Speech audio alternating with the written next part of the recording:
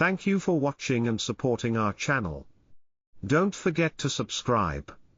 And if you enjoy any of the comics, feel free to let us know in the comments. The genesis of the Tianwan dynasty. Shenlong mumbled to himself in a pondering manner. Of course. It was clear as day that the northern sovereign was trying to rope him in and get him to join the Tianwan dynasty. Otherwise she definitely wouldn't be going to all this extent just to introduce him to the geniuses of that dynasty. However, even though Shenlong had a relatively good impression of the northern sovereign, he wasn't planning to join the Tianwan dynasty when he had no reason to. Even if he was offered plenty of resources and treasures, nothing would be enough for him to trade away his own freedom. A few moments later, Shenlong nodded his head and said, I will go visit the northern sovereign today. After that, I'm planning to truly enter seclusion this time. And I will probably not be able to come out until the City of Immortals opens. Bai Longshan and the others weren't surprised by this. After all, they were also going to enter seclusion for the next 4 months, and increase their strength as much as possible.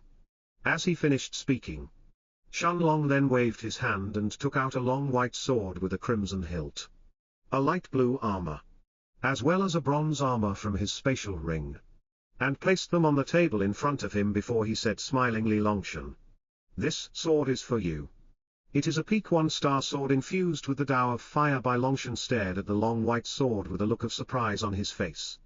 He hadn't expected that right after returning back, Shenlong would actually give him a peak 1-star sword.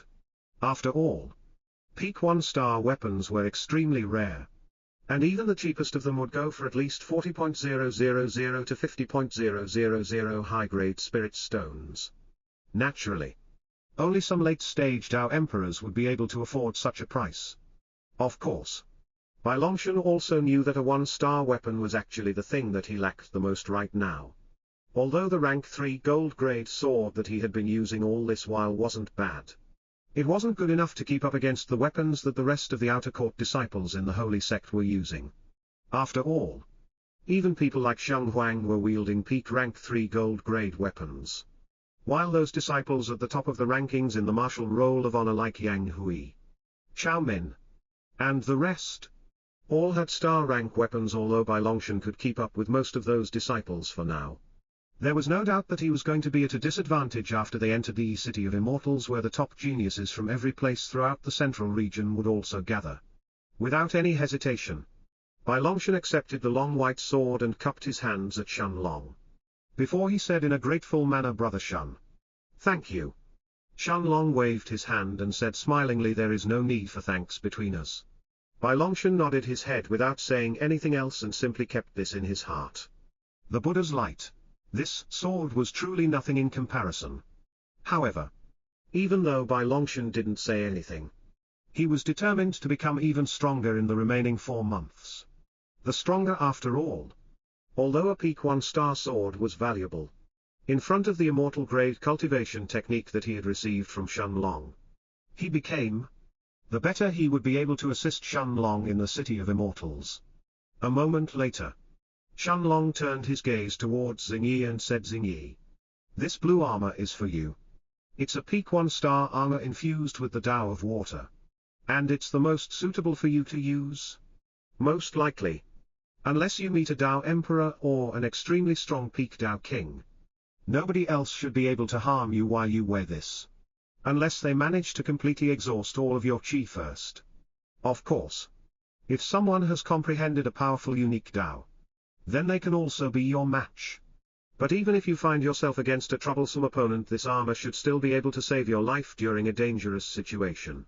After he finished his explanation, Shenlong handed the light blue armor to Xingyi, who accepted it with a bright smile on her face before she said warmly, Brother Long, thank you.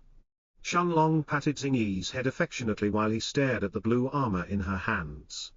Shenlong understood clearly that this armor even better suited for Xingyi than Murong Tian's own armor. After all, Murong Tian's armor with the element of earth infused inside it, and it would actually hinder Xingyi's Tao of Shadows and her Vanishing Shadows unique physique during a fight instead of helping her. Although it would raise her defenses to an abnormally high level, Xingyi would actually be stranded down due to the armor's effects, and she wouldn't have as much freedom to move around. However, This light blue armor was completely different, as it would complement her skills instead of hindering them.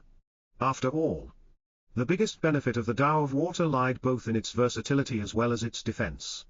Even better fit for Xingyi, although it wasn't as strong as the Tao of Earth in terms of defense.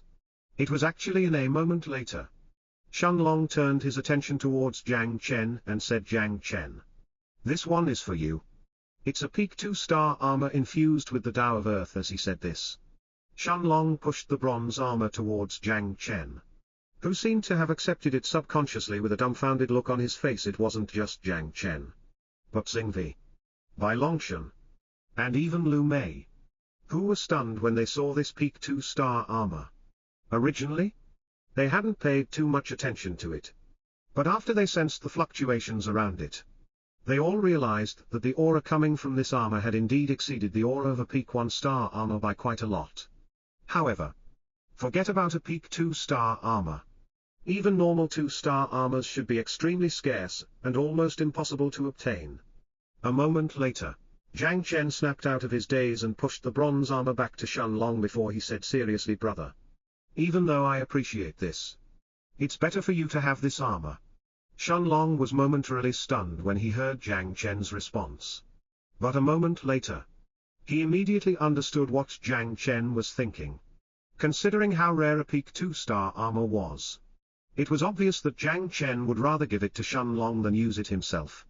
However, Shenlong simply shook his head and pushed the armor towards Jiang Chen for a second time before he continued, "Don't worry. If this armor was useful to me, I would have kept it already. If you truly consider me a brother, then stop refusing and just take it." Jiang Chen stared at Shenlong seriously for a few moments before he nodded his head and accepted the bronze armor. It wasn't just Jiang Chen, but Xingyi, Lm Mei, and Bai Longshan, who all understood what Shenlong was thinking, as this armor was indeed greatly suited for Jiang Chen. After all, even if the armor slightly hindered his speed when he activated the Tao of Earth inside it, Jiang Chen's defensive abilities would increase by many times thanks to it. When this armor was paired with his Kingdom of Darkness, Jiang Chen would be almost invincible against other cultivators at the same level. At the very least, the number of people who could hurt him would only be some monstrous geniuses who had comprehended extremely powerful offensive Daos, or those who also had a peak 2-star weapon. "Long Ji, are you going to see the Northern Sovereign?" Lu Mei asked a moment later, when she saw that Shenlong seemed to be seriously pondering over something, nodding his head.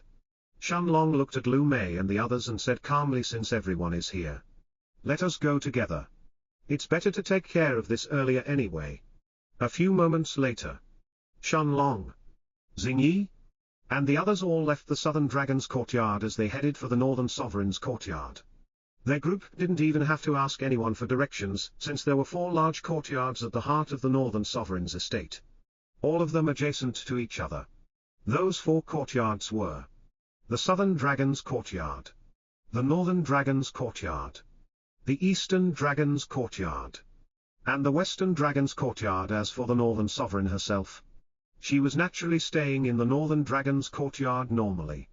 Even the Sovereign Realm experts under the Northern Sovereign weren't allowed to stay in any of these courtyards. After all, other than the Northern Dragon's courtyard that belonged exclusively to the Northern Sovereign, the other 3 courtyards were reserved for the most important guests of the Northern Sovereign who came to visit her estate. For the Northern Sovereign to allow Shenlong and his group to stay within the Southern Dragon's courtyard for so long, it was obvious how much she valued Shenlong. A few minutes later, Shenlong's group of 5 arrived in front of the entrance of the Northern Dragon's courtyard. Before Shenlong placed his hand on the restrictive formations outside the courtyard. Naturally, this action was done to alert whoever held the token of the courtyard that someone had come to visit. After waiting for nearly a minute, the gates of the courtyard suddenly opened. Before the Northern Sovereign's voice drifted in the air, as it entered Shenlong's and the rest's ears, "Come in." Shenlong nodded his head and entered the Northern Sovereign's courtyard along with Lu Mei and the others. Before a wave of extremely pure qi suddenly assaulted his senses, Lu Mei and the others were also stunned momentarily, as they turned their attention towards the large building in the center of the courtyard that was surrounded by large amounts of extremely dense and pure qi. It was obvious that the qi in this courtyard was even purer and more concentrated than the qi inside the southern dragon's courtyard. However, Shenlong wasn't surprised by this, as he kept walking towards the large building in the distance without stop. After all, it would be surprising if the Northern Sovereign's own courtyard didn't have the purest qi in the first place. Moments later, their group arrived in front of the massive building at the center of the courtyard. Before the doors of the building suddenly opened by themselves, as the enchanting figure of the silver-robed Northern Sovereign appeared in Shenlong's and the rest's eyes. The Northern Sovereign had an amiable smile on her face as soon as she saw Shenlong. But a moment later, her gaze suddenly froze, as it immediately focused on Lu Mei and the others by Shenlong's side. After a moment of silence, the Northern Sovereign looked at Lu Mei and asked in an incredulous voice, You are already a peak rank 3 Dao King. How is this possible? It has only been 2 months. The Northern Sovereign had a look of disbelief on her face as she stared at Lu Mei in front of her, almost as if she was looking at a monster. Indeed, in these last 2 months that Lu Mei had left the Northern Sovereign's city, she had actually managed to become a peak rank 3 Dao King and was only a step away from entering the middle stages of the Dao King realm. Of course, it wasn't surprising that the Northern Sovereign would be stunned by this. After all, even the strongest genius of the holy sect, Yang Hui, had only managed to reach the middle stages of the Dao King realm when he was 70 years old, while the person ranked second in the martial roll of honor, Xiao Min, was 40 years old when she became an early rank 4 Dao King. And she had only managed to do so thanks to her Blackwater unique physique that increased her cultivation speed. After all, the Northern Sovereign had a good relationship with the Grand Elder, and she knew that those geniuses had taken at least a couple of years, if not tens of them, to become peak rank 3 Dao Kings. As for this young woman in front of her, the Northern Sovereign couldn't understand how she can possibly be a peak rank 3 Dao King after merely 2 months of cultivation. In fact, the Northern Sovereign wasn't just stunned by Lu Mei, but also by Jiang Chen, by Longshan, and Xingyi. After all, although the 3 of them were quite behind Lu Mei in terms of their cultivation bases, they had still managed to become peak rank 2 Dao Kings. And they were only a step away from breaking through to the early rank 3. As for Shenlong, he seemed to still be an early rank 2 Dao King, although it was an extremely good result, and it would have normally left the Northern Sovereign speechless, since most cultivators needed at least a couple, if not tens of years to do so after they successfully break through to the Dao King realm. After seeing Lu Mei and the others' results, the Northern Sovereign whined as surprised, and she even felt that this result of his was somewhat lacking in comparison of that unprecedented heavenly tribulation that the Northern Sovereign had witnessed by herself. She would have even started to believe that Shenlong wasn't as talented as the other 4, if it wasn't because, of course, what the Northern Sovereign didn't know was that Shenlong had been traveling for one of those past 2 months, as he wreaked havoc in Murong City and even trapped and killed the patriarch of the Murong family. Naturally, nobody could guess what the Northern Sovereign's reaction would be if she knew about this. Shenlong clasped his hands at the Northern Sovereign and said calmly, Senior, I heard that you were looking for me while I was in seclusion. Is there something that you needed me for? The Northern Sovereign turned her gaze back towards Shenlong, and after a moment of silence she nodded her head before she said, Shenlong, have you decided whether you want to join my Northern Sovereign's city and the Tiangshuan dynasty? As long as you are willing to join, you can forget about high-grade spirit stones. Even if you want immortal-grade cultivation techniques and martial skills, or even rare treasures and high-grade star-rank pills, everything you want will be yours. Shenlong had already expected that the Northern Sovereign would ask him again about this matter. Clearly, there was no way that she would simply give up like that. However, the Northern Sovereign didn't know that none of her offers were attractive enough in the first place. After all, other than the benefit of having a backer longer than the others in the central region, there was nothing else that the Tiangshuan dynasty could offer to Shen. As for those high-grade spirit stones and the immortal-grade cultivation techniques and martial skills, Shenlong knew that none of them came for free. Cupping his hands, Shenlong bowed slightly at the Northern Sovereign before he said calmly, Senior, I am not interested in joining any power for now, including the Tiangshuan dynasty. I hope that you can understand. Although the Northern Sovereign had already expected this, a look of disappointment still flashed through her eyes when she heard Shenlong's answer. After all, She knew that if Shenlong really intended to join the Tiangshuan dynasty, he would have accepted her offer the first time. However, she was still unwilling to give up like that. After a few moments of silence, the Northern Sovereign sighed and waved her hand before she said in a resigned tone, "Very well then. If you change your mind, you know where to find me. Even if you aren't willing to join my Northern Sovereign's city, you are still welcome to stay in my estate as my personal guest until you want to leave." Shenlong cupped his hands as he thanked the Northern Sovereign, before he led Lu Mei and the others back to the Southern Dragon's courtyard. A few moments after Shenlong's group left the Northern Sovereign's courtyard, the silver-armored Commander Quan Lin appeared in front of the Northern Sovereign. As he knelt down on one knee and spoke in a respectful manner, "City Lord, did you call for me?" The Northern Sovereign nodded her head, her face having lost the amiable smile that she was wearing when she met with Shenlong and the others just now. As she looked at Commander Quan in front of her and said in a commanding tone, "Quan Lin, I want you to find everything you can about Shenlong and the other 4 who were with him. I want to know how those 5 little monsters appeared in the holy sect and where they all came from." Shenlong? Commander Quan was surprised since he hadn't expected this request from the Northern Sovereign. After all, since Shenlong and the others were guests of the Northern Sovereign, shouldn't the Northern Sovereign already know everything about them? The Northern Sovereign snorted as she guessed what Commander Quan was thinking. Before she said in a cold tone, "I have spent the last 2 months entertaining those brats from the Tiangshuan dynasty. Do you think I had time to do anything else? Although I know some things about Shenlong from Kangwen, it doesn't explain how 5 monsters appeared in his holy sect at the same time. If it was just Shenlong himself, it could make some sense. But that's clearly not the case." Quan Lin lowered his head when he sensed that the Northern Sovereign was displeased. Before he said hurriedly, "Don't worry, City Lord. You can leave this to me." A moment later, Quan Lin's figure disappeared from the Northern Sovereign's courtyard, allowing it to descend into silence shortly after. Author's note: the mass release should have been ready on Christmas, but it wasn't. These 5 chapters aren't part of it, and you can consider them as compensation for the delay. After all, I didn't want to leave you guys with no chapters until I'd finished them. The 10 chapters for the mass release will be ready all at the same time. And I will work much harder until they are ready. Inside the Southern Dragon's courtyard, Shenlong sat on a meditative cushion inside his room, with Lu Mei, Xingyi, Jiang Chen, and Bai Longshan all sitting around him.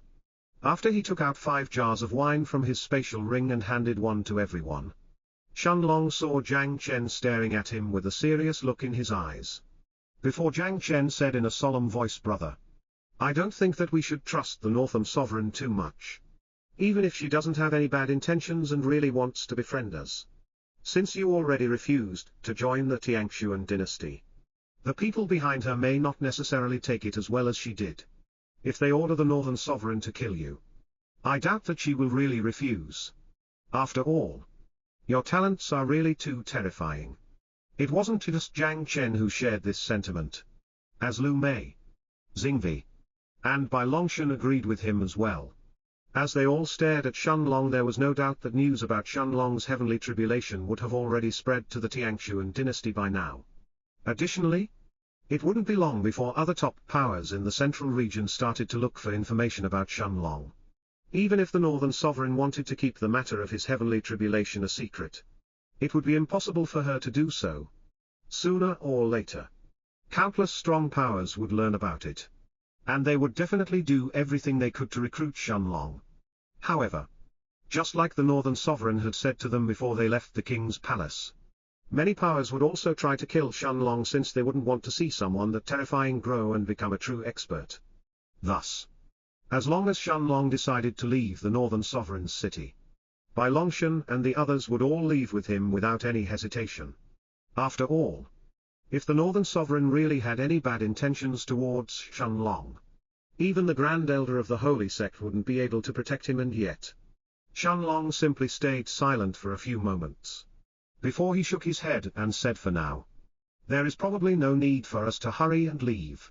Most likely, even if powers like the Tiangshuan dynasty truly decide that they want to kill me, they won't do it right away, and they will still try to see if they can get me to join them. There is no need for them to hurry since, even if I become a Tao Emperor, there is no way that I can possibly threaten them. After thinking about it for a moment, Lu Mei and the others realized that Shenlong's words made sense. Although Shenlong had declined the Northern Sovereign's offer, this didn't mean that there was no chance for him to join the Tiangshuan dynasty. Unless the Tiangshuan dynasty really felt that they didn't have any chance to recruit Shenlong, it would only be then that they would decide to eliminate him. With a smile on his face, Shenlong then looked at Jiang Chen and continued, there is also something else that I should tell you. While I was in Murong City, I met with Uncle Jiang, who has already found the golden light flower. It shouldn't be too long before I can refine a heavenly purity pill that can heal his injuries either. A mixed look of unconcealed shock and excitement covered Jiang Chen's usually calm and collected face when he heard this. Shenlong, without blinking as he stared at Xingyi, and the others were also stunned momentarily when they heard Shenlong's words. After all, they all knew that aside from the golden light flower and the recipe for the heavenly purity pill, a star-rank alchemist was also needed.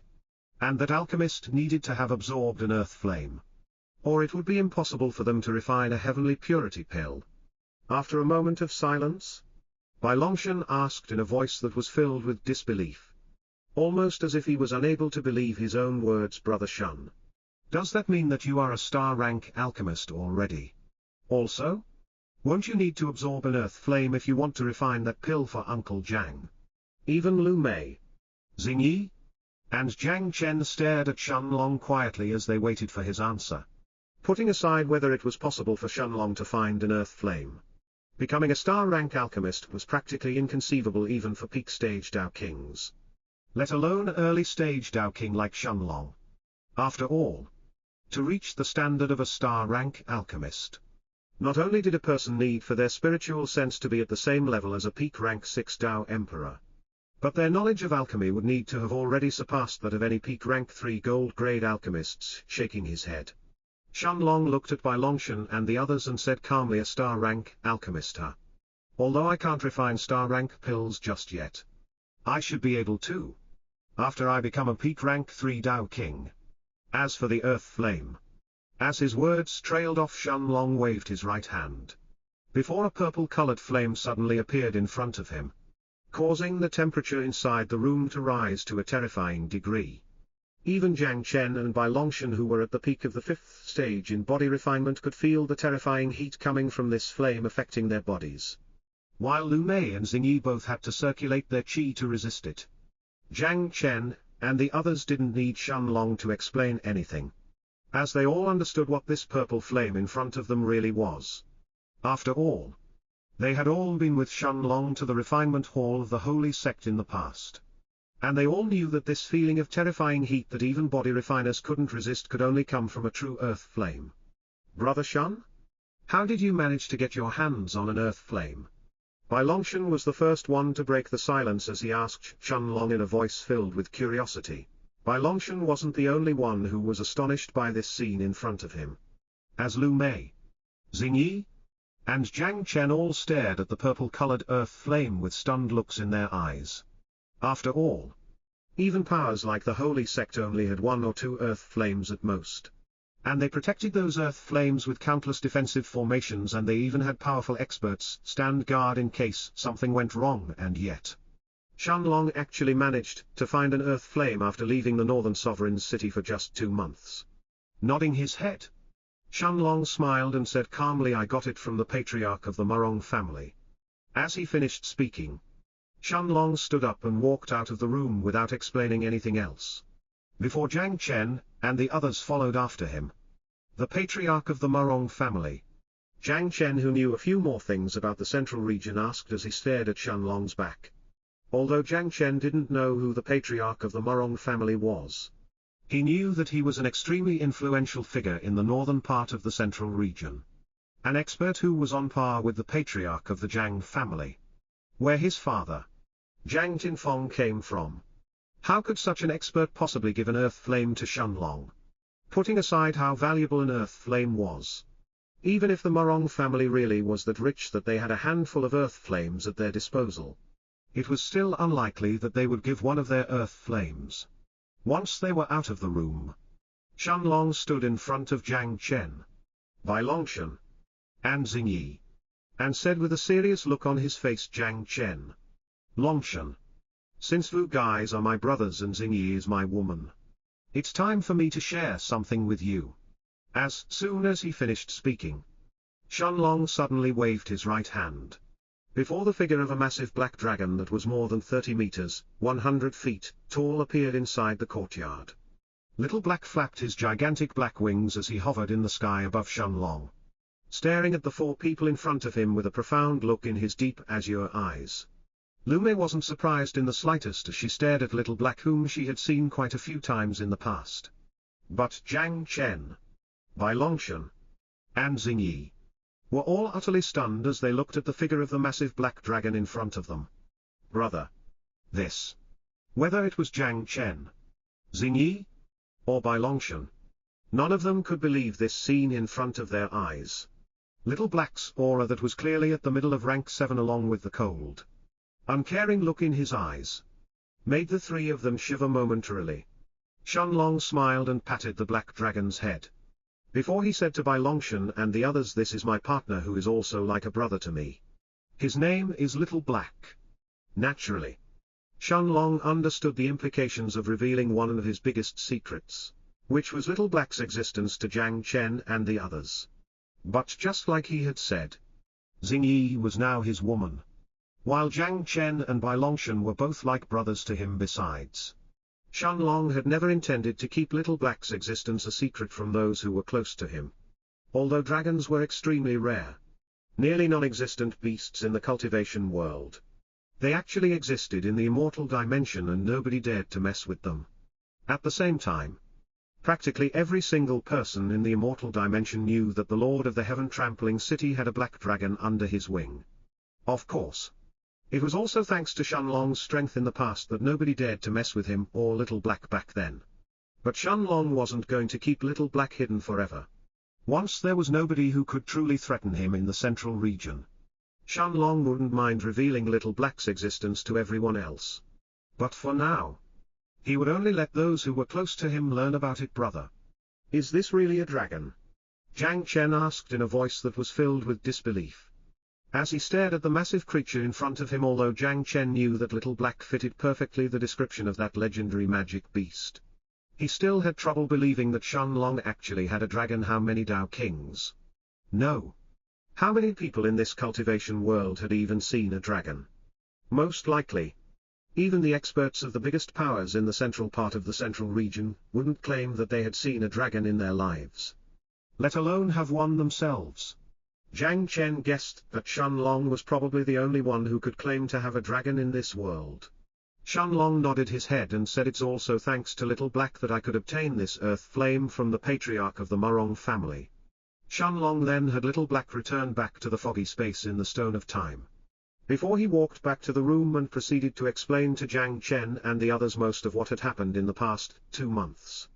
Other than a few details about the Stone of Time, Shenlong told them everything, including how he obtained the earth flame from Morong Tian, and how he escaped the pursuit of the old ancestor of the Morong family, who was probably still looking for him right now. This chapter contains some sexually explicit material. Read at your own discretion. The more details that they heard, the more astonished Xingyi and the others became when they heard about what Shenlong had experienced in these past 2 months. Even Lin Mei, who knew that Shenlong had Little Black with him, felt that the situations he had been in this time were truly too dangerous. At this point, Jiang Chen and the others started to become even more curious about Shenlong's new ability, since they all understood that he only dared to act like this because he had absolute confidence that even peak Dao emperors couldn't kill him. A few moments later, Jiang Chen stood up and said, "Brother, since there are only 4 months until the City of Immortals opens, I am going to enter seclusion and see if I can break through to the middle stages of the Dao King realm during this time." As he finished speaking, Jiang Chen stared at Shenlong with a determined look in his eyes, before he turned to look at Xingyi, Bai Longshan, and Lu Mei in front of him. As he then left the room, Jiang Chen knew that right now, it was almost certain that Lu Mei would manage to break through to the middle stages of the Dao King realm, since she was already a peak rank 3 Dao King.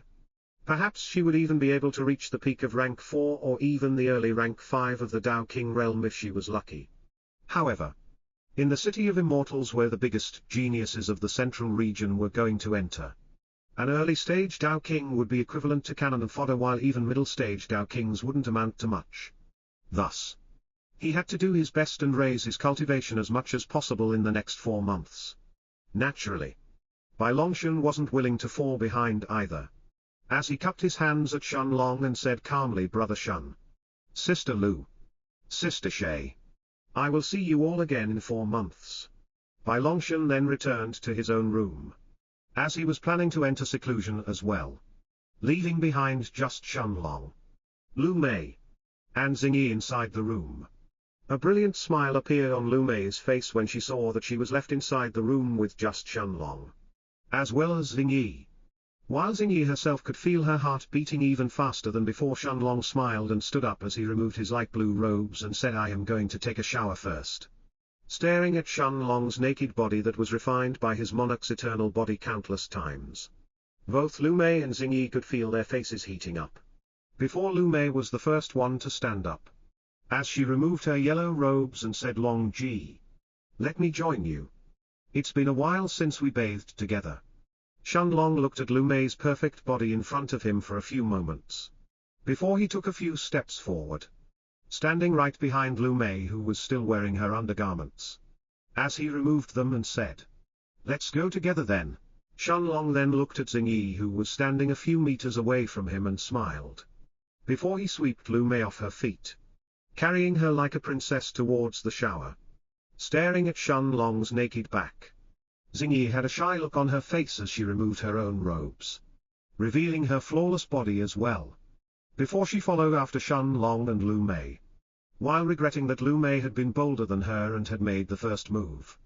Inside the shower, Shun Long could feel Lu Mei's supple, perfect breasts on his right as they rubbed on his arm and chest, while her lower body rubbed on his thigh, while at the same time, Xingyi was also rubbing her full, round breasts on his back. Staring at Lu Mei's peerlessly beautiful face that was filled with clear desire in her beautiful black eyes, Shun Long could barely contain himself anymore. At the same time, Xingyi had already hugged him from behind, letting him feel the sensation of her breasts even more clearly, while her right hand had moved to her own private place, as she tried hard to quench the heat she was feeling that the long dragon between his legs was fully erect. Shun Long placed his hands on Lu Mei's supple waist, as he turned her around and pushed her against the wall. Sensing the wetness on his leg, Shun Long knew that Lu Mei was also ready, as he first rubbed his dragon between her supple butt cheeks, before he placed it right in front of her secret entrance that was even wetter than before. Shun Long slowly pushed himself forward this time, as he could clearly feel Lu Mei's warm insides around his lower body, hugging tightly his little brother. At the same time, Lu Mei was unable to contain the moans that escaped her mouth, making Xingyi feel even more jealous and unable to control herself, taking a few steps forward. Xingyi stood right next to Lu Mei and in front of Shun Long, before she pulled herself closer to him, and gave him a passionate kiss, seeing the look of desire in Xingyi's stunning emerald eyes. Shun Long kissed her back without any hesitation, while his hands rose around her full, round breasts and her already erect nipples. At the same time, Shun Long's lower body kept moving as well, as Lu Mei's and Xingyi's muffled moans filled the room. A few hours later, Shun Long was lying on top of the bed with Lu Mei's and Xingyi's naked bodies on his left and right respectively. After staring at the blissful smiles on the two peerlessly beautiful girls' faces, Shun Long slowly sat up and waved his hand, as he took out a silver-colored guqin from the foggy space of the Stone of Time. "Brother Long, are you going to play the guqin?" Xingyi asked, with an excited voice when she saw that Shun Long had actually taken out the silverbark guqin. Xingyi wasn't the one who was excited, as a smile had also appeared on Lu Mei's face when she saw this scene. Nodding his head, Shun Long looked at Lu Mei and Xingyi and said smilingly, "It's been a while since I played the guqin, and it's about time to suppress the negative effects of Maya's blood absorption art as well." Shun Long knew that in these past 2 months that he had gone to Morong City, Lu Mei must have probably gone all out to have reached the peak of rank 3 in the Tao King realm so quickly. which also meant that the negative effects of the blood absorption art could truly affect her once she attempted to break through to the middle stages of the Tao King realm. A look filled with adoration appeared in Lu Mei's soul-stirring black eyes as she stared at Shenlong's back. While Xingyi nodded her head smilingly without any hesitation. Shenlong closed his eyes and placed his hands on the silverbark guqin in front of him. Before he gently pulled the first string ting, the moment that the string was released, both Lu Mei's and Xingyi's bodies trembled. As a heavenly note entered their ears soon after. It was just a single note that couldn't seem any more ordinary. And yet it had made two Tao Kings like Xingyi and Lu Mei both shiver. Before their bodies involuntarily relaxed a moment later. As the two of them closed their eyes. Ting ting, a second and a third note quickly followed. As the sound of the music filled the room shortly after, it wasn't just Lu Mei and Xingyi who were entranced by the sound of the guqin. As Jiang Chen and Bai Longshan, who were inside their own rooms, seemed to have also been affected by it. It was as if the protective formations inside their rooms were completely powerless in front of Shenlong's qin. As Jiang Chen and Bai Longshan both shivered before they too closed their eyes soon after. The entire Southern Dragon's courtyard was soon filled with nothing else but the sound of the guqin. As Shenlong's fingers continuously plucked the guqin's strings for more than an hour until he finally stopped. A few moments later, Shenlong finally opened his eyes and took a look at Lu Mei and Xingyi, who seemed to still be in a trance as they sat on the bed with their eyes closed. Before a smile gradually formed itself on his lips. Closing his eyes. He then imagined himself entering the foggy space in the Stone of Time before his body disappeared from the room. Inside the foggy space in the Stone of Time, Shenlong first took a deep breath. Before he turned his attention towards the purple-colored earth flame that was floating just a few meters away from him. Although he was at the peak of the 5th stage in the Monarch's eternal body and could even destroy a peak rank 5 magic beast with a single punch. Even Shenlong was feeling some discomfort when he was this close to the earth flame. A moment later, Shenlong waved his hand and placed the earth flame in an isolated spot a few tens of meters away from him. Before he summoned the heaven-swallowing vine from the herb garden. Surprisingly, the moment that the heaven-swallowing vine sensed the existence of the purple-colored earth flame, it even ignored the mountain of high-grade spirit stones around Shenlong, as it consciously moved towards the earth flame instead. Shenlong's face changed when he saw this scene, as he hurriedly stretched out his hand and pulled the enormous vine back. Before he said in a serious voice that was akin to berating a naughty child, "Come back here. You can forget about that." At the same time, Little Black watched with an amused look in his deep azure eyes, as the enormous vine struggled to break free from Shenlong's grasp and head towards the earth flame that was floating peacefully a few meters away from it. A few moments later, Shenlong finally shook his head and waved his hand. Before he placed the earth flame inside the herb garden. And it was only then that the heaven-swallowing vine finally stopped struggling. Of course, Shenlong knew that the heaven-swallowing vine wasn't a living entity, but instead, a heavenly treasure that was gradually developing some intelligence. As time went by, the vine could absorb almost every type of energy that it came in contact with. And it could clearly sense that the quality of the earth flame was much more appetizing to it than even the high-grade spirit stones around Shenlong. But of course, Shenlong wouldn't allow it to absorb this earth flame under any circumstances. After all, this earth flame was simply too important for him right now. A few moments later, the heaven-swallowing vine started to devour tens of high-grade spirit stones from the mountain around Shenlong. Before it began to fill the air inside the foggy space in the Stone of Time with pure chi without a doubt. The chi that the heaven-swallowing vine produced after it absorbed high-grade spirit stones was even purer and more concentrated than the chi inside the Northern Sovereign's courtyard. Closing his eyes, Shenlong immediately circulated the monarch's hourglass as he absorbed the pure chi around him. Before he began to condense the 13th ball of chi in his hands in the blink of an eye. 3 months had passed before Shenlong finally opened his eyes. Staring at the mountain of high-grade spirit stones around him that seemed to have been depleted by nearly a tenth. Shenlong merely shook his head before he turned his attention towards the 27 golden-colored balls of chi that were hovering above his head in the last 3 months that he had spent in seclusion. Shenlong had let the heaven-swallowing vine consume more than 100,000 high-grade spirit stones, turning them all into extremely pure chi, before he finally managed to reach the peak of rank 3 in the Tao King realm. Forget about Tao Kings and Tao Emperors. Even sovereign realm experts would have been terrified if they heard about this matter. After all, 100.000 high-grade spirit stones were more than enough to let an ordinary Tao King reach the peak of rank 9 as a Tao King and perhaps even step foot into the Tao Emperor realm. And yet they had only been enough to bring Shenlong to the peak of rank 3 in the Tao King realm instead. A moment later, Shenlong turned his attention towards the figure of the golden skeleton that was sitting on the ground a few meters away from him. Before he mumbled to himself, there should still be a month left until the opening of the City of Immortals. It looks like the golden skeleton will have to wait until I enter the city before I refine it.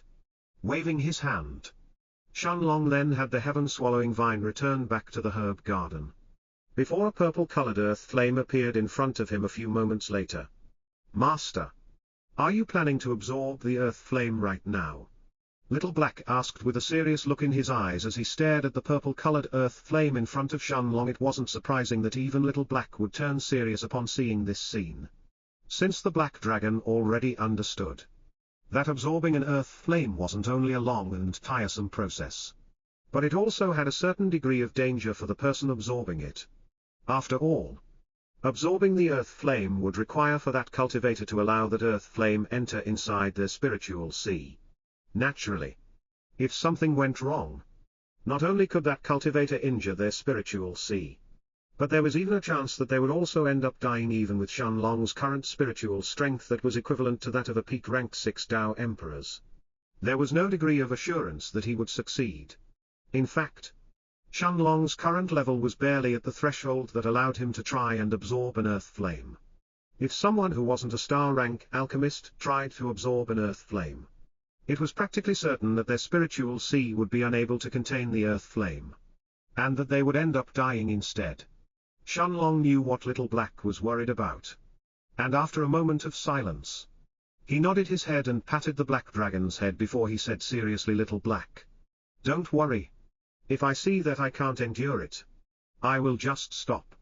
As he finished speaking, Shenlong threw one last glance at the figure of the golden skeleton that he had placed in the corner, before he turned his gaze towards the earth flame in front of him. Little Black also knew that there were two reasons why Shenlong wanted to absorb the earth flame right away instead of waiting until he grew stronger. The first reason was because he needed it to refine high-grade and top-grade rank 6, as well as rank 7 pills. Naturally, it wasn't impossible for star-rank alchemists who hadn't absorbed an earth flame to refine high-grade and top-grade rank 6 pills, as well as rank 7 ones. But it was exceedingly hard to do so, and it was only possible for those alchemists who were exceedingly proficient in the Tao of Fire. Of course, the reason behind that had to do with the toughness of the rank 6 and rank 7 medicinal herbs that were needed to refine those pills. After all, it was exceedingly hard for most alchemists to extract the essence of those rare rank 6 and rank 7 medicinal herbs due to their special attributes. And it was only possible to do so under extremely high temperatures. This was why many alchemists longed to absorb an earth flame, since that would give them a huge advantage compared to other alchemists who had yet to absorb one naturally. Shenlong knew that it was also possible to refine those rank 6 and rank 7 medicinal herbs without the assistance of an earth flame. But that was only possible for those star-rank alchemists who had an extremely high understanding of the Tao of Fire. However, an earth flame was still the better option for every alchemist who managed to get their hands on one. After all, not everyone could spend hundreds, if not thousands of years trying to comprehend the Tao of Fire to an extremely high level. And this was even more so for those star-rank alchemists who didn't have much affinity with the Tao of Fire in the first place. And they could end up spending thousands of years for naught. Besides, it wasn't as if those alchemists who had comprehended the Tao of Fire didn't long to absorb an earth flame either, since an earth flame could increase their own strength as well. And it could also make their pill refinement process even faster. Those star-rank alchemists who had comprehended the Tao of Fire valued earth flames just as much as the other star-rank alchemists. As for the second reason why Shenlong needed to absorb the earth flame, Little Black knew that it was because of the golden skeleton that he had obtained from the depths of the king's palace a few moments later. Shenlong closed his eyes and spread out his soul sense around his body, immediately covering the entire foggy space in the Stone of Time, before he used his spiritual strength to drag the purple-colored earth flame closer towards him. Shenlong soon noticed that the earth flame seemed to be extremely easy to manipulate, as it followed his spiritual strength and floated towards his direction ever so slowly. And yet, both Little Black and Little Silver watched the scene in front of them solemnly, as the earth flame approached closer and closer towards Shenlong's head. Although Little Silver's level wasn't high enough to communicate with Shenlong at the same level that Little Black did, and it could only convey some of its feelings to its master instead. The Black Panther's intelligence wasn't any lower than an adult human's, and it could clearly sense how dangerous this purple flame in front of it really was. A moment later, Shenlong closed his eyes and allowed the earth flame to enter his spiritual sea. The moment that the earth flame entered Shenlong's spiritual sea, it seemed to have completely changed. From what seemed to be a docile puppy to a ravenous wolf. Shenlong could clearly sense the purple flames around the earth flame that were burning with extreme intensity, as the earth flame started to madly consume the spiritual strength inside his spiritual sea. At the same time, back in the Southern Dragon's courtyard, Lu Mei, Xingyi, Jiang Chen, and Bai Longshan were all standing at the entrance of the courtyard, as they stared at a familiar middle-aged man with long black hair who was standing next to Commander Quanlin. Ha. Jiang Tinfong. It seems that you were telling the truth. I can indeed see the resemblance between you two. Since that's the case, I will leave you to it, Commander Quanlin said to the middle-aged man who was standing next to him after he took a look at Jiang Chen and him. Jiang Tinfong nodded his head calmly, as he stared at Quanlin's figure that disappeared into the distance a few moments later, before a smile finally formed itself on his lips as he turned his attention towards Jiang Chen and the others. Uncle Jiang, Lu Mei, Xingyi, and Bai Longshan all bowed as they greeted Jiang Tinfong, who shook his head and waved his hand at them before he said with an amiable smile, "You little brats. There, I need to be so respectful to me. It's enough to address me as Uncle Jiang when meet. There is no need for you to bow." Jiang Tinfong then turned his attention towards Jiang Chen, and said in a joking manner, "You brat. Even your friends are greeting your father, but you are just standing there so casually when you haven't seen me for so long." Jiang Chen was momentarily stunned when he saw his father's good mood, and he was even unable to react for a while. Although Jiang Tinfong had always been a good father, one that doted on his son quite a bit, this was still the first time for as long as Jiang Chen could remember that his father was actually smiling so earnestly. At that moment, Jiang Chen smiled as well, as he took a step forward and said, "Father, it seems that you are in a good mood because you managed to find the golden light flower, right?" Nodding his head, Jiang Tinfong didn't hide anything, as he actually started laughing uproariously barely a moment later, before he said with a smile, "Ha. It seems that Shenlong has already told you about it. Indeed. I managed to find the golden light flower in an auction in Murong City a few months ago."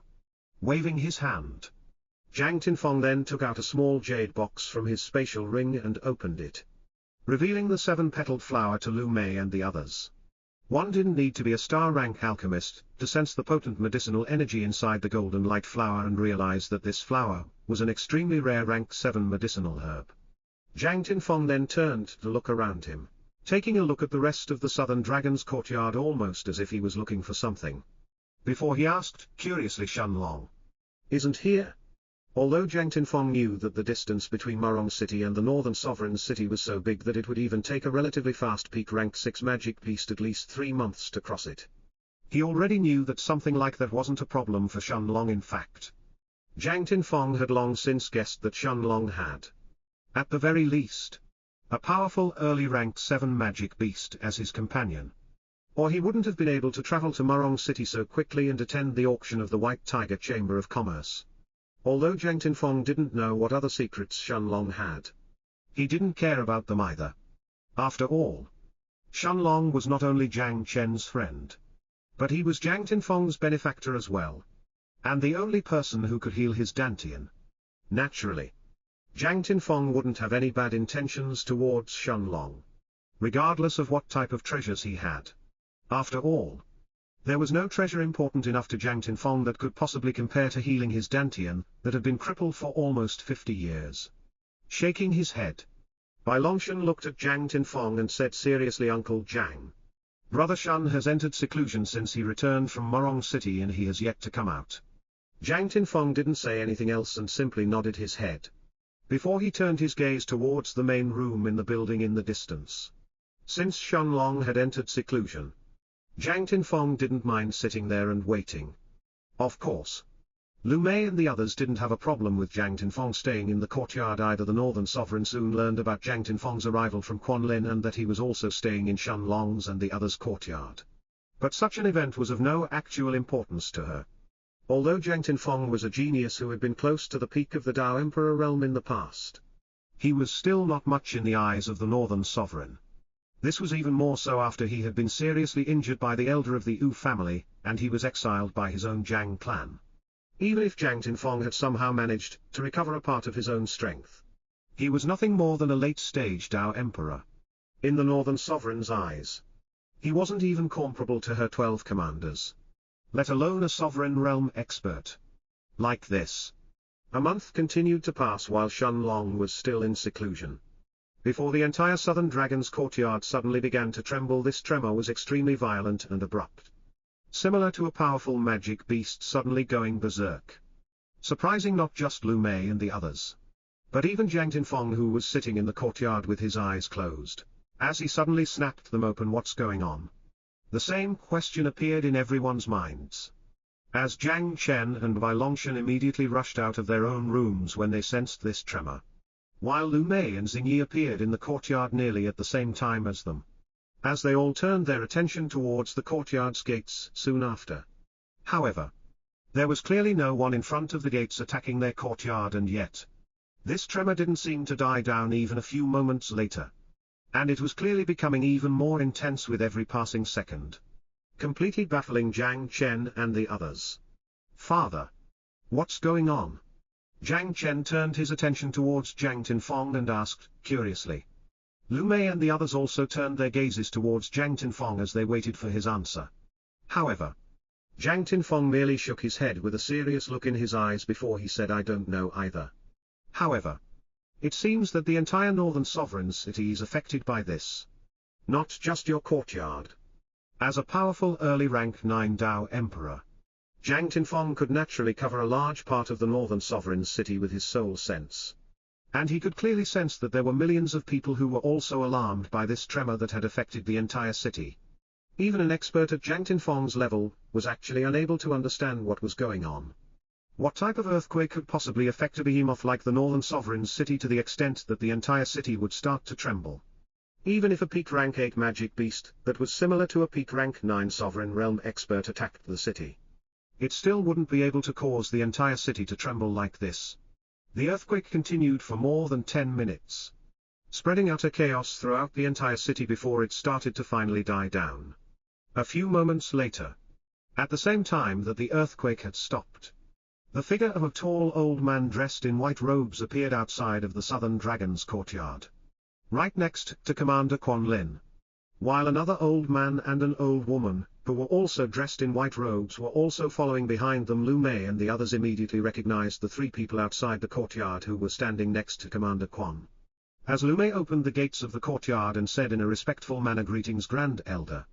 Jiang Chen, Xing Yi, and Bai Longshan cupped their hands and bowed slightly as well, as they greeted the Grand Elder. Before their eyes moved towards the 2 elders who were following behind him, the old man behind the Grand Elder was the same inner court elder who had been responsible for the martial roll of honor tournament, Elder Sun Wen. While the old woman next to him was no one other but Xing Yi's own master, Elder Mao Jing. The Grand Elder nodded his head with a bright smile on his face when he saw Lu Mei and the others, but the moment he sensed their cultivation bases, his smile was suddenly frozen stiff before an expression of disbelief replaced it soon after. You? What is going on? How? How is this possible? It wasn't just the Grand Elder who was stunned, as Elder Sun Wen and Elder Mao Jing were similarly frozen stiff, as they were unable to believe the scene in front of their eyes. It seemed that the 3 elders of the holy sect had even failed to notice Jang Tinfeng's presence within the courtyard, as their entire attention was placed on Lu Mei's and the others' current cultivation bases. The only ones who weren't surprised were Jang Tinfeng and Commander Quan, who already knew about this long ago after all.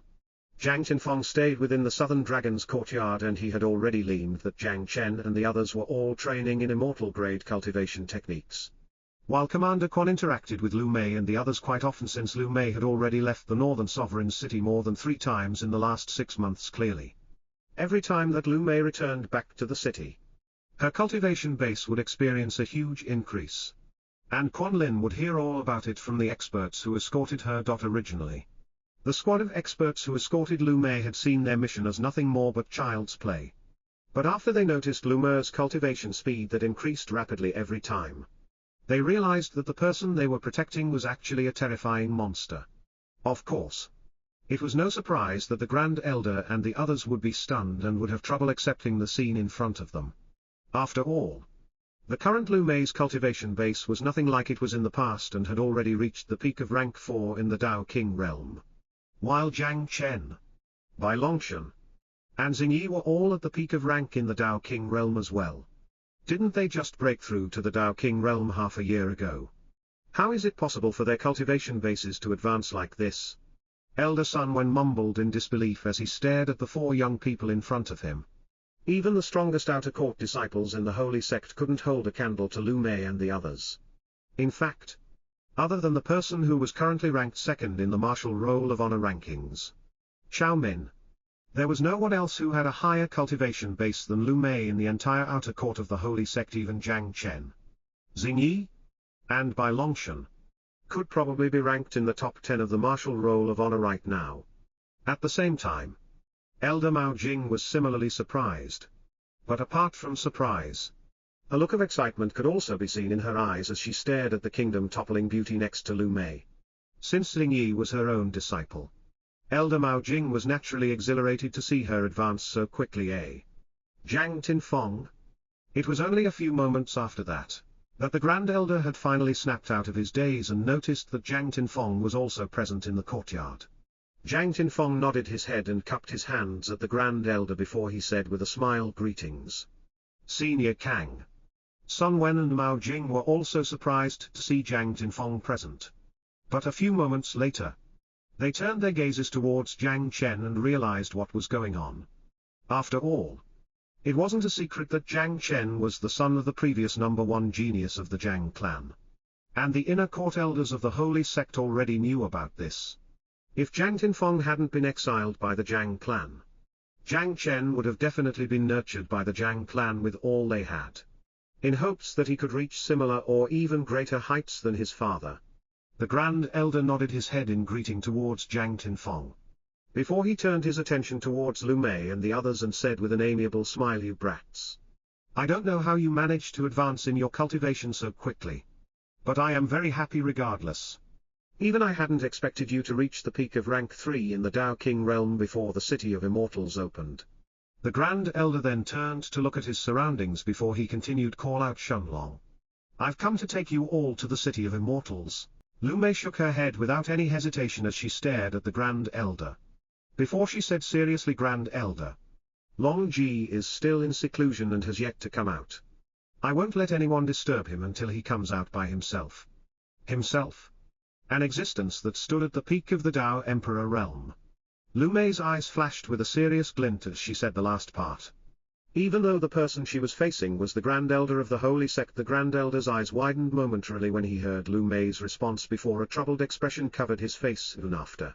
Naturally, he didn't take offense by the last part of Lu Mei's sentence since he actually agreed with her in his heart.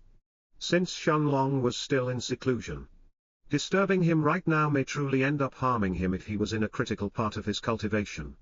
Besides, the Grand Elder knew that right now, they weren't in the Holy Sect but in the Northern Sovereign's estate instead. Even if the Grand Elder wanted to forcefully bring Shenlong out of his seclusion, he wouldn't dare to do it while they were guests in the Northern Sovereign's estate either. After all, it was clear that the Northern Sovereign valued Shenlong quite highly, and she had already expressed her desire to rope him in. So doing something like that would not only offend Shenlong but also the Northern Sovereign herself. She asked in a questioning tone at that moment, however. "Xing Yi's master." Elder Mao Jing shook her head and took a step forward as she faced Lu Mei and the others. "Before Shenlong is still in seclusion. How is this possible?" Don't tell me that he didn't notice this earthquake just now. Does he think that he can have all of us wait here for him until he ends his seclusion? Mao Jing said angrily as her fierce gaze brushed past Jiang Chen, Bai Longshan, and Lu Mei, lingering on Xingyi's body for a bit longer, before she finally calmed herself down and continued. Do you even know what the earthquake just now signified? I don't mind telling you that it was actually the sign that the City of Immortals has now opened. Coincidentally, we just arrived in the northern Sovereign's city a few days ago and we were planning on taking a look at the shops around the city. But since the City of Immortals has opened, we will leave right away. As a disciple of the Holy Sect, Shenlong is also obligated to follow us now that he is also a Dao King. At that moment, furious looks appeared on Lu Mei's, Jiang Chen's, and Bai Longshan's faces as they stared at Mao Jing, while even Xingyi didn't hide her displeasure as she looked at her master. Sensing the tension in the air that was growing worse and worse with every passing moment, the white-robed old man next to Mao Jing, the head of the inner court elders, Sun Wen, shook his head and interjected calmly, although Mao Jing's words are harsh, there is also merit in them as well. The 5 of you are now Dao Kings and you should enter the City of Immortals along with the rest of the disciples from the sect. Shenlong being in seclusion at such a critical point is indeed problematic. Sun Wen then turned his gaze towards the Grand Elder and continued, Grand Elder, I know that you look at Shenlong quite favorably, and I also have to admit that I didn't expect for his heavenly tribulation during his breakthrough to the Dao King realm to be so terrifying that it even managed to alert the Northern Sovereign. But we can't possibly wait until he exits from his seclusion before we leave for the City of Immortals. After all, what will we do if his seclusion ends up lasting for a couple of years or even longer? The City of Immortals itself has only stayed open for 10 years in the past. And we don't know if it will be any different this time around. I suggest that you choose someone else to lead the outer court disciples inside the City of Immortals instead of him. Since Yang Hui has decided to follow the young princess of the Bai clan, we can either choose Chao Min, Lu Mei, or we can even have one of the inner court disciples be the leader instead. The Grand Elder stayed silent, as he was clearly put in a difficult position. Even before the martial roll of honor tournament back in the Holy Sect had ended, the Grand Elder had already decided to have Shenlong enter the City of Immortals along with the rest of the outer court disciples, and have him lead everyone during their time inside. Although that decision of his was bound to raise some complaints from some of the stronger outer court disciples of the sect, the Grand Elder didn't care about those disciples in the slightest. However, the current situation was indeed problematic after all. It was one thing if Shenlong remained in seclusion for a few more days or even a few months. But if he didn't come out even after 10 years and ended up missing the opportunity to enter the City of Immortals, it would indeed be a disaster. At the same time, the Grand Elder knew that Sun Wen and Mao Jing were also correct. Even if he was selfish, the Grand Elder couldn't possibly keep all the outer court disciples of the Holy Sect waiting until Shenlong exited his seclusion at that moment. However, before the Grand Elder could make his decision, Lu Mei took a step forward and stared at Sun Wen and Mao Jing in front of her, before she said in a calm but determined voice, lead the outer court disciples. I am not interested in that. Until Long Ji comes out of his seclusion I won't enter the City of Immortals either. Both Sun Wen and Mao Jing stared at Lu Mei with flabbergasted looks on their faces.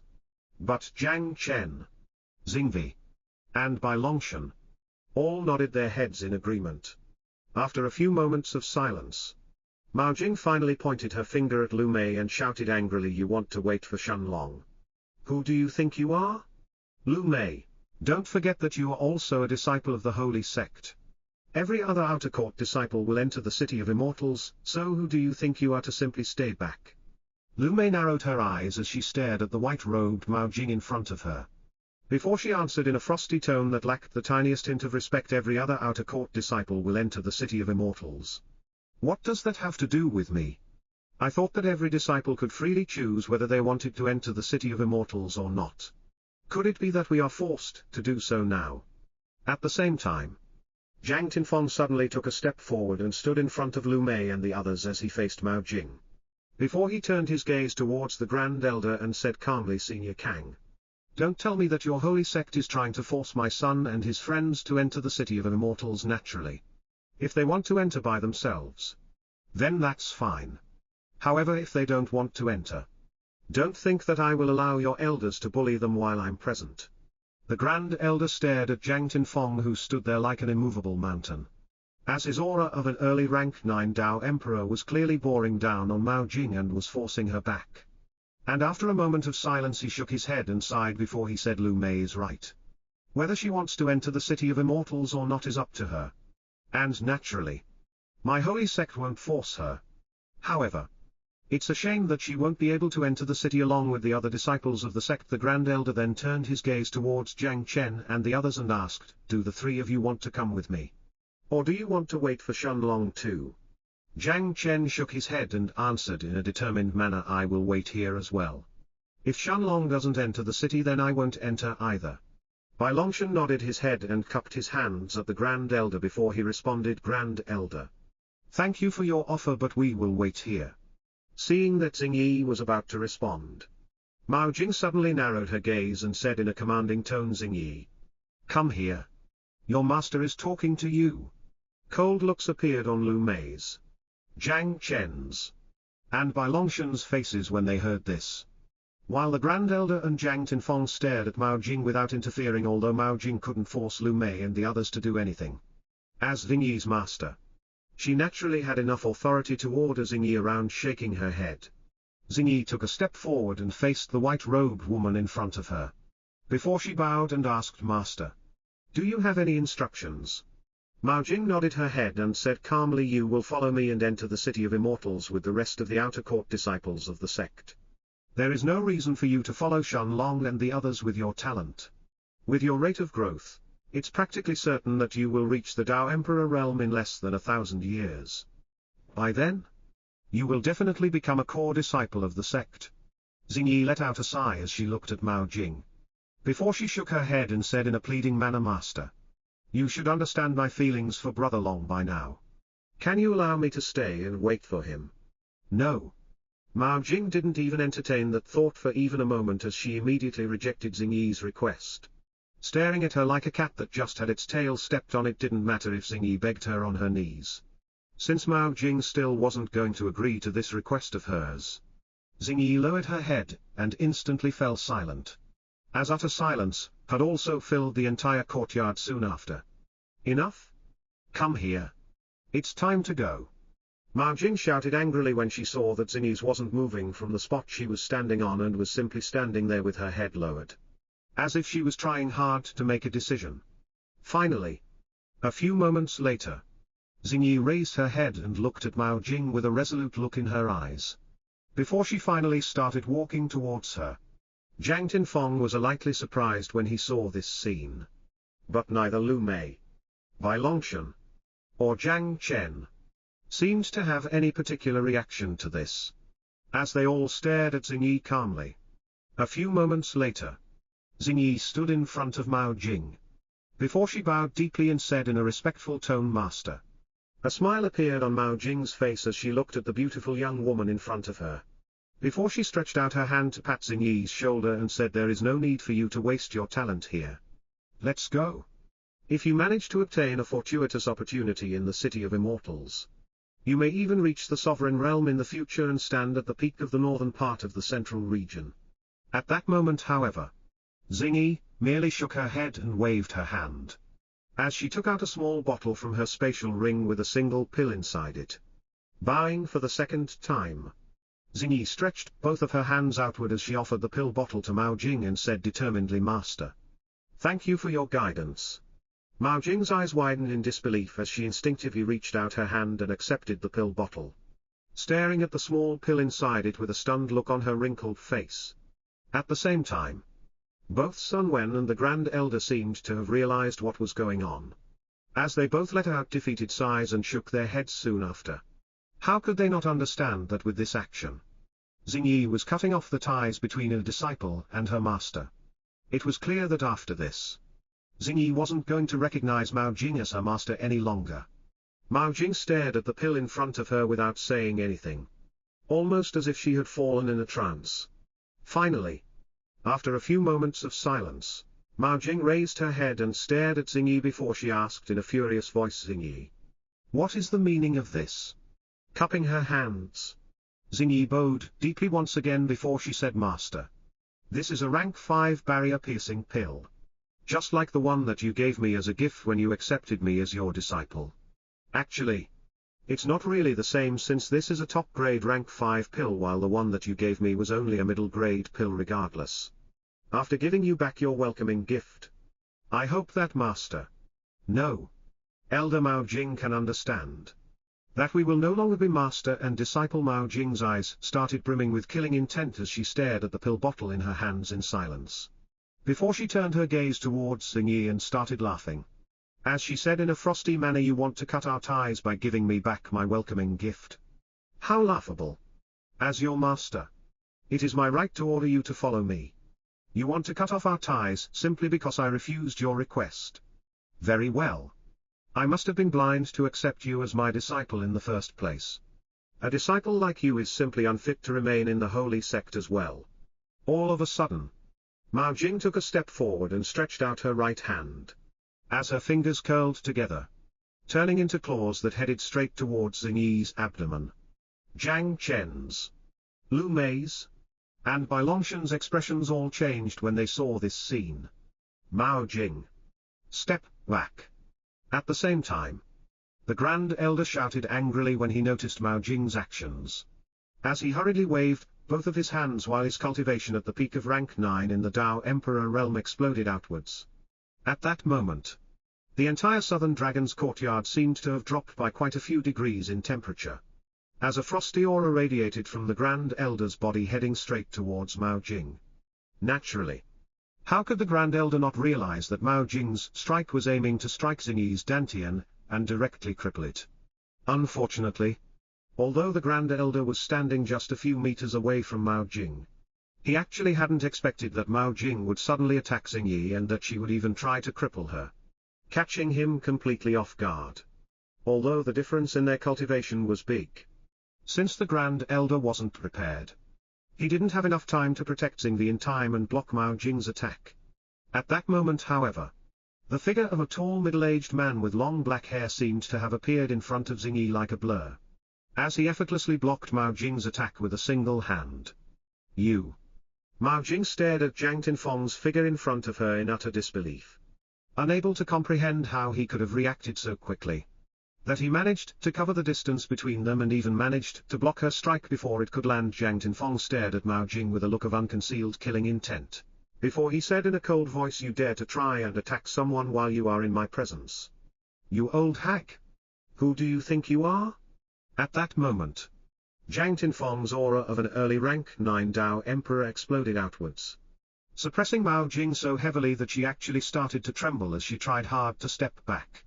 Although Jiang Tinfeng's cultivation was slightly lower than the Grand Elder's, he had been prepared to move from the moment that Xingyi started approaching Mao Jing, which was why he could block Mao Jing's attack in time and prevent it from striking Xingyi's dantian at that moment. However, Mao Jing suddenly noticed that although she had just tried to step back, Jiang Tinfeng's grasp on her right hand was actually so firm that she was unable to move even a single step.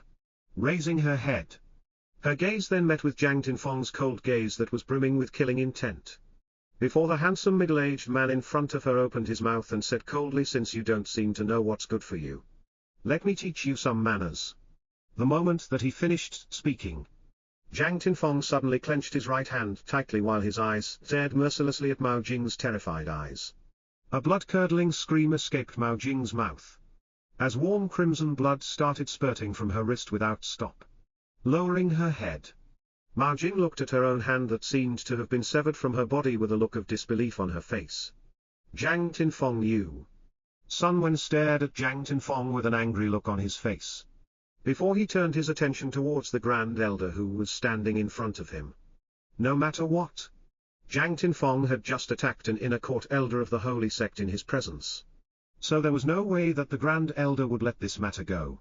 And yet, to Sun Wen's surprise, the Grand Elder merely glanced at the severed hand in Jiang Tinfeng's grasp with a deep look in his eyes, before he suddenly turned around and walked towards the gates of the Southern Dragon's courtyard. Before his deep voice reverberated throughout the entire courtyard soon after, "Sun Wen, bring Mao Jing with you. We are leaving the city right now." As he finished speaking, The Grand Elder's figure suddenly disappeared from the courtyard, leaving behind both Sun Wen and Mao Jing, who stared at his disappearing back in shock after a moment of silence. Sun Wen turned around and looked at Lu Mei and the others, his sharp gaze lingering on Jiang Tinfeng for a few more moments, before he finally waved his hand and carried Mao Jing with him as he disappeared from the Southern Dragon's courtyard. Jiang Tinfeng merely stared at Sun Wen's disappearing figure for a few moments, before he turned around and looked at Xing Yi, as he asked her, "Are you all right?" Xing Yi nodded her head and cupped her hands towards Jiang Tinfeng, as she said gratefully, "Uncle Jiang, thank you for saving me." Although Xing Yi was still a bit stunned, she still managed to recollect herself and thank Jiang Tinfeng properly. Jiang Tinfeng merely shook his head and waved his hand calmly, as he then turned his gaze towards the gates of the courtyard and said, "There is no need to be so polite. You are actually lucky that that old hag's attack was too slow. If it had been a bit faster, even I wouldn't have been able to save you in time." Xing Yi nodded her head without saying anything else, as she too turned her gaze towards the gates of the courtyard. Soon after, the truth was that Xing Yi had already been prepared to cut off ties with Mao Jing even before they left the holy sect. After all, from the first time that Mao Jing met Shenlong, it was clear that she wasn't fond of him, and that could create quite a few problems in the future. It was also obvious that Mao Jing would force Xing Yi to separate from Shenlong and the others at some point, which was why Xing Yi had long since asked Shenlong for a rank 5 barrier-piercing pill after she gave the pill back to Mao Jing. The two of them would no longer be master and disciple clearly. Xing Yi hadn't expected that Mao Jing's reaction would have been so extreme, that she would even try to cripple her. If it wasn't for Jiang Tinfeng's interference, it was obvious that even the Grand Elder wouldn't have been able to react in time and save her a moment later. Lu Mei, Bai Longshan, and Jiang Chen all appeared in front of Xing Yi. As Jiang Chen said coldly, "It's unfortunate that my father didn't kill that old hag and only severed her hand." Shaking his head, Jiang Tinfeng sat down cross-legged and threw a glance at Jiang Chen, before he said calmly, "You little brat. Although it's true that I can kill that old hag if she was by herself, there is no way that Kang Wen would let me do so right in front of him. No matter what, he wouldn't allow an elder of his sect to die like that, unless his opponent was an actual sovereign realm expert. Don't forget that Kang Wen is still one of the strongest Dao emperors in the northern part of the central region." Jiang Tinfeng then turned his gaze towards the building behind him and continued, "Since that brat Shenlong is still in seclusion, it's better for you to put this matter aside for now and continue cultivating until he is out. If you have reached a bottleneck, you can also go and train in the Dao Tower in the Northern Sovereign's city as well. As for the City of Immortals, I have to admit that even I didn't know that the earthquake from before signified that the city is now open. But it doesn't matter too much either. That place should stay open for at least 10 years if things are the same as they were in the past. So there will still be enough time for you to make it in time." Lu Mei and the others all nodded their heads in agreement, while determined looks appeared in everyone's eyes.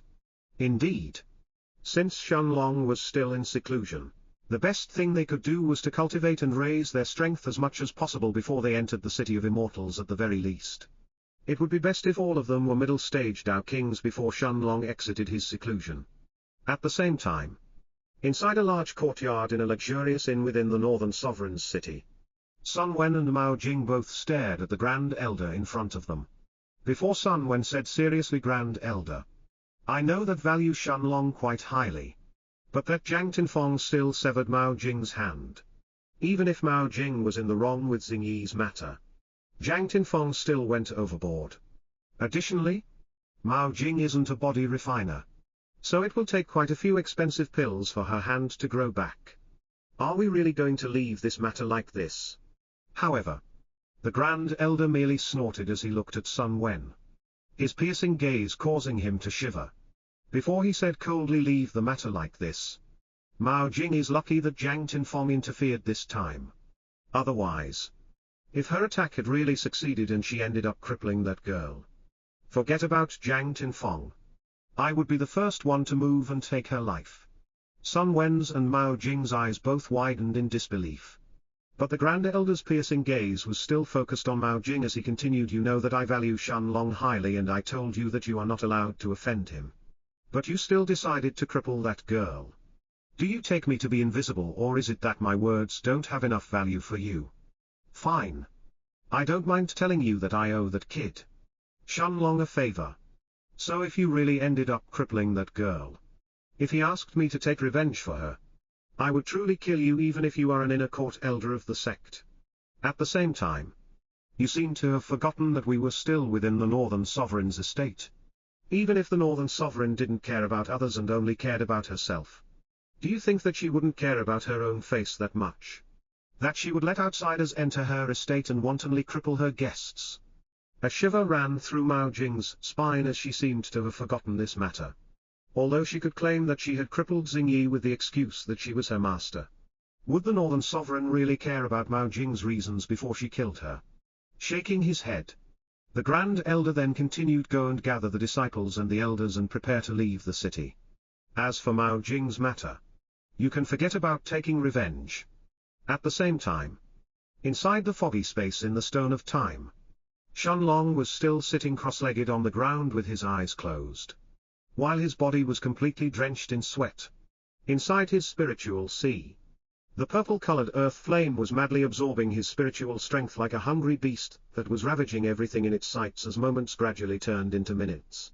Shenlong started to find it difficult to even open his eyes, while the only thing he could do was simply keep gritting his teeth and try to suppress the purple-colored earth flame that was now wreaking havoc within his spiritual sea. And yet, Shenlong knew that this was anything but easy, since the earth flame itself didn't show any signs of stopping, as it kept absorbing his spiritual strength. After fighting for 3 full days, Shenlong finally managed to suppress the earth flame and stop it from rampaging around his spiritual sea any longer. The earth flame could no longer wantonly absorb his spiritual strength either, allowing Shenlong to heave a sigh of relief, before he could finally relax and focus on the scene within his spiritual sea. Shenlong could clearly sense that more than half of his spiritual strength had been depleted during the last 3 days. But other than that, the only other change was the single purple-colored flame that was floating in the center of his spiritual sea. At this point, however, Shenlong also understood that although he had managed to suppress the earth flame to a certain extent and stop it from rampaging around, he had yet to make it integrate itself in his spiritual sea so he could truly tame it. That was the most difficult, as well as most time-consuming part of the taming process. At the same time, a month had passed since the Grand Elder had visited the Southern Dragon's courtyard along with Sun Wen and Mao Jing. And today, another person seemed to have come for a visit as well. Jiang Chen, Bai Longshan, and Xingyi, and even Jiang Tinfeng himself all bowed as they cupped their hands and greeted the beautiful, silver-robed woman in front of them. "Greetings, Senior Northern Sovereign." The Northern Sovereign nodded her head calmly, as she faced the 4 people in front of her, her gaze lingering on Jiang Tinfeng's body for a few more moments before she turned to look at Xingyi and the others and asked, nodding his head. Bai Longshan cupped his hands at the Northern Sovereign and answered seriously, "Senior, Brother Shen hasn't come out even once during this time, so he must probably be at a critical point in his cultivation. Shenlong still isn't out of his seclusion. It's already been a month since the City of Immortals opened." Nodding her head, the Northern Sovereign pondered for a few moments in silence, before she simply waved her hand and said calmly, "In that case, tell Shenlong to come and find me when he is out of his seclusion." Bai Longshan and the others all cupped their hands and bowed slightly, before the Northern Sovereign's figure disappeared from the courtyard soon after. "How interesting. No matter how talented these brats are, I'm certain that they are all training in immortal-grade cultivation techniques. Otherwise their cultivation bases couldn't possibly rise so quickly. As for that Lu Mei, I am even more curious about her cultivation technique." Of course, the Northern Sovereign wasn't surprised that she didn't see Lu Mei in the Southern Dragon's courtyard, since she already knew that Lu Mei had actually left the city a month ago to go out and train. At the same time, an expert like the Northern Sovereign was naturally much more experienced than most Sovereign Realm experts, and she clearly understood that unless Lu Mei, Xingyi, Bai Longshan, and Jiang Chen all happened to be born with special unique physiques that allowed their cultivation base to rise quickly like Zhao Min's Blackwater unique physique, then the only other explanation for their terrifying rate of growth had to be an immortal-grade cultivation technique. In fact, the Northern Sovereign knew that even most immortal-grade cultivation techniques out there wouldn't allow someone to reach the peak of rank 3 in the Tao King realm from the early rank 1 in merely 6 months. Which was why she had been so interested in the cultivation techniques that Jiang Chen and the others were training in. Even though the Northern Sovereign herself was also someone who was training in an immortal-grade cultivation technique too. Jiang Tinfeng stared solemnly at the Northern Sovereign's disappearing figure for a while.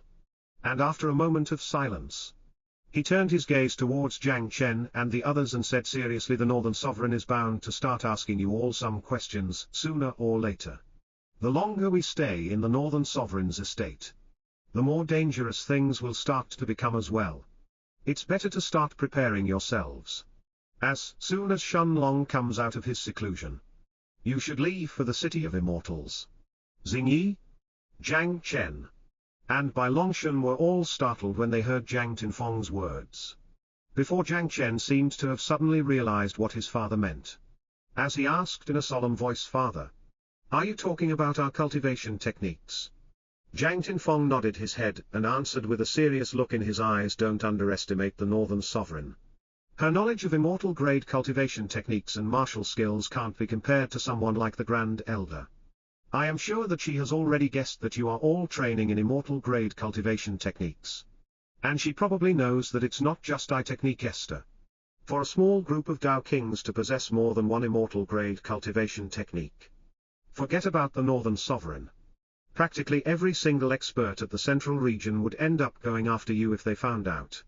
Jiang Chen, Xingyi, and Bai Longshan all nodded their heads seriously as they stared at Jiang Tinfeng. Indeed, considering that the Northern Sovereign was a peak expert who stood at the peak of the Sovereign realm, it would be surprising if she hadn't already realized that Lu Mer's and the others' rate of growth was heavily influenced by an extremely high-level cultivation technique. In fact, even the Northern Sovereign's own cultivation technique wasn't anywhere near as fast. Which made this matter even more surprising and worthy of her attention. Most likely, Jiang Chen and the others guessed that the reason why the Northern Sovereign had yet to make a move on them was because Shenlong had yet to come out of his seclusion, and because she wasn't willing to break off all ties with him just yet. Another month passed since the Northern Sovereign's visit, but Shenlong had yet to come out from seclusion. At this point, even Jiang Chen and the others had started to get slightly worried. But they knew that there was nothing else they could do but sit back and wait. Of course, other than Jiang Chen and the rest, practically every single person in the entire Northern Sovereign city only had a single common topic of discussion: the opening of the City of Immortals.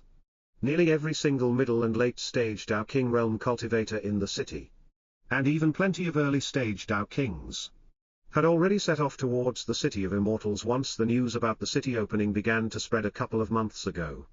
At the same time, the largest shops within the city like the Myriad Pills Pavilion and the White Tiger Chamber of Commerce were naturally booming in business as well, as those Tao Kings all made sure to stock up on pills, as well as everything they possibly needed before they left the city. Time continued to pass, and in the blink of an eye, it had already been 6 months since the Grand Elder's visit to the Northern Sovereign's estate.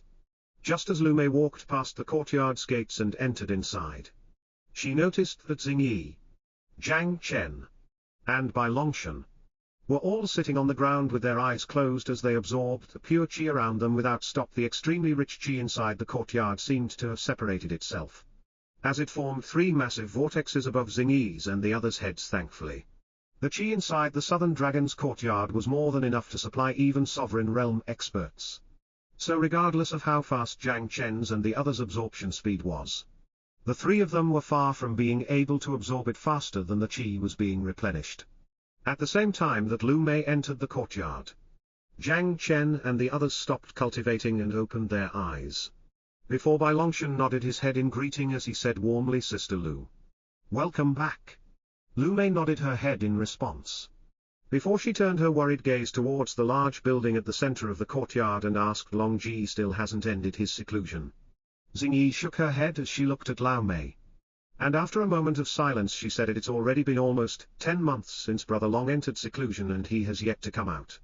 Mei, do you think that something has actually happened? In fact, It wasn't just Xing Yi who was worried about this matter, as Jiang Chen and Bai Longshan were also worried. While even Jiang Tinfeng himself had started to feel uneasy when he thought about this. After all, just like Xing Yi had said, it had been 10 months since Shenlong entered seclusion. And he should have been aware that the City of Immortals had already opened by now. Unless something had truly happened during his seclusion. It didn't make sense for him to not come out. Lu Mei wanted to instinctively shake her head and say that everything should be alright. But at this moment, a certain memory flashed through her mind as Lu Mei suddenly remembered what she had experienced back in the City of Sin in the Night Star continent back then. Shenlong had actually disappeared into thin air. And he only ended up returning after a few days had already passed.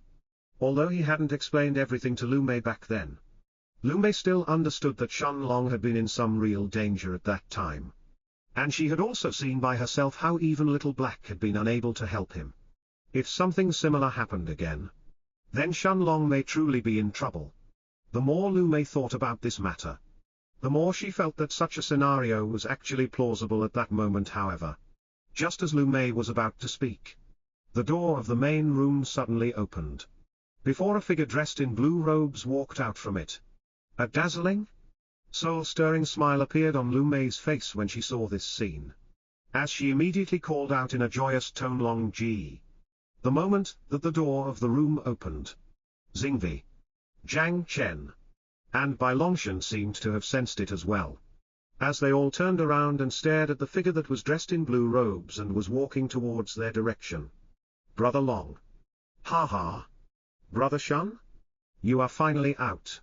Staring at Shenlong, elated smiles appeared on Xing Yi's, Bai Longshan's, and Jiang Chen's faces, as they all stood up and flew towards his direction. Barely a moment later, Shenlong smiled and pulled both Lu Mei and Xingvi into a hug, before he turned his gaze towards Jiang Chen and Bai Longshan and asked curiously, "Longshan, how long was I in seclusion for?" Bai Longshan stared at Shenlong with a surprised look on his face before he nodded his head and said seriously, "Brother Shen, you were in seclusion for almost 10 months. We were even starting to get worried that something actually happened to you. Since you didn't come out even after the earthquake that shook the entire northern sovereign city." Shenlong's eyes widened when he heard Bai Longshan's answer, as he truly hadn't expected that 10 months would have passed while he was in seclusion. Of course, the reason behind that was due to him having placed his entire focus on taming the purple-colored earth flame, which had caused him to completely isolate himself from the outside world and lose track of time. After all, cultivators wouldn't usually lose sense of time while they cultivated, unless they spent hundreds or even thousands of years in seclusion, or if something unexpected happened during that time. After a moment of silence, Shenlong stared at Bai Longshan and asked in surprise, "An earthquake actually shook the city? What happened?" It was no wonder that Shenlong would be surprised when he heard that an earthquake had actually managed to shake the entire northern sovereign city, since he had already seen the protective formations around the city walls when he first entered the city along with the northern sovereign. Forget about a normal earthquake. Even the attack of a peak rank 8 magic beast at the same level as the northern sovereign would find it difficult to shake the city to the extent that it would cause an earthquake. Bai Longshan nodded his head and began to explain everything that had happened during the past few months, including the earthquake that was caused by the City of Immortals opening, the Grand Elder's visit, Xing Yi cutting off relations with her master, and even the Northern Sovereign's visit, as well as Jiang Tinfeng's own guess about the Northern Sovereign coveting their cultivation techniques. Staring at Jiang Tinfeng, who was still sitting on the ground a few meters away from him, Shenlong cupped his hands towards him and said seriously, "Uncle Jiang, thank you for saving Xing Yi." Jiang Tinfeng shook his hand in a dismissive manner and said, "You little brat. There is no need for you to thank me. Putting aside how much I owe you for helping me expel the poison inside my dantian, why would I even let that old hag from the holy sect bully your little wife in the first place? Humph. After I recover my strength, only a few Dao emperors at the same level as Kang Wen will be enough to threaten me. As for that old hag, I can already kill her with a single slap if I want to. Unfortunately, with Kang Wen by her side, even if I wanted to kill her, I doubt that he would let me do so." Nodding his head, Shenlong didn't say anything else and simply cupped his hands towards Jiang Tinfeng, before he put this matter into the back of his mind. No matter what, Mao Jing trying to cripple Xing Yi wasn't something that Shen Long and the others would tolerate. This was a debt that had to be paid back in the future, regardless of whether Mao Jing was an inner court elder of the holy sect or not. A moment later, Jiang Chen stared at Shen Long and said seriously, brother, since you are out, should we leave for the City of Immortals as well? Half a year has already passed since that place opened, and we are probably far behind everyone else already. Since Shen Long had already decided to enter the City of Immortals, it was better for them to leave right away, since they were already half a year's time behind everyone else. After all, they didn't know what they were going to find in the City of Immortals, or what that place even was in the first place. Shen Long looked at Jiang Chen, Lu Mei, Xing Yi, and Bai Longshan, and noticed the eager looks on their faces, as they were all ready to leave the Northern Sovereign's city and were simply waiting for his answer. To their surprise, however, Shen Long actually shook his head and said calmly, before that, there is something else that needs to be done first. After he finished speaking, Shen Long turned his gaze towards Jiang Tinfong and said with a smile, Uncle Jiang, please give me the golden light flower. Jiang Tinfong was stunned momentarily, but he still waved his hand and took out a small jade box from his spatial ring, as he handed it to Shen Long without asking anything. Although he didn't know why Shen Long wanted to take a look at the flower, Jiang Tinfong still trusted him enough to give it to him without any questions. At the same time, however, an excited look appeared in Jiang Chen's eyes as he stared at Shen Long. Before he asked seriously, brother, don't tell me that you can now refine that pill. Although Shen Long had already told Jiang Chen and the others that he would be able to refine star rank pills after reaching the peak of rank 3 in the Tao King realm, Jiang Chen also remembered that Shen Long had mentioned how exceedingly difficult it was, even for star rank alchemists, to refine a heavenly purity pill. This was why, even though Jiang Chen could sense that Shen Long was now a peak rank 3 Tao King, and was clearly just a step away from breaking through to the middle stages of the Tao King realm, he still didn't dare to ask him whether he could refine that pill unless Shen Long mentioned it by himself. At the same time, Jiang Tinfong was about to berate Jiang Chen for asking such a foolish question when Shen Long was clearly just a peak rank 3 Tao King and had yet to even become a Tao Emperor just yet. After all, to become a star rank alchemist, one not only needed to have studied alchemy for thousands of years and be familiar with countless pills and medicinal herbs, but they also needed for their spiritual strength to be at the level as that of a peak rank 6 Tao Emperor, regardless of how talented of a cultivation monster Shen Long was. In Jiang Tinfong's eyes, it was impossible for his spiritual strength to be at the same level as that of a peak rank 6 Tao Emperor, when he was still just a peak rank 3 Tao King. Forget about becoming a star rank alchemist. With Shen Long's current cultivation base, even being a peak rank 3 gold grade 1 should be impossible right now. Even if Shen Long was actually an alchemy genius, Jiang Tinfong guessed that he should at most be able to refine some peak rank 2 gold grade pills. Naturally, this was the limitation posed by his one's own cultivation base, and it wasn't something that could be surpassed, regardless of how gifted a person was. However, before Jiang Tinfong had enough time to berate Jiang Chen, Shen Long actually nodded his head and said calmly, right. I should be able to refine a heavenly purity pill by now. You little brats. Stop joking. After a few moments of silence, these were the only words that could come out of Jiang Tinfong's mouth as he stared at Shen Long and Jiang Chen. It wasn't that Jiang Tinfong didn't trust Shen Long or Jiang Chen, but the uncertainties in this matter were simply far too many, putting aside whether Shen Long could even find an earth flame to absorb if he wanted to refine a heavenly purity pill, and how long the absorption process would actually take. It was simply unprecedented throughout the entire central region for an early rank 3 Tao King to refine even peak rank 3 gold grade pills, let alone star rank 1s. However, Jiang Chen didn't seem to have paid the slightest bit of attention to his father's shout, as his gaze was completely focused on Shen Long. After taking a deep breath to calm himself down, Jiang Chen then asked solemnly, brother, how certain are you that you can succeed? The look on Shen Long's face turned serious as he fell silent for a few moments, before he raised his hand and stretched out 4 of his 5 fingers a moment later, before he said seriously, since I just finished absorbing the earth flame, I'm not as accustomed to it just yet. So there should be around a 40% chance for it to be a top grade pill and a 60% chance that it will just be a high grade one. Although Shenlong was confident that he could successfully refine the heavenly purity pill without any issues, it was still the first time he was refining it. So the chances of the pill turning to be a top-grade one truly didn't exceed 40%. Jiang Chen heaved out a sigh of relief when he heard this. And after a moment of thinking he asked, is a high-grade pill going to be enough to fully heal my father, or does it need to be a top-grade pill? Shenlong nodded his head and said calmly, don't worry. Even a low-grade pill is enough. But since low-grade pills are filled with pill toxins, it would take him at least 100 years to expel the pill toxins from his body and be able to use his previous strength again. As for middle-grade pills, the pill toxins inside aren't as concentrated. And after 10 years at most, Uncle Jiang should be able to fully utilize his cultivation base without any issues. As for high-grade and top-grade pills, not only will they allow him to recover almost instantly, but they will even help his cultivation base to advance after he fully absorbs the pill.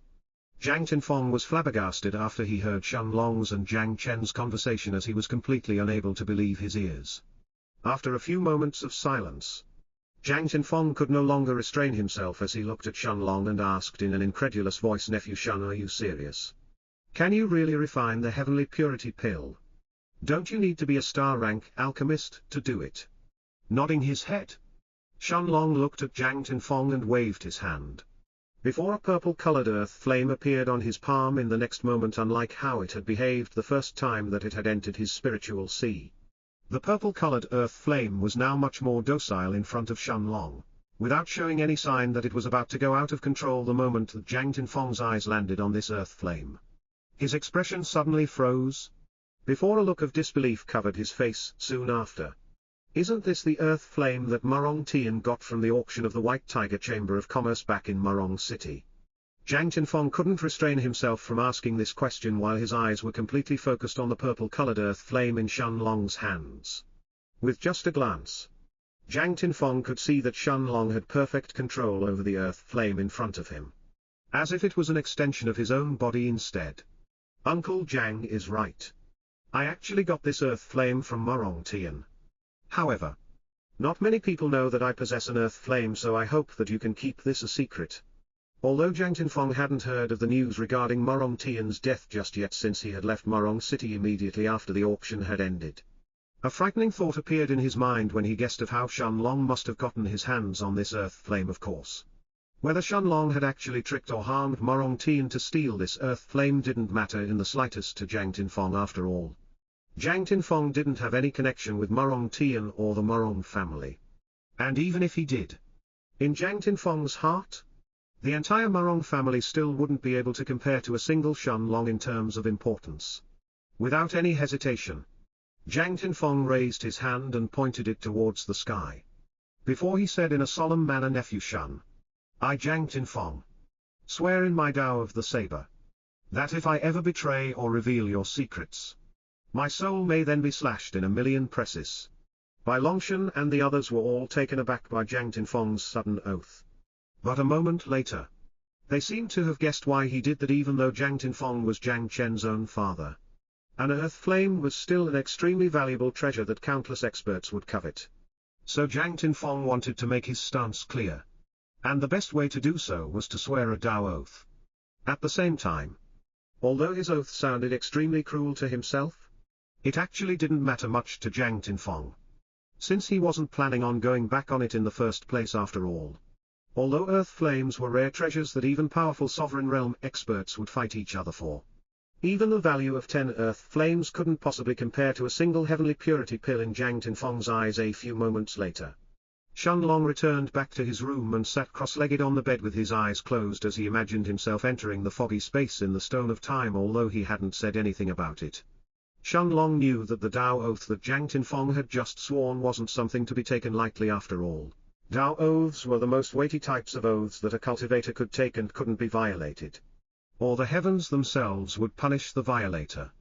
In the most mild scenarios, the person being punished would simply be unable to advance in their respective Tao in the future. While in the more severe cases, the heavens themselves would eradicate that person's body and soul. As for Jiang Tinfeng's oath, his oath was actually one of the heaviest oaths he could possibly take. as the heavens would truly hack his soul in a million pieces if he went against it. In fact, Shenlong knew that a normal cultivator could only swear, at most, 3 Tao oaths before they ascended to the immortal dimension. So for Zhang Tinfeng to use one of his Tao oaths like this showed how serious he was about this matter. A few moments later, inside the foggy space in the Stone of Time, Shenlong opened his eyes and turned his gaze towards the black jade box in his hands, staring at the small, 7-petaled flower inside it. The look in his eyes gradually turned serious as he took out the flower from the jade box and buried it inside his herb garden.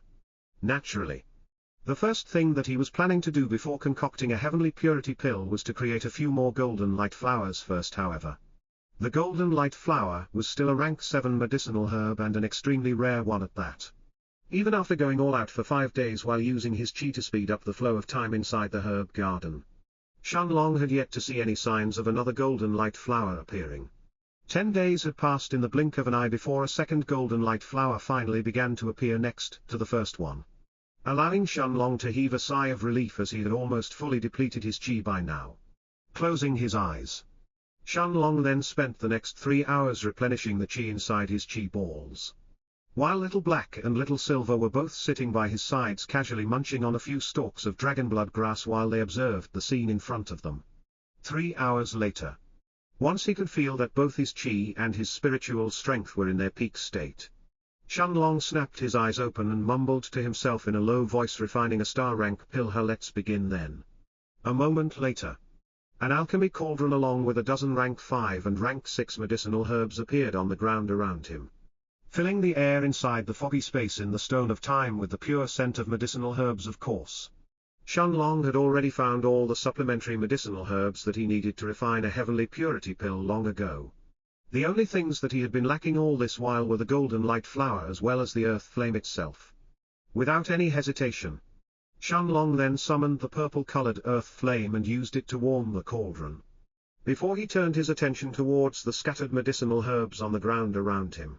Barely a moment later, tens of sizzling sounds could be heard from the cauldron, as Shenlong had already tossed in the rank 5 medicinal herbs inside. All at the same time. In reality, even Shenlong was slightly surprised with the result, as the resistance of those rank 5 medicinal herbs was practically non-existent in front of the purple-colored earth flame. The medicinal essence of the rank 5 herbs immediately turned into a puddle of multicolored liquid that was guided by Shenlong's soul sense as it swirled inside the cauldron, slowly taking the form of a round object that resembled a pill. A minute later, Shenlong tossed in the rank 6 medicinal herbs inside the cauldron as well. However, unlike the rank 5 medicinal herbs that were refined almost instantly, Shenlong had to exert quite a bit of spiritual strength to refine the rank 6 medicinal herbs.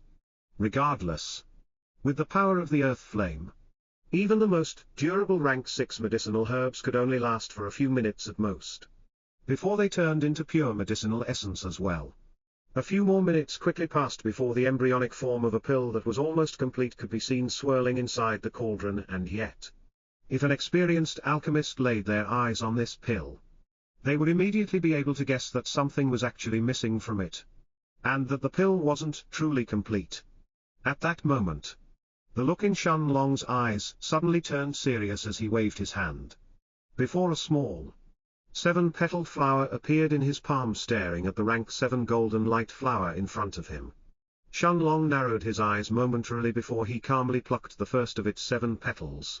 The aura of the golden light flower immediately started to weaken the moment that Shenlong plucked its first petal, looking like it was about to wither in just a couple of seconds. And yet, Shenlong didn't seem to care about the flower's transformation as he calmly tossed the petal inside the cauldron. Without any hesitation, Shenlong then plucked 2 more of its petals before he tossed them inside the cauldron as well. At that moment, a surprised look flashed inside Little Black's bright blue eyes, as Little Black noticed that the golden light flower in Shenlong's hands seemed to have truly withered and died. Even the remaining 4 petals that were left on the flower didn't seem to have any medicinal essence inside them anymore. Author's note: as you guys have noticed, during the past few months the release rate has been wildly inconsistent, with the last 2 months being in the worst state possible as I was struggling to write even a single chapter. This is because during the past 5 months I had to do my mandatory military service, which meant that I had to enroll in the army without an option to refuse. In the first couple of months, it wasn't too bad, as I could still do my best to write at least 1 chapter a day, if not 2 of them. But in the last couple of months, it was nearly impossible to write even a single chapter. Both due to the lack of available time to work in the army as well as a lack of sleep. This is why the release rate has been so horrible lately. Normally, people would be allowed to leave the camp once every 2 to 3 days. But that was only for half a day to a day at most. 6 days ago I went to the garrison headquarters to ask for an early release, so I could cut my military service short. But I was told to go back on Tuesday since the people present were unable to help. Thankfully, I managed to come to agreement with the people in charge yesterday, allowing me to return back home early and continue to slave away writing. Thank you for your patience during the past couple of months. And especially this month where I know you guys have been completely starved out of chapters. I will do my best to make up for the lost days. Slowly but surely. Zeus, staring at the withered golden light flower in his hands. Shenlong simply threw a single glance at its remaining 4 petals that had already withered as well before he placed his attention back in the cauldron. Unlike the rank 5 and rank 6 medicinal herbs whose medicinal essence had already been extracted and coalesced together, forming the embryonic form of a half-completed pill, the 3 petals from the golden light flower inside the cauldron had yet to turn into medicinal essence, let alone merge into the pill. Even after they were refined under the purple-colored earth flame's terrifying heat for more than an hour, the 3 petals had only turned into essence, appearing any time soon. Reddish hue at this point. And there were no signs of their medicinal, and yet Shenlong didn't stop. And instead, he increased the temperature of the purple-colored earth flame even further, causing the temperature inside the foggy space in the Stone of Time to rise as well. Even peak 5th stage body refinement cultivators would find this heat extremely uncomfortable if they were standing next to Shenlong right now. But Little Black and Little Silver didn't pay any attention to it as they stared at the scene in front of them. Naturally. For a peak rank 6 magic beast like Little Silver, the heat of the earth flame wasn't enough to truly threaten it just yet. As for Little Black, the black dragon could barely feel the change in his temperature and wasn't uncomfortable with it in the slightest. Half a day later, the 3 petals of the golden light flower had finally begun to melt. As bright, colorful drops of medicinal essence started to drip from the 3 petals' surface, slowly merging with the half-completed pill below them.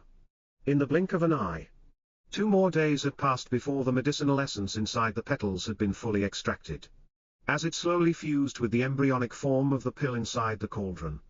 Little Silver's attention? 1 more week quickly passed like this before Shenlong's alchemy cauldron suddenly began to tremble, attracting both Little Black's, and the trembling was weak and was almost imperceptible in the beginning. But as time continued to pass, it started to become even more intense, while cracks had also started to appear on the cauldron's surface. Naturally, these changes didn't escape Little Black's and Little Silver's eyes, who turned their attention towards Shenlong soon after. At this point, Shenlong could also feel that his spiritual strength had been almost completely depleted and that he was extremely close to reaching his limits as well. Of course, in his heart, he also understood that this was only natural. After all, the Heavenly Purity pill was a rank 7 pill, and an extremely difficult one to refine even among other rank 7 pills. Although Shenlong's spiritual strength was equivalent to that of a 1-star alchemist, it was barely enough to allow him to try his hands on the pill refinement.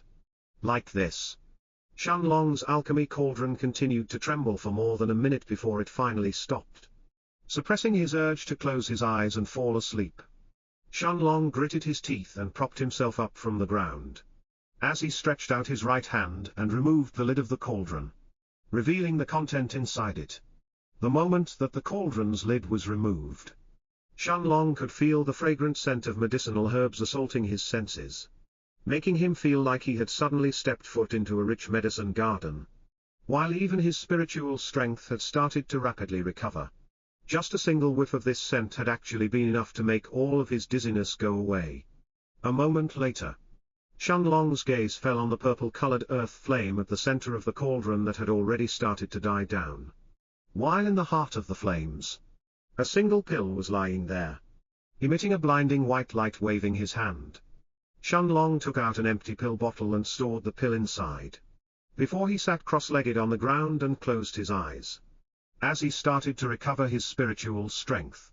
At the same time, in the Northern Sovereign's own courtyard, the silver-armored Quan Lin knelt in front of the Northern Sovereign and said in a serious voice, "City Lord, I have a presumable request that I hope you can grant me." The Northern Sovereign looked at Quan Lin and nodded her head before she answered calmly, "Speak. What is it? As long as your request is reasonable, I will naturally allow it." Raising his head, Quan Lin faced the silver-robed Northern Sovereign. And after a few moments of silence he said solemnly, "I hope that the City Lord can allow me to enter the City of Immortals." The Northern Sovereign narrowed her eyes as she stared at the silver-armored Quan Lin in front of her. Her gaze similar to a pair of sharp daggers that seemed to be gazing directly at Quan Lin's soul. Although Quan Lin was a peak rank 9 Dao Emperor and the strongest of the 12 commanders in the Northern Sovereign's army, when faced with the terrifying pressure that the Northern Sovereign was emitting right now, even he wasn't able to stand straight and had to suppress himself from trembling in her presence. The Northern Sovereign fell silent for a few moments, before she shook her head and said, "Quan Lin, although you are a peak rank 9 Dao Emperor and you are indeed qualified to enter the second level of the City of Immortals, you should know that cultivation isn't everything in that place. Talent and luck both play important roles as well. Besides, even as a Dao Emperor, it doesn't mean that you will have an easier time in the second level than the Dao Kings who enter the first level. The level of difficulty you will have to face will practically be the same as them." Quan Lin nodded his head seriously as he looked at the Northern Sovereign and answered without any hesitation, "I know. City Lord, I still hope that you will allow me to go, regardless of how difficult it is." The Northern Sovereign shook her head and waved her hand in a dismissive manner before she said, "Fine then. Since I have already allowed Zehu and the others to go, it wouldn't be fair to keep you behind either. Just remember that no matter what happens, you must come back alive." "Thank you, City Lord." Quan Lin lowered his head once again as he thanked the Northern Sovereign, before his figure disappeared from the Northern Sovereign's courtyard soon after. At the same time, inside the foggy space in the Stone of Time, Shenlong had just finished recovering his exhausted spiritual strength and opened his eyes, before he turned his gaze towards the small pill bottle by his side and mumbled to himself, "Although it's not a top-grade pill, it will still be enough to allow Uncle Jiang to heal his injuries and even help him advance his cultivation a bit." Little Black nodded his head seriously, while his bright blue eyes stared seriously at the pure white pill inside the pill bottle next to Shenlong. Although most people would be unable to understand how difficult it was to truly refine a heavenly purity pill, Little Black clearly understood that it was a nearly impossible mission even for most one-star alchemists. In fact, even peak one-star alchemists from the immortal dimension would find it exceedingly difficult to refine this pill. And it wasn't uncommon for even two-star alchemists to fail as well. Of course, one-star alchemists in the immortal dimension were nothing but fledglings in that place, and they could only be considered as low-tier alchemists at best. But if they were placed in the central region, they would be considered to be respected masters who stood at the peak of the alchemist world. Actually, if a one-star alchemist from the immortal dimension descended anywhere within the central region, their knowledge would allow them to instantly become one of the top alchemists in the entire region, and they would be sought after by countless powerful families and clans, while even 2-star and 3-star alchemists would definitely respect them. After all, the pills that were available to even the most common 1-star alchemists in the immortal dimension far exceeded the knowledge that the 1-star alchemists of the central region possessed. A moment later, Shenlong closed his eyes and imagined himself leaving the foggy space of the Stone of Time. As he returned back to his room meanwhile, inside the Southern Dragon's courtyard, Jiang Chen and the others were all staring at the door of the main room with solemn looks on their faces. After all, it had been 2 days since Shenlong had entered seclusion, and they all knew that the pill that he was intending to refine was an extremely rare star-rank pill that only renowned star-rank alchemists could possibly refine. At the same time, Jiang Tinfeng tried to sit cross-legged on the ground with his eyes closed, but he was actually unable to fully suppress the anxiousness in his heart as his eyes would dart towards the door of the room every now and then. "It's already been 2 days. I just hope that everything is all." Before Jiang Tinfeng could finish his sentence, His words suddenly froze in his mouth as he noticed the door of the main room slowly opening from the inside. His eyes then widened, and without saying another word, he abruptly stood up from his seat, and disappeared on the spot, appearing right in front of Shenlong, who had just stepped out from the room in nearly an instant. Lu Mei and the others seemed to have noticed this as well, as they followed Jang Tinfong and gathered around Shenlong barely a few moments later. "Nephew Shen, did you succeed?" Jang Tinfong asked anxiously as he looked at Shenlong, unable to hide the nervousness in his voice. Of course. It was no wonder that Jang Tinfong would be so nervous. After all, he had been forced to spend the past 50 years of his life in a crippled state. For a genius like him, who had been renowned throughout the entire northern part of the central region previously, to be forced in such straits, such a life was truly worse than death. Staring at Jang Tinfong, Shenlong nodded his head and waved his hand, as he took out a single pill bottle from the Stone of Time and gave it to him. Before he said with a smile, "Uncle Jang, this is the Heavenly Purity pill. Although it's just a high-grade rank 7 pill, and it shouldn't be enough to let Uncle Jang become a peak rank 9 Dao Emperor. After you consume it, you will still be able to fully expel the corrosive energy inside your Dantian, and even break through to the middle of rank 9 in the Dao Emperor realm." Jang Tinfong's hands trembled as he stretched out his hands and accepted the pill bottle in front of him, staring intently at the single, pure white pill inside it. Without any hesitation, Jang Tinfong then sat cross-legged on the ground and opened the bottle, before pouring the Heavenly Purity pill directly into his mouth. Lu Mei, Xingyi, Jiang Chen, and Bai Longshan all focused their gazes on the black-robed Jang Tinfong, who had already consumed the Heavenly Purity pill. However, even after a few minutes had passed, there seemed to be no changes in his body. Just as Jiang Chen was going to ask if something was wrong with his father's body, the sky above the Southern Dragon's courtyard suddenly started to rumble, before a single white thundercloud that was more than 500 meters in radius covered the entire courtyard. Shenlong, Lu Mei, and the others all raised their heads and looked at the massive thundercloud that had covered the courtyard, before Shenlong took a deep breath and said seriously, "Uncle Jang, get ready." "Brother Shen? What is going on?" Bai Longshan asked curiously as he stared at the massive white thundercloud above the courtyard. Lu Mei, Xingyi, and Jiang Chen seemed to be equally as confused, as they all turned their gazes towards the white thundercloud as well. "Brother, don't tell me that this is a heavenly tribulation. But why does this feel so similar to a heavenly tribulation cloud?" Jiang Chen said in a voice filled with disbelief, as he stared at the sparks of white lightning that seemed to be gathering around the white thundercloud. Whether it was the feeling he got from the white thundercloud itself, or from the sparks of white lightning that seemed to be gathering around its surface, Jiang Chen could clearly sense an awfully familiar feeling that was similar to the cloud of heavenly tribulation he had faced back in the king's palace when he broke through to the Dao King realm. In fact, it wasn't just Jiang Chen who sensed this, as Lu Mei, Xingyi, and Bai Longshan all had the same feeling as well. However, everyone could also tell that Jang Tinfong's aura hadn't changed in the slightest, even though he had already consumed the Heavenly Purity pill. Forget about breaking through to the sovereign realm and facing a heavenly tribulation. It was obvious that Jang Tinfong was still an early rank 9 Dao Emperor, and he had yet to even finish healing his injuries, since he had yet to reach the peak of rank 9 in the Dao Emperor realm. It was naturally impossible for him to face his next heavenly tribulation. Shaking his head, Shenlong stared at the massive thundercloud in the sky and said seriously, "Although it's not a cloud of heavenly tribulation, it's not much different from an actual heavenly tribulation either.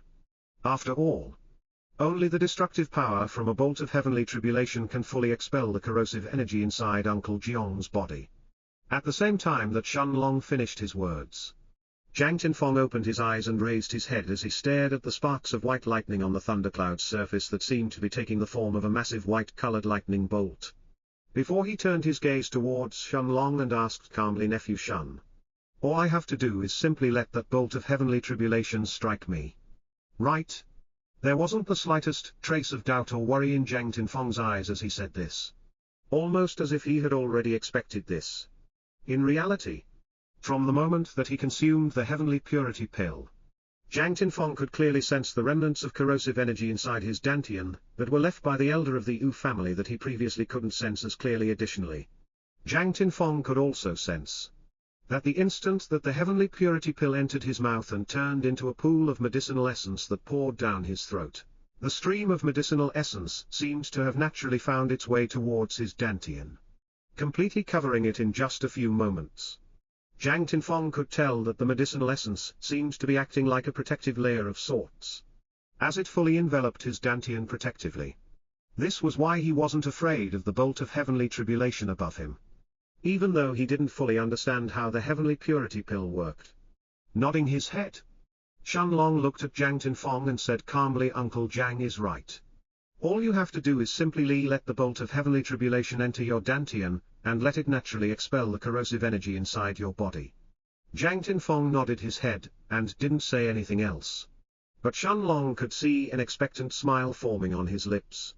As Jang Tinfeng closed his eyes and waited for the white bolt of heavenly tribulation to descend, staring at the white bolt of heavenly tribulation that seemed to be getting stronger with every passing second, Jiang Chen gritted his teeth and asked in a somewhat worried voice, "Brother, will my father really be all right?" Nodding his head, Shenlong looked at Jiang Chen and said reassuringly, "Don't worry. If this was a real heavenly tribulation, then my heavenly purity pill would indeed be useless.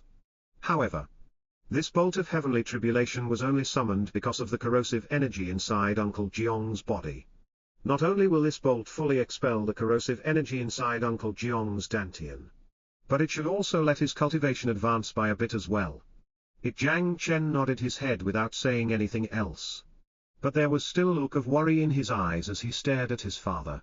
Was only because he trusted Shenlong that Jiang Chen could even stay somewhat calm in a situation like this. Moments slowly turned into minutes, and the white bolt of lightning seemed to become even stronger with every second that passed. Finally, 10 minutes later, a massive bolt of white lightning could be seen looming above the Southern Dragon's courtyard, immediately attracting the attention of many of the surrounding guards within the Northern Sovereign's estate, who seemed to have noticed this. Is that a cloud of heavenly tribulation? What is going on? Someone is actually breaking through to the Tao Emperor realm. I wonder who it is. This is odd. That cloud of heavenly tribulation is too small to be the heavenly tribulation of a Tao Emperor. But that bolt of lightning, it feels too terrifying. Wait. Isn't that where the guests of the city lord are staying? As the guards were discussing the sudden appearance of the heavenly tribulation cloud, one of them seemed to have suddenly noticed this detail. As he turned his gaze towards the Southern Dragon's courtyard and stared at it from the distance, of course, it wasn't surprising that one of the guards would notice this, since most of the guards in the Northern Sovereign's estate already knew about the guests of the Northern Sovereigns who were staying inside the estate for the past year. However, it wasn't just the guards who were taken aback by the sudden appearance of a bolt of heavenly tribulation. Inside the Northern Dragon's courtyard, the Northern Sovereign stared at the gigantic white bolt of lightning in the sky with a look of surprise on her beautiful face. Before she mumbled to herself, "What is going on? Someone has actually summoned a heavenly tribulation." A moment later, the Northern Sovereign suddenly stood up from her seat and disappeared from the courtyard, appearing right in front of the gates of the Southern Dragon's courtyard right in the next moment. Placing her hand on the courtyard's gates, the Northern Sovereign then said in a commanding tone, "Open." A moment later, the Northern Sovereign's figure appeared inside the Southern Dragon courtyard, immediately attracting Lu Mei's and the others' attention. However, the Northern Sovereign merely glanced at Lu Mei and the others for a brief moment, before her gaze landed on Shenlong and Jiang Tinfeng. Shenlong? That kid finally finished his seclusion? The Northern Sovereign muttered to herself in a calm but somewhat surprised voice, before her gaze drifted towards Jiang Tinfeng, who was sitting cross-legged on the ground.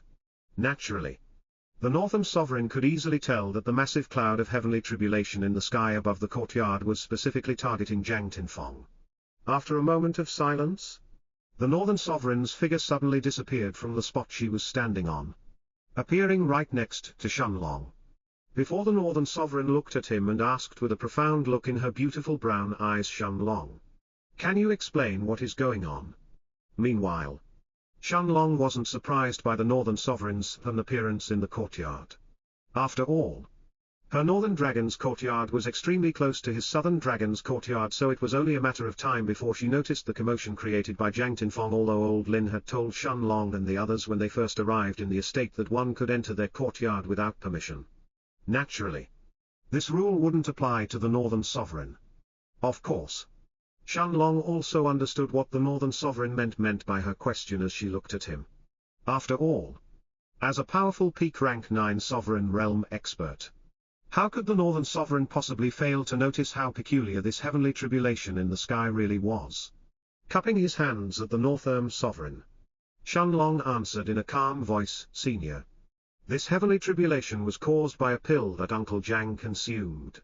Once he finishes undergoing this heavenly tribulation, the injuries in his dantian should be fully healed, and he will be able to use his full strength the moment he expels the corrosive energy inside him." What did you just say? This heavenly tribulation was caused by a pill. The northern sovereign's eyes immediately widened as she stared at Shenlong with a look of disbelief on her beautiful face. What kind of pill could possibly invoke a bolt of heavenly tribulation? Of course. It was no wonder that the northern sovereign would be so surprised. After all, the heavenly purity pill was a pill that only alchemists from the immortal dimension knew how to concoct. And even the most talented alchemists of the central region didn't have any knowledge of it. For a pill to be able to summon a heavenly tribulation was truly unprecedented, and it naturally took even the northern sovereign by surprise. A moment later, the northern sovereign took a deep breath and calmed herself down. Before she turned her gaze towards Jiang Tinfeng and stared at him with an extremely deep look in her eyes. Clearly, the northern sovereign already knew a few things about Jiang Tinfeng, including the fact that he was the most talented genius in the history of the Jiang clan, and that he had stolen the heart of a young lady from a big family from the immortal dimension, having a child with her and causing that family from the immortal dimension to descend and punish him. The northern sovereign also knew that Jiang Tinfeng had spent quite a few years visiting countless star-rank alchemists in hopes that they could treat him. But none of them was able to heal his injuries, leaving him utterly depressed, but this was to be expected since his injuries were caused by a powerful elder that came from a huge family from the immortal dimension. For Jiang Tinfeng to manage to get his hands on a pill that could fully heal him, even the northern sovereign was now interested in finding out more about this matter. However, the northern sovereign didn't ask Shenlong anything else and simply stood there and waited for Jiang Tranfang's heavenly tribulation to descend. Thankfully, the northern sovereign didn't have to wait long, as the massive white-colored bolt of heavenly tribulation in the sky seemed to have finished absorbing its energy and had already reached its peak state, before it suddenly fell towards the southern dragon's courtyard. B00000000. A deafening, rumbling sound that shook the heavens came along as the bolt of heavenly tribulation descended from the sky. Before the white-colored lightning bolt that was more than 20 meters 65 feet long and as thick as an adult man's waist, instantly appeared in front of Jiang Tinfeng clearly. The protective formations around the southern dragon's courtyard that could easily block even the combined attacks of hundreds of peak rank 9 Dao emperors were completely unable to stop this bolt of heavenly tribulation, as it entered the courtyard and headed directly towards Jiang Tinfeng's dantian. A moment later, Shenlong, the northern sovereign, and the others all saw a white-colored lightning bolt piercing through Jiang Tinfeng's abdomen and causing him to vomit a mouthful of blood, before the early rank 9 Dao Emperor let out a painful groan. And yet, Jiang Tinfeng suppressed his pain and focused his entire attention on the scene that was taking place inside his dantian. The wisps of corrosive energy that had already fused with his dantian seemed to have found their nemesis, as they were being completely destroyed by the white-colored bolt of heavenly tribulation inside his dantian.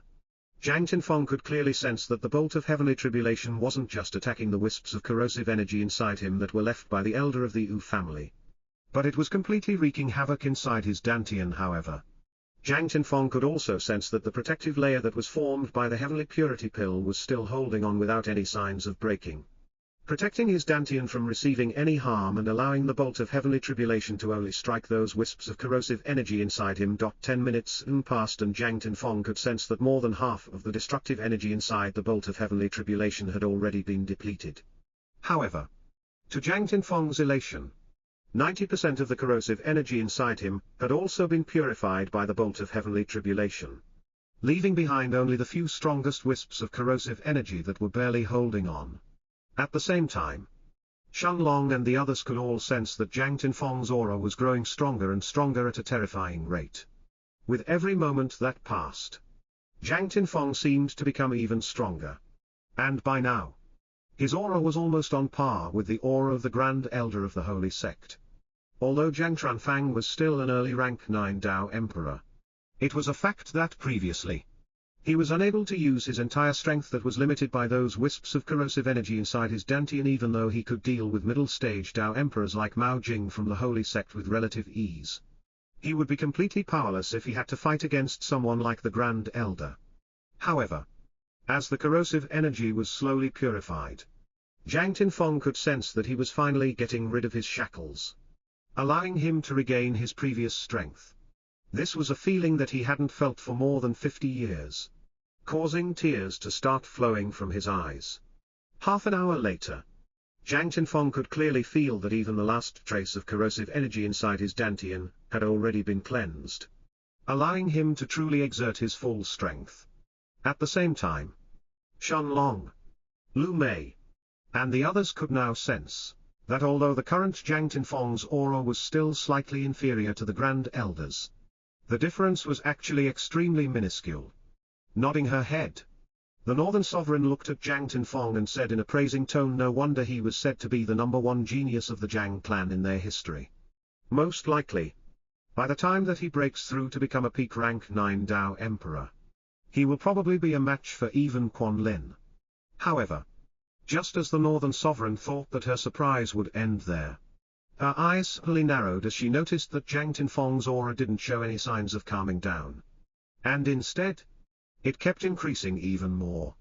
Of course, what the Northern Sovereign didn't know was that this was only the beginning. As Jiang Tinfeng had finally begun to absorb the nourishing energy that was left inside his dantian by the bolt of heavenly tribulation that had already exhausted all of its destructive energy, in just a few minutes, Jiang Tinfeng's aura that had been stranded to the early rank 9 of the Dao Emperor realm for so many years, seemed to have broken past an invisible barrier. As Jiang Tinfeng finally became a middle rank 9 Dao Emperor. And yet, even after his successful breakthrough, Jiang Tinfeng could sense that he had only used up 30% of the nourishing energy from the bolt of heavenly tribulation.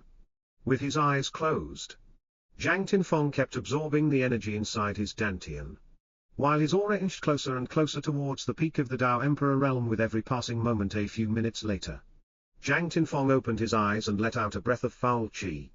Before he turned to look at Shenlong and the others with an elated gaze, however, just as he was about to speak, Jiang Tinfeng suddenly noticed that the Northern Sovereign seemed to have appeared in the courtyard as well, and was now staring at him with a profound look in her eyes. Cupping his hands, Jiang Tinfeng didn't hesitate as he bowed slightly towards the Northern Sovereign, and called out in a respectful manner, "Sema, it seems that I have disturbed you." The Northern Sovereign stared at Jiang Tinfeng without speaking for a few moments, before she finally shook her head and said calmly, "There is no need to worry about that. Rather, what I am more interested in is the pill that you have just consumed.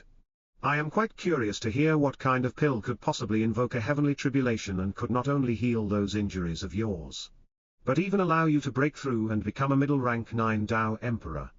The Northern Sovereign didn't beat around the bush and went straight to the point, catching Jiang Tranfang slightly off guard.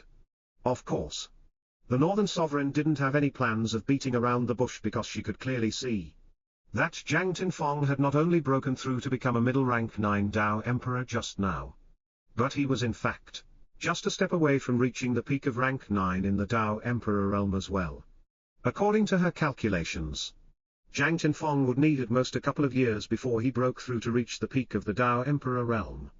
Naturally, a miraculous pill like that was enough to attract the attention of even someone at the Northern Sovereign's level. Jiang Tinfeng fell silent for a few moments before he finally gritted his teeth and cupped his hands as he looked at the Northern Sovereign. Before he answered in an apologetic manner, "Senior, forgive me, but I can't answer this question since it involves a personal secret of mine. I hope that you can understand, however." The moment that Jiang Tinfeng finished speaking, Shenlong and the others all noticed that the Northern Sovereign's face suddenly fell, before the temperature inside the Southern Dragon's courtyard started to drop and turn chilly. A frosty look appeared in the Northern Sovereign's eyes as she stared at Jiang Tinfong. Before she shook her head and answered in a cold voice, Jiang Tinfong, you have stayed in my estate for quite a while now. And yet you refuse to give me even the slightest bit of face. You should understand that such a pill isn't something that you can keep for yourself. Don't make me repeat myself. Lu Mei and the others were all taken aback when they heard this. As they stared at the Northern Sovereign with serious looks on their faces. It was clear that the Northern Sovereign wasn't going to give any leeway to Jiang Tinfong if he refused to give her the information about the Heavenly Purity Pill, and yet, even when he was faced against an expert like the Northern Sovereign, Jiang Tinfong had a determined look as he chose to remain silent. After waiting for nearly a minute, a burst of suffocating killing intent erupted from the Northern Sovereign's body, while her aura at the peak of rank 9 in the Sovereign realm exploded outwards as well, immediately covering the entire Southern Dragon's courtyard. Staring at Jiang Tinfong, who was calmly standing in front of her, the Northern Sovereign narrowed her eyes while her luxurious silver robes fluttered with the wind as she continued, Jiang Tinfong, don't force my hand. This is your last chance. Seeing that Jiang Tinfong refused to speak, the Northern Sovereign truly got angry as she snorted and was about to make her move at that moment. However, just as the Northern Sovereign raised her right hand and seemed like she was about to attack, Shenlong took a step forward and stared at her with a deep look in his eyes before he spoke in a calm manner. The name of the pill is the Heavenly Purity Pill. As for the medicinal herbs needed, the main medicinal herb is the rank 7 golden light flower, while the supplementary herbs include more than a dozen rank 5 and rank 6 herbs. I wonder if Senior is satisfied with this information. The Northern Sovereign's hand suddenly froze midair as she turned around and looked at Shenlong with a look of unconcealed surprise on her face. Before she asked curiously, Shenlong, you mean to tell me that the recipe of that pill belongs to you and not Jiang Tinfong? Shenlong nodded his head and said calmly, indeed. The Heavenly Purity Pill is mine. Does Senior still want the recipe for it? Shenlong could clearly feel the Northern Sovereign's terrifying aura and the killing intent that was coming from her body that had yet to fully recede. And yet he still faced the Northern Sovereign realm expert in front of him as he asked this question. A few moments of silence. The Northern Sovereign waved her hand and said in a dismissive manner, after, so be it then. Since the pill recipe belongs to you, I won't force you to hand it over. Jiang Tinfong heaved out a sigh of relief inwardly when he heard this. After all, he would have truly felt guilty if Shenlong ended up losing the pill recipe of such a valuable pill because of him. However, Jiang Chen and the others didn't seem to feel any gratitude towards the Northern Sovereign, as they all looked at her with cold looks on their faces. This was the first time that the Northern Sovereign showed such a cruel and heartless side of hers in front of them. And Jiang Chen and the others were all certain that at that moment, the Northern Sovereign was really about to attack Jiang Tinfong. And yet, the Northern Sovereign merely threw a glance at Jiang Chen and the others, her gaze lingering on Lu Mei for a few seconds longer, before she turned her gaze towards Shenlong and asked calmly, Shenlong, are you planning to enter seclusion again, or are you going to go to the City of Immortals? Remember that this is a one-in-a-lifetime opportunity for you, so it's better for you to not waste it. Nodding his head, Shenlong cupped his hands at the Northern Sovereign and said calmly, thank you for your concern, Senior. There is nothing left for us to do here, so we are going to leave the city today. Thank you for your hospitality during the past year. The Northern Sovereign seemed to have detected some hints of unhappiness from Shenlong's voice, but she still shook her head and answered calmly, there is no need for thanks. Since you are planning to leave the city today, you can travel alongside Quan Lin, who is also heading towards the City of Immortals. Shenlong stared at the Northern Sovereign in silence, but he didn't refuse her offer to go with Quan Lin, causing a smile to form itself on the Northern Sovereign's lips. A few moments soon passed before the figure of the silver-armored Quan Lin appeared outside the Southern Dragon's courtyard. As Quan Lin called out in a respectful voice, City Lord, did you call for me? A moment later, the gates of the Southern Dragon's courtyard opened by themselves, allowing Quan Lin to get a good look at the Northern Sovereign's figure, who was standing a few meters away from Shenlong and the others. The Northern Sovereign glanced at Quan Lin calmly before she said, Quan Lin, lead the way for Shenlong and his group. You will leave for the City of Immortals today. The Northern Sovereign then turned her smile gaze towards Shenlong and continued with, wanna smile, Shenlong? I have to admit that you are not only talented but quite mysterious as well. Since even I can't see through all of your secrets. You have definitely attracted my attention. However, I am sure that after you visit the City of Immortals, you will change your mind about joining the Tiangshuan dynasty or the other top powers in the central region. Just remember that there will always be a spot for you in my Northern Sovereign's city. The Northern Sovereign stared at Shenlong silently for a few more moments after she said this, before her figure disappeared from the courtyard. A few moments after the Northern Sovereign left the courtyard, Quanlin turned his attention towards Shenlong and asked him, "Young Master Shen, are you ready to go?" Nodding his head, Shenlong looked at Quanlin and said calmly, "Commander Quan, please lead the way." A few moments later, Quanlin led Shenlong's group of 6 towards the back of the Northern Sovereign's estate. And soon, their group arrived in front of an empty, large area that seemed to be guarded by a squad of 10 soldiers, all clad in silver armor that looked quite similar to Quanlin's own. Surprisingly, each of those 10 soldiers seemed to be emitting an aura that had already surpassed that of a Dao King and was clearly at the Dao Emperor realm, surprising Shenlong and the others quite a bit. Clearly, for 10 Dao Emperors to be standing guard here, even if they were early-stage Dao Emperors at most, it showed how much importance the Northern Sovereign placed in this area. The moment that the 10 Dao Emperors noticed Quanlin's arrival, they all knelt down on one knee and saluted respectfully. "Greetings, Commander Quan." Quanlin nodded his head as he walked past them and entered the empty area that they were guarding. "Quanlin, what is this place?" A few moments after they walked past the silver-armored soldiers and stepped foot into this area, Zhang Tranfang suddenly asked this question. As he stared at Quanlin, who seemed to have stopped walking, Quanlin had a calm look in his eyes as he looked at Zhang Tinfeng.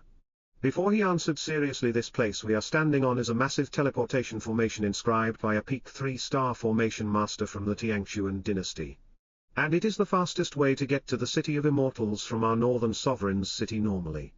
Even if we traveled on the back of a rank 8 magic beast, we would need at least a couple of months to get to the City of Immortals.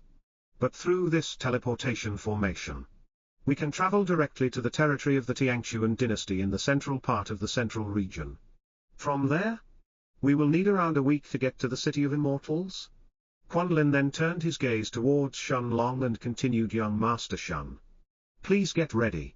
I'm about to activate the teleportation formation." Once he finished speaking, Quanlin waved his right hand before a golden-colored token appeared in his palm. At the same time, the aura of a peak rank 9 Dao Emperor burst out from his body and entered inside the golden-colored token in his hand. Before the runes on the token's surface started to glow with a bright white light. A moment later, Shenlong could feel the ground beneath his feet that had started to tremble, as the familiar feeling of spatial fluctuation enveloped his body soon after. "Everyone, prepare yourselves." Quanlin's voice resounded through the air, before Shenlong and the others all noticed that their surroundings had already begun to change, even though Lu Mei and the others were quite used to this feeling since this wasn't the first time that they were traveling through space. This time, they could all sense that there was something different about this teleportation formation compared to the one they had used back in the Holy Sect that they had used to travel to the King's Palace. However, although Lu Mei and the others couldn't pinpoint exactly what the difference was, at that moment, Shenlong seemed to have fallen into a trance as he suddenly realized something. Unlike Lu Mei and the others, Shenlong could clearly sense that the difference between this teleportation formation and the one back in the Holy Sect wasn't just in the runes that were used to inscribe the two formations, but also in the understanding of the element of space that the expert who had inscribed this formation had reached clearly. This expert's understanding of the Tao of space was much higher than the Grand Elder's own. Shenlong could guess that even if this person's understanding of the Tao of space wasn't at the sovereign realm by the time he created this formation, it was certainly at the peak of the Tao Emperor realm at the very least. Closing his eyes, Shenlong then allowed the feeling of spatial fluctuations to completely envelop his body, while his own understanding of the Tao of space seemed to be advancing at an extremely rapid rate. At this moment, Shenlong could sense that his own Tao of space, which had been stranded to the peak of the nascent soul stage for so long, seemed to finally be advancing again. As it rapidly inched closer and closer towards the Tao King realm. A couple of minutes later, In the sky just a few miles away from a large city within the central part of the central region, a massive space tier seemed to have opened in the air. Before Shenlong's figure shot out of it, along with Lu Mei, Jiang Chen and the others, all of them landing in an empty patch of grass just a few miles away from the city gates the moment that his body left the space tier. Shenlong felt as if his sudden feeling of enlightenment had abruptly disappeared. And yet, a smile still lingered on his lips as he sat cross-legged on the ground with his eyes closed. Although his understanding of the Tao of space hadn't reached the Tao King realm just yet, Shenlong was confident that he only needed a few more months at most before he stepped into the 6th stage of his monarch's eternal body as well. At the same time, once their group of 7 was ejected out of the space tier, Commander Quanlin stared at his surroundings seriously for a few moments, his gaze finally landing on the massive city in the distance before he said with a smile on his face, "It seems that we are quite lucky. If I'm not wrong, right now, we are in the vicinity of the Tiangshuan dynasty's Luoyang city, according to the information I got from the city lord. The city of immortals is just a 3-day journey away from this place." After a few moments of silence, Quanlin turned his gaze towards Shenlong and continued, "Young Master Shen, do you want to stop by Luoyang city first? Here we can rent a peak rank 7 magic beast that will take us directly to the city of immortals. Otherwise, if we travel by ourselves, even if I carry everyone along, it will take us at least a week to get there." Shenlong nodded his head and didn't reject Quanlin's proposal. As their group headed towards the massive city in the distance a few moments later, naturally, what Quanlin had just said made sense. After all, Shenlong and the others were still at the Tao King realm and their speed couldn't possibly compare to late-stage Tao emperors like Quanlin's and Jiang Tinfeng's at the same time. Although Quanlin was a peak rank 9 Tao emperor and he could even fight peak rank 7 magic beasts by himself, if he and Jiang Tinfeng wanted to travel for more than a day at full speed, it was naturally better to do so on the back of a peak rank 7 magic beast and preserve their strength. A few minutes later, Shenlong's group arrived in front of the Luoyang city's city gates, and after queuing up for a while, they paid the fee of 70 high-grade spirit stones before they entered the city. Once they stepped foot into the city, Quanlin turned to look at Shenlong and the others and said calmly, "Young Master Shen, let us go meet with the city lord of Luoyang city. The city lord here is a sovereign under the Tiangshuan dynasty as well, so he won't refuse to let us borrow a peak rank 7 magic beast from him." Once he finished speaking, Quanlin led Shenlong and the others towards the heart of Luoyang city, and soon, they reached the estate of the Luoyang city's city lord. Even though this Luoyang city wasn't even half the size of the northern sovereign's city, Shenlong, Lu Mei, and the others all noticed that quite a few Tao kings and even Tao emperors were present in this place, while the city guards who were patrolling around the city were nearly at the same level as most guards within the northern sovereign's estate. At the same time, once they verified that Quanlin was a peak rank 9 Tao emperor, who also belonged to the Tiangshuan dynasty, the guards in front of the city lord's estate no longer barred his path, and allowed him to enter inside. A few minutes after Quanlin led everyone past the estate's gates and entered the city lord's estate, a late-stage Tao emperor with long black hair who was clad in silver armor similar to Quanlin's came to receive them, before he led their group towards the city lord's courtyard at the depths of the estate. Shenlong and the others soon noticed that the city lord of Luoyang city was a middle-aged man with long black hair and a fierce-looking face, while the aura of a middle-stage sovereign was emanating from his body. Once the city lord heard Quanlin's request, he actually didn't decline and allowed Quanlin to directly choose a peak rank 7 magic beast from his estate. Clearly, the city lord wasn't afraid that Quanlin would try to steal any of his magic beasts. Moments later, Jiang Tinfeng and the others all sat on the back of an enormous worm whose entire body was covered in purple scales.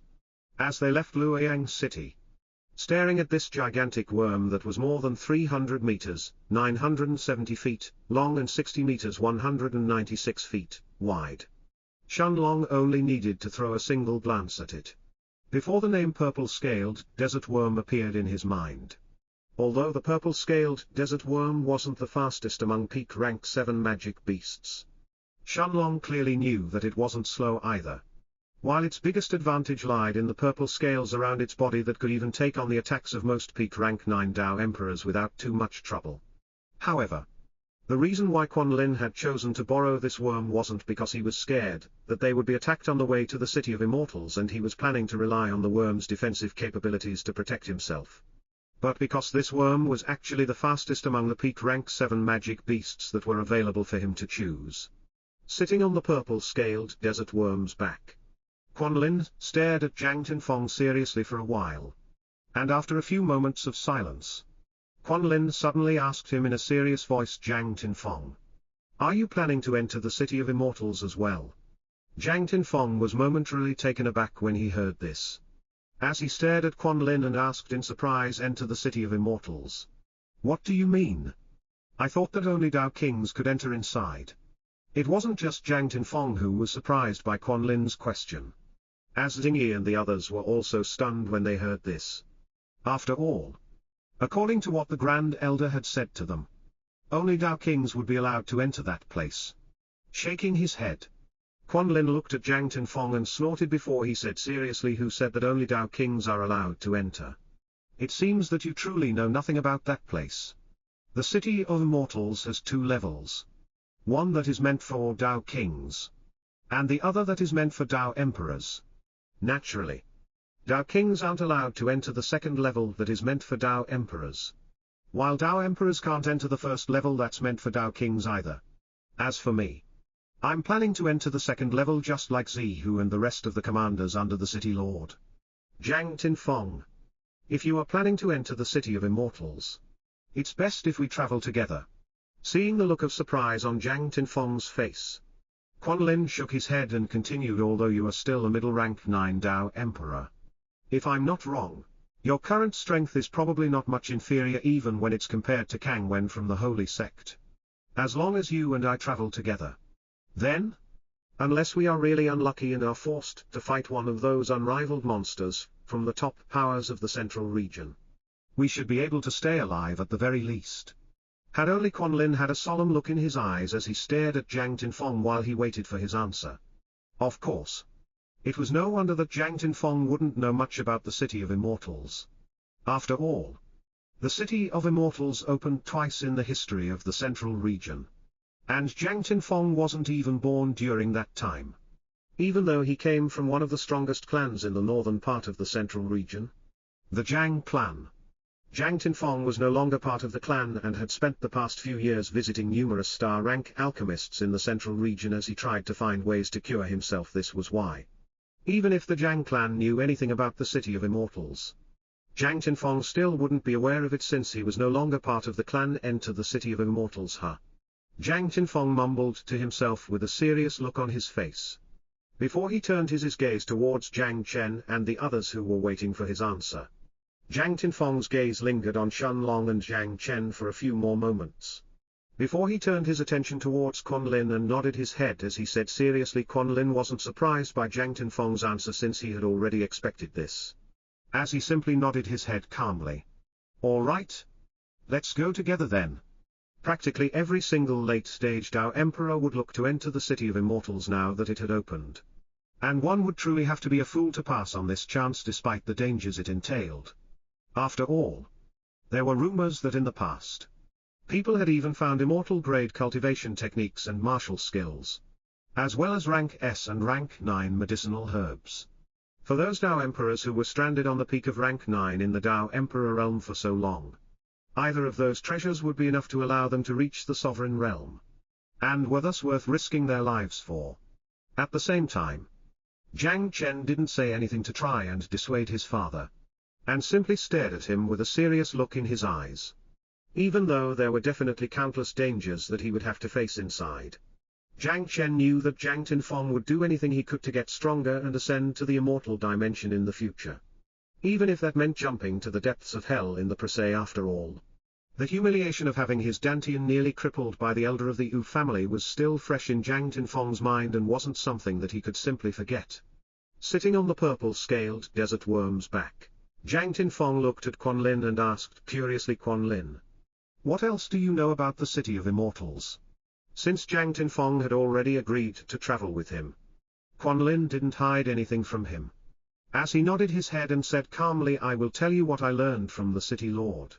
But the truth is that even I don't know too much about the City of Immortals. Since that place is too mysterious. Even the City Lord was only willing to reveal just a few things about that place and told me to be extremely careful actually. According to the information I got from the City Lord, the City of Immortals isn't just a single city. But it's a separate world instead. There are countless dangers inside that world. Enough to kill even the strongest Tao kings and Tao emperors. Other than the powerful magic beasts that are roaming in the wild. There are plenty of cities that are filled with countless treasures. But according to what the City Lord told me, each of those cities is built with the blood of countless Tao kings and Tao emperors, while the treasures inside them are extremely hard to obtain. The City Lord also said that one can't bring any offensive or defensive treasures inside the City of Immortals other than star-rank weapons and armor. As for the actual origins of the City of Immortals, the City Lord guessed that even the experts of the Tiangshuan dynasty probably don't know the truth behind it. A separate world. Jiang Tinfeng was taken aback when he heard Quan Lin's description of the City of Immortals. After all, there were quite a few secret realms spread across the central region, many of whom were much bigger than Kui Guoliang's Vermilion realm back in the desolate east. And yet, none of those secret realms qualified to be called a separate world. To be called a separate world. How massive did that place have to be, and how many secrets did it truly hide? At the same time, Lu Mei seemed to have suddenly realized something, as she turned her eyes towards the small pendant that she was wearing on her neck. If no offensive or defensive treasures were allowed inside, this meant that most likely, Lu Mei wouldn't be able to use this pendant that she had gotten from her master. While Quan Lin explained everything he knew about the City of Immortals to Shenlong and the others, time continued to pass. And in the blink of an eye, 3 days quickly went by since their group had left Luoyang City on the purple-scaled desert worms back after traveling for 3 full days and nights. The purple-scaled desert worm had covered a massive amount of distance before its enormous figure suddenly came to a halt as it stopped in front of a vast desert that seemed to span for countless miles. In the last 3 days, the worm had traveled across the territories of more than a dozen cities the size of Luoyang City. And yet this was the first time that it had actually stopped by itself. Raising its head, the purple-scaled desert worm stared at an enormous city that seemed to be hovering in the sky right above the desert, while hints of fear could be seen inside its 6 eaves as it stared at it.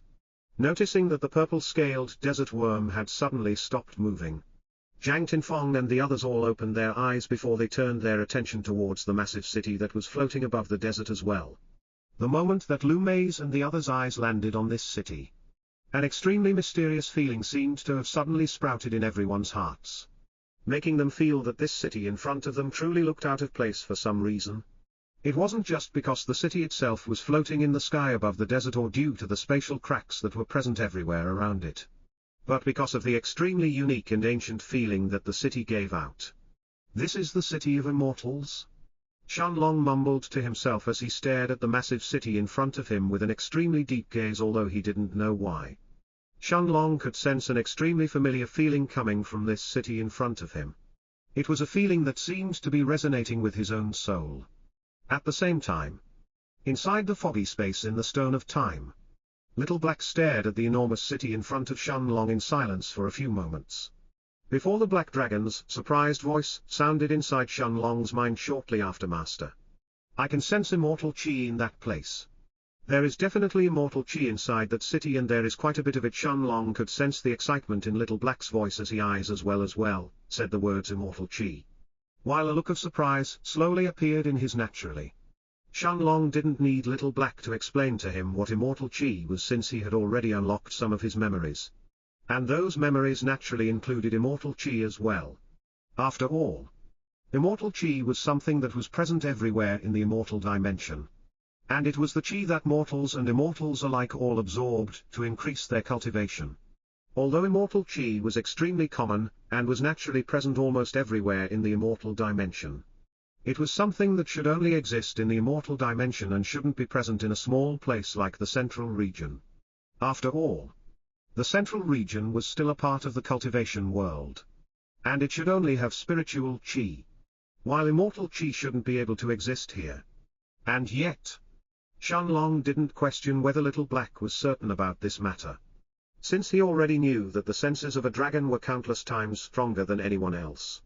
And with Little Black's experience, how could he not recognize the familiar feeling of immortal chi when he was a being that was born in the immortal dimension in the first place and had spent his entire life there with Shenlong?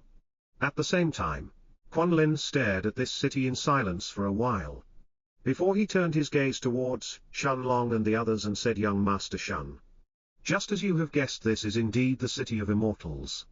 Although it's my first time here as well. I am certain about this since this place looks exactly how the city lord described it."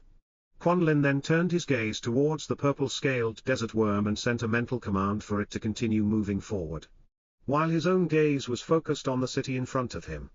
Without a doubt, this was one of the most mysterious places throughout the entire central region. A place where the strongest geniuses below the sovereign realm from everywhere around the central region would all enter, regardless of the dangers inside.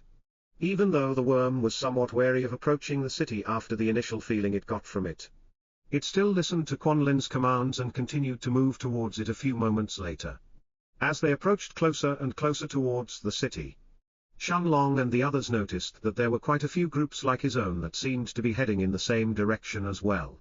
The smallest of those groups only consisted of a handful of people sitting on the back of a bird-like magic beast, while the biggest group seemed to include more than 100 cultivators. Even though it had been more than half a year since the City of Immortals had opened, Shenlong knew that there were bound to be some people who didn't have access to teleportation formations and they had to cross the entire central region on the backs of magic beasts, considering how vast the central region really was. It was no wonder that there were still groups of people who had yet to reach the City of Immortals even though it had already been more than half a year since its opening. But of course, the geniuses from the largest powers, especially those that were based in the central part of the central region, were certain to have already entered this place. And those who were still not here were mostly those weaker powers that were even weaker than the Holy Sect. The purple-scaled desert worm naturally ignored every single one of those groups around it as it kept slithering forward at full speed. And in less than 3 hours, its massive figure finally stopped as it arrived in front of the majestic entrance of the City of Immortals, standing in front of the majestic closed gates of the massive city in front of them. Lu Mei and the others stared at the enormous city gates in silence, while a profound and ancient feeling slowly filled their hearts after a few moments of silence. Zhang Tinfeng turned his attention towards the silver-armored Quan Lin and asked him, "Quan Lin, how do we enter inside?" Quan Lin had a calm look in his eyes as he stared at Zhang Tinfeng and said, "Based on what I know, all we have to do is simply place our hands on the closed gates and inject some of our chi inside them. This is the only way to enter the City of Immortals according to what the City Lord told me. Whether one is in the Tao King or the Tao Emperor realm, the method is actually the same. But of course, this method only applies to Tao Kings and Tao Emperors. If someone at the Sovereign Realm tries to enter the City of Immortals, they will find it impossible to do so regardless of how much chi they pour into the gates." Zhang Tinfeng nodded his head calmly when he heard Quan Lin's answer, before he turned his gaze towards Jiang Chen and the others and said seriously, "Be careful inside. We don't know what types of dangers this place contains. But if even the top powers of the central region can't forcefully enter and are only forced to send their descendants and disciples, it means that this place is anything but simple." Naturally, as a late-stage Tao Emperor, Zhang Tinfeng was privy to some of the secrets of the central region, and he clearly understood that none of the top powers of the central region would choose to send only their descendants or disciples to explore the City of Immortals while their top experts leisurely stayed at home. After all, considering that the City of Immortals was rumored to contain even immortal-grade cultivation techniques and martial skills along with other treasures at a similar level as them, Zhang Tinfeng was certain that the top experts throughout the central region wouldn't want to miss out on those treasures and would do everything they could to get their hands on them, regardless of the dangers they had to face. This was even more so for experts at the Northern Sovereign's level who had already reached the peak of the Sovereign Realm and just needed one final push to reach that legendary realm and stand at the peak of the central region. For those experts to have no other choice but simply sit back and wait. Zhang Tinfeng knew that the only possible explanation was that they couldn't forcefully enter inside no matter what they tried. A few moments later, Lin stood up from the purple-scaled desert worm's back and turned his attention towards Jiang Tinfeng before saying calmly, Jiang Tinfeng, let's go. Nodding his head, Jiang Tinfeng threw one last look at Lu Mei and the others, his gaze lingering on Jiang Chen and Shen Long for a few seconds longer, before he followed Lin and stood right in front of the majestic city gates of the City of Immortals as well. Young Master Shen, we will go first, Lin said seriously before he placed his hand on the surface of the gigantic city gates in front of him. A few moments later, Lin's body started to glow with a bright golden light before his figure disappeared from Jiang Tinfeng's side. The majestic-looking gates didn't seem to have moved even a bit, and it seemed as if Lin had been teleported away instead. Turning around, Jiang Tinfeng looked at Shen Long and the others and said solemnly, be careful inside. Without saying another word, Jiang Tinfeng mimicked Lin's movements as he placed his hands on the majestic gates of the City of Immortals, before his cultivation at the middle of rank 9 in the Dao Emperor realm exploded outwards.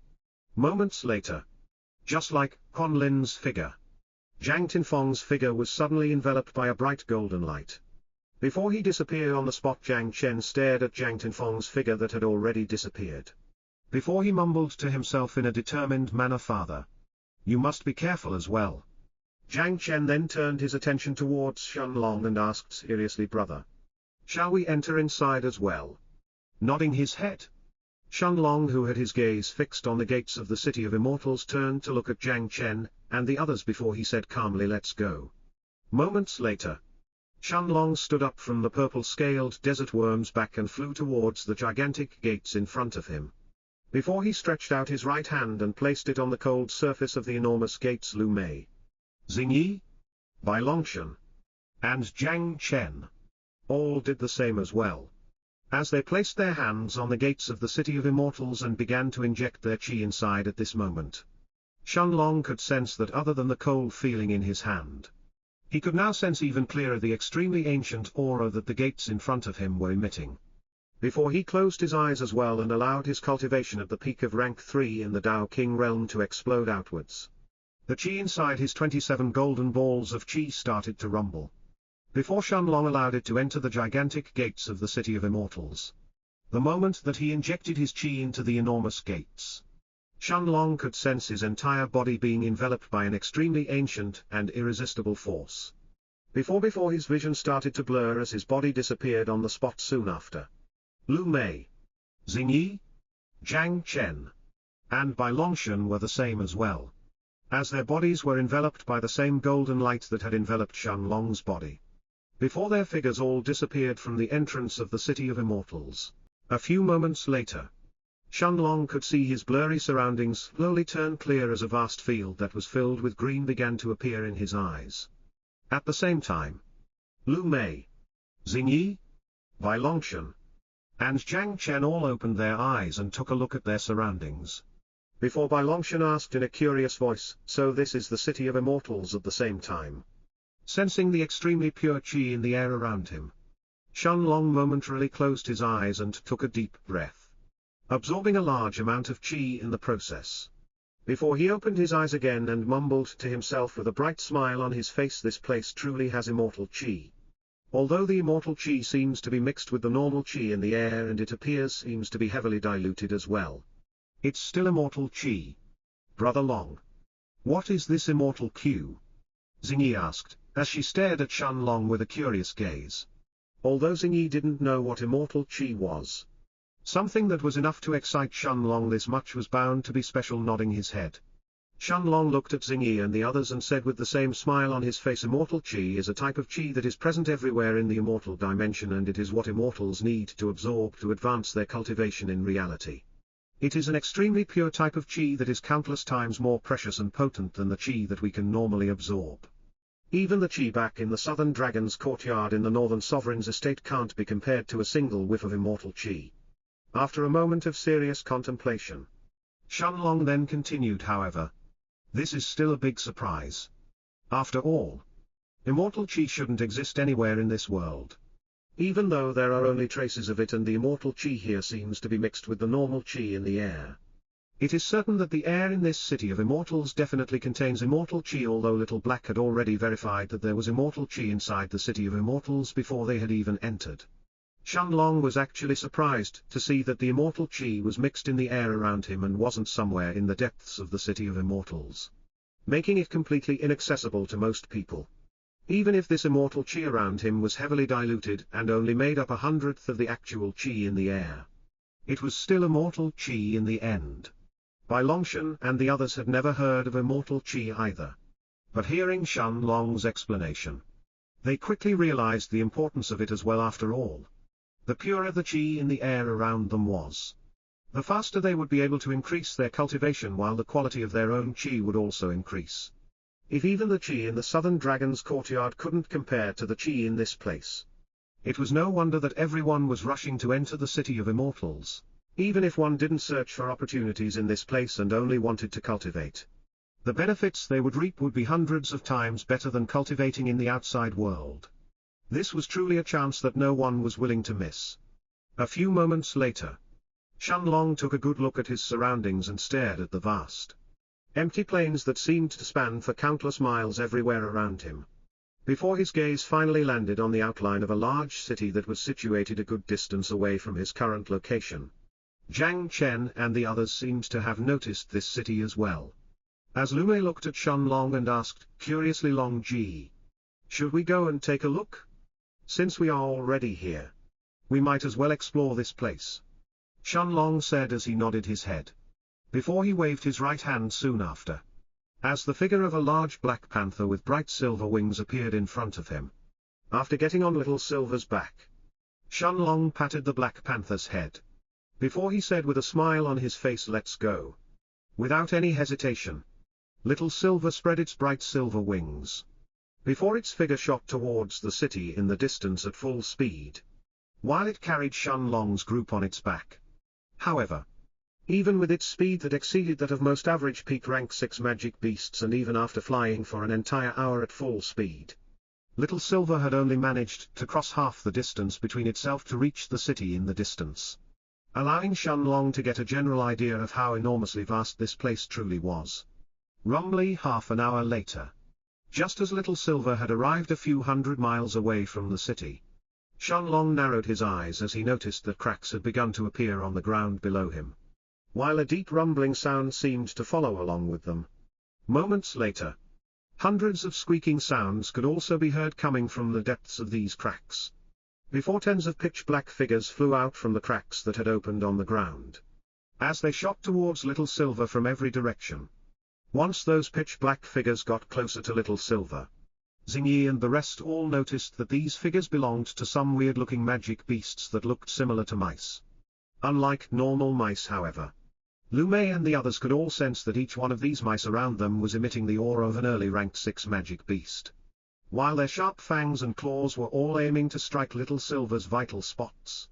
Sensing the tens of early rank 6 magic beasts that were attacking it from every direction, a bloodthirsty light appeared in the depths of Little Silver's deep yellow eyes, before the powerful aura of a peak rank 6 magic beast exploded from its body without any restraint, as it kept flying forward, intending to meet the mice head-on. Moments later, a rain of fresh blood filled the air around Lu Mei and the others, as Little Silver's sharp fangs and its bright silver wings cut through the bodies of the weird-looking mice around it, leaving tens of corpses on the ground beneath it.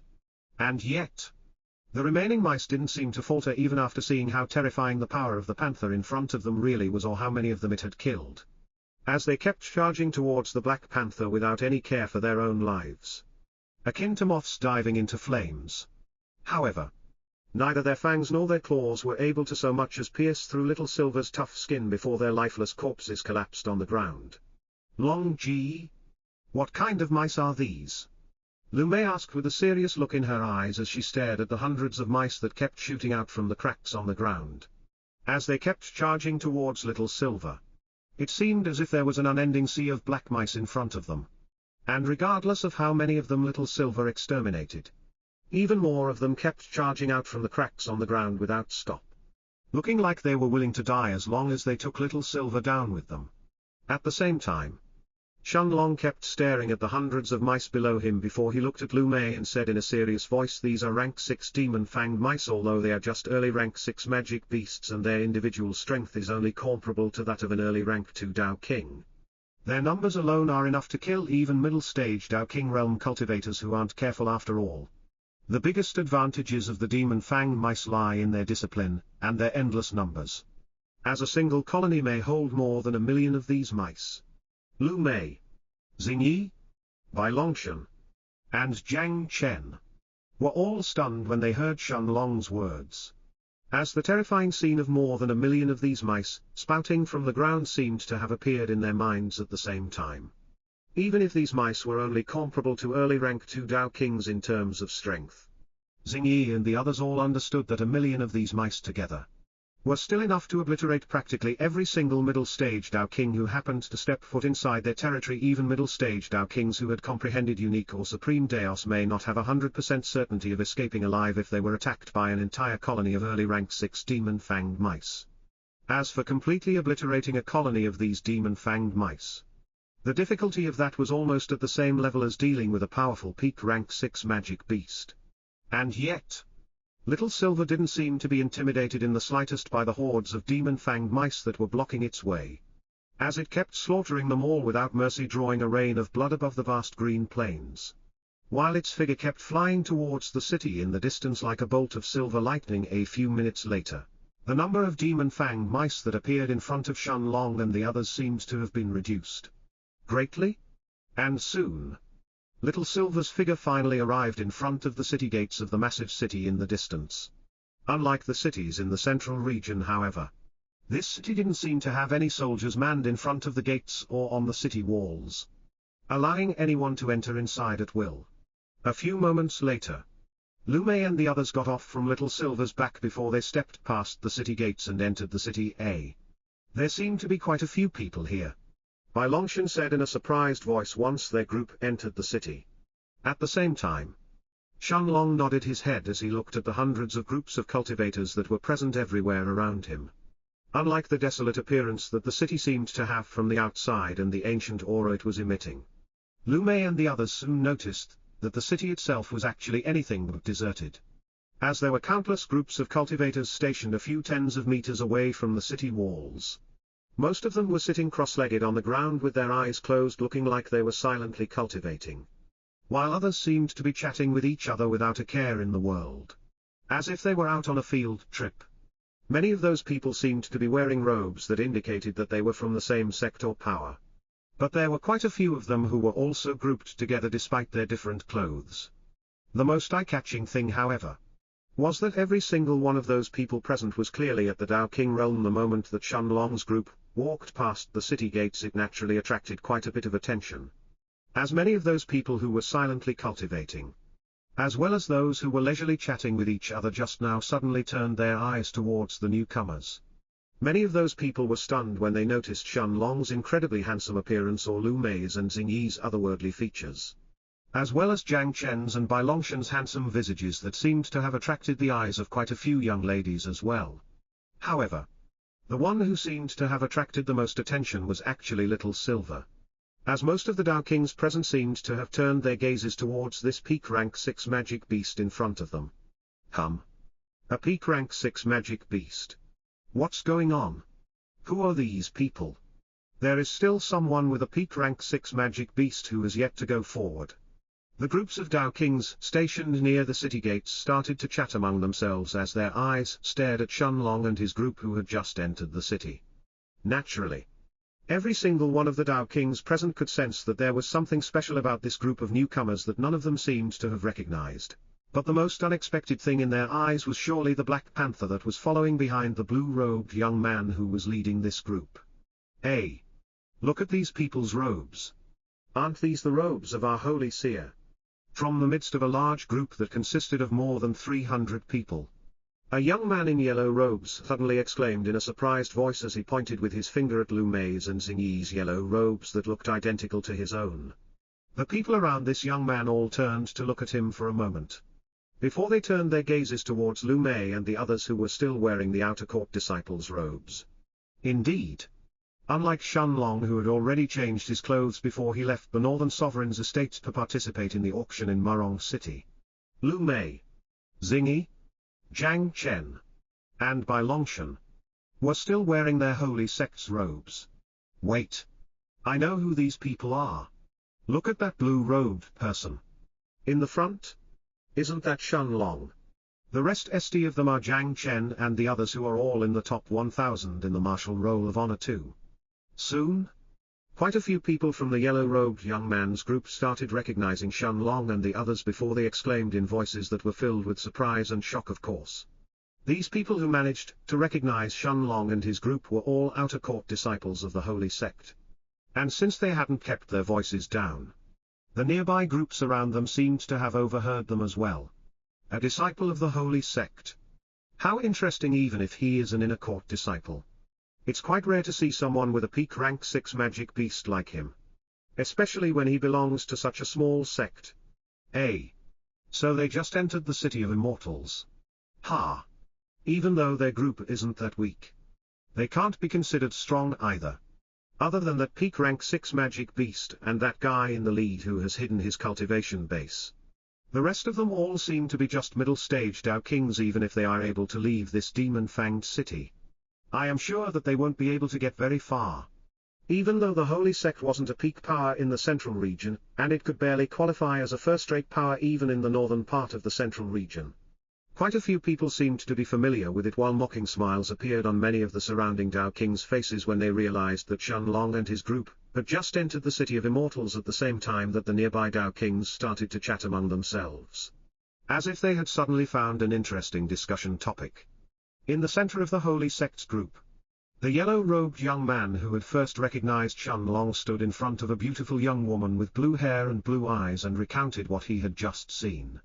Naturally, this beautiful young woman, who emitting the aura of an early rank 5 Dao King, was no one else other than the person ranked second in the Martial Roll of Honor. Chao Min. Chao Min stared at the young man in front of her with a look of surprise before she then asked, Shenlong is here. Are you sure? The young man nodded his head fervently and answered in a confident manner, I am sure. Senior sister? Although I didn't recognize him at first because he was wearing different clothes than the rest, I am positive that that person is Shenlong. The people around him are Jiang Chen and the others as well. Before Chen Min could respond, a young man with blonde hair and violet eyes who was standing just a few meters away from Chao Min snorted. Before he said in a voice full of displeasure, so that little bastard is finally here. Hair. Even if the Grand Elder favors him, it's time for him to understand that this is the City of Immortals and not the Holy Sect. Let's see who can save him this time. Of course. The person who had spoken just now was the son of the clan leader and the Ho-Ho to the Dong clan in the Holy Sect's territory, as well as the person ranked 6th in the Martial Roll of Honor. Dong Cheng, since Shenlong had abused his little sister with a single slap in the Martial Roll of Honor tournament. Dong Cheng harbored quite a bit of hatred towards him and was looking forward to paying Shenlong back. However, Chen Min simply shook her head and ignored Dong Cheng's remarks before she turned her gaze towards the young man in front of her and said in a calm voice, lead me to them. The yellow-robed young man in the lead then turned around, before he led Chao Min to the very front, towards Shenlong and his group, who seemed to be taking a stroll around the city. At the same time, the rest of the people in the top 10 in the Martial Roll of Honor seemed to have their interest piqued as well, as they decided to follow after Chao Min and have a look at the group of newcomers. Although Shenlong and the others were only nascent soul stage cultivators before they left for the King's Palace, during the Martial Roll of Honor tournament more than a year ago, everyone had witnessed Shenlong's terrifying strength that was enough to effortlessly destroy people at a higher realm, attracting the attention of even the strongest outer court disciples in the process. Back then, although Shenlong wasn't even a rank 9 nascent soul stage cultivator, everyone had started to feel wary around him due to his abnormal strength that seemed like it would be enough to even rival Yang Hui's once he became a Dao King. Now that Shenlong was inside the City of Immortals, it meant that he must have definitely broken through to the Dao King realm. And even if he was just a rank 1 Dao King right now, nobody from the top 10 of the Martial Roll of Honor other than Chao Min and Yang Hui would be qualified to look down on him. Hair. Dong Cheng? You look like you want to pick a fight with Shenlong, but are you sure that you can even win? Back then you couldn't kill him with a single attack even though he was just a nascent soul stage rookie. So doesn't that mean that you won't even be able to beat him now? I have to admit that now that he is a Dao King, even I don't dare to truly look down on that Shenlong. A young man with red hair and bright yellow eyes said to Dongcheng in a mocking manner as he walked by Chao Min's side. Naturally. This young man was the person who was ranked 4th in the martial roll of honor. Zheng Zhihao. The rest of the disciples in the top 10 of the martial roll of honor had mocking looks in their eyes as they stared at Dongcheng. But in their hearts, they were also quite curious about Shenlong's real strength as well. Even before he had broken through to the Dao King realm, Shenlong was strong enough to attract the attention of some of these disciples, since he was bound to enter the top 10 sooner or later. Some people in the holy sect had even started to say that Shenlong would even be able to rival Yang Hui in the future. Although these disciples merely snorted at such a claim since nobody other than those in the top 10 knew how fearsome Yang Hui's true strength really was. There was no doubt that Shenlong was an extremely strong disciple as well. And nobody knew anything about his real strength right now. Now that he had broken through to become a Dao King, even those in the top 10 didn't dare to look down on him and only considered him slightly inferior due to his cultivation base. Staring at Zheng Zhihao, Dongcheng merely narrowed his eyes before he said in an extremely cold manner, "Zheng Zhihao, you better not interfere in my matters or I will deal with you first before I destroy that bastard Shenlong. Don't think that I am afraid of you just because you are ranked 2 places above me." A mocking smile seemed to have formed itself on Zheng Zhihao's lips when he heard this. But he simply shook his head and kept following Chao Min, without saying anything else to Dongcheng, whose body had already started to emit vast amounts of killing intent. A few moments later, Chao Min and the others arrived at the very front of the Holy Sect's group. Before they turned their gazes towards the group of 5 newcomers that was casually strolling around the streets of the city at that moment, Shenlong seemed to have sensed a gaze that was filled with killing intent and was staring at his back coldly, as he suddenly turned his gaze towards Chao Min and her group, staring at the violet-eyed Dongcheng. A smile was slowly formed on Shenlong's lips. Before he turned his gaze towards Chao Min and the other disciples of the Holy Sect shortly after Shenlong, Chao Min called out after a brief moment of hesitation, while her gaze seemed to have been fully engrossed on the silver-winged Black Panther that was slowly walking behind him, without paying the slightest bit of attention to Shenlong himself, sensing the aura of a peak rank 6 magic beast coming from Little Silver. Chao Min was utterly dumbfounded, wondering how could have Shenlong possibly acquired such a powerful magic beast. Even Chao Min, as the heir of the Chao clan, wasn't qualified to take a peak rank 6 magic beast with her when she entered the City of Immortals a few moments later. Shenlong appeared in front of Chao Min and the rest of the disciples who were gathered around her. Before he asked them with the same smile on his face, so many familiar faces, "How may I help you?" Many of the surrounding disciples near Chao Min frowned when they heard Shenlong's words that sounded distant to them for some reason. Before a bald young man looked at him and said seriously, "Shenlong, the Grand Elder said that you had your own reasons that stopped you from coming to the City of Immortals along with the rest of us. But you should know that this isn't a place that you can roam by yourself. Since you are here, you should." The bald young man who had spoken just now was the person ranked 7th in the martial roll of honor, Mao Lim. But his words were suddenly stuck in his throat as Mao Lim stared at Lu Mei and the others who were standing next to Shenlong with a look of utter disbelief on his face. Mao Lim's eyes widened in shock when he sensed Lu Mei and the others' auras. Before he asked in a disbelieving tone, how is this possible?" In fact, it wasn't just Mao Lim who was stunned by this, as everyone else who was also ranked in the top 10 in the martial roll of honor seemed to have been completely dumbfounded by Lu Mei's and the others' cultivation bases as well, with the only exceptions being Dongcheng and Chao Min, who were still staring at Shenlong and Little Silver respectively. Sensing the sudden change in her surroundings, Chao Min finally looked away from Little Silver with great difficulty, before she turned her gaze towards the disciples by her side that looked like they had seen a ghost. What? And yet, the moment that Chao Min sensed Lu Mei's and the others' cultivation bases as well, her heart rate suddenly increased from the shock before a disbelieving look covered her face as well. Meanwhile, Dongcheng seemed to have been completely oblivious to what was going on around him as his gaze fully focused on Shenlong, who was standing in front of him with the same calm smile on his face. Before Dongcheng waved his hand and said coldly, "Shenlong, today, is the day you die." The moment that Dong Cheng waved his hand, a pure white saber seemed to have suddenly appeared in his palm, before his figure disappeared on the spot, appearing right in front of Shen Long, who was calmly standing there without a care in the world. Chao Min and the rest of the disciples of the holy sect were still staring at Jiang Chen and the others with looks of shock on their faces before they realized what had happened. "Dong Cheng? Stop! Come back right now!" This was the only thing that Chao Min managed to shout when she saw the scene in front of her. But Dong Cheng completely ignored her orders while his violet eyes were oozing with endless killing intent as he stared at Shen Long. The aura of an early rank 4 Dao King exploded out from his body at the same time, while sparks of purple lightning had also started to appear around his hand, as well as his white saber. It was obvious that this time, Dong Cheng was going all out against Shen Long with his sneak attack, as he had not only fully circulated his cultivation of an early rank 4 Dao King, but he had even taken out his one-star weapon. A look that was filled with unconcealed killing intent appeared in Lu Mei's eyes when she saw Dong Cheng's actions, while Jiang Chen, Xingyi, and Bai Longshan looked at him coldly as well. This scene in front of them was very similar to what Dong Cheng had done back in the Holy Sect during the Martial Roll of Honor tournament, after seeing Dong Ai being beaten. However, neither Lu Mei nor Jiang Chen and the others chose to interfere, and instead, they simply stared at Dong Cheng with cold looks in their eyes. At that moment, Shen Long's eyes suddenly turned golden as he circulated his monarch's hourglass, before his cultivation at the peak of rank 3 in the Dao King realm exploded outwards as well. In the next moment, a bright blue light covered Shen Long's entire body while a black sword appeared in his hands as well. "Die!"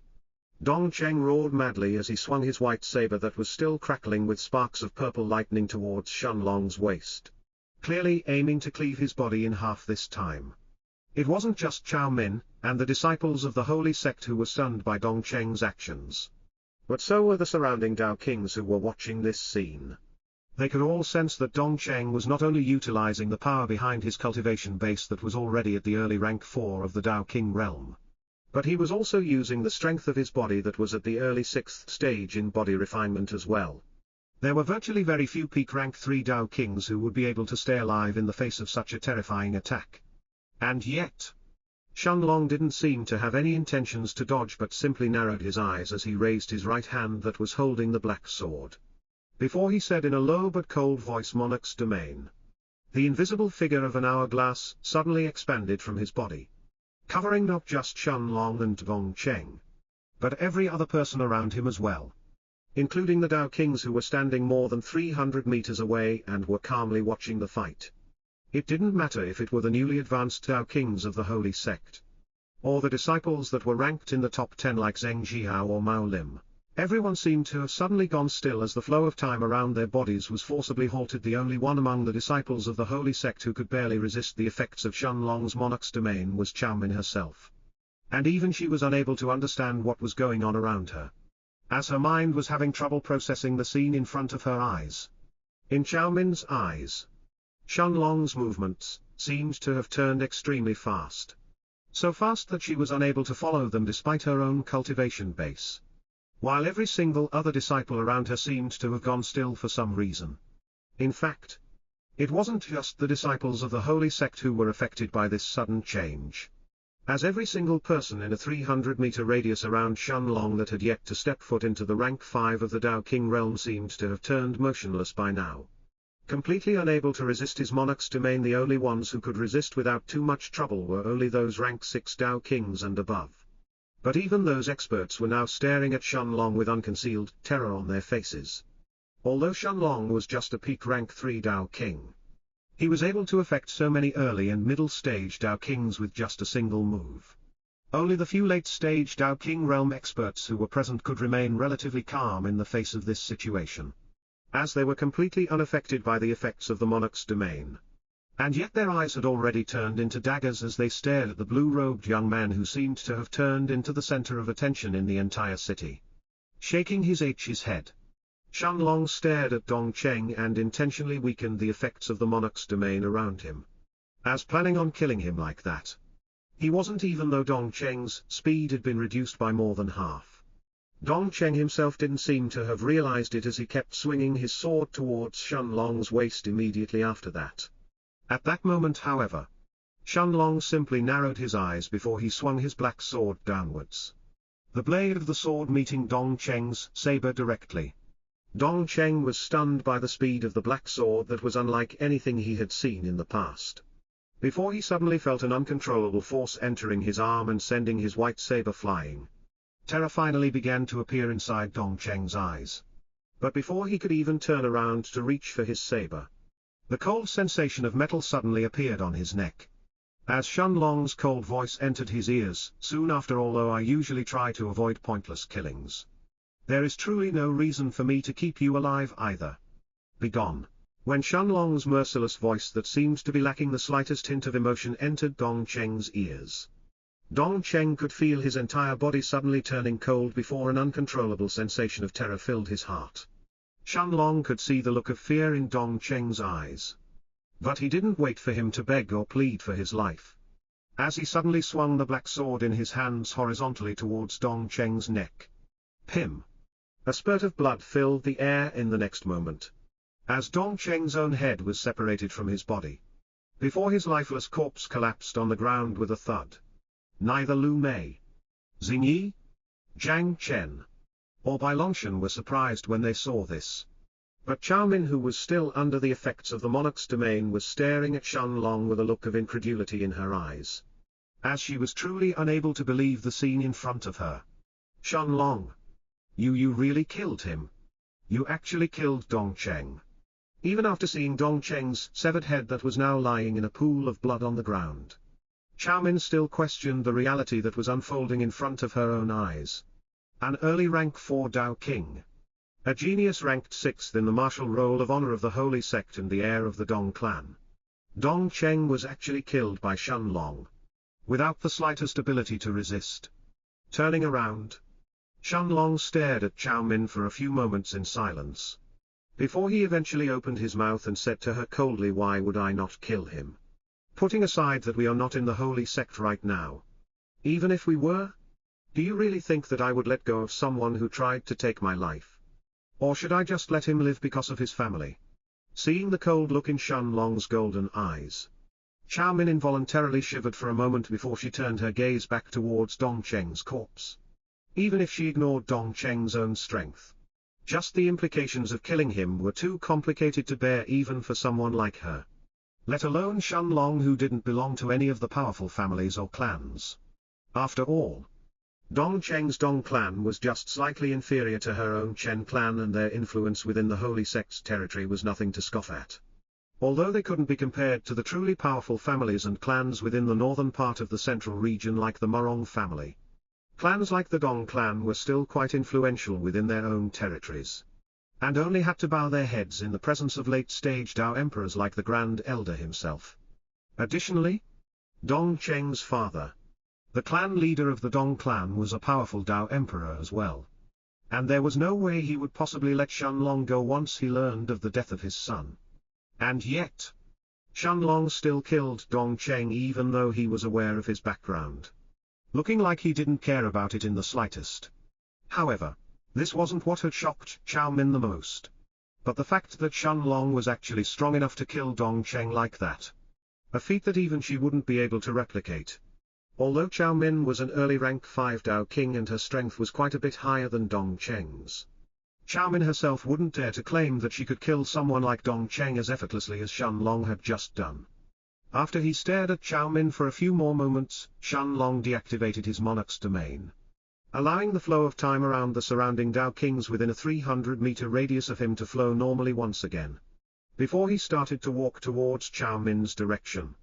The moment that the effects of the monarch's domain disappeared, the disciples of the holy sect that were prepared to watch the fight between Shenlong and Dongcheng all stared at Dongcheng's corpse with clear shock in their eyes, as none of them had any idea of what had just happened. In fact, it wasn't just the disciples of the holy sect who were surprised, as the surrounding Dao Kings, who were also watching this scene with interest, just now seemed to have been utterly flabbergasted as well. What's going on? What happened? Weren't those people from the holy sect fighting just now? How did that guy die? Shenlong. What did you do to Dongcheng? Explain yourself right now. A tall young man with long black hair from the Holy Sect's group suddenly shouted in a cold voice as he stared at Shenlong. Quite a few disciples of the Holy Sect turned their attention towards this person when they heard his furious voice. Before their gazes soon moved towards Shenlong, who was calmly walking towards Chao Min's direction. Every single disciple of the Holy Sect was now staring at Shenlong with wariness and fear. Since they would have to be stupid not to realize that he was the one who had taken Dongcheng's life just now. The most terrifying part, however, was that none of them knew what had happened. That scared these disciples even more. And yet, Shenlong merely halted his steps for a brief moment as he turned to look at the 2 meters, 6.5 feet, tall young man who was staring at him with a murderous look in his eyes. Before he continued to walk towards Chao Min shortly after, while completely ignoring him. Once the long-haired young man saw that Shenlong actually ignored him, and continued to walk towards Chao Min's direction. A dense aura that was filled with killing intent immediately surrounded him. Before the cultivation of a peak rank 4 Dao King burst out from his body like a dam. It was obvious that this person was quite a few times stronger than Dongcheng himself, and he wasn't planning on backing off either. At that moment, however, just as the long-haired young man seemed like he was about to make a move, Chao Min suddenly took a step forward and shouted in a commanding tone, "Jiang Jing. Step back. This is an order." Indeed, the person who had spoken to Shenlong just now was the same person who was ranked 3rd in the martial roll of honor. Jiang Jing. However, Jiang Jing merely snorted when he heard Quan Lin's order before he replied to her in a cold manner that seemed to be lacking even the slightest bit of respect. "Step back. Quan Min. Who do you think you are to give me?" Jiang Jing. "An order. The only person who is allowed to talk to me like that is Yang Hui. As for you, you are not qualified. It's clear that Shenlong has just killed Dongcheng, and yet you intend to protect him. Don't tell me that you forgot the rules of the sect." Jiang Jing's words seemed to have quickly sparked a flurry of discussions, as the rest of the disciples of the Holy Sect around him soon followed suit as well. As they looked at Chao Min and said seriously, "Senior Sister Chao? Senior Brother Jiang is right. Even if Shenlong is backed by the Grand Elder, he still owes us an explanation for what he did. Right? It's against the sect rules for anyone to kill their fellow disciples, especially in an underhanded manner like this. We demand an explanation." In fact, it wasn't just the lower-ranked disciples who felt like this, but also those in the top 10 who were now staring at Shenlong warily. After all, Dongcheng himself was ranked 6th in the Holy Sect. So if Shenlong could kill him without anyone else realizing what had happened, didn't that mean that he could also kill the rest of them in a similar manner? Of course, Jiang Jing wasn't afraid that he would be insta-killed by Shenlong the same way Dongcheng had just now, since Jiang Jing knew that he was quite a bit stronger than him. This was also why he dared to openly question Shenlong like that without being afraid of him in Jiang Jing's eyes. The only person in the entire Holy Sect who could threaten his life, other than the elders and the inner court disciples, was only that monster that was ranked 1st in the martial roll of honor, Yang Hui. As for Shenlong, even if he had managed to kill Dongcheng through a sneak attack, Jiang Jing was confident that if he went all out against him, he would be able to easily fight him to a standstill. The only thing that Jiang Jing was slightly worried was that he hadn't even seen what kind of attack Shenlong had used just now. At that moment, Chao Min started to feel a headache incoming, as she understood that she would be having quite a bit of trouble pacifying everyone. Although she didn't know what skill Shenlong had just used before he killed Dongcheng, she already had a rough idea of what had happened after she heard Jiang Jing's question towards Shenlong. And she quickly understood that she was most likely the only one among the Holy Sect's disciples who had witnessed Dongcheng's death. Ha ha ha. What a bunch of trash. You couldn't even see how that idiot died, and yet you are actually asking for an explanation. It is truly a wonder how the rest of you trash are even alive right now. All of a sudden, a mocking voice resounded through the air, immediately attracting the attention of every single Dao King present. From a group of nearly 1,000 people that was situated just a few tens of meters away from the Holy Sect's group, a green-robed young man suddenly spoke as he stared at Jiang Jing and the rest of the disciples of the Holy Sect with a mocking look in his eyes, looking like he was looking at a group of idiots. Zhang Jing immediately turned his gaze towards this young man and was about to retort. But when he sensed the green-robed young man's cultivation that was actually at the early rank 7 in the Tao King realm, Zhang Jing merely narrowed his eyes and forcefully swallowed his words. As for that young man, he simply stared at Shenlong for a few more seconds in silence, before he turned around to look at his group and continued in a commanding tone, "No reason to waste any more time in this place that's filled with trash. Let's go hunt some demon-fanged mice." The rest of the green-robed disciples behind this young man all followed suit, as their group flew past the city gates merely a few moments later. At the same time, Xiaomin shook her head and ignored the disciples around her, before she actually approached Shenlong and his group by herself and said with a forced smile, "Shenlong, I have to admit that you are extremely strong, perhaps even stronger than me, but you should understand that killing a fellow disciple is still a crime within the sect regardless of how strong you are. Even if I want to accept you and your group and allow you to all travel with us, I doubt that things will go smoothly now that you have killed Dongcheng." Once she finished speaking, Xiaomin turned around and looked at the rest of the disciples of the holy sect behind her, who would almost certainly reject Shenlong and his group after what had happened. Even though Dongcheng had made the first move against Shenlong and his body was clearly oozing with killing intent at that moment, the facts were that Shenlong had indeed been the one to kill him, and in an extremely gruesome way. But that, considering that Dongcheng also had quite a few followers and that people like Zhang Jing seemed to be against Shenlong as well, Xiaomin understood that even with her authority as the leader of the outer court disciples, she wouldn't be able to pacify everyone if she intended to allow Shenlong and his group to join her. At that moment, however, contrary to Xiaomin's expectations, Shenlong merely shook his head and waved his hand as he looked at her, before he said calmly, "Don't worry, I didn't have any intentions of joining you in the first place. However, I wonder if you know anything about this city of immortals." Xiaomin was stunned when she heard Shenlong's reply, while her mind took a few seconds to process his answer. "You don't intend to join? Really?" It was only at this moment that Xiaomin suddenly remembered that Shenlong and his group had just entered the city of immortals, so it was normal for them to not know anything about this place. Nodding her head, Xiaomin then turned her gaze towards the heart of the city and said calmly, "Come with me." Shenlong didn't decline, and under the eyes of the surrounding Dao Kings, he followed Xiaomin as they walked towards the depths of the city. Meanwhile, Zhang Jing merely snorted when he saw this scene, but he didn't say anything else and simply closed his eyes as he sat cross-legged on the ground and waited. At the same time, as they walked deeper inside the city, Xiaomin looked at Shenlong and the others and said seriously, "Although I don't know too much about this place, I can at least tell you what I know. Nobody truly knows how many cities there are in this world or who created them in the first place.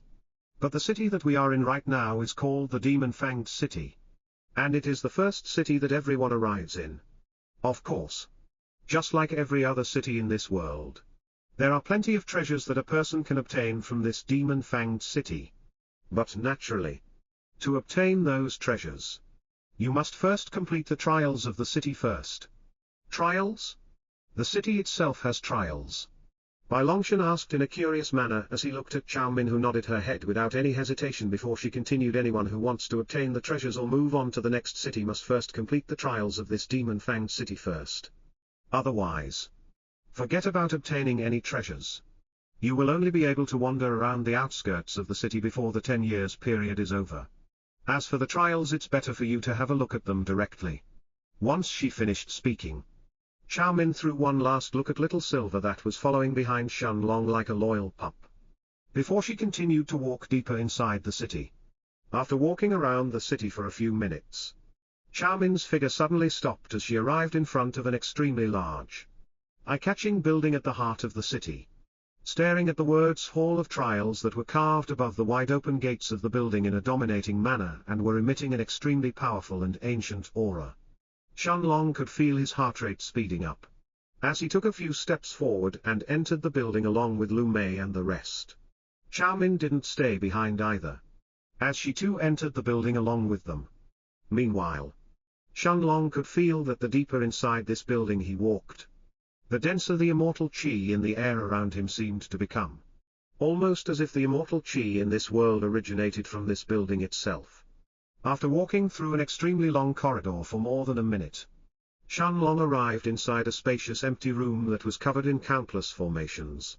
In fact, even Shanlong was stunned, as he stared at the formations around him. Since he realized almost immediately that each one of the formations inside this room was clearly at the peak 3-star level at the very least. Even if a peak rank 9 sovereign realm expert like the Northern Sovereign bombarded this room with her most powerful attacks without stop, Shanlong knew that she wouldn't be able to leave even a single scratch on the walls. In fact, anyone who had yet to step foot into the immortal realm wouldn't be able to leave even a single dent on the walls of this room.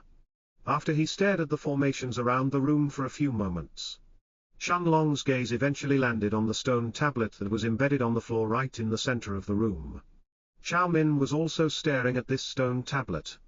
Before she turned to look at Shanlong and said seriously, if you want to look at the trials of this city, all you have to do is simply send a thread of your spiritual strength inside that stone tablet and everything will appear in your mind.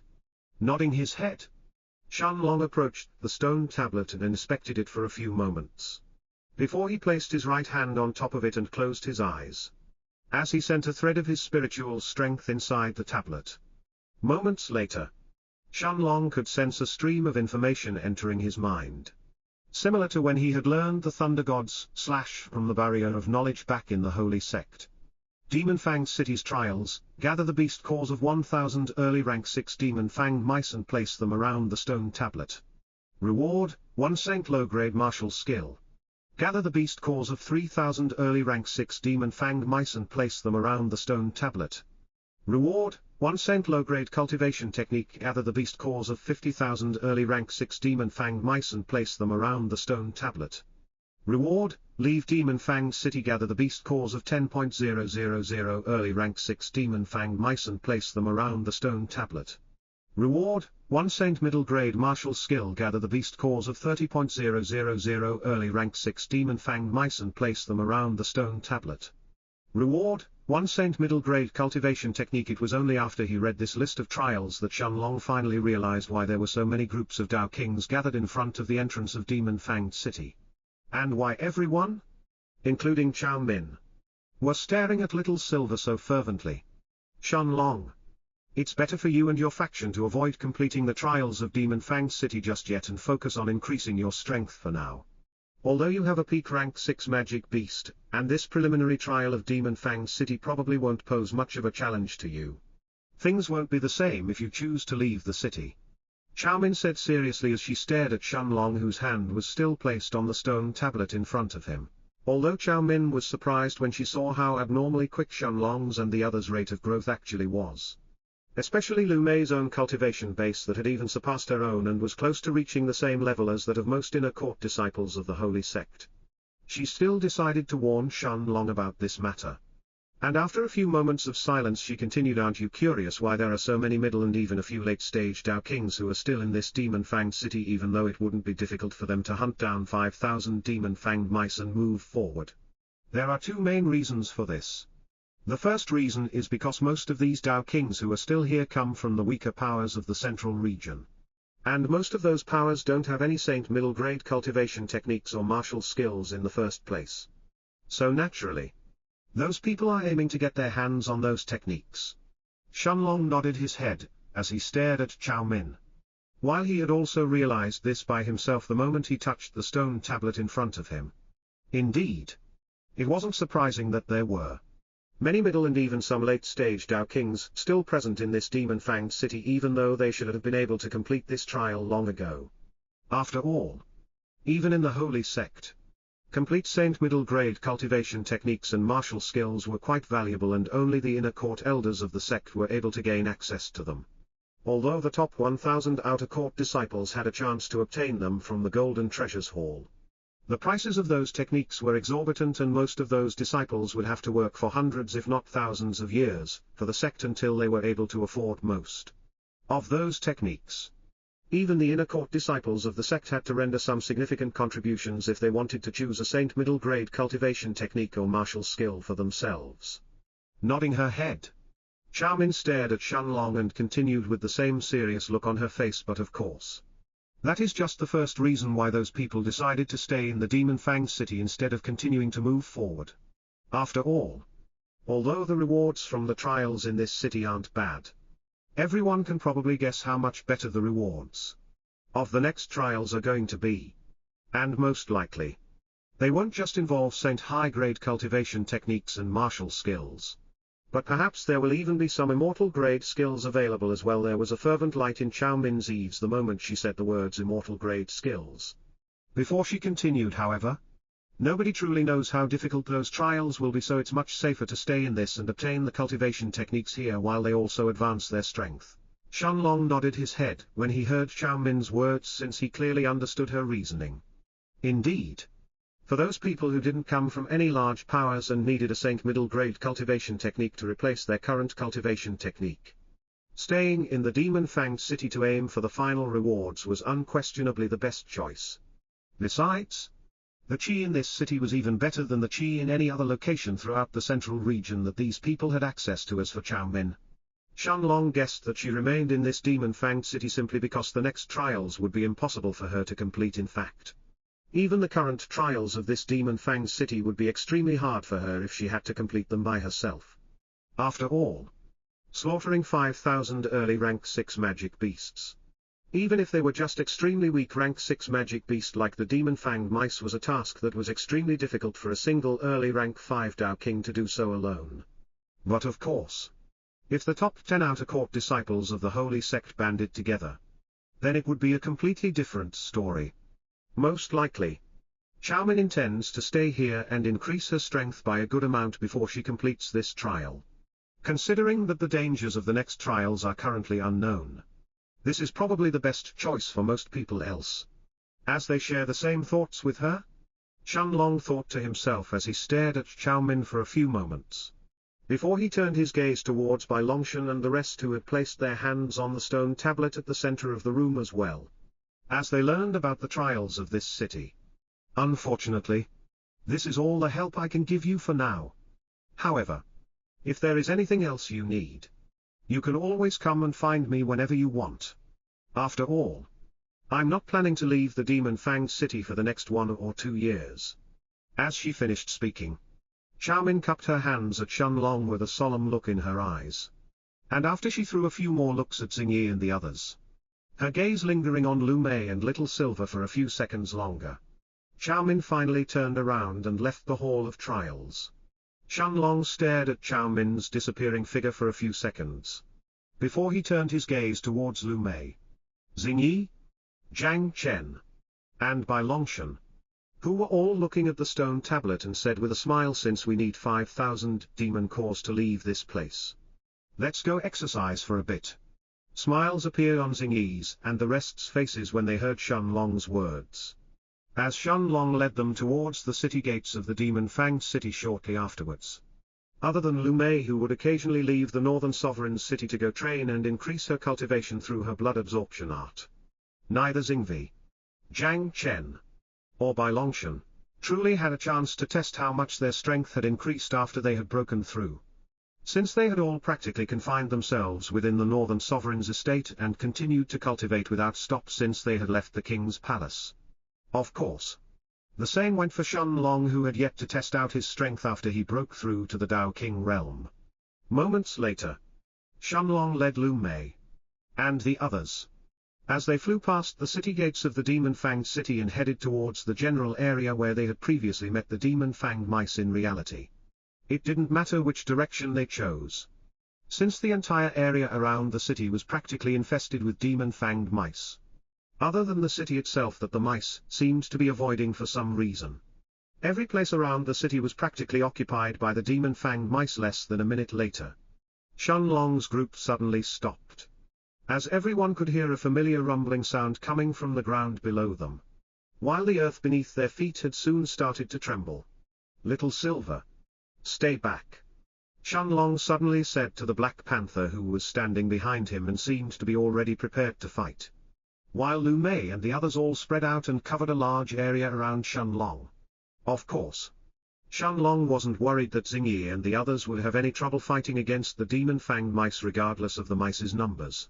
After all, Jiang Chen, Xingyi, and Bai Longshan had all reached the peak of rank 4 in the Dao King realm in the last year. and shouldn't have any trouble even if a few dozen early rank 6 demon-fanged mice attacked them simultaneously. As for Lu Mei, her cultivation was actually the highest. As Lu Mei was already a peak rank 6 Tao King. Even Shenlong was surprised when he saw how much Lu Mei had advanced while he had stayed in seclusion. But Shenlong also understood that Lu Mei had definitely gone all out during the past few months, increasing her cultivation base without holding back in the least. And that unless she dispelled the negative effects of the blood absorption art that were accumulating inside her, it would be impossible for her to increase her cultivation any further without suffering from the side effects of the blood absorption art. Barely a few moments had passed since Shenlong's group had arrived in the area before the ground beneath their feet finally started to crack open. As dozens of pitch-black figures shot out from each crack heading towards Shenlong and the others at an alarming speed. Naturally, these figures belonged to the demon-fanged mice, who had almost instantly sensed the humans that had entered their territory. Staring at the hundreds of demon-fanged mice around her that seemed to be ready to tear her apart, Xingyi was the first one to make her move, as her body disappeared on the spot while her figure seemed to have become one with the shadows as well. Shenlong only needed to throw a single glance at this scene in front of him before he realized that after breaking through to the Tao King realm, Xingyi had become many times stronger than before, while her Vanishing Shadow's unique physique had also become much more powerful as well. It was especially so for Xingyi's own attack and speed that seemed to have been elevated to another level. The demon-fanged mice around her couldn't even touch her body that had already melded into the shadows, before their bodies were pierced through by the tens of shadow spikes and shadow thorns that seemed to have ambushed them from their own shadows, instantly taking their lives. More than a dozen demon-fanged mice seemed to have been ambushed from shadow thorns and shadow spikes that had appeared from their own shadows, as their lifeless corpses collapsed on the ground shortly afterward. At the same time, a few tens of meters away from Xingyi's own fight, Bai Longshan didn't activate his Golden Buddha unique physique, and instead, he unsheathed his Peak 1 star white sword before a blinding white light covered his entire body, augmented by his Tao of Light. Bai Longshan's current speed wasn't any inferior to Xingyi's own. She was using her Vanishing Shadow's unique physique, as his figure flashed repeatedly, leaving behind countless after-images as he swung the white sword in his hands towards the demon-fanged mice around him. Whether it was Bai Longshan's speed, the sharpness of the Peak 1 star sword in his hands, or the Tao of fire inside his white sword, none of them were things that the demon-fanged mice could resist, as their figures were being cut down at an alarming rate while Bai Longshan harvested the beast cores from their bodies. Jiang Chen merely snorted as he stared at Bai Longshan before a golden saber appeared in his hands barely a few moments later, and yet Jiang Chen didn't activate his Eternal Darkness unique physique either, as a pair of flaming, dark red wings suddenly sprouted from his back before the golden saber in his hands turned into a blur, reaping the lives of the demon-fanged mice around him without the slightest hint of mercy after breaking through to the Tao King realm. Each of Jiang Chen's attacks that were strengthened by his demonic Tao seemed to be even stronger than they were in the past, as every slash of his terrified the demon-fanged mice around him that couldn't even approach too close to him before their bodies were cut in half. Naturally, the pair of flaming, dark red wings on Jiang Chen's back was formed from the demonic wings, the Saint low-grade martial skill that Jiang Chen had obtained from the Holy Sect long ago. After breaking through to the Tao King realm, Jiang Chen's demonic wings looked almost corporeal, as if they were a real pair of wings that were burning with an actual dark red flame. A few moments later, Lu Mei finally made her move as well, as she placed both of her hands in front of her chest and gathered her chi towards them, as a black ball filled with death chi appeared between her palms. Without any hesitation, Lu Mei allowed the ball of death chi to fall on the ground in front of her, before a black gate that was oozing with endless death chi opened up and hundreds upon hundreds of jade-white skeletons emerged from it. In the blink of an eye, more than 1,000 jade-white skeletons had appeared around Lu Mei, like an army of fanatic soldiers that had gathered around their master, as they waved their bony swords and slaughtered the demon-fanged mice around them without mercy. Anyone who watched this scene would only be able to stare at it with their mouth agape, as this scene could no longer be able to call a fight but a massacre instead. It didn't matter how hard the demon-fanged mice tried to attack Lu Mei's skeletons, as the mice couldn't even last more than a couple of hits against the skeletons' bony white swords that reaped their lives without mercy. The skeletons would even be meticulous enough to remove the beast cores from the demon-fanged mice they killed before they offered them to Luma, since every skeleton had a cultivation at the middle of rank 6 in the Tao King realm. The demon-fanged mice were completely overwhelmed by the army in front of them. With more than 1,000 skeletons present, it wouldn't be surprising if Lu Mei was able to gather 5,000 magic beast cores in less than 2 hours. Shenlong smiled and shook his head when he saw this scene before he turned his gaze towards the horde's demon-fanged mice that were rapidly approaching him as well. No wonder why the Tao of Death was considered to be one of the strongest ones. Even among other supreme Daos, Lu Mei was practically unstoppable among cultivators at the same level. And those who could truly fight her on equal footing were only those extreme geniuses who had also comprehended at least 2 unique Daos or another supreme Tao. At the same time, Shenlong had to admit that he was somewhat curious to see what type of new undead creature Lu Mei was able to control after she broke through to the Tao King realm.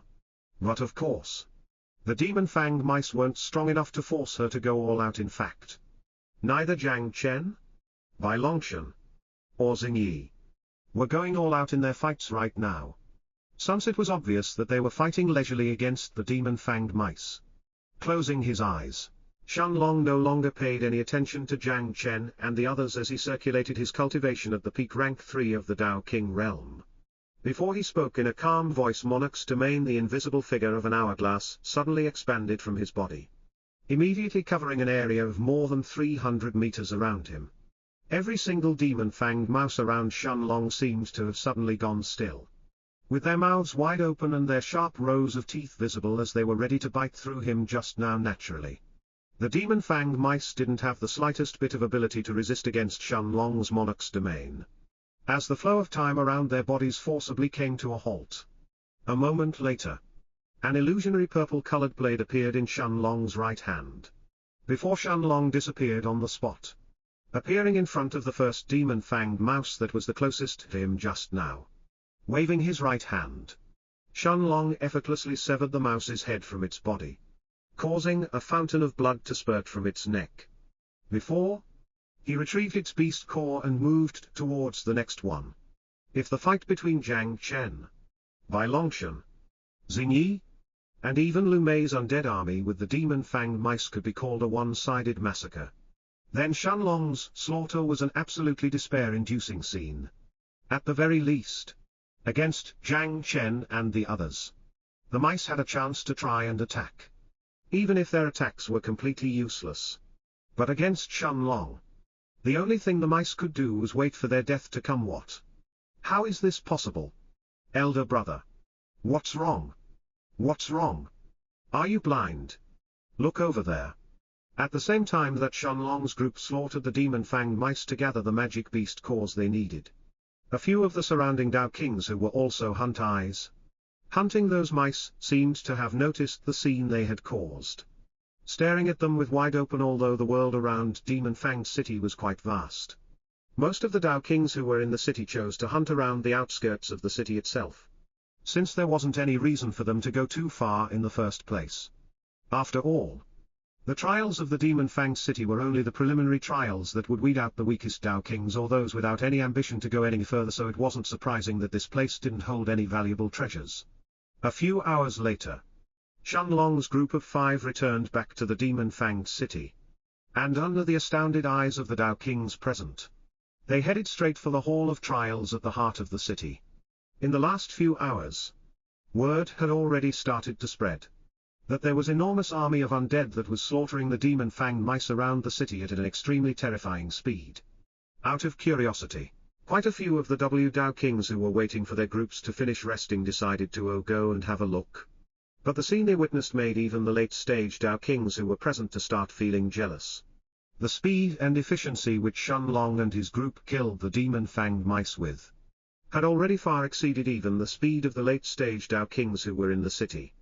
In fact, when these Tao Kings saw the number of magic beast cores that Shenlong and his group had gathered after a few hours, they were tempted to group up and go kill them.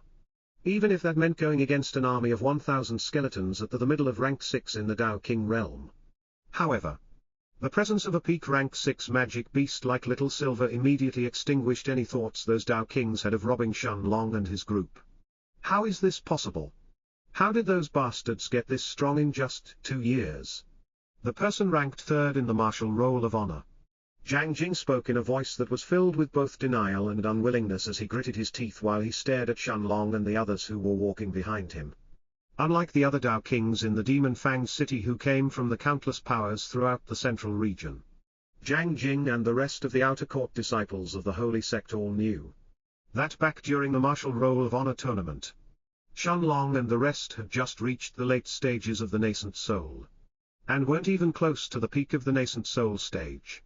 This was why none of them could accept this terrifying rate of growth of theirs that had already exceeded even Xiao Min's, who was born with a unique physique that increased her cultivation speed. I refuse to believe that all 5 of them were born with unique physiques that are even superior to Xiao Min's and are all focused on increasing their cultivation speed. Those types of unique physiques are already extremely rare. That it's surprising to have even a single one in the entire sect. If it was one of them perhaps it would be possible, but 5 of them. Wait. Don't tell me that these bastards are actually cultivating immortal-grade cultivation techniques.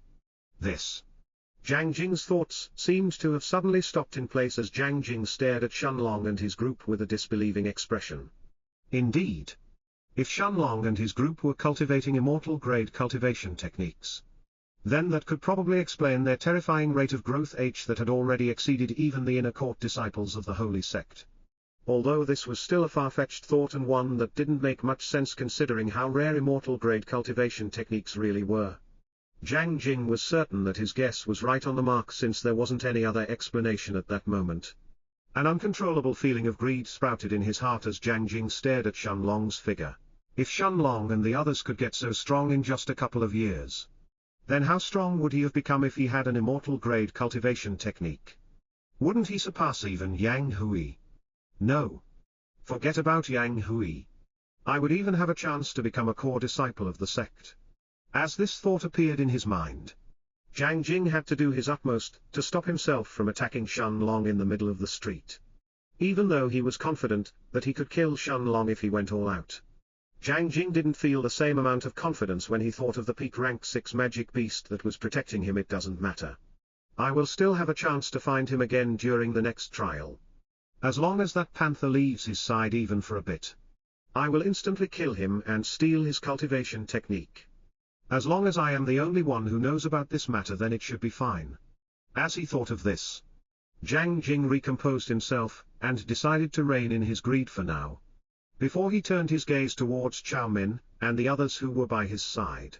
Of course, Zhang Jing wouldn't share this guess of his with any other outer court disciple regardless of the potential benefits if Shenlong was really cultivating an immortal-grade cultivation technique. Then Zhang Jing knew that he couldn't let anyone else find out about it or word might start spreading.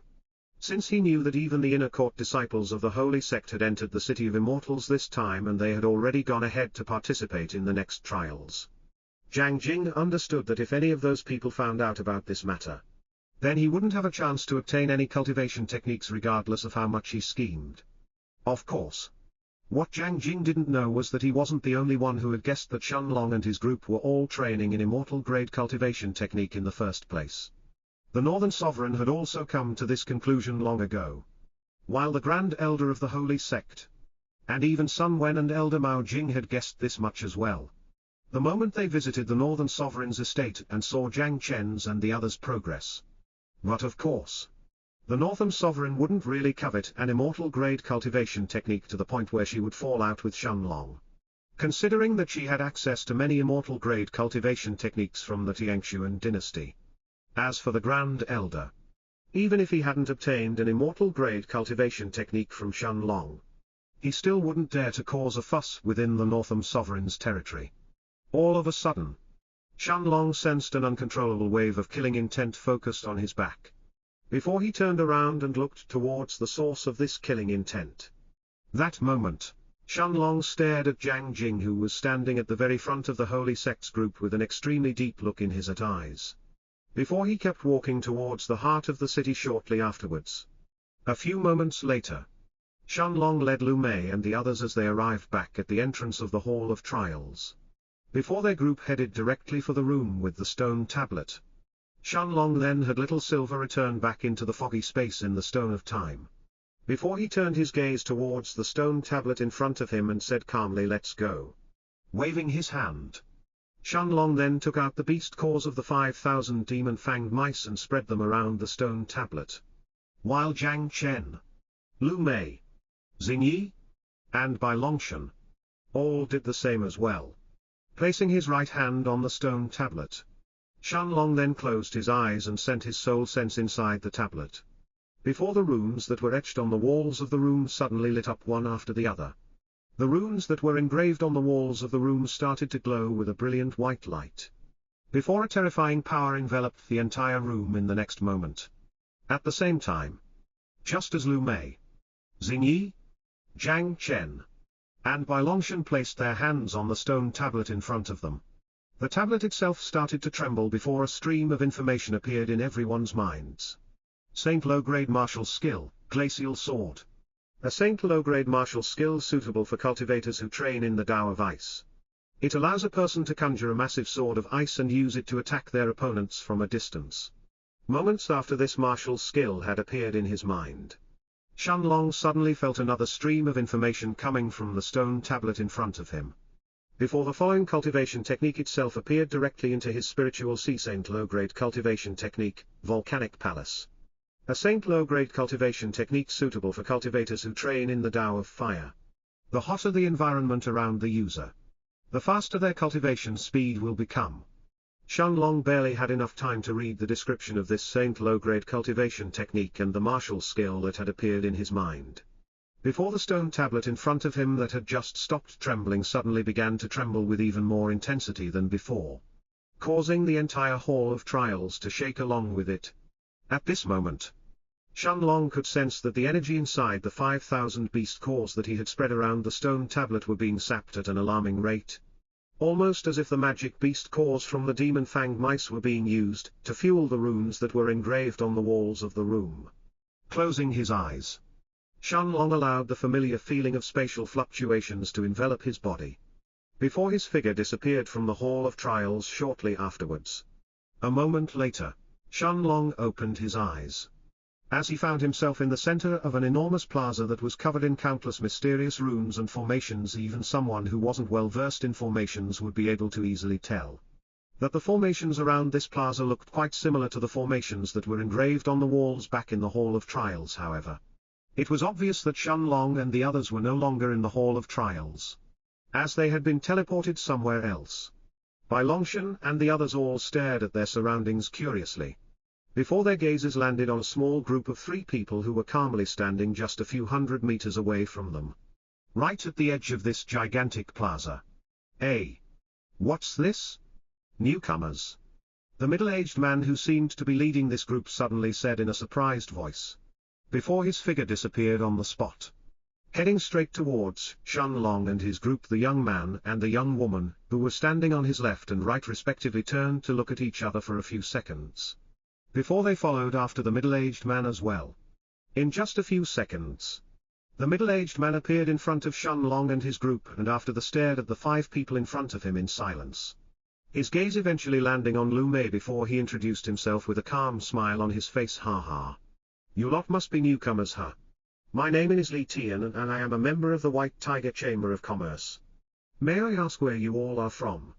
Naturally, since Lu Mei had the highest cultivation base, the middle-aged man assumed that she was the leader of this group in front of him, so he spoke directly to her.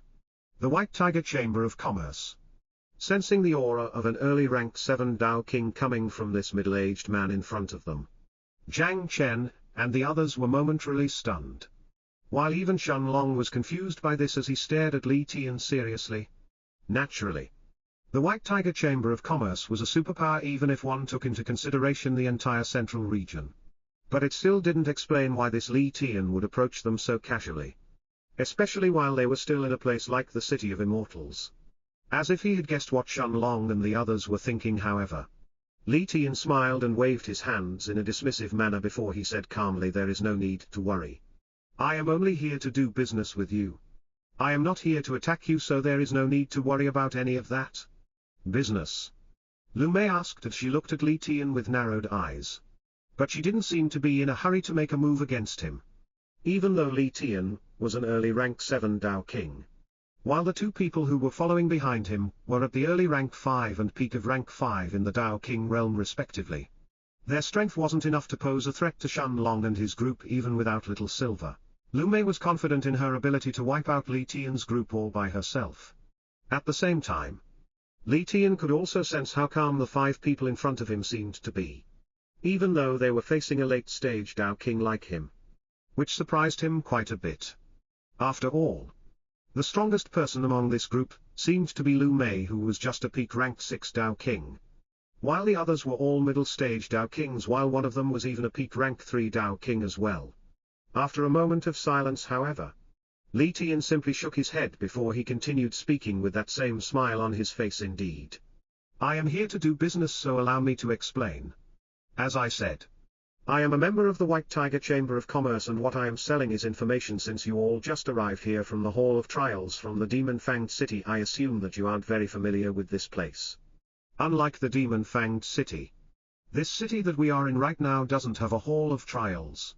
So if you want to complete any of the trials here, you will find out that things aren't as easy. Additionally, the dangers in this place are enough to kill even the strongest rank 9 Dao Kings, so you have to be extremely careful with every step you take. Unless you want to lose your life, that is. This is why 1.1 Li Tian. I'm selling information from our White Tiger Chamber of Commerce. As long as you are willing to pay enough spirit stones, I will naturally tell you everything I know. Li Tian had a smile on his face as he said these words, not worried in the slightest that Lu Mei would reject his offer. Indeed, just like he had just said, he was there to sell information. And for those groups that had just entered the City of Immortals, the thing that they lacked the most was precisely such information. After all, Shenlong and his group were already behind everyone else in terms of progress. And the City of Immortals had a fixed amount of time that it would remain open.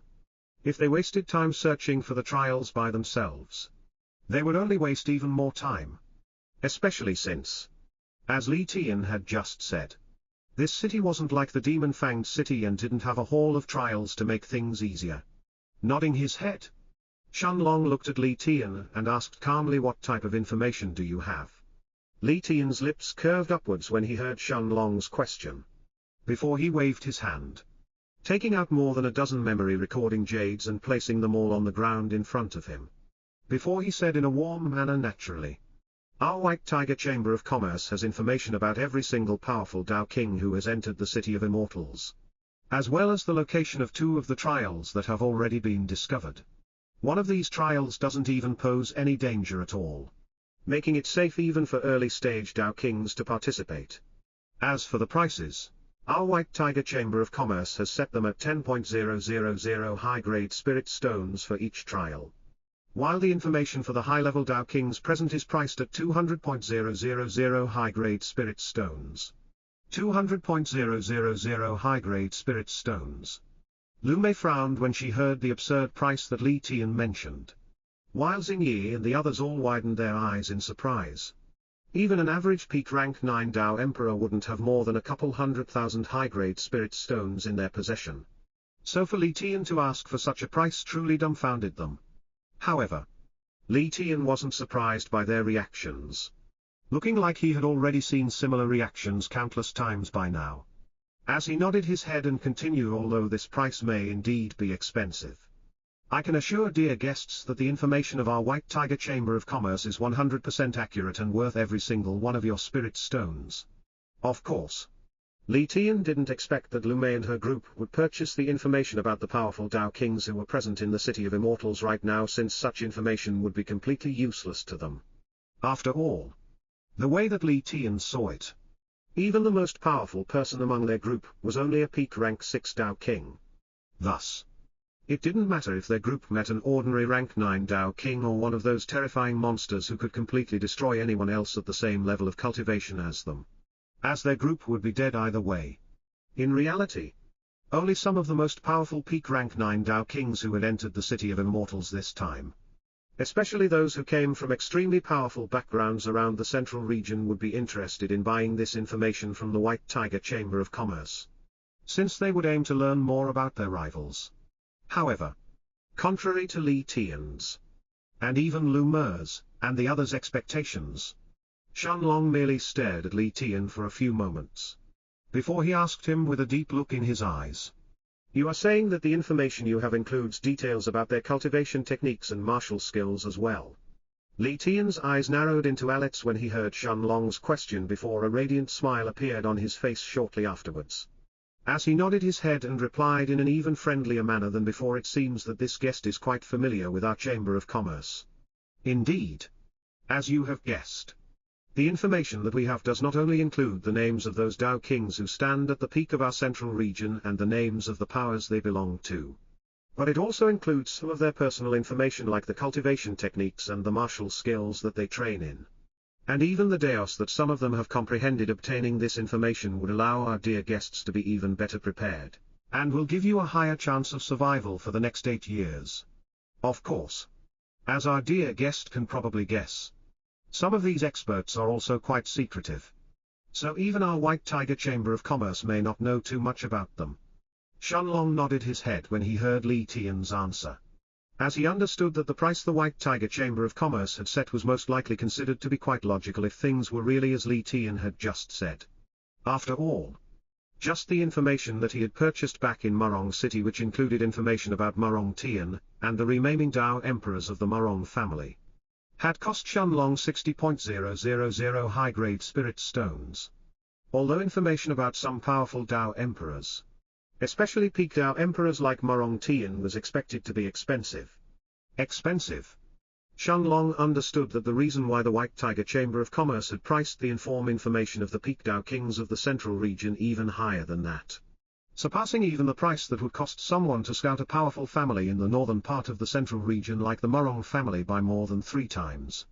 Wasn't just because of the information itself, but because of the status that some of those Dao kings had in the central region. I am not sure if the White Tiger Chamber of Commerce will have any information on the geniuses of powers like the Tiangshuan dynasty. But this should still be useful regardless of that. Shenlong thought to himself as he stared at Li Tian for a moment, before he waved his right hand soon after, causing a mountain of high-grade spirit stones to appear in front of him.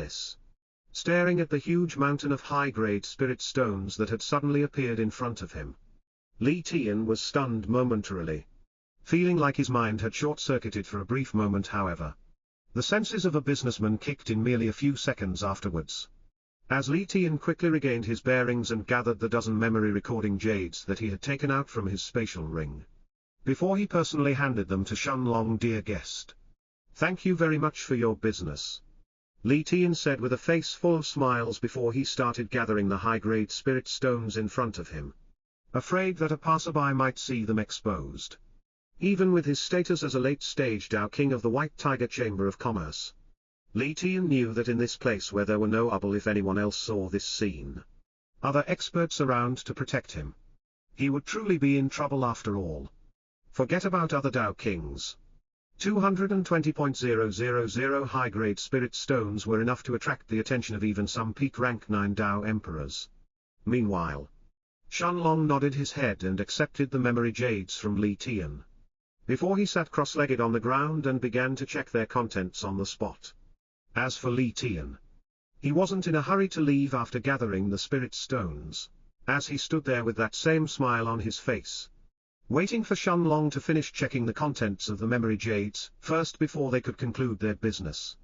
A few minutes later, Shenlong opened his eyes and stared at the memory jades in front of him with a serious look on his face, looking like he was deeply pondering over something. At the same time, the final memory jade in his hand turned into a pile of dust as well, just like the previous ones, as it disappeared on the spot. Meanwhile, Li Tian had that same smile on his face, staring at Shenlong. And after a moment of silence he asked, curiously, dear guest, were you satisfied with the information? At this point, Li Tian would be dumb if he didn't understand that the leader of this small group in front of him was actually this short-haired young man whose cultivation was only at the peak of rank 3 in the Dao King realm. Nodding his head, Shenlong looked at Li Tian, and answered calmly, yeah. The information of your White Tiger Chamber of Commerce was worth the spirit stones. Shenlong then turned to look at Lu Mei and the others before he said, let's have a look around this city first before we leave this place. A moment later, Shenlong then led Lu Mei and the others as they left the plaza, leaving Li Tian and his group behind. A few moments after Shenlong's group had left, however, the young man behind Li Tian looked at Shenlong's disappearing figure and asked in surprise, "Senior brother Li, are we really going to let them leave like that?" Li Tian raised his eyebrows as he stared at the young man behind him. Before he said coldly, "Junior brother Shen, could it be that you want to chase after them?" The young man that Li Tian had just called Junior brother Shen nodded his head, as if he hadn't noticed Li Tian's displeasure before he answered seriously, "Senior brother Li, if that guy can take out 200.000 high-grade spirit stones so easily, isn't it practically guaranteed that he must have even more? I know that senior brother is someone who only does business and avoids robbing others. But even the strongest person in their group is merely that girl who is just a peak rank 6 Dao King. With senior brother's strength, killing them all should be a piece of cake. Are you really going to let them leave?" At the same time, the young woman, who was standing next to this young man, took a step forward and stared at Li Tian. Before she said in a solemn voice, "Senior brother Lieutenant, I agree with senior brother Shen. Although we are disciples of the White Tiger Chamber of Commerce, we are also cultivators. We can't let such an opportunity go to waste." The young man named Junior brother Shen spread out his hands and continued, "Senior brother, think about it. Even if we let them go due to senior brother's kindness, do you really think that those people will survive? In my eyes, it's better if we are the ones to benefit instead of waiting for others to kill them." Li Tian fell silent for a while as he stared at the young man and the young woman in front of him with a serious look in his eyes. Before he shook his head and said in a solemn manner, "Do you really think that someone who carries so many high-grade spirit stones with them wouldn't have any way to protect themselves? Most likely, those people either come from one of the top powers from the central part of our central region, or they may even be disciples of some powerful expert who has isolated himself from the world. Otherwise, there is no way that they would have so many high-grade spirit stones. Even if the strongest person in that group is that young woman with the long black hair, she isn't someone that we can underestimate." Unlike his junior brother and his junior sister, Li Tian was someone with plenty of experience, and he could assess the situation in front of him much more logically. Even if Lu Mei's cultivation was slightly lower than his own, Li Tian understood that it wouldn't be that easy for him to kill her even if he truly went all out, since he could actually feel that Lu Mei posed a real threat to him. This was a feeling that came from Li Tian's own instincts. However, the young man named Junior brother Shen didn't seem satisfied with Li Tian's response as he shook his head and continued immediately afterwards, "Senior brother, so what if they are disciples of some powerful expert? No matter what, this place we are in is the City of Immortals and there is no one to protect them here. As long as we kill them discreetly, nobody will find out about it either. Besides, according to our information, these people don't belong to any of the top powers of our central region, or our White Tiger Chamber of Commerce would have definitely known about it. The way I see it, there are only two possible scenarios. It's either like senior brother has said and that those people are truly disciples of some powerful reclusive expert, or they happen to obtain the legacy of a powerful expert, which is why they possess so many high-grade spirit stones." The young woman next to junior brother Shen nodded her head in agreement, before she looked at Li Tian and said seriously, "Senior brother Li, I think that senior brother Shen is right. Even if those people come from a powerful background, this place is still the City of Immortals and they don't have anyone to protect them. Are we really going to let them go like that?" Li Tian fell silent when he heard this as he stared at the young man and the young woman in front of him with a serious look. In his heart, Li Tian also understood that regardless of what type of protective treasures Shenlong and his group may had, it wouldn't matter at all while they were in the City of Immortals. Even those extremely rare talismans like the soul-locking talisman that could normally affect powerful sovereign realm experts would be restricted while they were in this place. And yet, Li Tian's own gut feeling told him that this situation wasn't as simple as it seemed.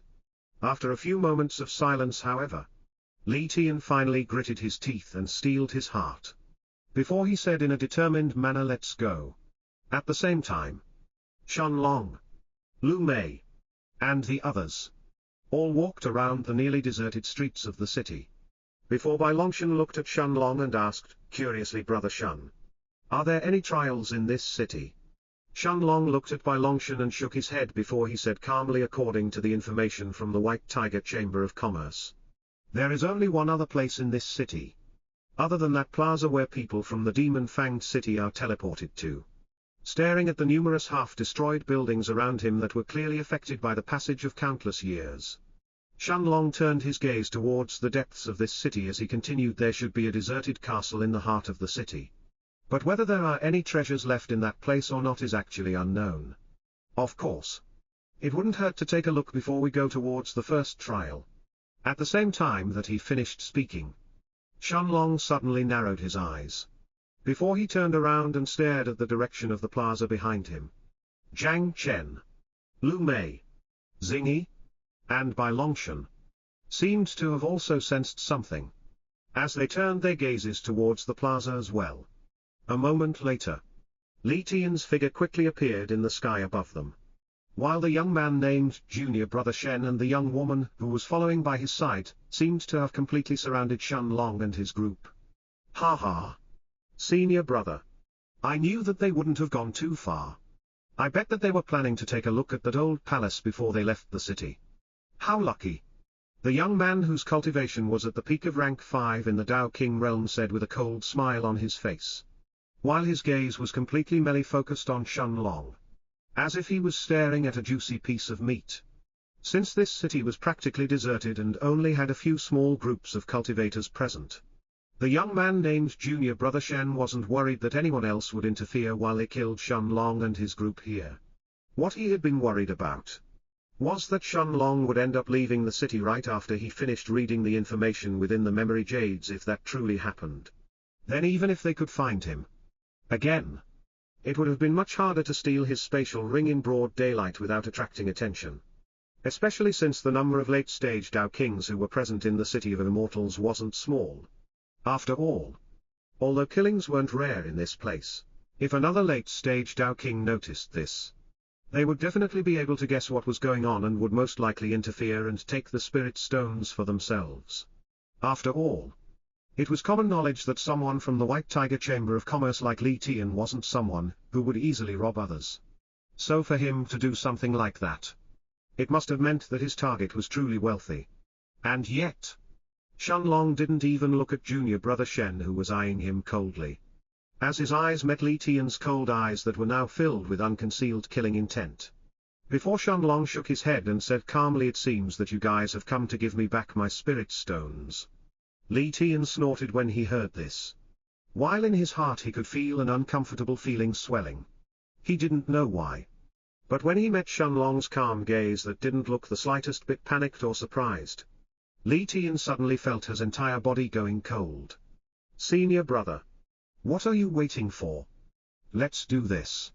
Kill that woman while Junior sister and I take care of the rest of them." Junior Brother Shen said to Li Tian as his cultivation of a peak rank 5 Tao King exploded outwards. Li Tian nodded his head and decided to not waste any more words with Shenlong, as the cultivation of an early rank 7 Tao King exploded out from his body in the next moment, immediately targeting the most dangerous person from Shenlong's group. Lu Mei. After all, in Li Tian's eyes, Lu Mei was the only one who truly threatened him. At that moment, however, Lu Mei's gaze was filled with cold, unrestrained killing intent as she stared at Li Tian and his group, before her cultivation at the peak of rank 6 in the Tao King realm burst out from her body. Despite the fact that Lu Mei's cultivation was lower than his, Li Tian could feel his entire body shivering when he sensed the terrifying aura around Lu Mei. That made even a late-stage Tao King like him feel fear.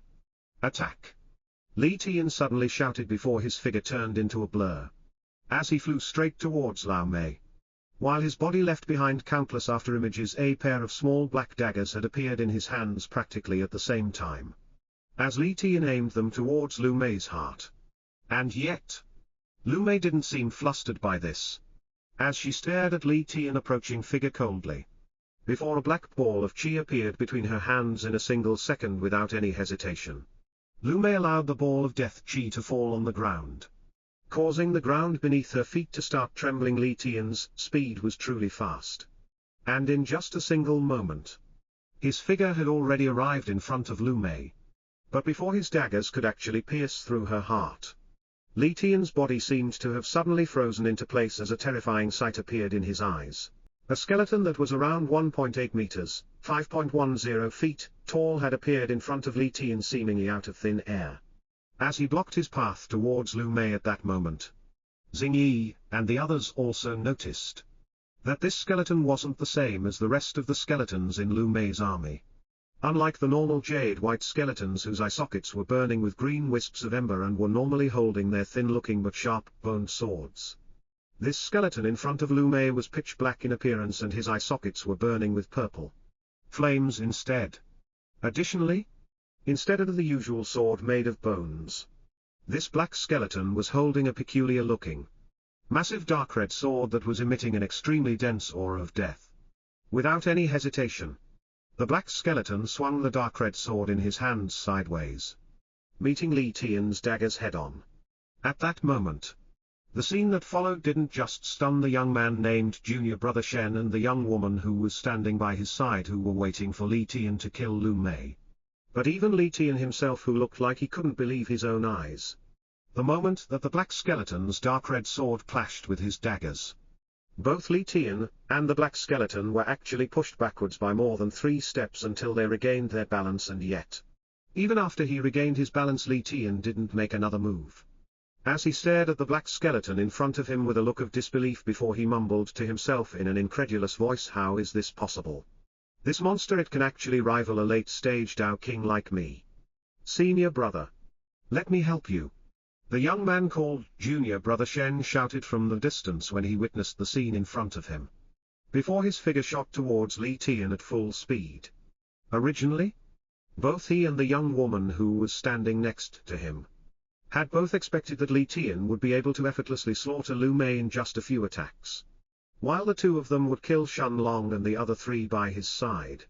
But from the looks of things, despite her lower cultivation base, it seemed that Lu Mei's strength actually wasn't inferior to Li Tian's in the slightest.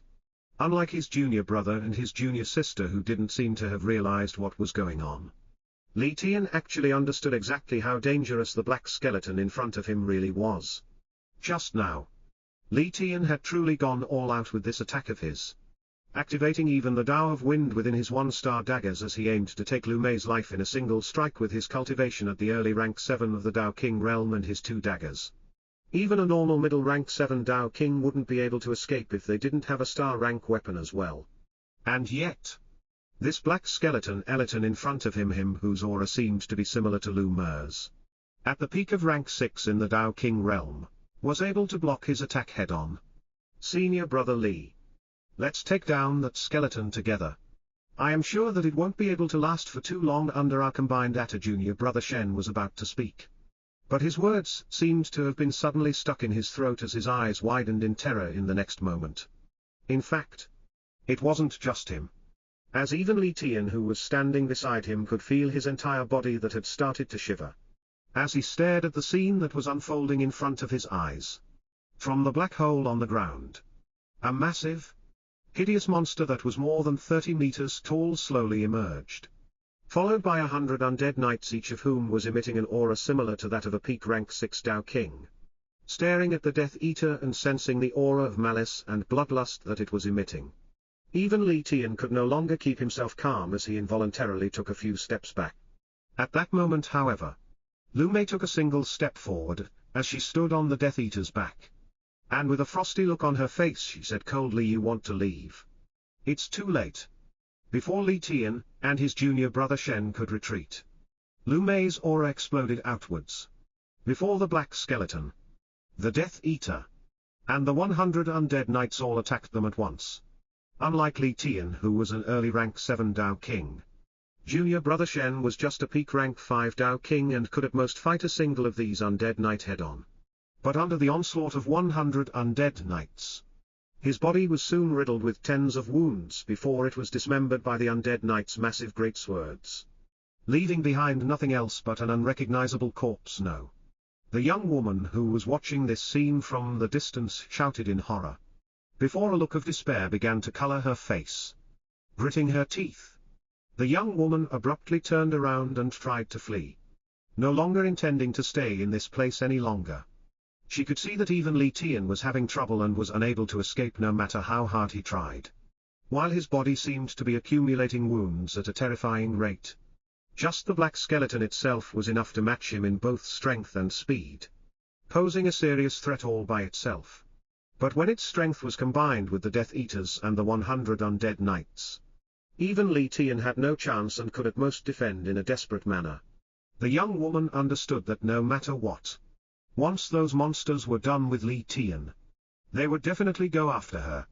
With her cultivation of an early rank 5 Dao King, forget about the Death Eater.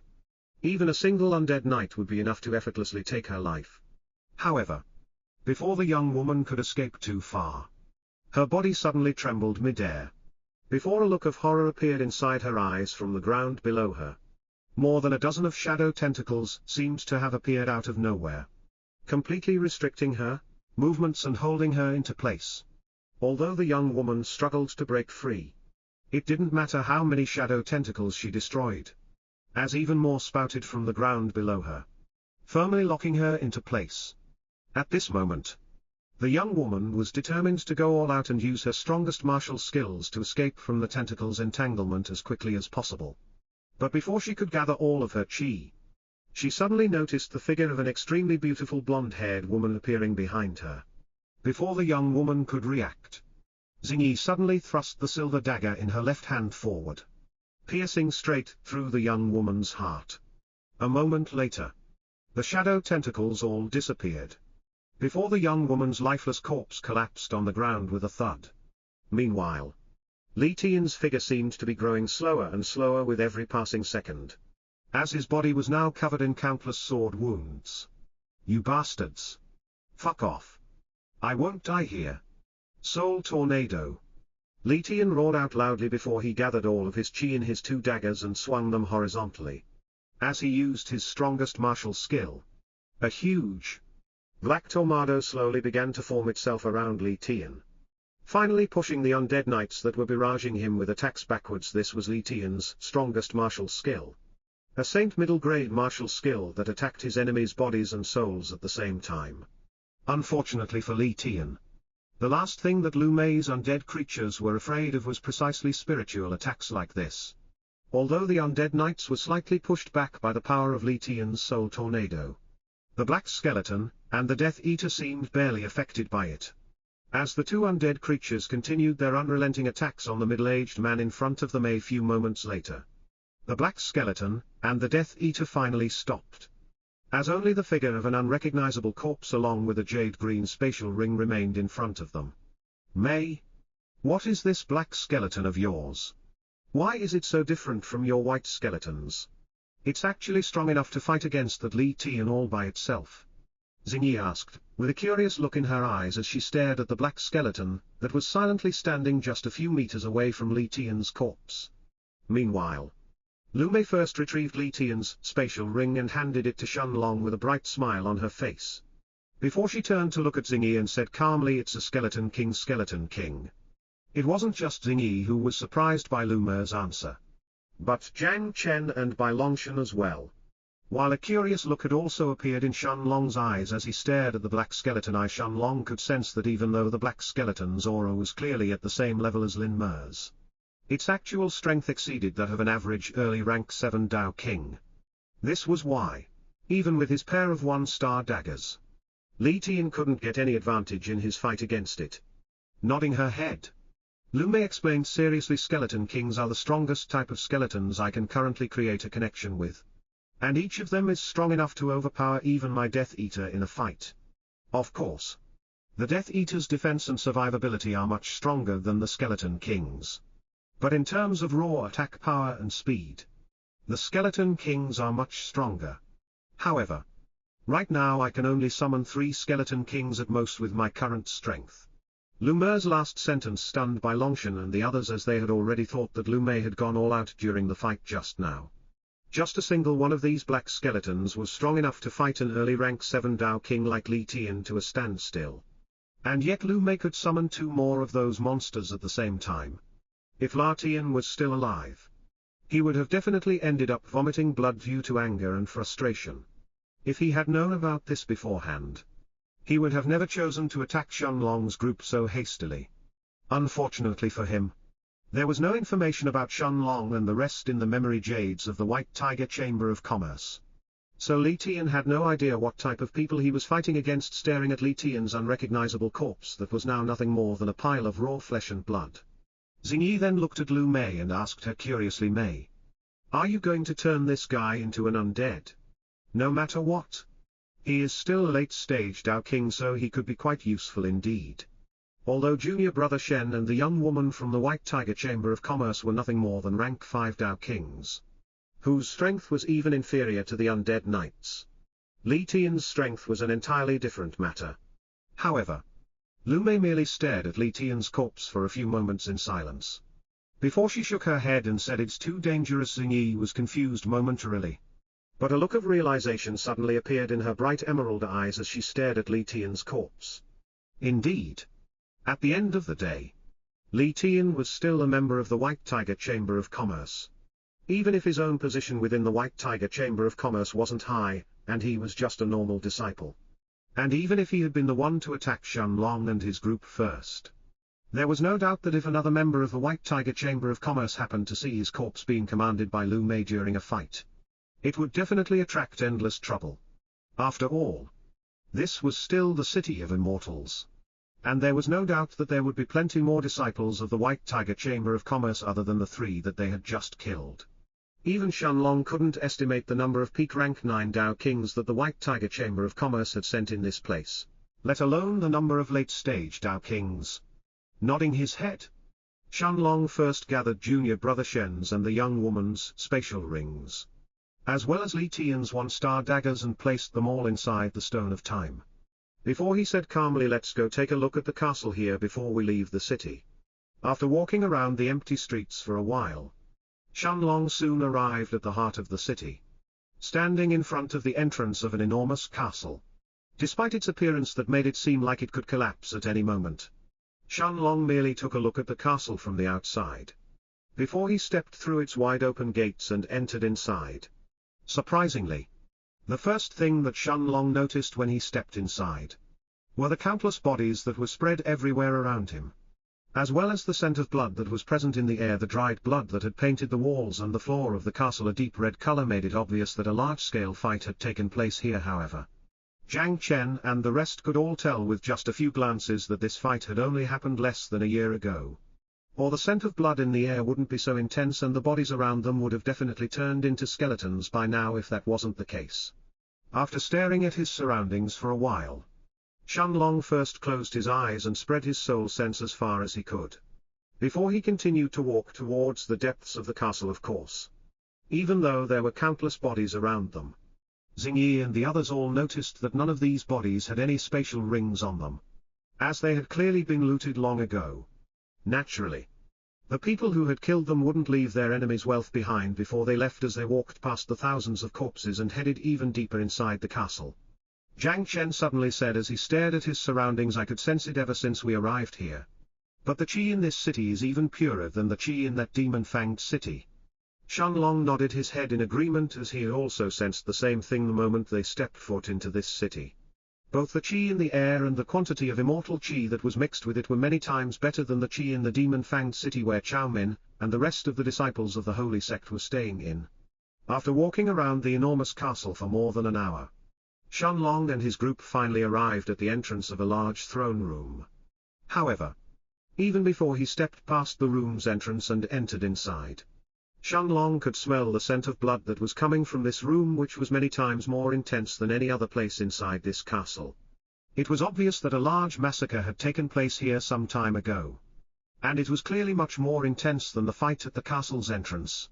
Staring at the decapitated corpses everywhere around him, some of which were missing their limbs, others missing their heads, while others were in an even worse state than Li Tian's corpse, Shenlong shook his head as he understood that there was truly nothing left in this place. Whoever had come before him had definitely robbed this place clean. At the same time, he also understood that for such a large fight to have taken place here, the treasures in this place were definitely nothing ordinary. However, Shenlong wasn't too disappointed either, since he'd already expected this outcome from the moment he stepped foot into the castle. Since it was extremely unlikely for any treasures to have been left behind. Brother Shen? It seems that we were not fated to get the treasures in this place. Bai Longshan said after a moment of silence. Nodding his head. Shenlong smiled and turned his gaze towards Bai Longshan and the rest and said calmly, it's only natural. If there was anything to gain from this place, this city wouldn't have been deserted like this to begin with. Let's go to the location of the first trial. Once he finished speaking, Shenlong closed his eyes. Before the figure of a huge black panther with bright silver wings appeared in front of him after he took one last look at the throne room. Shenlong sat on Little Silver's back along with Lu Mei and the rest.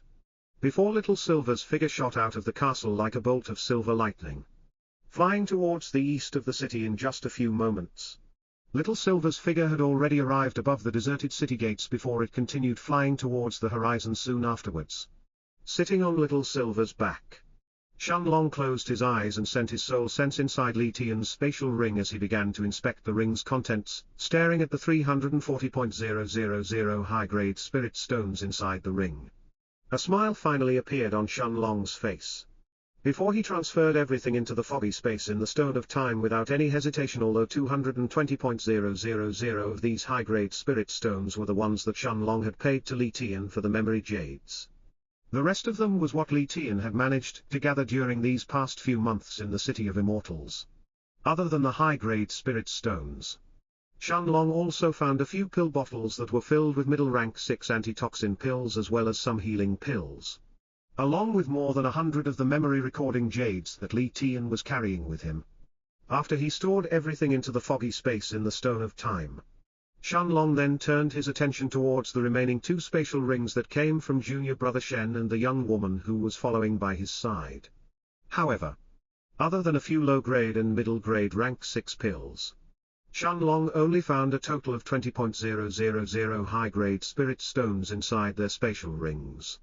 Unlike Li Tian, who could be considered quite a fat sheep even among most peak rank 9 Dao Kings, junior brother Shen and the young woman from the White Tiger Chamber of Commerce were only carrying wealth that was equivalent to that of an average late-stage Dao Kings regardless. Shenlong still stored everything inside the Stone of Time without any guilt.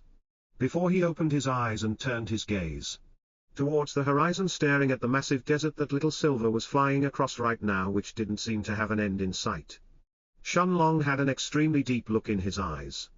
Before he mumbled in a low voice, Little Black, can you feel anything inside the foggy space in the Stone of Time? Little Black opened his bright blue eyes and spread out his soul sense around Shenlong. Before a rare look of surprise appeared on the Black Dragon's face. After a few moments of silence, Little Black shook his head and said seriously, Master, I can't use my soul sense in this place. This feeling is extremely weird. Shenlong was surprised when he heard Little Black's answer, but he still nodded his head after a few moments of silence, his gaze turning even more serious than before. Ever since he had stepped foot into the City of Immortals, Shenlong could feel that his bloodline was throbbing intensely for some reason, as if it was being stimulated by something in this place. Since his bloodline originally came directly from Little Black's own blood essence, Shenlong believed that Little Black would also be able to sense this. However, since Little Black's senses were completely suppressed in this place, the situation now was even trickier than before. At the same time, Shenlong wasn't certain what would happen if he released Little Black in this world that could only contain Dao King realm cultivators. Noticing the change in Shenlong's expression, Bai Longshan asked curiously, Brother Shen, is everything okay? Nodding his head, Shenlong decided to put this feeling at the back of his mind for now. Before he turned to look at Lu Mei and the others and said, there is still some time until we reach the location of the first trial, so everyone should have a look at the memory recording jades that Li Tian left behind first. Waving his hand, Shenlong then took out the rest of the memory recording jades from the Stone of Time and handed them to Lu Mei and the others. After all, there was no way that he could go around selling these in the first place, since that would attract the attention of the disciples from the White Tiger Chamber of Commerce like this. A day passed by in the blink of an eye, before Little Silver's figure suddenly came to a halt in the sky right in the middle of the desert. Staring at the desert below him, Jiang Chen mumbled with a surprised look on his face. This is the location of the first trial. Flapping its bright silver wings, Little Silver turned into a blur as it dove straight towards the desert below it. As soon as the Black Panther's figure approached the ground, the sand actually parted as if it was making way for Little Silver, revealing the astonishing scene that it was hiding. A massive mural, that spanned for more than a mile, was hidden beneath the desert while tens of thousands of Dao Kings had gathered around it, all of them staring at it with entranced looks on their faces. The moment that Shenlong's eyes landed on this gigantic stone mural, the information he had received from Li Tian's memory jades quickly resurfaced in his mind. One of the two known trials within the City of Immortals. The Desert Mural. Our White Tiger Chamber of Commerce discovered this trial purely by luck, just 2 months after the opening of the City of Immortals. In fact, it is unknown if this is truly a trial or not, since there are no listed requirements to complete. There is also no danger in this place, nor are there any direct rewards to be obtained. However, this is still the most popular among the two discovered trials, as every cultivator who wields a weapon will get to reap immense benefits after they visit this place. The introduction of this trial was nothing special, not listing too many things other than the fact that there was no danger in this place and that cultivators who wield a weapon can reap plenty of benefits after they come here. And yet, the moment that Shenlong's eyes landed on the gigantic stone mural, a look of shock appeared on his face, while a profound feeling seemed to have suddenly enveloped his entire body in the next moment. Jiang Chen, Xingyi, Bai Longshan, and even Lu Mei all looked equally as surprised as they stared at this massive stone mural below them. As Little Silver flew closer towards it, its figure attracted the attention of quite a few of the surrounding cultivators who seemed to have suddenly sensed the aura of a peak rank 6 magic beast approaching them. However, these people merely threw a few more glances at Little Silver before they turned their attention back towards the stone mural. A few moments later, Little Silver landed on the ground, before Shenlong, Lu Mei, and the rest all found an empty spot in front of the mural, staring at the scene that was depicted in the mural in silence. A faceless man that was holding a large staff could be seen fighting against another faceless man who was wielding a wooden sword with both hands. Is this real? How is this possible? Bai Longshan mumbled to himself in a voice filled with disbelief as he stared at the scene in front of him. Although the scene looked simple, anyone who was slightly proficient in using a sword or a staff would be able to understand that this was actually anything but simple. With just a glance, Bai Longshan could tell that the skills of the faceless man who was wielding the wooden sword were countless times above his own. In fact, the two of them couldn't even be compared. Forget about Dao Kings like Shenlong and Bai Longshan.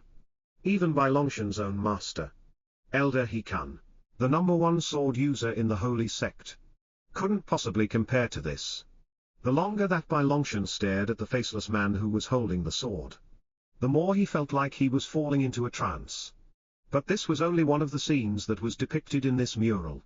Scenes of a faceless man wielding a saber could also be seen, fighting against another person who was holding a bow. The more that Jiang Chen and the others stared at the mural in front of them, the more entranced they seemed to become.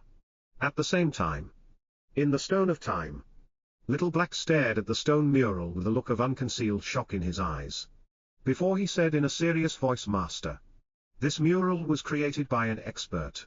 The person who created this was definitely an immortal at the very least." Shenlong was momentarily taken aback when he heard Little Black's words, before a serious look appeared on his face in the next moment. For Little Black to call someone an expert, it meant that that person's skills were definitely above average even among immortal-level cultivators. In fact, Shenlong knew that only experts at the same level as the commanders of the Heaven-Trampling Legion could qualify to be considered experts. By Little Black seeing the entranced expressions on Jiang Chen's, Bai Longshan's, Xingyi's, and even Lu Mei's faces as they stared at the stone mural, Shenlong nodded his head before he said calmly, "Let's stay in this place for a while." At the same time, a young man dressed in bright red robes who was standing just a few meters away from Shenlong's group suddenly burst into laughter when he heard this, as he stared at Shenlong and said in a mocking voice, "For a while. Ha ha ha. Brat. You are just a peak rank 3 Dao King.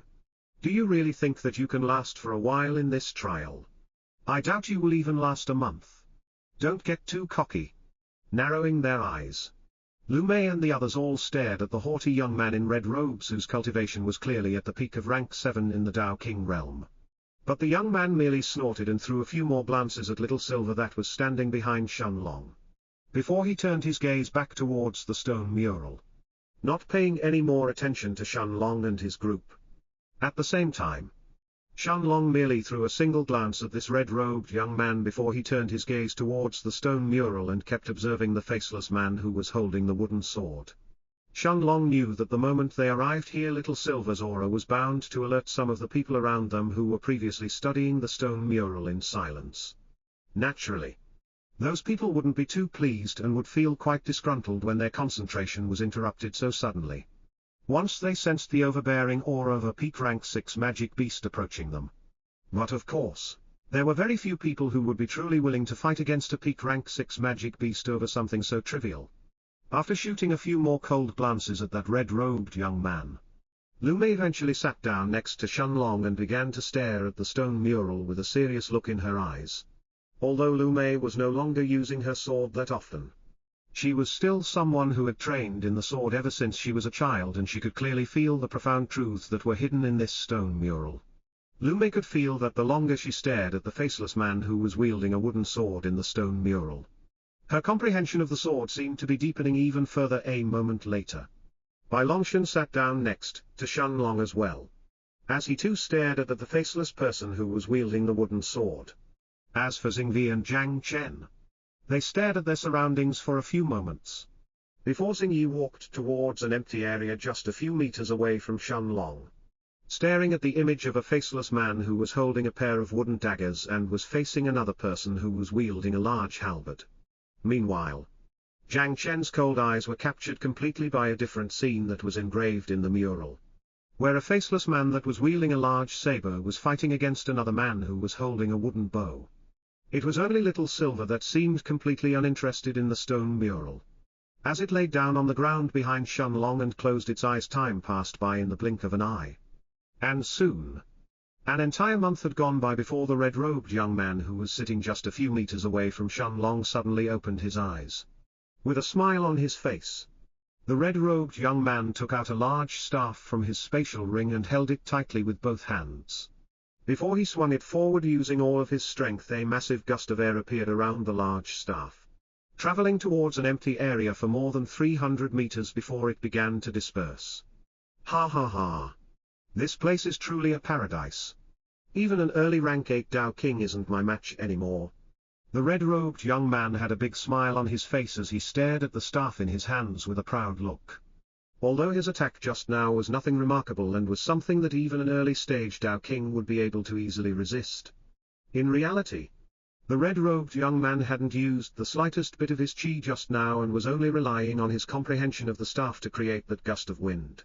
Shaking his head, the red-robed young man was about to turn around and continue to stare the profound scenes on the stone mural, before his gaze involuntarily fell on Shenlong's figure. That guy is still standing. What's going on? Staring at Shenlong, who was sitting in front of the stone mural with his back ramrod straight, without any signs of collapsing anytime soon, the red-robed young man couldn't help but exclaim in surprise before his eyes narrowed into slits. Unlike Shenlong and his group, who were only a group of newcomers when they arrived in this place, the red-robed young man had a clear understanding of how dangerous this trial actually was. Forget about getting any insights from it. Just standing in front of the stone mural was a trial on its own. Anyone who had just arrived here wouldn't be able to notice it at first glance. But the longer one stared at the stone mural, the more they would be able to feel the terrifying pressure that was coming from it. Although this red-robed young man had managed to increase his abilities with his staff quite a bit by comprehending a tiny portion of the profound scenes that were engraved in the stone mural, the amount of pressure that he had to endure in the past month wasn't something that an average early-stage Tao King would be able to take on. Additionally, the pressure would only increase as people kept trying to comprehend the scenes on the stone mural even further. The mounting pressure was something that even peak-stage Tao Kings wouldn't be able to endure in the long run. Humph. Let's see how long you will last. The red-robed young man snorted and threw one last look at Shenlong, before he turned his gaze back towards the stone mural in front of him. At the same time, Shenlong continued to stare at the scene of the faceless man that was holding a wooden sword with an entranced look on his face, not paying the slightest bit of attention to his surroundings. Just like the red-robed young man had said. It was true that Shenlong had begun to feel some pressure from the stone mural in the beginning. But that pressure which was directed towards his soul was like a drop in the ocean that was instantly dispersed the moment it entered his spiritual sea. Although an average peak rank 3 Dao King would have indeed found it difficult to hold on after a month, Shenlong hadn't even noticed the pressure itself, as his attention was fully focused on the scenes that were engraved in the stone mural with every passing moment. Shenlong could feel that his comprehension of the sword was increasing at a terrifying rate. As scenes of the faceless man wielding his sword replayed in his mind over and over again, time continued to pass. And soon, 2 more months had gone by in a flash. But Shenlong had yet to move even a single step from the spot he was sitting on at the end of the 3rd month. Lu Mei's body suddenly trembled before she was the first one to open her eyes. Lu Mei's eyes were filled with an extremely sharp look as she stared at the stone mural in front of her. While even her own aura slightly different than before. Now the aura that was now coming from her body wasn't just dark and filled with death Q. But it also had a sharp aspect to it that wasn't there 3 months ago. After staring at the stone mural for a few more moments, Lu Mei then turned her gaze towards Shenlong, who was still sitting there with his eyes closed. Before an enchanting, soul-stirring smile ultimately appeared on her face, just like Shenlong and Bai Longshan. Lu Mei had also been entranced after staring at the scene of the faceless man who was wielding the wooden sword. And the longer she observed it, the more she seemed to be absorbed by it as well. Once the 1st month had gone by, Lu Mei had even failed to realize that she had unconsciously closed her eyes and was no longer staring at the stone mural with her own eyes. But she was using her soul sense instead. On the 2nd month, she had finally begun to feel the pressure coming from the stone mural as it slowly mounted up in her spiritual sea. But it still wasn't enough to break her concentration. The pressure continued to increase. But even after the 3rd month was slowly coming to an end, the pressure itself still wasn't enough to force Lu Mei out of her trance. Of course, this was only natural as well. Even though Lu Mei was a peak-ranked 6 Dao King, in reality, her spiritual strength and the power of her soul were far above that of most average late-stage Dao Kings. This wasn't just the result of her having comprehended a supreme Dao like the Dao of Death, which constantly pressured her to increase her spiritual strength even further, but also because Lu Mei had consumed thousands upon thousands of soul-nourishing pills in the past as well. Thus, lasting 3 months under these circumstances wasn't a problem. And yet, at the end of the 3rd month, Lu Mei's body momentarily trembled before she opened her eyes, causing her concentration to be finally broken. Even an outsider who looked at this scene would be able to tell that Lu Mei's concentration hadn't been broken due to the pressure that the stone mural was emitting, but because Lu Mei herself had decided to give up. Shaking her head, Lu Mei threw one last look at the scene in the stone mural in front of her, before she closed her eyes for the 2nd time and began to absorb the chi that she had obtained from Li Tian, aiming to break through to the early rank 7 of the Dao King realm directly. Of course, the reason why Lu Mei had decided to give up wasn't because she was uninterested in the scenes on the stone mural. In fact, she could feel that her comprehension of the sword had been increasing at an extremely rapid rate in the last 3 months, and that her current sword skills were simply incomparable to before. However, at the start of the 3rd month, Lu Mei had clearly started to feel that she had finally stumbled upon a wall. A gigantic wall that she couldn't overcome no matter how hard she tried. At the start of the 3rd month, the benefits that she was obtaining from the stone mural had begun to diminish quite rapidly. And finally, as the 3rd month came to an end, Lu Mei could feel that she could no longer obtain anything else from the stone mural. Lu Mei knew that this wall was a wall that originated from her own lack of talent. Although she could normally be considered a cultivation genius that would be welcomed by practically every single sect around the central region for having comprehended a supreme Dao like the Dao of Death, Lu Mei knew that her own talent in regards to the sword was truly limited. Forget about comparing herself to monsters like Shenlong and Bai Longshan. Before entering the City of Immortals, Lu Mei knew that as far as her sword skills went, she would probably be considered below average even if she compared herself to most other outer court disciples of the Holy Sect. Even though Lu Mei had made sure to constantly practice her sword skills whenever she had some free time, This was the cruel reality of the cultivation world that very few people could defy. No matter how much effort she put, she couldn't compare to those geniuses who had put a similar amount of effort into honing their sword skills. Hard work was extremely important. But two people who put the same amount of effort into one thing won't have the same results if there is a huge gap in their talent for Lu Mei's sword skills to compare to someone like Bai Longshan in this aspect. She would have to put more than 10 times the effort that Bai Longshan himself was putting into honing her sword skills. Otherwise it would be practically impossible to catch up to him. This was the difference that was caused by talent.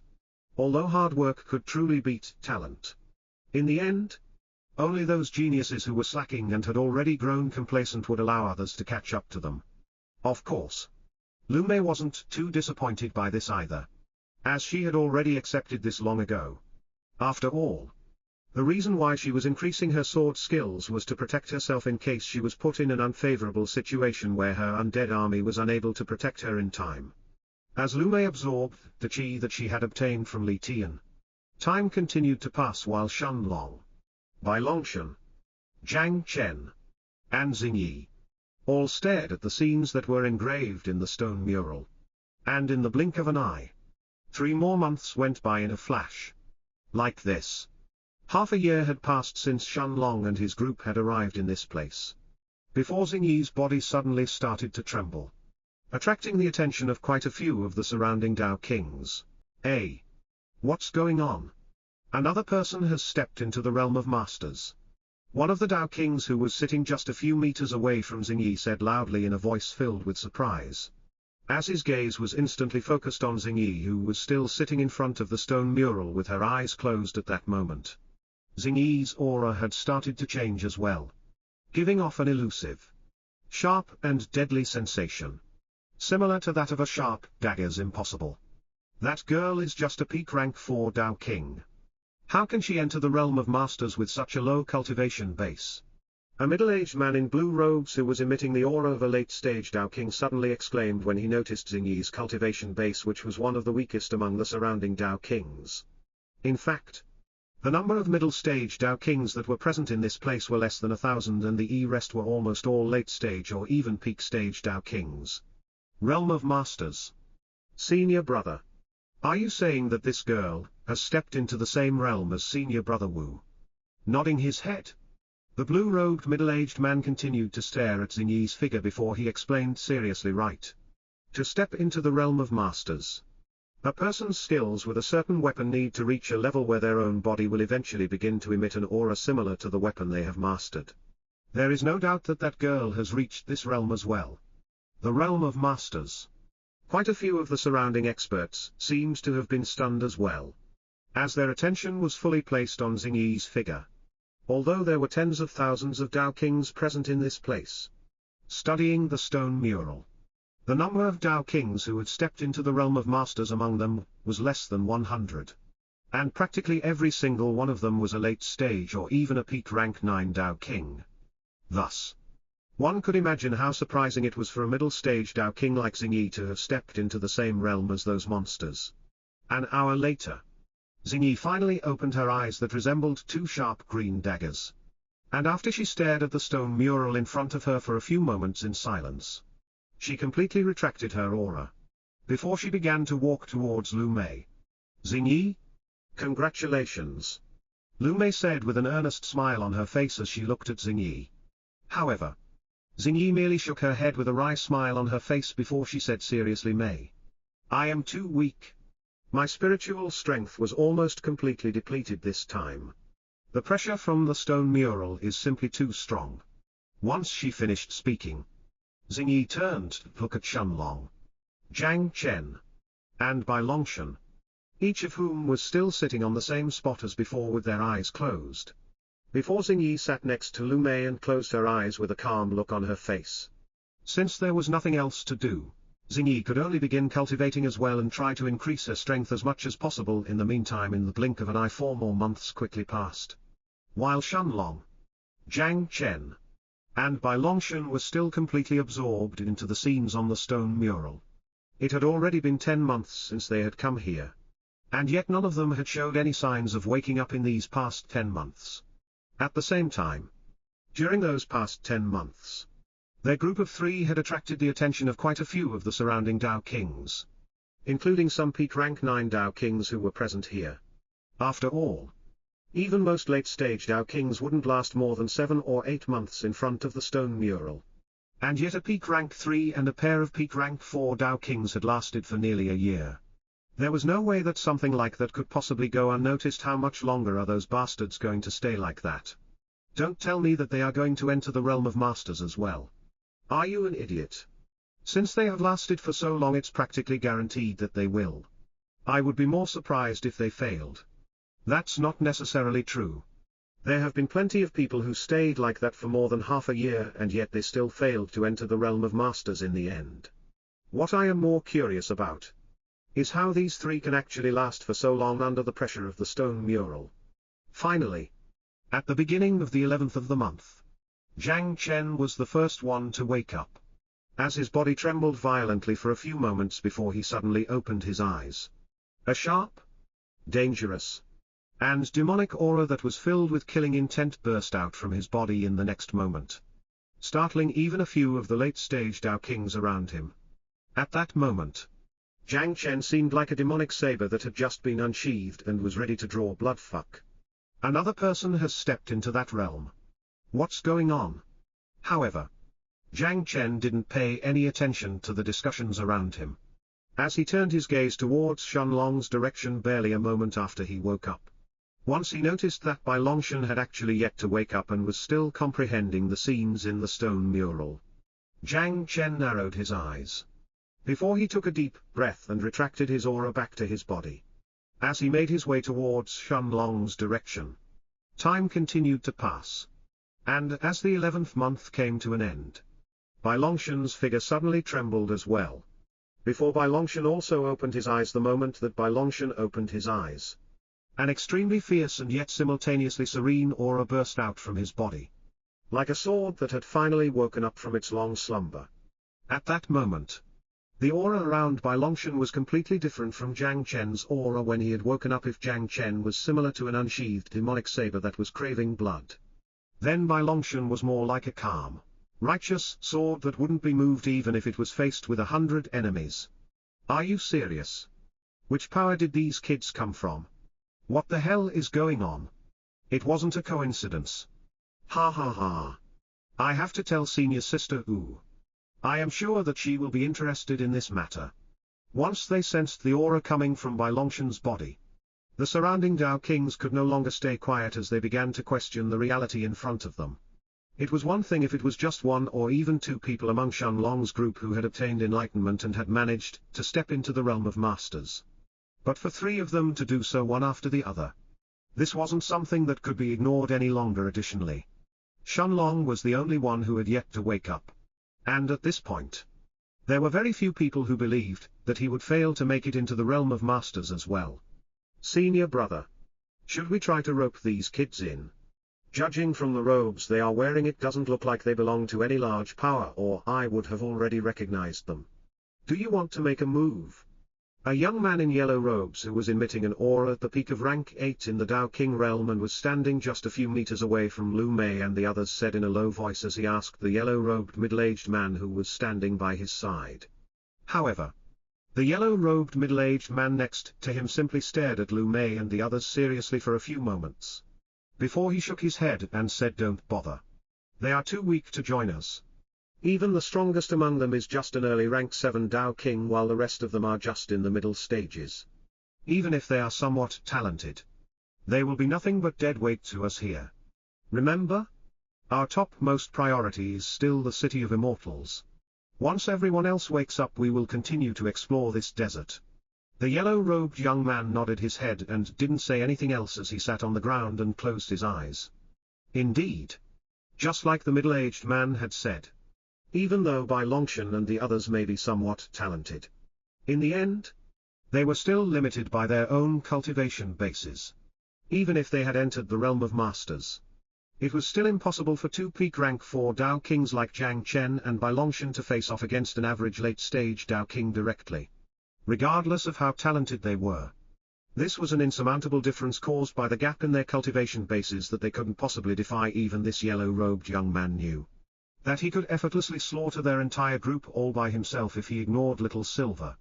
Although a peak rank 6 magic beast was quite a formidable force in a place where only Tao Kings could enter, the yellow-robed young man knew that in the city of immortals that was filled with countless monsters, it was actually nothing much in comparison. Additionally, there were less than 9 years left until the city of immortals closed again, putting aside whether Bai Longshan and the others could even reach the late stages of the Tao King realm within these 9 years. It was actually uncertain if they would even be able to stay alive. These weren't just the thoughts of the yellow-robed middle-aged man, but many of the surrounding powerful Tao Kings as well, who merely threw a few glances towards Shenlong and his group before they ignored them. It would be one thing if Bai Longshan and the others had been late-stage Tao Kings who had also entered the realm of masters. But a group of middle-stage Tao Kings would rank near the bottom in terms of strength within the city of immortals at that moment. Bai Longshan took a deep breath and retracted his aura back into his body, before he turned his gaze towards Lu Mei and the others and said calmly, "It seems that Brother Shun is the only one left. Unfortunately, I couldn't last any longer either.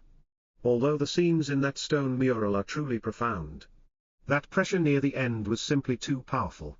Most likely, even a peak stage Tao King will have trouble enduring that." Lu Mei nodded her head when she heard Bai Longshan's words, before she turned her gaze towards Shenlong, who was still sitting there with his eyes closed. During the last few months, Lu Mei had seen plenty of late-stage and even some peak-stage Tao Kings who had been forced to give up and had failed to enter the realm of masters. But she had also seen more than a handful of people who had managed to step into that level as well. There was no doubt that to enter the realm of masters, one didn't just need a powerful spiritual strength that rivaled that of a late-stage Tao Kings but also immense talent. However, Lu Mei was certain that neither of those requirements would be enough to stop Shenlong. The only question was how long it would take him to do so. Time continued to pass, and soon, the 11th and the 12th months slowly came to an end. Like this, an entire year had gone by since Lu Mei and the others had arrived in this desert. But Shenlong had yet to open his eyes. However, Lu Mei and the others weren't worried as they simply waited for him to wake up as the 12th month came to end. Xingyi's cultivation had also reached the early rank 6 of the Tao King realm, while Jiang Chen and Bai Longshan had both stepped into the early rank 5 of the Tao King realm as well. Of course, it wasn't surprising that Xingyi would surpass both Jiang Chen and Bai Longshan during this time. After all, Jiang Chen and Bai Longshan had both spent nearly 5 more months comprehending the scenes in the stone mural, while Xingyi had spent that time cultivating and absorbing the pure qi in this place. So it was only natural for her cultivation to surpass theirs. As for Lu Mei, she had already managed to become an early rank 7 Tao King after she finished absorbing the qi that she had obtained from killing Li Tian, and she had spent the past 9 months suppressing the negative emotions that had bubbled up inside her due to the blood absorption art. After 9 whole months, Lu Mei could feel that she had completely suppressed all those negative emotions, and that as long as she managed to obtain enough qi, she could even break through all the way to the peak of the Tao King realm in one go soon. The 13th and 14th months also went by, but Shenlong had yet to wake up. Finally, as the 15th month came to an end, Shenlong's body suddenly trembled before an extremely sharp and profound aura burst out from his body. What? What is this? What's going on? What kind of aura is this? I can feel my soul trembling. The aura that came from Shenlong's body didn't just startle Lu Mei and the rest, but all of the nearby Tao Kings as well, who now stared at him with expressions of shock and disbelief plastered on their faces. Although most of the peak stage Tao Kings had already left this place by now, there were still quite a few early and middle rank 9 Tao Kings around the stone mural, and each of them was stunned when they sensed this indescribable aura that seemed to have emerged out of nowhere. At the same time, Bai Longshan's eyes widened momentarily, before he mumbled to himself in a low voice, "So Brother Shun really reached that realm?" That realm? Lu Mei had a look of confusion on her face as she looked at Bai Longshan. Although she could feel that the aura that was coming from Shenlong right now was quite different compared to Bai Longshan's, she still didn't understand what Bai Longshan meant with the words "that realm," and yet Bai Longshan simply nodded his head as he looked at Lu Mei before he said, "Seriously Sister Lu can't sense this just yet because Brother Shun has yet to fully release his aura. But anyone who has stepped into this so-called realm of masters will be able to sense it quite easily." Brother Shun's sword skills have already surpassed the realm of masters, and he has already stepped into the next realm. Jiang Chen and Xing Yi both nodded their heads when they heard this, as they could also feel the indescribable aura coming from Shenlong's body that was no different from a terrifying sword that was about to be unsheathed. Brother Shun is probably the only person in the entire central region who can step into this realm with a cultivation of just a peak rank 3 Dao at that moment. Bai Longshan continued to stare at Shenlong's figure before he said in a serious voice, "King, no matter how hard I tried, I couldn't even get close to that level despite going all out. In the end, I could feel that my soul was going to be crushed by the pressure from the stone mural if I continued. So I could only give up." Bai Longshan's look was extremely solemn as he said the last sentence, almost as if he could still feel the lingering pressure from the stone mural within his spiritual sea, as if it was still trying to crush his soul. In reality, it wasn't just Bai Longshan who had been forced to stop due to the pressure that was coming from the stone mural, but every other Dao King who had stepped into the realm of masters as well. Even with a spiritual strength that was at the peak of the Dao King realm, it was impossible to surpass the realm of masters. In fact, it was already a wonder how Jiang Chen, Bai Longshan, and Xing Yi had stepped into the realm of masters in the first place, when their cultivation bases weren't even in the late stages of the Dao King realm. As for exceeding that realm, that was merely a dream that even many Dao emperors had yet to realize. After all, both spiritual strength and immense talent were needed to even reach the realm of masters with a weapon in the first place. So surpassing it was bound to be even more difficult. An hour quickly passed in silence while Shenlong's aura continued to become stronger at an extremely rapid rate, making every single middle stage Dao King present to shiver. Finally, as the first hour came to an end, Shenlong's eaves suddenly opened before a terrifying aura burst out from his body. This is Sword Aura. Sword Aura. Senior brother. Are you serious? A mere rank 3 Dao King has managed to comprehend Sword Aura. Is this a joke? What the hell is going on? The surrounding Dao Kings immediately exploded in discussions when they sensed the indescribable aura that was coming from Shenlong's body, which made even their hearts palpitate. Senior. What exactly is Sword Aura? Why is everyone here so serious about this? A young woman with a cultivation at the early rank 5 of the Dao King realm suddenly asked the old woman by her side. However, the old woman didn't pay much attention to her as her eyes were still glued on Shenlong's figure in the distance. It was only after an entire minute had passed that the old woman finally shook her head and said in a trembling voice, "Sword Aura, that is a level that even our sect master, who is a peak rank 4 Dao Emperor, has yet to reach in the ways of the sword. This is the first time that I'm seeing it myself. But from what I know, Sword Aura is the manifestation of sword chi and will only appear when a person's skills with the sword have already surpassed the realm of masters. This thing doesn't just require terrifying talent but an extremely powerful soul as well. Forget about early stage Dao Kings. I have never even heard of a peak stage Dao King who has reached this realm throughout the entire central region." As she said this, the old woman continued to stare at Shenlong with a look of disbelief on her face. Even a middle rank 7 Dao King like her didn't have any confidence in fighting someone who had comprehended Sword Aura, even if that person was just an early rank 3 Dao King. A moment after Shenlong opened his eyes, the aura around his body instantly disappeared, as if it had never existed in the first place. With a smile on his face, Shenlong then turned around to look at Lu Mei and the others and asked seriously, "What is everyone looking at?" Xing Yi and the others were all dumbfounded when they heard Shenlong's question. It was one thing if they were around normal cultivators, but in a place like this that was filled with countless geniuses, where was everyone supposed to look when someone had comprehended Sword Aura right in front of them? Bai Longshan was the first one to speak.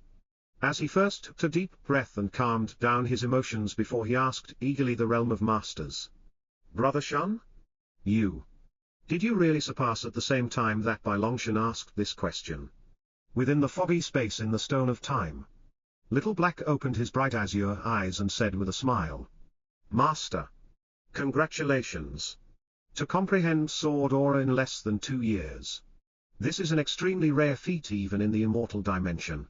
Shenlong was momentarily taken when he heard this, as he then asked Little Black, "Sword Aura? Is that what Longshan meant when he asked if I have surpassed the realm of masters? Nodding his head. Little Black then explained right. Apparently, the people in this mortal world refer to the level of sword chi as the realm of masters. Since Master has already surpassed that level and has already comprehended sword aura, it is no wonder that they are all surprised. A look of realization appeared on Shenlong's face when he heard this. But just as he was about to answer, his eyes suddenly narrowed as the aura of a peak rank 9 Dao King enveloped him in an instant. In the next moment, Shenlong saw an old man in bright red robes materializing in front of him. Seemingly out of thin air, the old man stared at Shenlong with his deep yellow eyes that resembled a snake's. Before he said in a cold voice, "Brat, explain yourself. How did you comprehend the sword intent behind this stone mural?" The moment that the red-robed old man's surrounded Shenlong, Little Silver's deep yellow eyes that resembled a snake's suddenly sprung open. Before the overbearing aura of a peak rank 6 magic beast burst out from its body, immediately descending upon the red-robed old man. Before any of the surrounding experts around had any time to react, Little Silver shot to its feet, appearing right in front of Shenlong in a single instant. While its cold gaze that was filled with endless killing intent bore down on the red-robed old man who was standing in front of it, the red-robed old man's eyes narrowed when he sensed Little Silver's aura that was able to easily rival his own. But Lu Mei and the others didn't hesitate in the slightest, as their auras immediately exploded outwards as well. Sensing the aura of an early rank 7 Dao King coming from Lu Mei's body, the red-robed old man snorted mockingly before he turned his full attention towards Little Silver as he prepared himself for battle. As for Xingyi, who had broken through to the middle rank 6 of the Dao King realm in these last 3 months, and Jiang Chen and Bai Longshan, who had broken through to the middle rank 5 of the Dao King realm respectively, the old man didn't even glance at them, as if they didn't even exist in the first place. With an extremely cold look on his face, Jiang Chen took a step forward and approached the red-robed old man before he asked coldly, "Old fart, who the hell are you?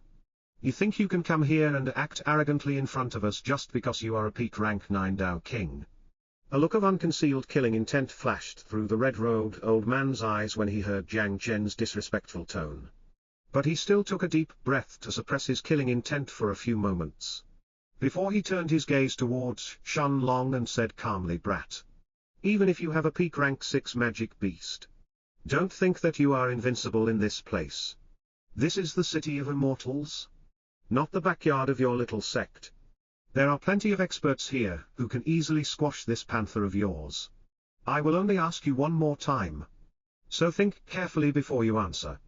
How did you comprehend the remaining sword intent behind this stone mural, when even a peak Dao King like me can't comprehend it?" Looks of realization appeared in the surrounding Dao King's eyes when they heard the red-robed old man's words, before they too turned their gazes towards Shenlong and his group right. This red-robed old man was also someone who had stepped into the realm of masters after he had studied one of the sword scenes in this stone mural for more than 10 months. But even someone like him was unable to comprehend sword aura. It would be weird if the old man let a peak rank 3 Dao King like Shenlong go without getting an answer from him. In fact, the red-robed old man knew clearer than most other people present here how massive the gap between the realm of masters and the level of sword aura truly was. Forget about a peak rank 9 Dao King like himself. The old man guessed that even a newly advanced Dao Emperor would be unable to endure the pressure from this stone mural and break through past the level of the realm of masters. And yet, Shenlong merely shook his head in response to the old man's question, before he stepped forward and said coldly, "There are plenty of experts who can easily squash my panther, you say? That's true. Too bad that you are not one of those experts. However, since you want an answer so badly, then let me answer your question. It's because your spiritual strength is simply insufficient. You want to obtain sword aura, huh? Come back after you reach the standard of a middle stage Dao Emperor. Perhaps you will have a chance by then. Ha ha ha ha ha. The standard of a middle stage Dao Emperor. You little bastard. Are you really messing with me? Do you really think that I won't dare to attack you because of that panther of yours?" The old man roared angrily while the aura around his body seemed to be on the verge of exploding if it wasn't because of Little Silver's presence. The old man would have never wasted so many words with someone like Shenlong trying to convince him to give him an answer, and would have already soul-searched him for the answer instead. And yet, in the red-robed old man's eyes, Shenlong simply gave him an answer that was no different from mockery. The standard of a middle-stage Dao Emperor in terms of spiritual strength when he was still a peak rank 9 Dao King. That was obviously impossible. Even finding an immortal grade cultivation technique was easier than that. Waving his hand, the old man then took out a blood-red sword from his spatial ring and held it in front of him with both hands. Before he said coldly, "Since you refuse to give me the answer I want, don't blame me for being impolite. Little bastard. You have brought this upon yourself." Ruaya, sensing that the red-robed old man was about to attack, Little Silver no longer held back either. As it suddenly opened its mouth, let out a powerful roar that reverberated in the ears of every single expert present. Before its massive figure abruptly disappeared, appearing right by the red-robed old man's side. The old man who was about to attack was startled by the Black Panther's speed that was several times higher than his own, as it ended up catching him off guard. Seeing the massive claw that was descending upon him, causing even the surrounding space itself to ripple in the process, the red-robed old man immediately switched his stance, as he held his blood-red sword horizontally in front of his chest. The Om. The moment that Little Silver's claw met the blood-red sword, a loud explosion that could be heard for tens of miles shook the underground chamber where the stone mural was located, raising a massive cloud of dust that completely obscured Little Silver's and the red-robed old man's figures. The cloud of dust that had just been raised was almost immediately dispersed by Little Silver's angry roar that shook the entire underground chamber, revealing to the surrounding Dao Kings the scene that it was hiding underneath it. Little Silver's left paw that was dripping with blood had been blocked by the red-robed old man's sword, cutting open a wound that was just a hair's breadth away from reaching its bone. It was obvious that if the sword had managed to cut through just a little bit deeper, Little Silver's paw would have probably been severed from its body, and yet the surrounding Dao Kings didn't feel too much pity for the Black Panther, as they could all see that red-robed old man's situation was even worse than Little Silver's. After he was forced to take on the full brunt of the Black Panther's attack, the red-robed old man had ended up vomiting a mouthful of blood in the process, while his right foot had also caved into the ground and was barely able to stand. The surrounding Dao Kings could guess that most likely the internal injuries that the red-robed old man had received were many times worse than his external ones. Despite its injury, Little Silver continued to stare at the red-robed old man, who was now kneeling on one knee in front of it, with its bright yellow eyes that were still oozing with killing intent. Before the Black Panther raised its left paw in the air for the second time, the old man's expression immediately changed when he saw this scene, as he shouted loudly in a terrified voice, "Stop! Back off!"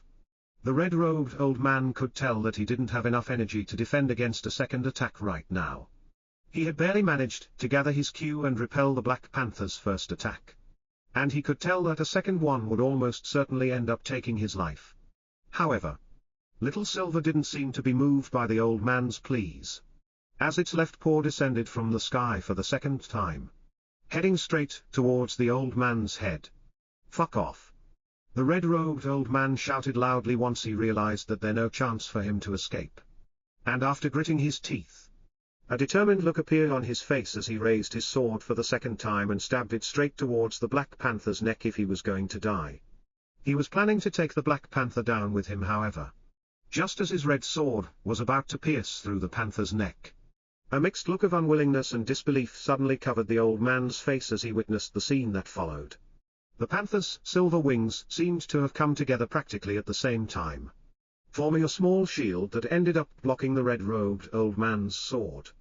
Although the red sword had managed to pierce through Little Silver's wings and had even managed to draw out some of its blood, it had ended up losing all of its remaining momentum as well and was unable to pierce through the Black Panther's neck any longer. The red-robed old man's scream was suddenly cut short the moment that Little Silver's massive black claw landed on his body, causing a mass of blood and organs to splatter on the ground in front of it. The red-robed old man didn't even have a chance to send his soul out of his body before he was squashed to death in an instant, stunning the surrounding experts who were watching this scene. And yet, Shenlong merely threw a glance at the old man's corpse, or at least what remained of it.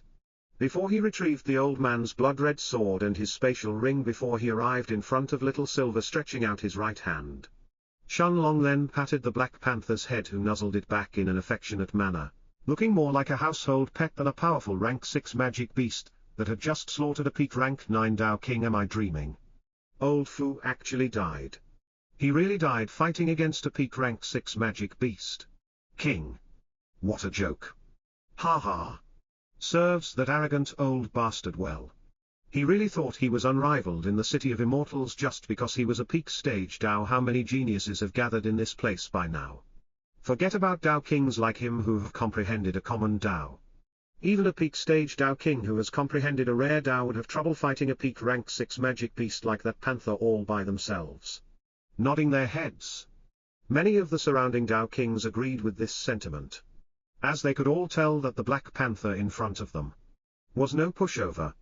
In fact, even among most other peak rank 6 magic beasts in the central region, it would definitely rank among the stronger ones based on the strength and speed it had just showed.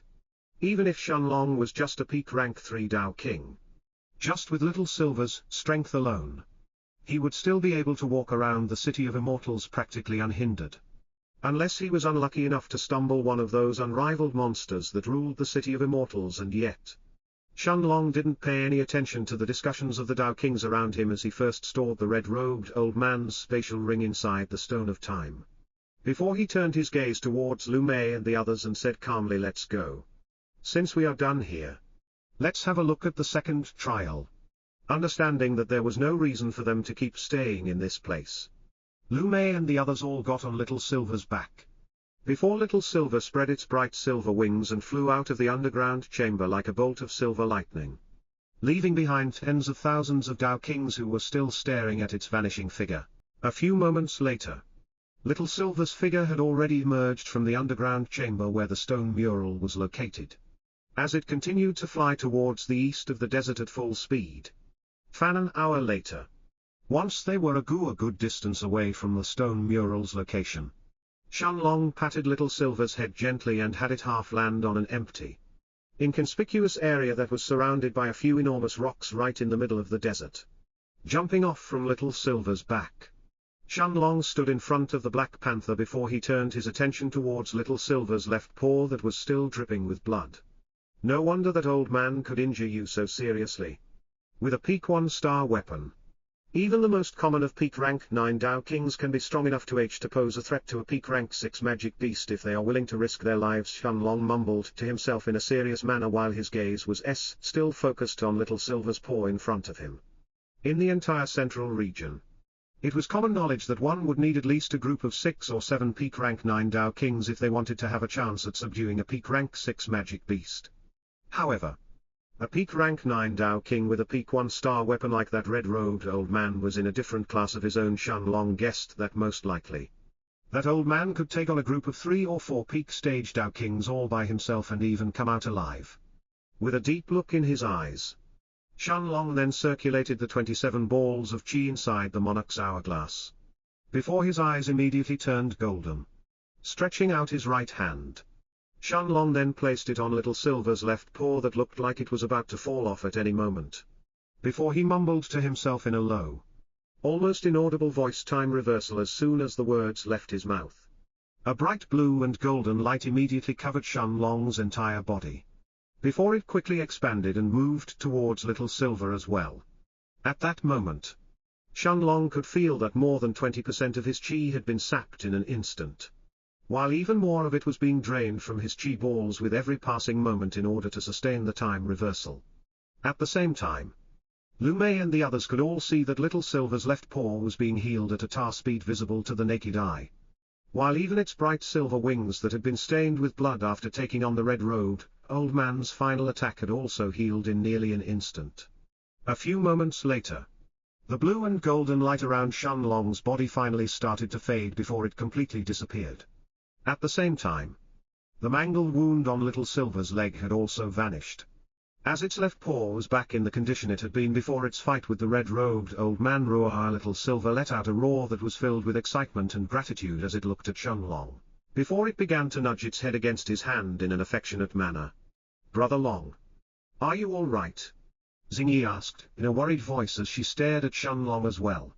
Even though Shenlong had only used time reversal for a few moments, Xingyi and the others all knew how taxing it was for him to use that skill, to use it on a peak rank 6 magic beast like Little Silver.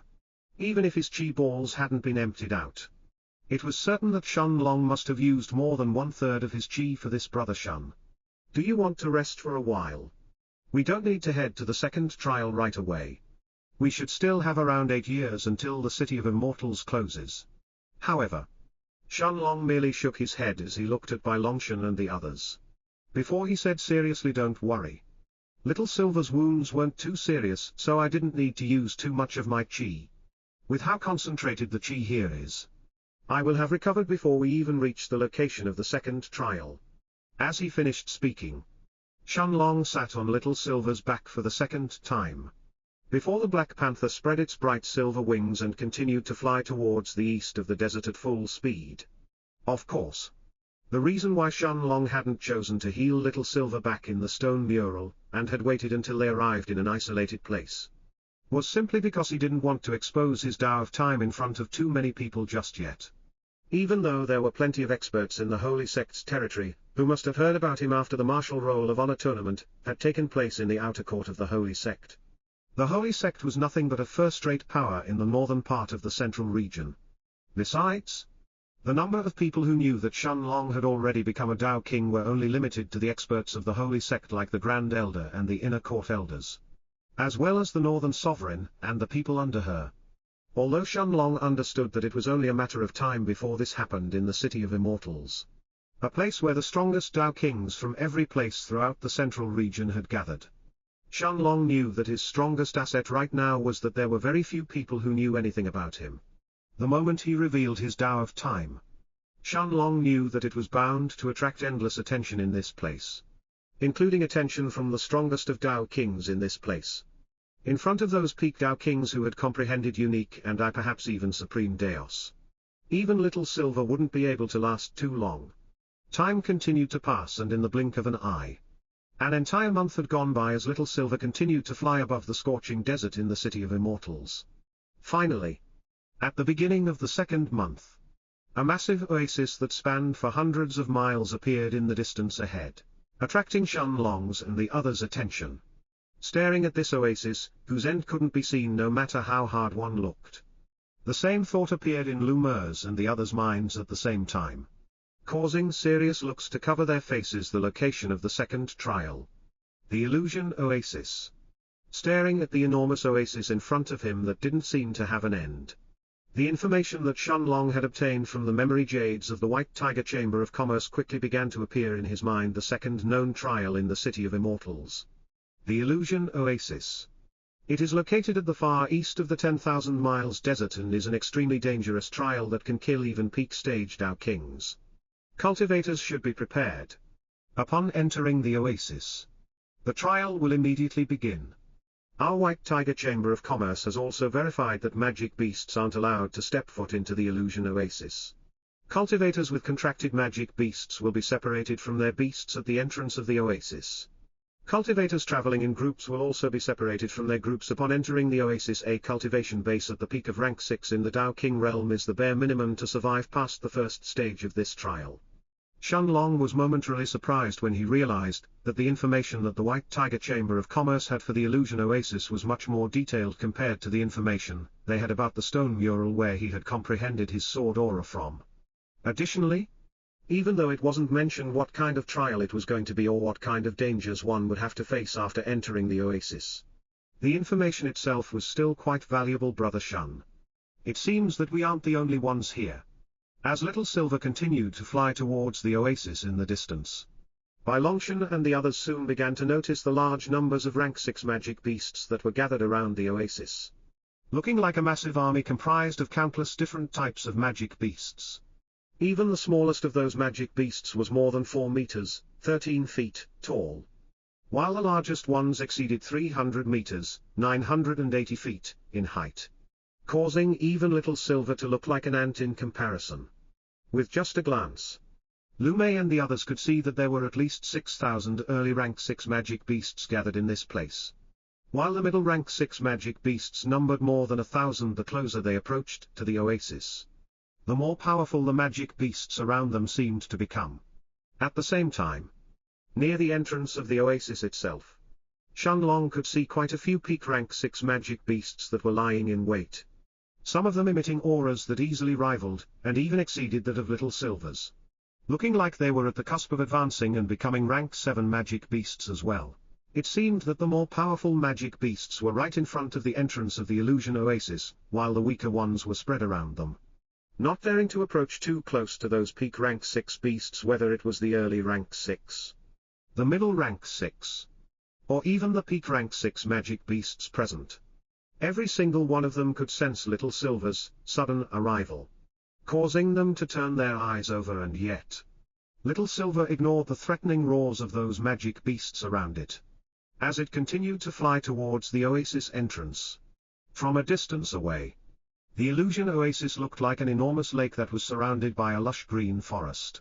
But as Little Silver approached closer to it, Shenlong finally began to notice an indistinct layer of white fog that was also surrounding the forest, giving off an extremely mysterious sensation that he had never felt before. A few moments later, as soon as Little Silver arrived within 500 meters from the oasis entrance, its figure suddenly turned stiff before it let out a painful roar. 500 meters. Whether it was the early rank 6 or the peak rank 6 magic beasts present, none of them could get any closer to the oasis than this. Any magic beast that tried to approach any closer than this would immediately feel a terrifying pain assaulting them, powerful enough to easily tear their souls apart. Since Shenlong had already formed a spiritual bond with Little Silver, he could clearly sense the Black Panther's emotions, including the pain that it was feeling right now. Patting Little Silver's head, Shenlong didn't have the Black Panther return inside the foggy space in the Stone of Time and allowed it to stay here instead. Before he began to make his way towards the entrance of the oasis along with Jiang Chen and the rest. I wonder just how many people are inside this trial right now? Bai Longshan asked curiously as their group continued to make their way towards the oasis. Lu Mei, Jiang Chen, and Xing Yi were also curious about this matter. As they stared at the thousands of magic beasts around them without speaking, more than 7,000 magic beasts were present in this place. And every single one of them was a magic beast that was still waiting for their master to return. This was a truly stunning number. With 7,000 magic beasts present, it meant that there must have been at least 7,000 Dao Kings inside this trial right now. But of course, Jiang Chen and the others all understood that it was impossible for every single Dao King to own a magic beast.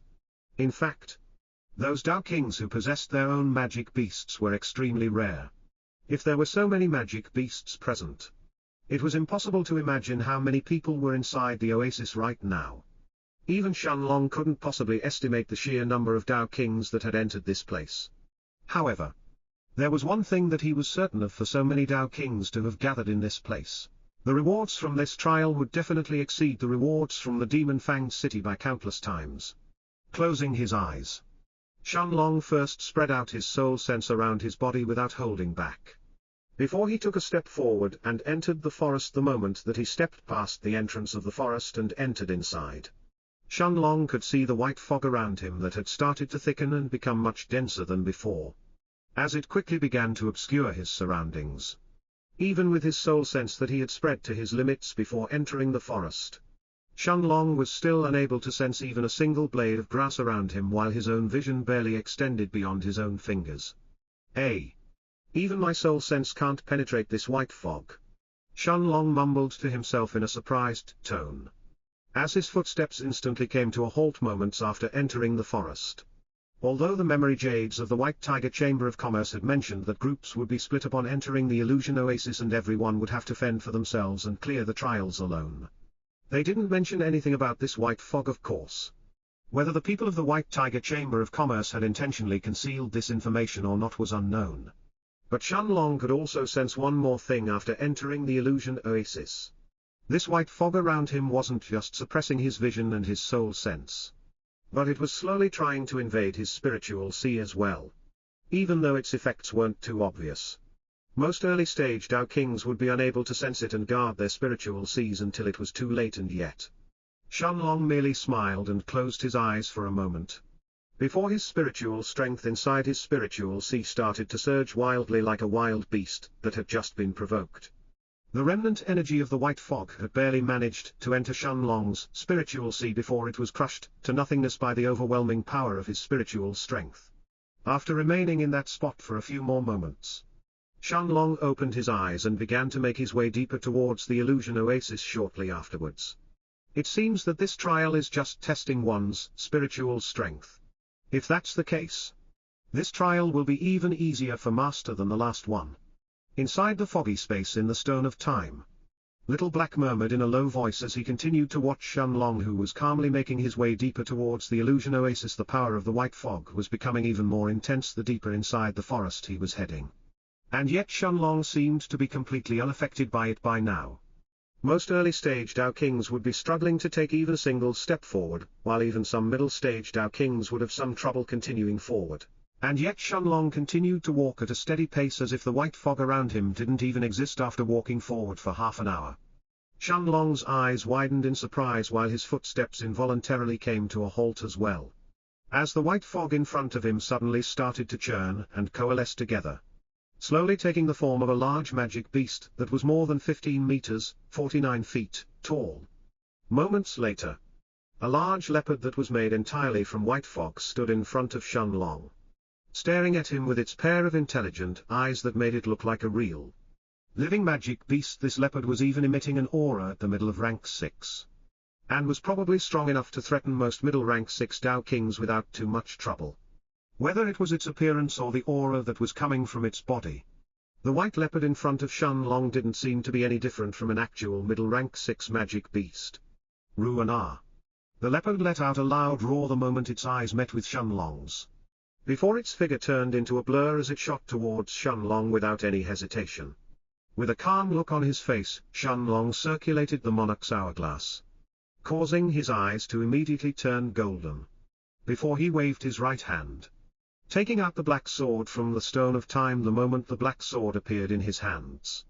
Shenlong's entire aura seemed to have changed, startling even the leopard that was heading towards him, sensing the profound aura around Shenlong that made him seem like a sharp sword that was going to cut down anything that dared to stand in front of him.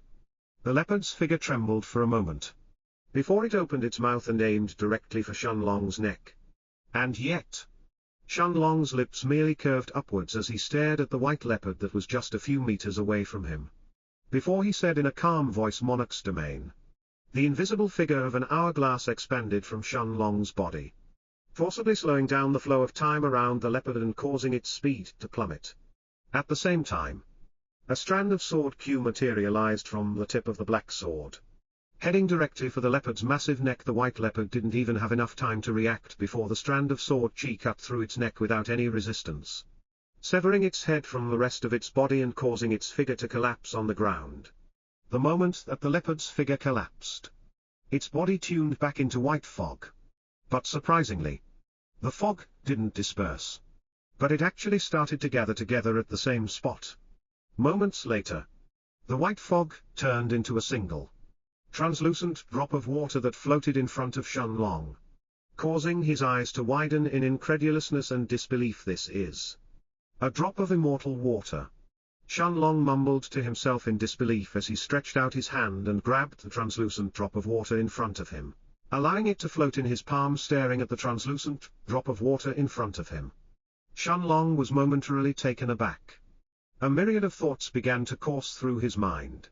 Although most people may not be aware of what this drop of water actually was, Shenlong could immediately recognize it with a single glance, which was why he was so surprised. At the same time, within the foggy space in the Stone of Time, a look of doubt had also appeared on Little Black's face as his bright azure eyes stared intently the drop of water that was floating in front of Shenlong. And after a few moments of silence, the black dragon finally muttered in a voice filled with disbelief, "How is this possible? There is actually immortal water in this place." Shenlong nodded his head as he was just as surprised as Little Black. After all, immortal water was a natural type of treasure that could only be found in the immortal dimension and couldn't possibly appear in a place like the central region of the cultivation world. Shenlong knew that this drop of immortal water could not only be used as an ingredient for alchemy, but it could also be consumed directly by body refinement cultivators to increase their strength even further. In fact, to magic beasts and body refinement cultivators who lived in the immortal dimension, immortal water was one of the most sought-after type of treasures that they used to increase their strength. Even this single drop of immortal water in front of Shenlong was enough to allow an average body refinement cultivator who was at the peak of the 5th stage to immediately break through upon consuming it and reach the early 6th stage instantly. However, Shenlong also knew that consuming immortal water this way was a huge waste of such a treasure. After all, immortal water was meant to be consumed in large quantities to obtain even better results. A single drop of immortal water by itself had quite negligible effects and wasn't worth too much to experts at the Tao Emperor realm and above. But if one consumed it in large quantities, that would be an entirely different story. Waving his right hand, Shenlong then took out an empty pill bottle from the Stone of Time and stored the drop of immortal water inside it. Before he turned his gaze deeper towards the illusion oasis the moment that the white leopard's figure collapsed and turned into white fog, Shenlong could see the rest of the white fog around him that had started to thin out considerably, almost as if it was consciously opening up a path for him. At the same time, inside the foggy space in the Stone of Time, Little Black stared at the drop of immortal water that was floating calmly inside the alchemy bottle. Before the Black Dragon said in a voice filled with excitement, "Master, I don't know who created this place, but since there was a drop of immortal water here, there must be even more of it deeper inside. This place is a treasure trove for Master." Nodding his head, Shenlong agreed with Little Black, as he began to follow the path that had been opened by the white fog without any hesitation. Indeed, just like Little Black had said, Shenlong also guessed that this place was most likely going to be a treasure trove for him, causing a smile to appear on his face. After all, if there was a single drop of immortal water to be obtained so early in this trial, it was very likely that one would be able to obtain even more of it if they headed even deeper inside. Even if there were no more drops of immortal water, the treasures deeper inside this place should be at least at a similar, if not an even higher level than this drop of immortal water at the same time. This trial seemed to be testing a person's spiritual strength, which was Shenlong's current strongest trait. It would be one thing if this place tested a person's cultivation base or even their combat strength. But spiritual strength was the one thing that Shenlong was certain that no other Tao King could possibly compare with him, even with his current cultivation base.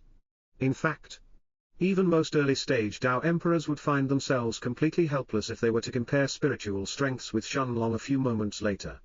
Shenlong arrived at the end of the path in front of him, before he noticed the white fog around him that had started to become even more condensed than before. Once again, the white fog surrounding him had completely blocked his vision, before it started to invade his spiritual sea for the second time, and yet Shenlong simply ignored it as he began to make his way deeper towards the depths of the illusion oasis shortly afterwards. With every passing step he took, the pressure from the white fog seemed to be increasing even further, and yet Shenlong was barely affected by it as he kept walking forward with steady steps. In fact, Shenlong could barely sense any pressure from the white fog itself and was simply walking slowly in case he encountered another beast like the white leopard. Finally, after walking for a little more than an hour, Shenlong's footsteps suddenly came to a halt before his golden eyes lit up with a bright blue and golden light. At the same time, the white fog around him had started to churn and coalesce together, slowly taking the form of a familiar-looking magic beast that was more than 15 meters, 49 feet, tall. Staring at the figure of the white leopard in front of him that was made entirely from white fog, Shenlong's lips curved upwards, forming a bright smile, before his aura at the peak of rank 3 in the Tao King realm suddenly exploded outwards. Author's note: as you guys have noticed, during the past few months the release rate has been inconsistent, with the last 2 months being in the worst state possible as I was struggling to write even a single chapter. This is because during the past 5 months I had to face too many issues in real life, including family emergencies, as well as my mandatory military service on top of everything in the first couple of months. It wasn't too bad as I could still do my best to write at least 1 chapter a day if not 2 of them.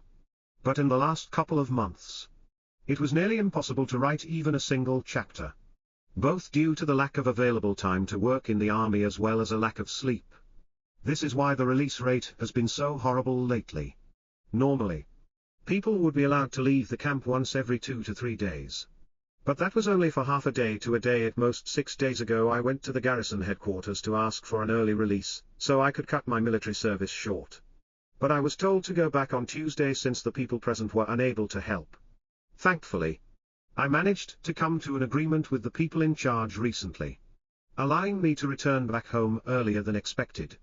Thank you for your patience during the past couple of months. And especially this month where I know you guys have been completely starved out of chapters.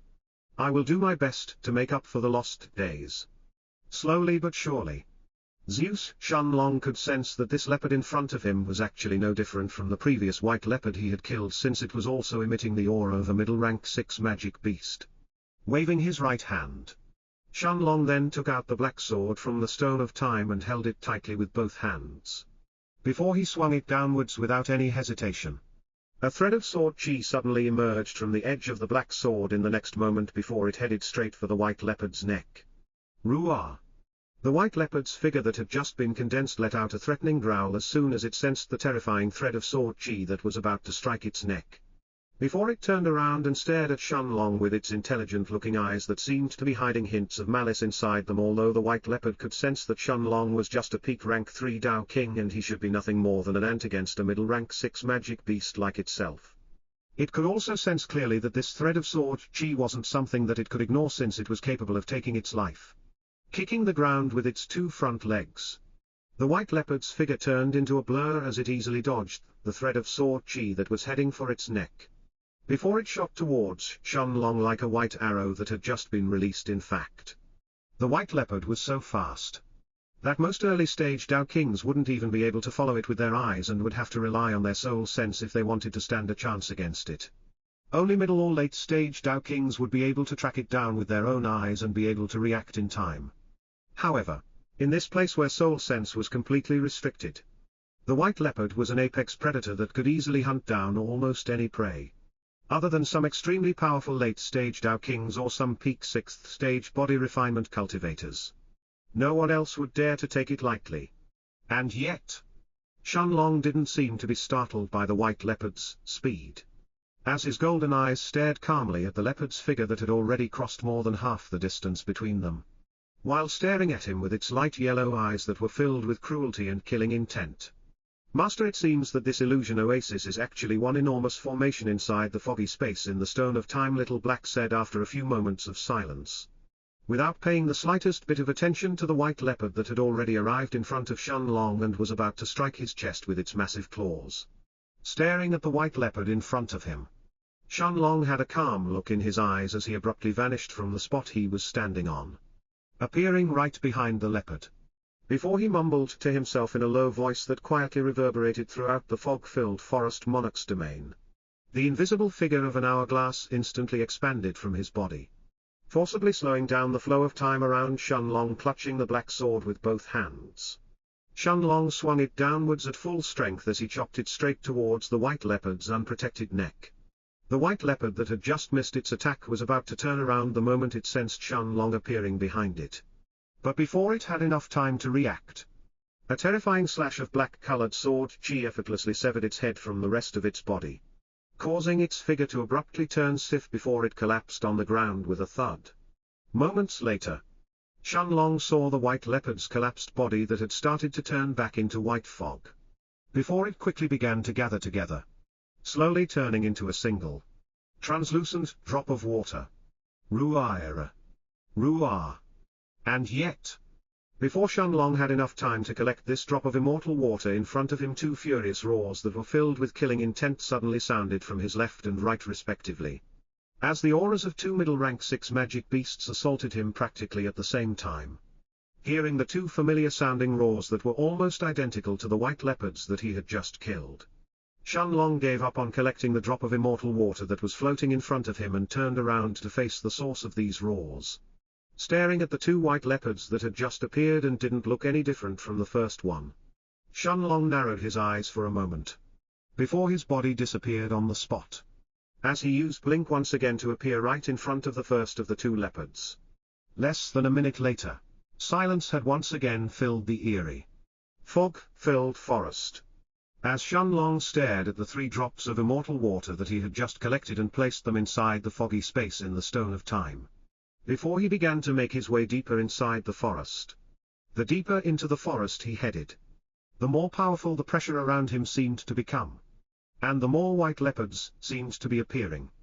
And yet, these white leopards that could threaten even those rank 5 and rank 6 Tao Kings couldn't even last against a single slash of sword Q before their bodies turned into drops of immortal water that Shenlong happily collected and stored inside the Stone of Time. As for the ever-growing pressure, Shenlong decided to completely ignore it as he made his way even deeper inside the illusion oasis. Finally, a little more than half a day later, after hunting more than 200 white leopards, Shenlong's eyes suddenly lit up as he stared at the scene in front of him with a stunned look on his face.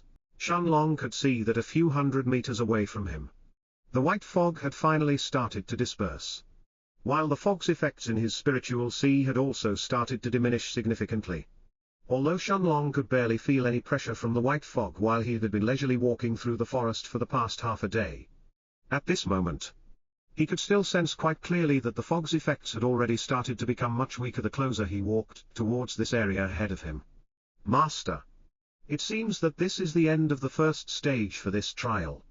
Inside the foggy space in the Stone of Time, Little Black said with a calm look in his bright blue eyes as he stared at the area ahead of Shenlong, hearing the loud hubbub of voices that were no longer being blocked by the white fog and could be heard clearly from that place.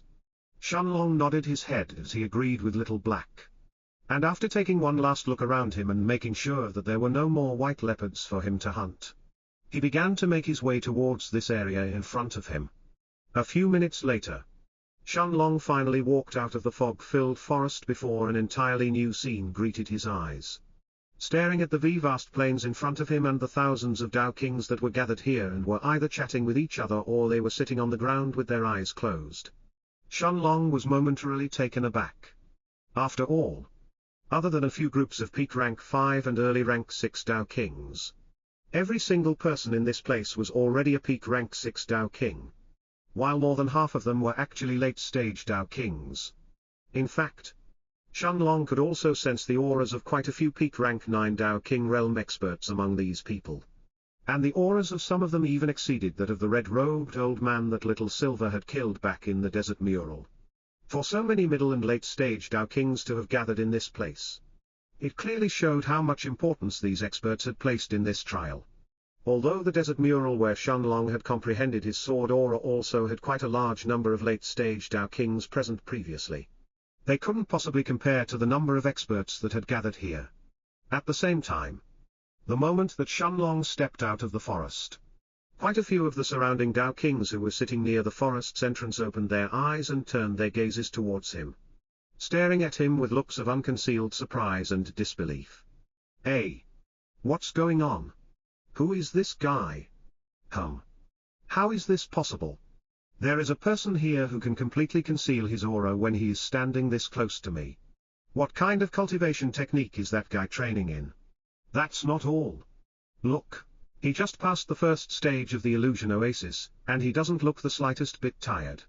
Sensing the curious and examining gazes of the surrounding Tao Kings and hearing their discussions, Shenlong wasn't surprised by their reactions and merely shook his head in response, before he began to inspect the people around him as well. Naturally, it was extremely rare for these people to be unable to sense someone's cultivation base when they were standing in such close proximity to them. So it was no wonder that they would be so surprised. Even most peak rank 9 Tao King realm experts wouldn't be able to completely conceal their aura to the point that not even a bit of their coup would slip out, unless they were training in some extraordinary cultivation technique. The only people who would be able to do something like that without an immortal grade cultivation technique would only be experts at the Tao Emperor realm and above. But of course, in the City of Immortals, regardless of how talented someone was, it was impossible for them to break through to the Tao Emperor realm and keep that a secret. Although nobody truly knew what would happen in that case, most of the peak rank 9 Tao Kings believed that the moment they completed their breakthroughs, they would be sucked to the second level of the City of Immortals and would have to compete with monsters like Jiang Tinfeng and the other late stage and peak stage Tao Emperors by then. This was why no one was willing to finish their breakthroughs in this place, despite the fact that the City of Immortals was filled with extremely pure chi besides. Breaking through to the Tao Emperor realm wasn't so easy to begin with. And considering that everyone would only have around 10 years to stay in this place, most people understood that it was probably better to hoard as many treasures as they could while they were here. Hey, friend.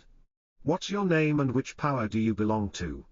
It's quite rare to see someone like you still in the first stage of the illusion oasis. Just as Shenlong was taking a look at his surroundings, a handsome, brown-robed young man with a long white saber stranded on his back suddenly approached him and asked him with an amiable smile on his face, before he cupped his hands in a friendly manner, indicating that he didn't mean any harm.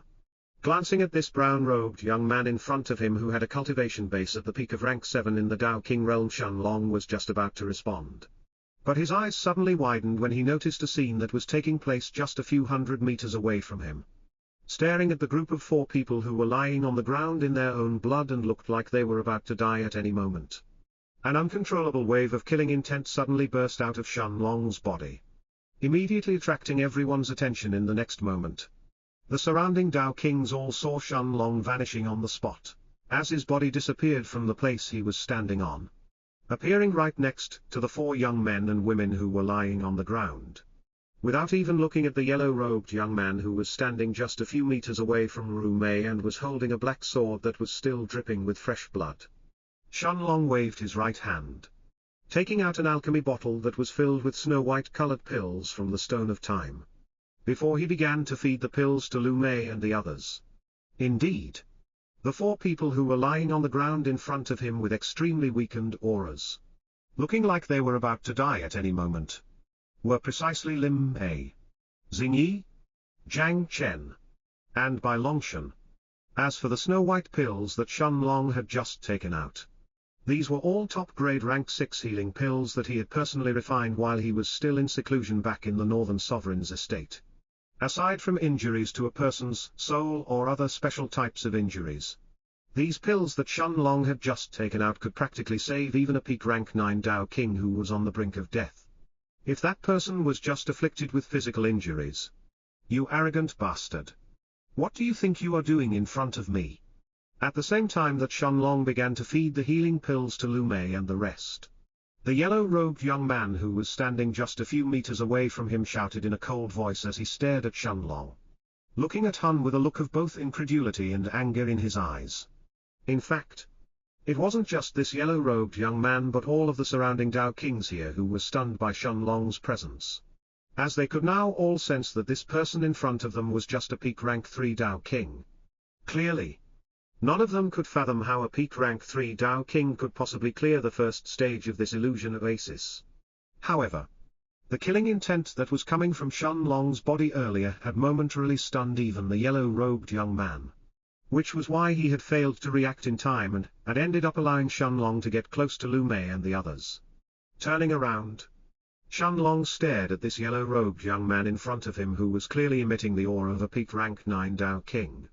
And after throwing a single look at the black sword in his hands that was still dripping with fresh blood, Shenlong asked him in an extremely cold voice, why did you attack them? Seeing the condition that Rumei and the others were in and the fresh blood that was still dripping from the yellow-robed man's sword, Shenlong could naturally tell that Rumei's and the rest's injuries had all come from this person in front of him. Ha ha ha ha ha. Heating Shenlong's question, the yellow-robed young man started laughing loudly in a mocking manner, while many of the surrounding Tao Kings began to shake their heads in response. Why did I attack them? Why do I need a reason to attack someone in this place? Ha ha ha. Brat. Where do you think we are right now? This is the city of immortals? Here, the strong rule and the weak must obey. Understand? I don't need a reason to attack someone other than to take their treasures. However, before I kill you, I don't mind answering your question. Once these 4 fools passed the first stage of the illusion oasis and came here, I magnanimously offered them a safe place to rest before they challenged the second stage. In exchange, all they had to do was hand over half the drops of immortal water that they gathered during the first stage. If they had agreed, I would have let them live and wouldn't have bothered with them any longer. Unfortunately for them, they refused, thinking that they had a choice. And of course, this is their punishment for refusing. Normally, I would have given you the same offer as them. But it's too bad that I already find you an eyesore.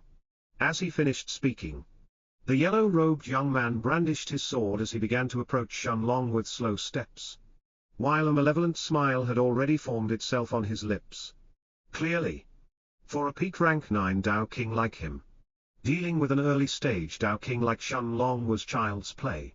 At the same time, inside the foggy space in the Stone of Time, Little Black opened his bright blue eyes and stared at the yellow-robed young man in front of Shenlong with a gaze that was filled with endless killing intent.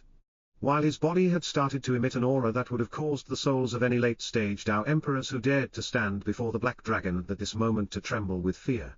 And after a moment of silence, Little Black said to Shenlong, Master, although your talents would be considered unrivaled even in the immortal dimension, you are still a peak rank 3 Dao King right now. The gap between the two of you is too big right now. I know that Master would rather deal with this yourself, but let me take care of this. At this moment, Little Black could sense Shenlong's raging emotions that were like a volcano that was about to explode clearly. There was no way that Shenlong would let this matter go when the yellow-robed young man had already laid his hands on Lu Mei and the others. This was even more so since Little Black could tell how serious Lu Mei's and the rest's injuries were. Even though Shenlong had already fed them top-grade rank 6 healing pills, Little Black could tell that Jiang Chen's and the rest's vitality was still rapidly slipping away from their bodies without any signs of improving. While their breathing had already turned extremely weak and was about to stop at any moment. However, Shenlong merely shook his head after hearing Little Black's suggestion. Before he turned his cold gaze towards the yellow-robed young man who was casually approaching him and said seriously, no need. I will deal with this by myself. No matter what happens, don't come out. After a moment of silence, Little Black nodded his head in a solemn manner and didn't say anything else, as he allowed Shenlong to focus on his fight with the yellow-robed young man. Although he had said that the gap between the two of them was too big, Little Black understood Shenlong's strength better than anyone else. He knew that if the current Shenlong truly decided to go all out, then, even if he was faced with an average peak rank 9 Dao King, there was still a chance to seriously injure that person. However, Little Black also knew that Shenlong's current objective wasn't simply to injure the yellow-robed young man but to kill him. In Little Black's mind, perhaps there was a small chance of success if this yellow-robed young man didn't have a star-rank weapon. But it was plain as day that this wasn't the case here, as the black sword in his hands was clearly a 1-star weapon. But of course, Little Black was the only one who thought that Shenlong even had a chance to survive against this yellow-robed young man. As the surrounding Dao Kings who were watching this either mocked Shenlong in their hearts for overestimating himself or they shook their heads in pity. After all, for a peak rank 3 Dao King to have managed to pass the first stage of the Illusion Oasis, this was something that had never been done before. So it was only natural that he would attract the attention of some of these stronger Dao Kings. However, these people could now all see that Shenlong was just standing on the same spot, almost as if he was waiting for the yellow-robed young man to take his life without any resistance. What's wrong? Are you scared? Ha ha ha ha. Why don't you try to beg for your life then? Who knows? Perhaps I might even let you live. Seeing that Shenlong wasn't attacking him, and was merely standing there without moving a single step, the yellow-robed young man licked his lips and said in a mocking manner while his footsteps continued to approach him unhurriedly, like a hunter who wanted to toy with his prey. Unfortunately for you, it's too late even if you wanted to beg for your life now, since I have already decided to kill you. As for those 4 pieces of trash over there, don't worry. I can assure you that they will join you soon enough. The poison they have been inflicted with isn't something that can be expelled by a mere rank 6 healing pill. Shenlong could see that the smile on the yellow-robed man's face had turned even more malevolent than before when he mentioned the word poison, while his sinister yellow eyes stared intently at Shenlong, as if he was waiting to see a look of fear and despair color his face. However, to the yellow-robed young man's surprise, the look on Shenlong's face didn't change at all after hearing his words, as Shenlong continued to stare at him with the same cold look that was filled with a calm yet clearly overbearing killing intent. After all, Shenlong had already realized this from the moment he laid his eyes on their bodies and smelled an unnaturally unique scent that Jiang Chen and the others had all been inflicted by an extremely potent poison. And he also knew that they had, at most, one more hour to live before the poison took their lives. In fact, what the yellow-robed young man didn't know was that Shenlong had already recognized the type of poison he had used with just a glance. Since memories about a certain black-colored grass immediately began to appear in his mind as well. Shenlong knew that this was an extremely rare poison that came from a rank 6 medicinal herb that was called the soul-tormenting grass. The soul-tormenting grass was known to be an extremely rare rank 6 medicinal herb, and its poison was strong enough to kill even late-stage Dao Kings in a matter of hours. In fact, Shenlong knew that things were just like the yellow-robed young man had said, and that the pills he had fed to Xingyi and the others wouldn't be able to save them despite them being top-grade rank 6 healing pills. After all, the soul-tormenting grass was one of those extremely rare types of poisons that was almost completely unaffected by both healing and antitoxin pills of the same rank. One can forget about average rank 6 pills, as they wouldn't have any effect. And the same went even for most high-grade rank 6 pills. Even top-grade rank 6 healing and antitoxin pills would be unable to expel the soul-tormenting grass poison inside a Dao King's body. The only thing they would be able to do would be to slightly slow down the speed that the poison spread. But it would still be insufficient to save their lives. And the reason why Shenlong had fed the pills to Lu Mei and the others was precisely so he could slow down the spread of the poison. Seeing that he wasn't getting the expected reactions from Shenlong, the yellow-robed young man frowned and seemed to have lost his interest to toy around with his prey. Before a murderous aura immediately surrounded his body. How boring. Die. In the next moment, his figure abruptly turned into a blur as he disappeared from the spot he was standing on, appearing right in front of Shenlong, before he slashed his black sword directly towards Shenlong's head, aiming to split his head in half in a single strike. At the same time, however, Shenlong merely clenched his right fist and sent it flying forward, looking like he was aiming to meet the yellow-robed young man's sword head-on. That brat has a death wish. He wants to fight Mao Huang with his bare hands. Is he crazy? Does he think he is a peak 6th stage body refiner? What a fool. Even a peak 6th stage body refiner would suffer if they took on Mao Huang's sword like that. The surrounding Dao Kings began to mumble among themselves when they saw this scene in front of them, as their eyes were still intently focused on the two figures that were about to clash with each other.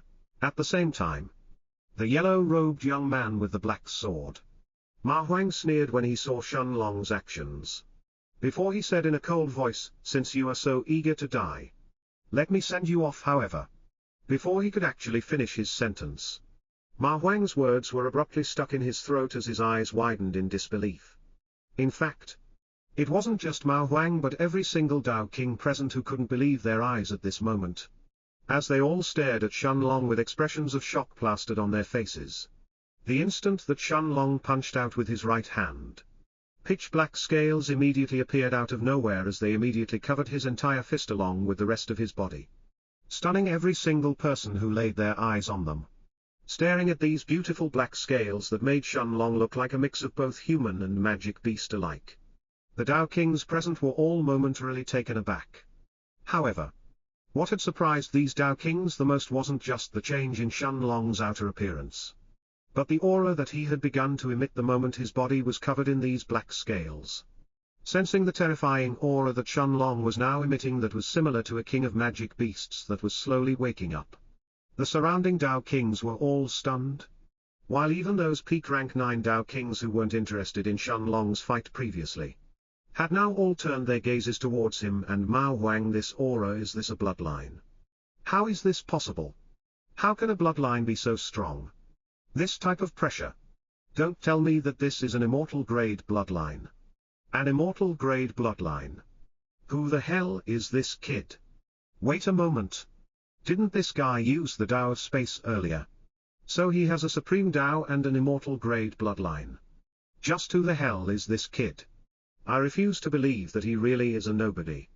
At the same time that the surrounding Dao Kings began to talk among themselves, one of the peak rank 9 Dao Kings who was watching this scene, whose aura was even stronger than the yellow-robed young man's that Shenlong was facing right now, stared at Shenlong for a few moments in silence before he mumbled to himself in a pondering manner, an immortal grade bloodline and a supreme Daoha. Even if he's just an early-stage Dao King, the White Tiger Chamber of Commerce shouldn't have excluded his information on purpose. Since they didn't include it within their information jades, it's more likely to assume that even they weren't aware of it either. How interesting. At this moment, Shenlong, who had already activated his dragon's bloodline and was about to fight with Mao Huang, was completely unaware that he had simultaneously managed to attract the attention of an even more dangerous person. Although Mao Huang was also a peak rank 9 Dao King and was someone who was strong enough to act arrogantly in front of others without a need to care about their strength or background. In front of this black-robed young man, he actually knew that he wasn't much different from any average late-stage Dao King. In fact, if Shenlong had noticed this black-robed young man, he would also be able to easily recognize him thanks to the information he had received from the White Tiger Chamber of Commerce. After all, according to the White Tiger Chamber of Commerce, this man was one of the 100 strongest Dao Kings that had entered the City of Immortals.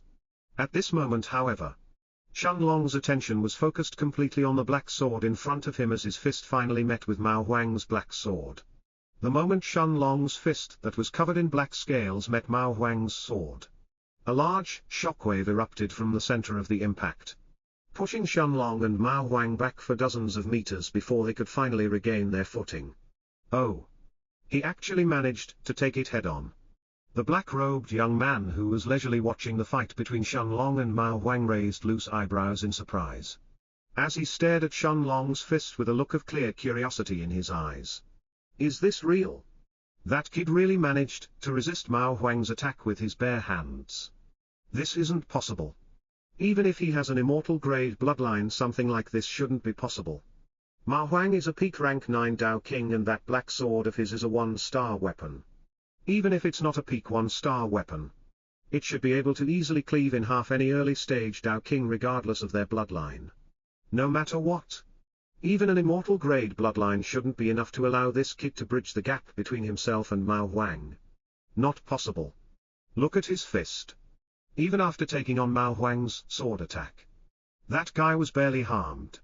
Only some of his protective scales seem to have been chipped off and there isn't even any blood coming from his hand. There is definitely something special about that bloodline of his. At the same time that the surrounding Dao Kings erupted in discussions, the yellow-robed young man, Mao Huang, stared at Shenlong's fist with a stunned look on his face, before he slowly tuned his gaze towards his own sword. Ha ha ha. Ha ha ha ha ha. After a brief moment of silence, Mao Huang suddenly started laughing like a madman, before an evil smile that was akin to a devil's eventually appeared on his lips, as he stared at Shenlong, who was standing a few meters away from him, and said mockingly, who knew that today Mao Huang would actually get to kill not just one, but 2 pieces of trash with immortal grade bloodlines. Ha ha ha ha ha. It must be my lucky day.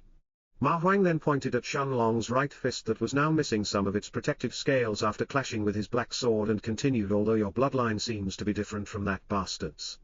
It's too bad that it wasn't enough to save you either. Ha ha ha ha. Without any hesitation, Mao Huang then kicked the ground, as he thrust his black sword forward for the second time, aiming to pierce through Shenlong's chest. Of course.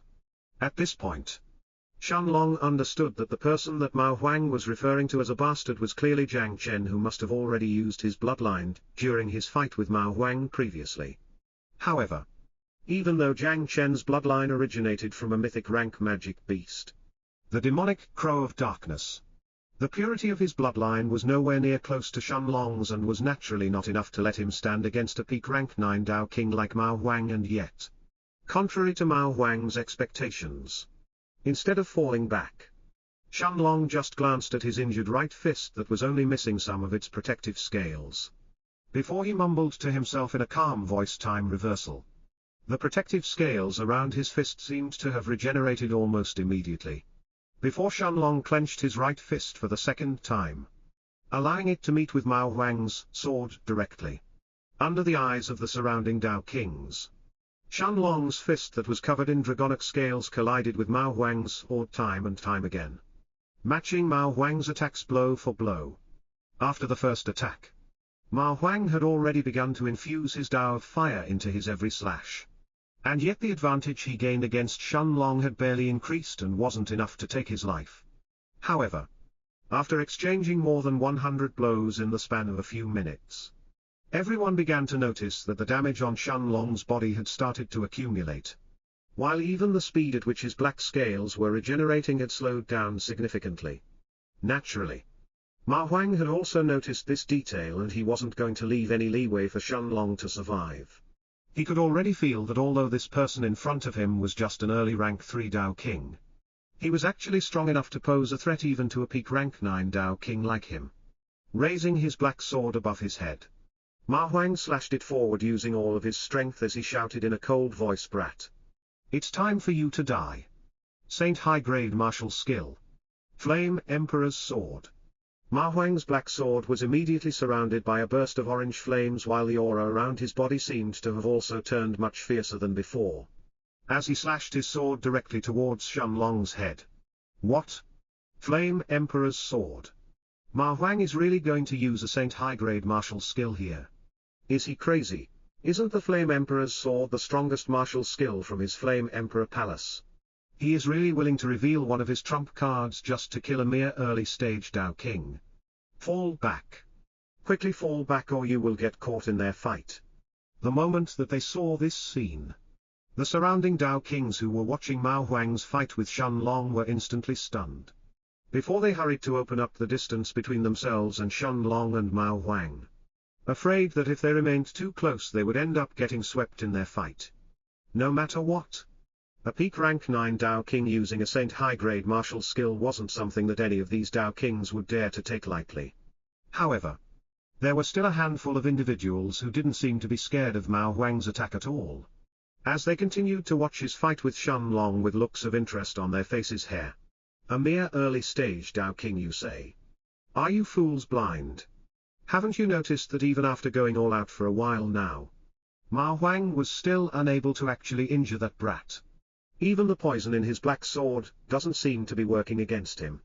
Naturally, he doesn't have any other option other than to use his strongest martial skill to kill him.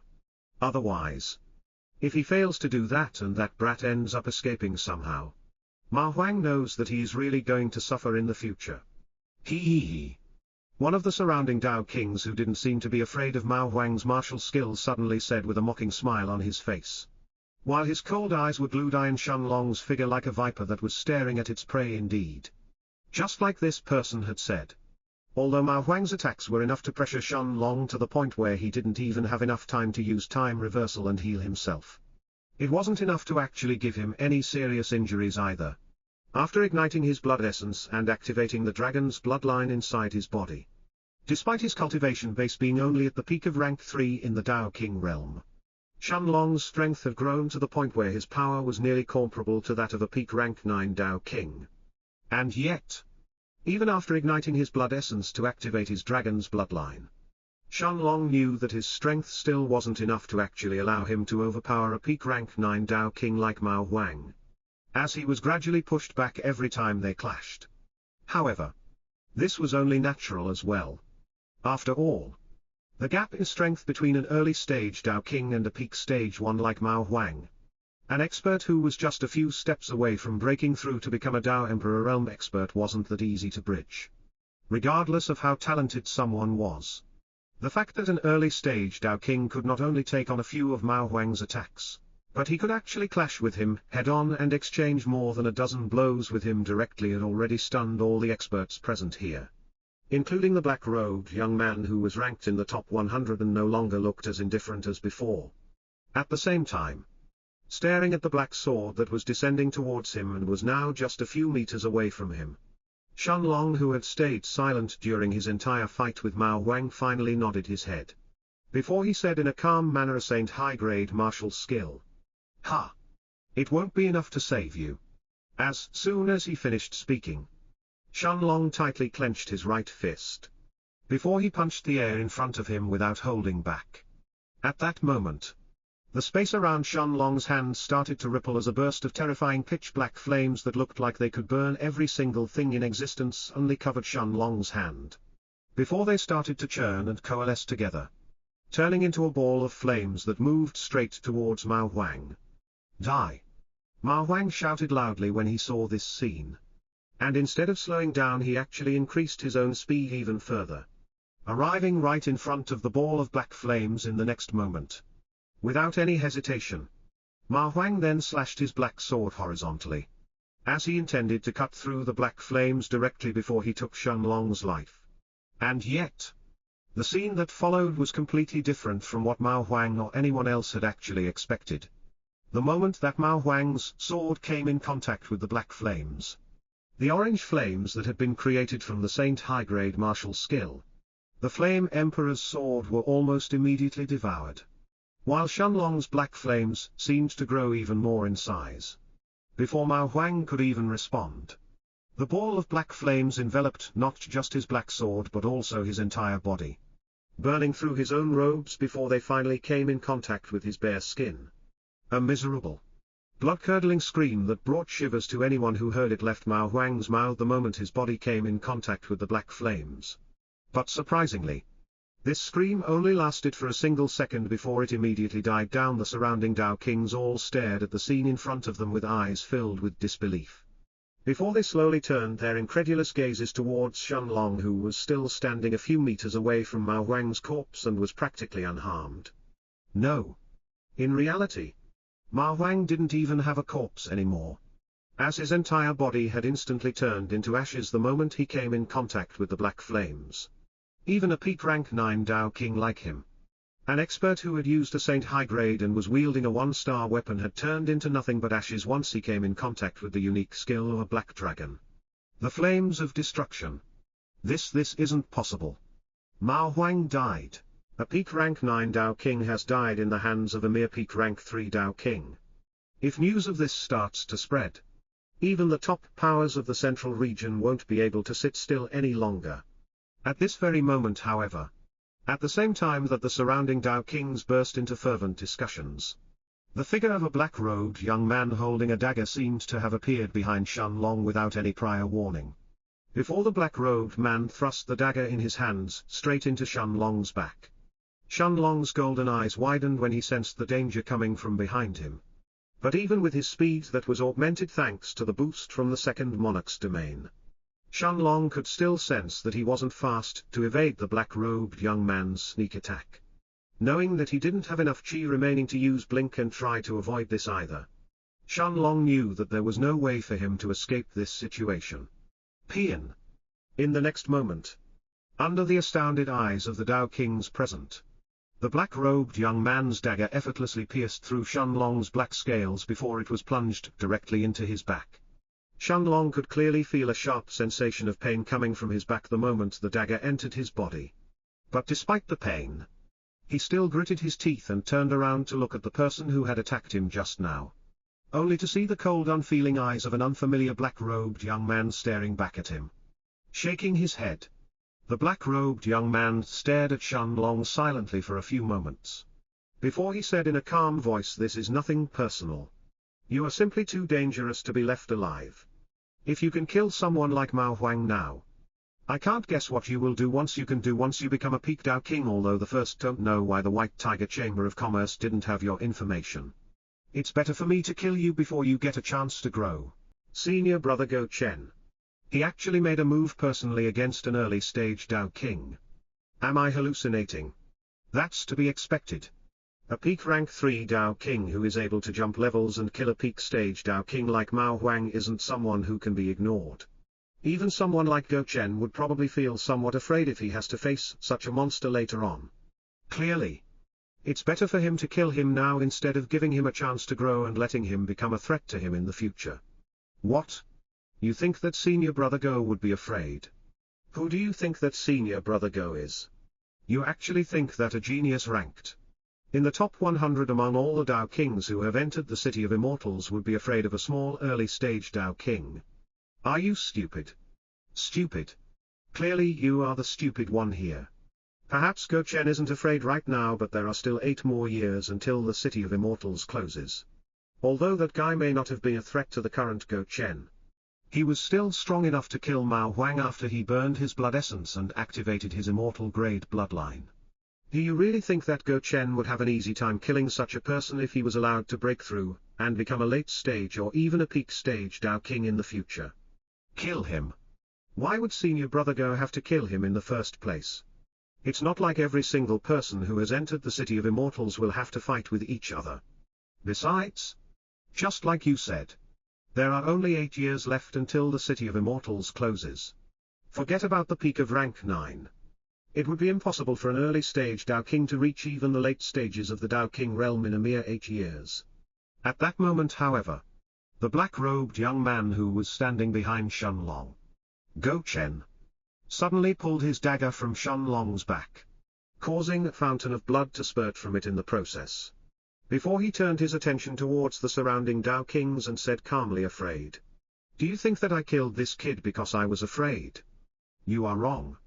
I, Go Chen, am not afraid of anyone within the City of Immortals. Forget about this brat. Even those who are ranked in the top 10 aren't enough to make me feel afraid of them. However, this doesn't mean that I am blind either. Someone who can kill a peak rank 9 Dao King like Mao Huang when they are just a peak rank 3 Dao King can indeed become a threat to me in the future. Although it's unlikely that this kid would have managed to become a peak stage Dao King within the next 7 years. In the end, this is still the City of Immortals and nothing is really impossible. The treasures that are hidden in this place are innumerable after all. Although I am not afraid, I have to admit that if this brat was a peak rank 9 Dao King, I would probably have to exhaust quite a few of my trump cards if I really wanted to kill him. Since that's the case, it's better for me to kill him now instead of waiting to do so in the future. The surrounding Dao Kings immediately fell silent when they heard Go Chen's response, although many of them weren't satisfied with it, as that didn't explain why Go Chen killed someone that he had no enmity with. In the end, nobody dared to refute his words either. After all, Go Chen was indeed the strongest person in this place right now. And it was also true that he was someone whose combat skills were still considered first-rate among all the Dao Kings who had entered the City of Immortals. In fact, only those monsters who were ranked in the top 30 in the rankings of the White Tiger Chamber of Commerce would be able to overpower someone like him. At the same time, inside the foggy space in the Stone of Time, Little Black, whose massive body was now emitting an extremely bloodthirsty and murderous aura. An aura that would cause even most peak Dao Emperors to start trembling in front of it, continued to stare at Go Chen for a few more moments, before the Black Dragon said to Shenlong in a worried manner, "Master, you have already exhausted all the blood essence in your body and your dragon form is about to disappear." After a moment of silence, Shenlong, who could still feel that the wound on his back was having trouble healing for some reason, finally nodded his head, before he turned to look at Go Chen, who was still standing behind him, and said calmly, "Go Chen. Ha! Even if you somehow manage to leave the City of Immortals alive, I will definitely take your life once we get out of here." "Oh. You are still breathing." Hearing Shenlong's voice, Go Chen turned around and stared at him in a surprised manner, before his cold eyes narrowed into 2 threatening slits in Go Chen's eaves. Since he had been stabbed by his dagger, Shenlong was doomed to die no matter what. However, for some reason, the last sentence that Shenlong had said had actually made Go Chen start feeling both angry and uneasy. Although he had killed an uncountable number of people in his life, and had heard plenty of rumblings and curses before his victims died, Go Chen could tell that Shenlong's words weren't the desperate rumblings of a dead person. Hearing the cold tone that was full of certainty in his voice, Go Chen clenched the dagger in his hands tightly, before he looked at Shenlong and said in a voice that seemed to be lacking even the slightest hint of emotion, "Fine, I was planning to let you live for a bit more, but since you are so eager to die, so be it then." At that moment, however, Shenlong completely ignored Go Chen, who was about to make his move, and closed his eyes as he placed his entire attention inside his spiritual sea, before he said in a calm but extremely serious voice, "World Zero." The moment that those words left his mouth, Shenlong's spiritual sea, that was previously calm like an ocean that wouldn't be moved regardless of what it faced, suddenly started to churn, looking like a volcano that was about to explode. At this moment, Go Chen, who was about to stab Shenlong with his dagger for the second time, suddenly halted his movements, while his eyes widened in disbelief as his body involuntarily started to tremble, sensing the terrifying aura that was coming from Shenlong's body. Go Chen immediately abandoned all thoughts of continuing his attack. And without any hesitation, he flew backwards at full speed as he hurriedly opened up the distance between himself and Shenlong. However, Go Chen wasn't the only one who had sensed this overbearing aura that was coming from Shenlong's body. Every single one of the surrounding Dao Kings, regardless of what they were doing previously, all turned their attention towards the source of this disturbance the moment they sensed it. As they stared at Shenlong with disbelieving looks on their faces. What? The spiritual strength of a Dao Emperor. How is that possible? What is going on? How is that kid emitting the spiritual strength of a Dao Emperor? Weren't talismans and similar items all ineffective while we are inside the City of Immortals? No. Talismans are definitely restricted in this place. Besides, this doesn't seem to be the effect of a talisman in the first place. But this spiritual strength. This is too strong. This isn't simply the level of an early-stage Dao Emperor. This is at least at the same level as that of a middle-stage Dao Emperor. How is this possible? The surrounding Dao Kings could no longer hide their shock as they immediately burst into discussions while they stared at Shenlong. Before many of them hurried to open up the distance between themselves and Shenlong, who was now clearly emitting a spiritual strength equal to a middle-stage Dao Emperor. In reality, however, it wasn't just the Dao Kings around Shenlong but even the magic beasts stationed outside the illusion oasis that had also sensed the horrifyingly powerful spiritual strength that had suddenly appeared inside the illusion oasis, which far exceeded what any peak stage Dao King could possibly muster. And yet, Shenlong wasn't aware of any of this, as his entire attention was fully placed in his spiritual sea that was now rumbling violently and looked to be on the verge of exploding. After breaking through to the Dao King realm, Shenlong had already sensed that his spiritual sea had been affected by the Stone of Time and had changed in a certain way.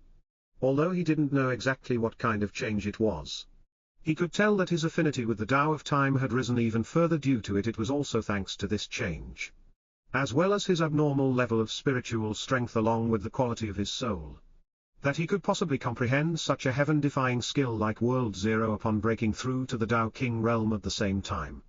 The moment that Shenlong's spiritual strength inside his spiritual sea began to surge, in the center of his spiritual sea, the stone of tune that had stayed dormant for so long suddenly started to vibrate intensely, before it began to emit a blinding blue and golden-colored light that was quickly seeping into Shenlong's spiritual sea.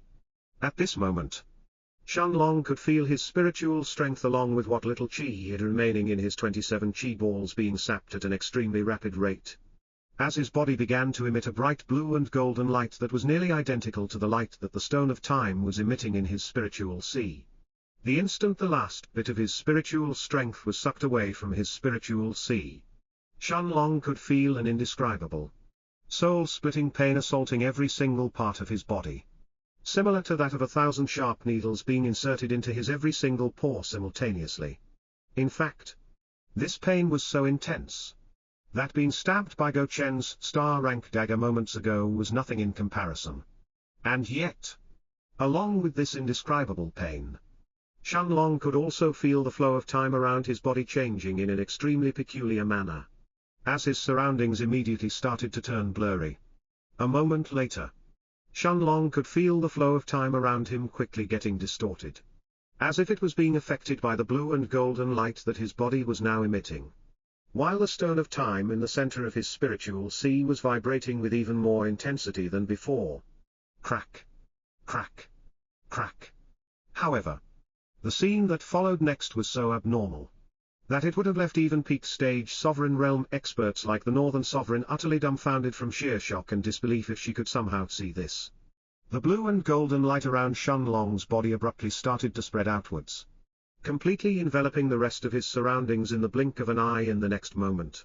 Regardless of whether it was Lu Mei, Jiang Chen, Xing Yi, and Bai Longshan, who were still lying on the ground in a pool of their own blood after they had been attacked by Mao Huang, or the surrounding Dao Kings like Go Chen and the others who had already started to pull themselves away from Shenlong the moment they sensed the abnormal level of spiritual strength that he was emitting.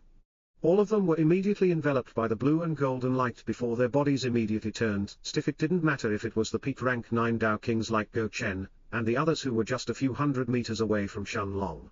Or the middle and late stage Dao Kings who were spectating Shenlong's fight with Mao Huang from thousands of meters away. As their bodies were all frozen into place the moment they were touched by this blue and golden light. And yet, this wasn't the end of it, as the blue and golden light around Shenlong continued to expand even further without any signs of stopping, spreading past the borders of the illusion oasis before it moved towards the magic beasts that were stationed right outside the oasis entrance. In the next moment, the thousands of magic beasts that were gathered in front of the entrance of the illusion oasis were enveloped by this palpitating blue and golden light as well. Before they were also frozen in place just like Go Chen and the Dao Kings inside, without the slightest ability to resist it. This was a truly horrifying scene that would have left even the strongest experts of the central region completely stunned from shock, confusion and finally, disbelief. Thousands of rank 6 magic beasts, including even peak rank 6 magic beasts like Little Silver, who were actually strong enough to destroy entire groups of late-stage Dao Kings all by themselves, were now frozen in place after they were enveloped by that blue and golden light. And all of this had been caused by a single peak rank 3 Dao King. If news of this started to spread out, the entire central region would instantly fall into an uproar.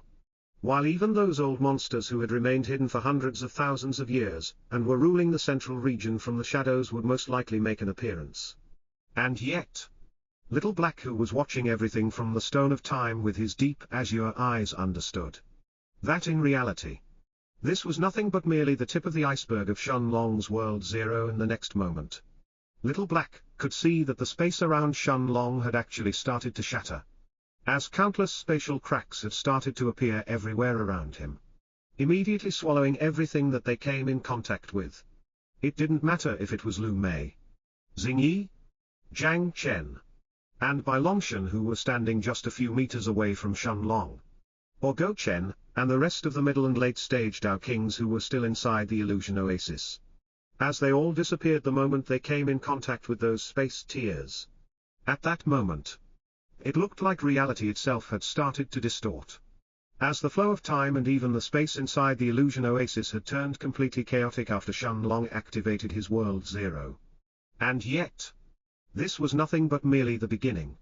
As more and more space tears started to appear everywhere the blue and golden light passed from in the next moment, the thousands of rank 6 magic beasts that were still frozen at the entrance of the illusion oasis were also subjected to the same fate, as thousands of space tears swallowed them in the blink of an eye, not giving them the slightest moment to resist. Of course, Little Black, who was observing this scene from the Stone of Time, knew that since those magic beasts were bound by a force that was even stronger than Shenlong's Monarch's domain, they weren't even aware of what was going on as the flow of time around them had forcibly come to a halt. Meanwhile, the blue and golden light continued to expand even further, spreading far beyond what even Little Black's eyes could see. The entire limitless desert where the illusion oasis and the desert mural were located, and even the countless other places within the City of Immortals that Shenlong had yet to visit. All of them were covered by this blue and golden light in the blink of an eye. In a single moment, the entire City of Immortals had been engulfed by this light before everything turned still. And yet, this wasn't the end of it. As the blue and golden light continued to expand even further, rapidly seeping out of the City of Immortals and into the central region. In fact, not a single expert in the entire central region had enough time to realize what was going on before they were engulfed by this blue and golden light as well, causing their bodies to turn still, as if they had been frozen solid in practically an instant. Even experts at the Northern Sovereign's level only had enough time to raise their brows after they faintly sensed something brushing past their bodies, before the flow of time around them forcibly came to a halt. The northern part of the central region where the Holy Sect and the Northern Sovereign's city were located, along with the western, the eastern, and the southern parts of the central region, and even the central part where the most powerful families and clans of the world were located. Everything was engulfed by this peculiar blue and golden light in the blink of an eye, before the entire central region fell silent. In fact, It wasn't just the central region itself but every single small and big place in the entire cultivation world that was enveloped by this blue and golden light soon after. Before everything inside them turned still. The surrounding continents, around the central region. Including the 3 continents in the eastern region. The Night Star continent. The Sun Star continent. And the Marshall Star continent. As well as the 5 continents in the northern region. The 2 continents in the western region. And the 4 continents in the southern region, all of them had been engulfed by the blue and golden light without any exception as well. Forget about places like the Heaven's Dome City in the Night Star continent where the Shenshin dynasty, the Mercenaries Association, the Alchemists Guild, and the royal family of the Dark Elf race were located. Even the remote mortal islands in the desolate east like the Roaring Waves Kingdom were affected by this blue and golden light that had now covered every single inch of the cultivation world. Finally, once the entire world was submerged in this blue and golden light, Shenlong could feel his empty spiritual sea that was devoid of any spiritual energy tremble for a moment. Before everything around him suddenly turned dark. At the same time that this scene was taking place within the City of Immortals. In the immortal dimension. A moment after Shenlong's spiritual sea started to tremble, several experts seemed to have snapped their eyes open. As they all stared at the horizon in front of them with either serious or surprised expressions on their faces.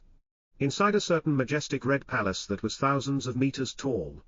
A golden-robed old man who was standing in front of a purple-colored sphere was the first one to open his eyes. And after staring at the purple sphere of light in front of him for a few seconds in silence, he eventually mumbled to himself in a surprised tone, "Has it finally been found?"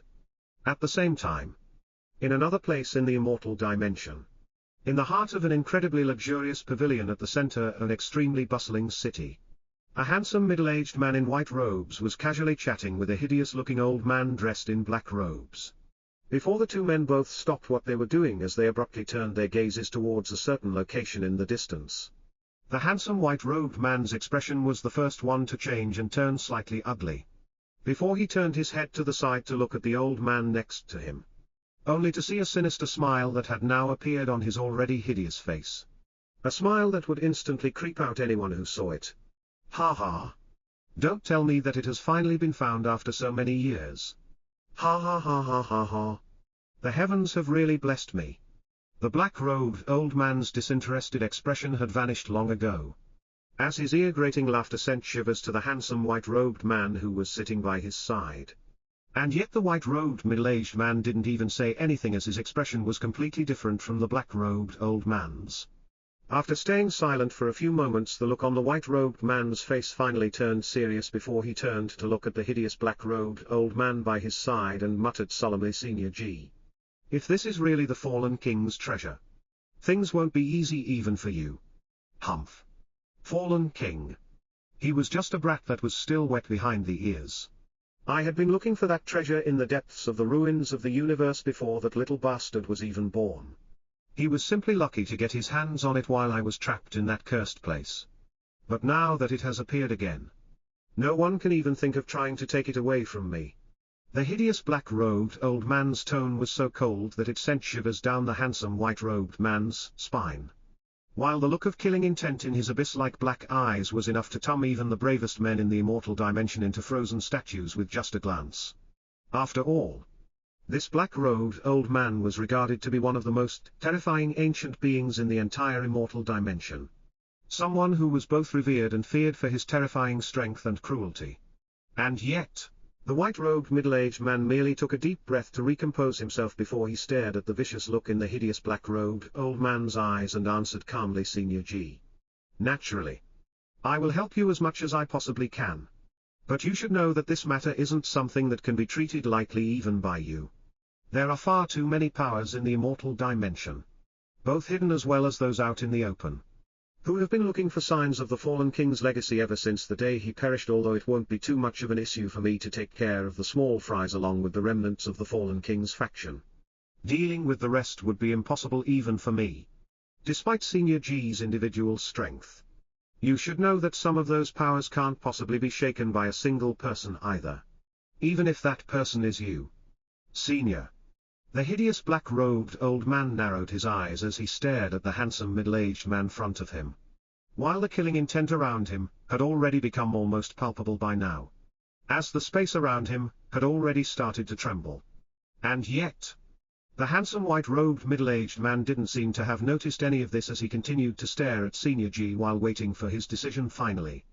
After staying silent for a few more moments, the hideous black-robed old man, Senior G, snorted before he said coldly to the handsome white-robed middle-aged man, "Humph. You think I am afraid of those worms who pride themselves as the leaders of the immortal dimension? Although it's true that I wouldn't be able to destroy them. None of them can pose a threat to me either. This time? Nobody will be able to stop me." Once he finished speaking, the black-robed old man threw one last look in the distance ahead of him before his figure abruptly disappeared from the luxurious pavilion, leaving behind only the handsome white-robed middle-aged man who was still staring in the distance with an exceedingly solemn look on his face. At the same time, Shenlong was completely oblivious to the fact that certain terrifying figures in the immortal dimension had fallen into an uproar, as his entire attention was fully placed in his surroundings instead, staring at the scorching desert beneath his feet and the gigantic, familiar-looking rocks that surrounded him from all sides like a natural-made fortress, as well as Lu Mei, Xingyi, Jiang Chen, and Bai Longshan, who were all sitting on the ground around him and looked to be in perfect condition. Completely different from how they looked back in the illusion oasis where they were clearly on the verge of death. Shenlong understood that his World Zero had truly succeeded. Ruoa, Long Ji. Brother Long. We are still alive. Brother Shen, what happened to us? The first thing that Shenlong heard after he opened his eyes was Little Silver's roar that was filled with worry as well as confusion, followed by Lu Mei's, Xingyi's, and Bai Longshan's astounded, as well as surprised voices. Jiang Chen was the only one who didn't speak after opening his eyes, but the only reason behind that was because he was actually the most shocked out of everyone else present. Jiang Chen could sense that not only was his chi completely restored and his spiritual strength was back in peak condition after he opened his eyes, but all of his injuries had been fully healed as well, and even his blood essence had been replenished, since he had fully burnt all of his blood essence when he fought Mao Huang with Lu Mei and the others. Jiang Chen knew that even if he somehow managed to miraculously survive those injuries of his, he would still need 3 more months at the very least for his body to replenish the blood essence that he had spent. And yet, right now, not only did he seem to be back in perfect condition, but he could also see that he wasn't in the illusion oasis any longer either. Of course, Jiang Chen wasn't the only one who had noticed this, as Lu Mei, Xingyi, and Bai Longshan had noticed those details as well. In fact, the instant their eyes landed on the massive boulders that surrounded them from all sides, they all understood that they had somehow arrived back in the endless desert. Brother, what is going on? After a moment of hesitation, Jiang Chen decided to ask Shenlong as well, certain that all of this had something to do with him since he wasn't planning to hide anything from Lu Mei and the rest about this matter. Shenlong nodded his head and was just about to explain everything. But it was at this moment that the sky above his head suddenly started to rumble. Instinctively, Lu Mei and the others all raised their heads to look at the sky above them, only to see a massive, black-colored lightning cloud that was crackling with sparks of pure white lightning gather above their heads. Staring at this baffling yet somehow familiar sight, Lu Mei and the rest all froze into place, as the same 2 words appeared in everyone's minds. Heavenly tribulation. In reality, it wasn't just Lu Mei and the others who were surprised by the sight of the massive black-colored thundercloud that had appeared above their heads, but so was Shenlong, who was now staring at the cloud of heavenly tribulation in the sky with an equally surprised look on his face. Although this cloud of heavenly tribulation wasn't as big as the one that had appeared back in the king's palace while he was undergoing his breakthrough to the Tao King realm, it was still much bigger than the heavenly tribulation clouds that Jiang Chen and the others had experienced during their own breakthroughs. At the same time, inside the foggy space in the Stone of Time, Little Black merely glanced at the gigantic black-colored thundercloud in the sky that was crackling with sparks of white lightning, before a solemn look appeared inside his deep azure eyes. And after a moment of silence, The Black Dragon said to Shenlong in a serious manner, "Master, you have to be careful. Although your body is back in peak condition, dealing with this heavenly tribulation will still be quite dangerous right now." Since Little Black could sense Shenlong's confusion, he didn't waste a single moment as she continued explaining, "It is just as you are thinking, Master. This cloud of heavenly tribulation is precisely here for you. Of course, this is only natural as well. Since Master forcefully reversed the flow of time, the heavens have naturally been provoked by Master's actions and will not let this go unpunished." Once he finished his explanation, Little Black continued to stare at the cloud of heavenly tribulation in the sky with a serious look on his face, while a myriad of different thoughts seemed to have coursed through his mind. Unlike Lu Mei and the others who were still stunned and had yet to fully realize what was going on and how they had appeared back in the endless desert, Little Black knew exactly what would happen once Shenlong used his World Zero. Little Black already knew that the moment that Shenlong used the World Zero, the flow of time in the entire world would forcefully be reversed, essentially allowing Shenlong to reverse the state of the world back to how it was before. It didn't matter if Lu Mei and the others were gravely injured, or even dead before that, as everything would be brought back to the state it was before. This was also the reason why Shenlong's, as well as Lu Mei's, Jiang Chen's, Xing Yi's, and Bai Longshan's injuries had all disappeared the moment they opened their eyes and realized that they had appeared back in the desert. Additionally, Little Black also knew that this was why Shenlong wasn't afraid of Sovereign Realm experts like the Northern Sovereign any longer and was merely wary of them. Although Shenlong knew that he couldn't possibly fight a Sovereign Realm expert head-on, he was confident that after comprehending his World Zero, unless there was someone who could kill him before he could even realize what was going on, it would be extremely difficult to take his life, even if his opponent was a Sovereign Realm expert. Of course, since Shenlong had forcefully reversed the flow of time, everyone who had died during this time, including even peak rank 9 Dao Kings like Mao Huang whom he had killed in the Illusion Oasis, would still be alive as well. At the same time, Shenlong was stunned inwardly after hearing Little Black's explanation before a serious look eventually appeared in his eyes. Although he knew how heaven-defying his World Zero was, he hadn't expected that he would end up angering the heavens to the point where he would summon a heavenly tribulation after using it. What Shenlong had yet to realize, however, was that even an existence like Little Black, a black dragon who had roamed throughout the immortal dimension for thousands of years and had experienced countless different situations in the past alongside him, was actually shaken right now, as even he had some difficulty accepting what had taken place in front of him. After all, what Shenlong had just done was an action that went against the natural order and was no different from defying the heavens themselves. Even in the immortal dimension, Little Black knew that those who could anger the heavens to the point where they could summon a heavenly tribulation were only those monsters who stood at the absolute peak of the world and had enough power to shake the balance of the entire immortal dimension itself.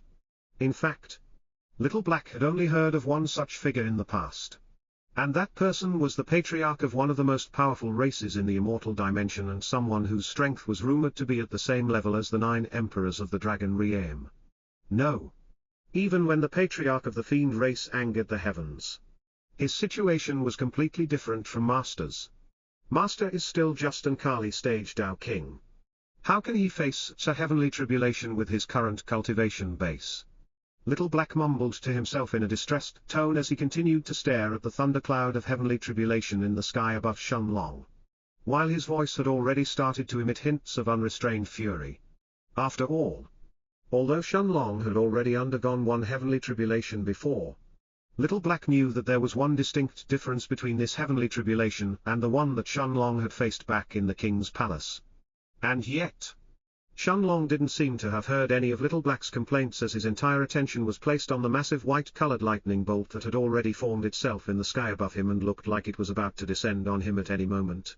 Staring at the pure white bolt of lightning that had turned almost corporeal by now, Shenlong finally narrowed his eyes before he turned his gaze towards Lu Mei and the others and said in a serious voice, "Maya, all of you get back." Before Lu Mei and the rest could even respond, the sky above them boomed violently, before the bolt of heavenly tribulation suddenly fell straight towards Shenlong, as if it was aiming directly for his head. Lu Mei, Jiang Chen, Bai Longshan, and Xingyi. All felt a sudden chill as they stared at the enormous white bolt of lightning that had appeared above Shenlong in practically an instant. Sensing the boundless destructive energy that was hidden inside it made Lu Mei and the rest all shiver involuntarily, as a sensation of imminent death instantly gripped their hearts. The moment they laid their eyes on this particular white bolt of heavenly tribulation, Bai Longshan and the rest immediately understood how terrifying it truly was. Forget about a normal early-stage Dao King facing this. All of them could clearly sense that even middle and late-stage Dao Kings wouldn't stand a chance against it, as their spiritual seas would be obliterated in an instant. In fact, Lu Mei and the rest could tell that even a peak rank 9 Dao King wouldn't last for more than a second if this bolt of heavenly tribulation entered their spiritual sea and began to go on a rampage. Naturally, if Jiang Chen and the rest could sense this, then how could Shenlong not sense it as well when he was the true target of this heavenly tribulation? And yet, the moment that the white bolt of lightning appeared in front of him, Shenlong merely closed his eyes as he allowed it to enter his spiritual sea directly. In the next moment, under Lu Mei's and the rest's anxious and worried gazes, the white bolt of heavenly tribulation struck Shenlong right in the space between his eyebrows, before it pierced through his glabella and effortlessly entered inside his spiritual sea.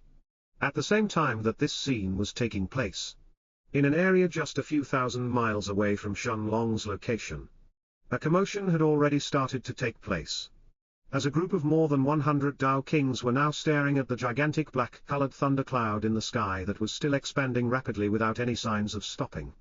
A heavenly tribulation. Is this really a heavenly tribulation? How is this possible?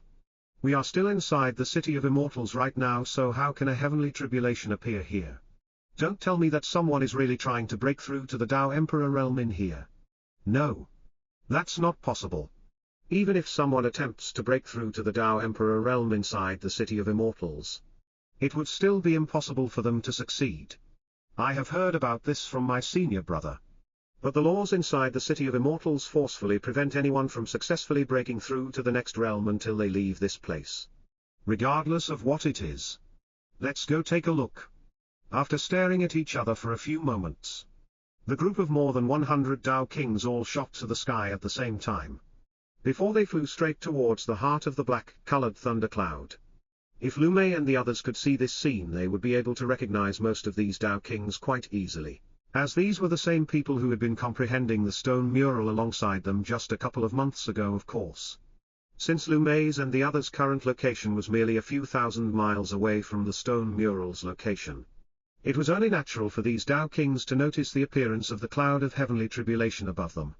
At the same time that group of Dao Kings was approaching closer and closer towards them, Shenlong sat cross-legged on the ground, as he welcomed the bolt of heavenly tribulation directly inside his spiritual sea. The moment that the white bolt of heavenly tribulation entered his spiritual sea, however, Shenlong could no longer maintain his calm expression for another moment, as a sensation of indescribable pain filled his mind. The moment it entered his spiritual sea, Shenlong could sense that the white bolt of heavenly tribulation didn't rampage around like the previous bolts of heavenly tribulation that he had faced back in the king's palace, but instead, it turned into an extremely sharp bolt of lightning that flew directly towards the center of his spiritual sea, almost as if it was aiming straight for his soul. And yet, this wasn't all there was to it. As Shenlong could sense that there was one more distinct difference between this white bolt of heavenly tribulation and the ones he had faced back in the king's palace. He could tell that despite the dangers that they contained, the bolts of heavenly tribulation he had faced back in the king's palace weren't only destructive, since they also contained a nourishing type of energy inside them that strengthened both his spiritual sea as well as his soul once he absorbed them. However, the bolt of heavenly tribulation that was inside his spiritual sea right now didn't have an ounce of that nourishing energy within it. Instead, it seemed as if it was only filled with pure destructive energy, and its sole goal was to completely obliterate a person's soul. And yet, Shenlong's expression was only frozen for a single moment before his lips curved up into a smile slowly afterwards. In the next moment, Shenlong's entire spiritual sea suddenly surged, and like a beast that had just woken up from its slumber, it opened its mouth and completely swallowed the bolt of heavenly tribulation whole, leaving nothing behind. If anyone could witness the scene that had just taken place within Shenlong's spiritual sea,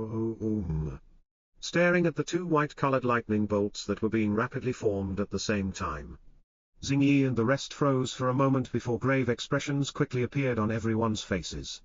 Just a single one of these white bolts was enough to obliterate the spiritual sea of a peak rank 9 Dao King and even threaten an early-stage Dao Emperor who took this head-on. And yet two of them were now attempting to descend at the same time. This is too much. Even if it's Brother Shun, he will still be in danger if he has to face two of these lightning bolts simultaneously. Bai Longshan muttered in a worried voice as he stared at the two bolts of heavenly tribulation in the sky. Lu Mei, Zhang Chen, and Xingyi all nodded their heads without saying anything, afraid that they would end up breaking Shenlong's concentration if they did so. But it was clear from the solemn looks on their faces that they all understood how much danger this heavenly tribulation truly posed to him. Even if Shenlong's spiritual sea could already rival that of a middle-stage Dao Emperor, Lu Mei and the others understood that it would still end up suffering some serious internal injuries if Shenlong took these two bolts of heavenly tribulation head-on like the last one. And yet, this wasn't even what worried Lu Mei and the rest the most after all. Even if Shenlong injured his spiritual sea, he would still be able to recover it with the help of rank 6 and rank 7 medicinal pills after some time. Even if that process took a few months or even years, there was no doubt that he would be able to do so in the end. After all, his alchemy skills had already surpassed the realm of a one-star alchemist long ago. What truly worried Zhang Chen and the others, however, was that they didn't know whether there were going to be even more bolts of heavenly tribulation after these two. If that was the case, then forget about the spiritual sea of a peak rank 6 Dao Emperor. Even a late-stage Dao Emperor's spiritual sea may not be able to handle it. Whoa! At the same time that these thoughts coursed through Lu Mei's and the rest's minds, Little Silver, who was lying on the ground next to Shenlong, raised its head and let out a furious roar towards the sky, before it stood up and spread out its bright silver wings, looking like it was ready to charge straight towards the cloud of heavenly tribulation at the same time. Shenlong could also sense Little Silver's agitation and anger that was directed towards the cloud of heavenly tribulation in the sky. And after taking a deep breath, he turned his gaze towards Little Silver and said in a deep voice, "Little Silver, get back." The moment it heard Shenlong's command, Little Silver's body froze involuntarily. Before the Black Panther turned its head to meet Shenlong's gaze, however, Shenlong simply smiled and ignored the pleading as well as determined look in Little Silver's eyes, as he shook his head and continued, "Just get back. Don't worry. I can still handle this much." Lowering its head, Little Silver threw one last reluctant look at Shenlong that was filled with concern and worry. And after hesitating for a moment, It finally spread its bright silver wings and flapped them once. Flying straight towards an empty area just a few hundred meters away from where Shenlong was sitting, Shenlong could feel a warm feeling sprouting in his heart as he stared at Little Silver's figure that was about to fight even the heavenly tribulation regardless of any consequences. In his heart, Shenlong knew that although Little Silver was an adult magic beast and one that could easily trample even peak rank 9 Tao Kings that stood in its path, it was still young and its intelligence was still that of a child's naturally. Little Silver still viewed Shenlong as its parent and wouldn't hesitate to protect him from anything that wanted to take his life, but of course, Shenlong wasn't planning on letting Little Silver face this heavenly tribulation in his stead no matter what. After all, even if Little Silver could somehow succeed in resisting this heavenly tribulation for him, such an action would only end up enraging the heavens even further and would end up summoning another heavenly tribulation soon afterwards. The only way to make it stop was for Shenlong to face it directly. After he finished speaking, Shenlong then turned his gaze towards the sky to look at the 2 white bolts of heavenly tribulation that had almost finished condensing themselves. And after staying silent for a moment, his lips slowly curved upwards as he said in a mocking manner, "The heavenly Dao, you must really want to kill me if you are sending out a heavenly tribulation that's enough to obliterate even early-stage Dao emperors when I'm only an early-stage Dao king. Come then. Let's see if this is really enough to destroy my spiritual sea." In the next moment, it seemed as if the heavens had been directly provoked by Shenlong's words as the sky rumbled loudly once again. Before the 2 white bolts of heavenly tribulation descended simultaneously, falling straight towards Shenlong's head. Narrowing his eyes, Shenlong then waved his right hand, taking out a pitch-black sword from the foggy space of the Stone of Time. Before he said in a serious but extremely calm voice, "Monarch's domain." The moment that Shenlong's voice rang through the air, the 27 golden balls of chi inside him all began circulating at the same time. As the invisible figure of an hourglass expanded from his body before his eyes turned back to their usual golden color. As soon as the Monarch's domain emerged, a deathly silence seemed to have completely enveloped Shenlong's surroundings, as the flow of time around him forcibly came to a halt right in the next moment. And yet, the 2 bolts of heavenly tribulation above his head continued their descent without any signs of stopping. As they entered the Monarch's domain and continued moving straight towards Shenlong's head, although their speed had clearly slowed down after entering inside the Monarch's domain, Shenlong could see that the 2 bolts of lightning had only lost a mere 30% of their speed and were nowhere near close to stopping. Staring at these 2 snow-white bolts of heavenly tribulation that had suddenly appeared in front of him in what seemed to be merely an instant, a serious look finally appeared in the depths of his bright golden eyes. As Shenlong grabbed the hilt of his black sword with both hands and infused his chi inside it, before he swung it towards the sky and roared out in a serious voice, "Thunder God's slash." As soon as Shenlong's chi entered the black sword, the mysterious runes and patterns on the sword's surface started to light up one after the other, before sparks of black-colored lightning began to gather around the sword's edge. In the next moment, under Lu Mei's and the rest's worried and anxious looks, a black-colored sword slash that was crackling with sparks of black lightning emerged from the black sword, before it collided directly with the 2 bolts of heavenly tribulation right in front of Shenlong. 8000000 Om. 8000000 Om. For a moment, it seemed as if the entire sky above the endless desert shook as the black-colored sword slash met the 2 white bolts of heavenly tribulation head-on, before the surrounding space around Shenlong started to shatter from the terrifying impact. Even Lin Met and the others had no choice but to move a bit further away from Shenlong. Despite the worried looks, they could clearly sense how dangerous the area around him really was right now. On their faces, as the 4 of in fact, even though they knew that Shenlong's strength had already far exceeded that of most average peak rank 6 Dao Kings and that he was probably strong enough to fight even early rank 7 Dao Kings head-on, Xingyi and they couldn't help but feel shocked inwardly as they witnessed the scene that was unfolding in front of their eyes. Forget about early rank 7 Dao Kings. The power behind this Thunder God's slash in front of them was probably strong enough to cleave even average early rank 8 Dao King in half. At the same time, however, unlike Xingyi and the rest who were feeling a mix of surprise and elation after witnessing Shenlong's attack, inside the foggy space in the Stone of Time, Little Black observed everything without any change in his expression. as his deep azure eyes continued to stare at the shattered space in front of Shenlong in silence. Clearly, this scene wasn't much of a surprise at all for Little Black. Since he was the one who understood Shenlong's strength the most early rank 8 Tao Kings. Forget about that. Little Black knew that even peak rank 8 Tao Kings would struggle to fend off this sword slash from Shenlong and would most likely have to try and dodge it instead of forcibly taking it head-on. Unless they possessed a Saint middle grade martial skill as well. After all, this version of the Thunder Gods slash that Shenlong had just used was the third and final form of the Thunder Gods slash that he had obtained from the second floor of the Golden Treasures Hall back in the Holy Sect. Naturally, this third form of the Thunder Gods slash was something that only Tao Kings could use, and its true might was even comparable to most Saint middle grade martial skills, despite the fact that it was actually categorized as a Saint low grade martial skill. Of course, if that was all there was to it, it would be impossible for a single Thunder God slash to be enough to threaten even early rank 8 Tao Kings. Let alone peak rank 8 ones. After all, Shenlong's cultivation was still at the peak of rank 3 in the Tao King realm right now. And the gap between early and late stage Tao Kings wasn't something that could be bridged so easily just by using a single Saint low grade martial skill. However, Little Black understood that the strength of this Thunder Gods slash had not only been augmented from the lightning Tao within the peak 1-star black sword that Shenlong was holding, but there was also one more reason behind it. It was the sword aura that Shenlong had comprehended from the stone mural. After reaching the level of possessing sword aura, it didn't matter if it was a casual sword slash, or a martial skill that utilized the sword anymore, as all of Shenlong's attacks would reach an entirely different realm compared to before. Even in the immortal dimension, Little Black knew that it extremely uncommon even for early stage Tao Emperors to have comprehended sword aura. And those who managed to do so were only those prodigies whose talent with the sword could shake entire regions of the immortal dimension after they matured.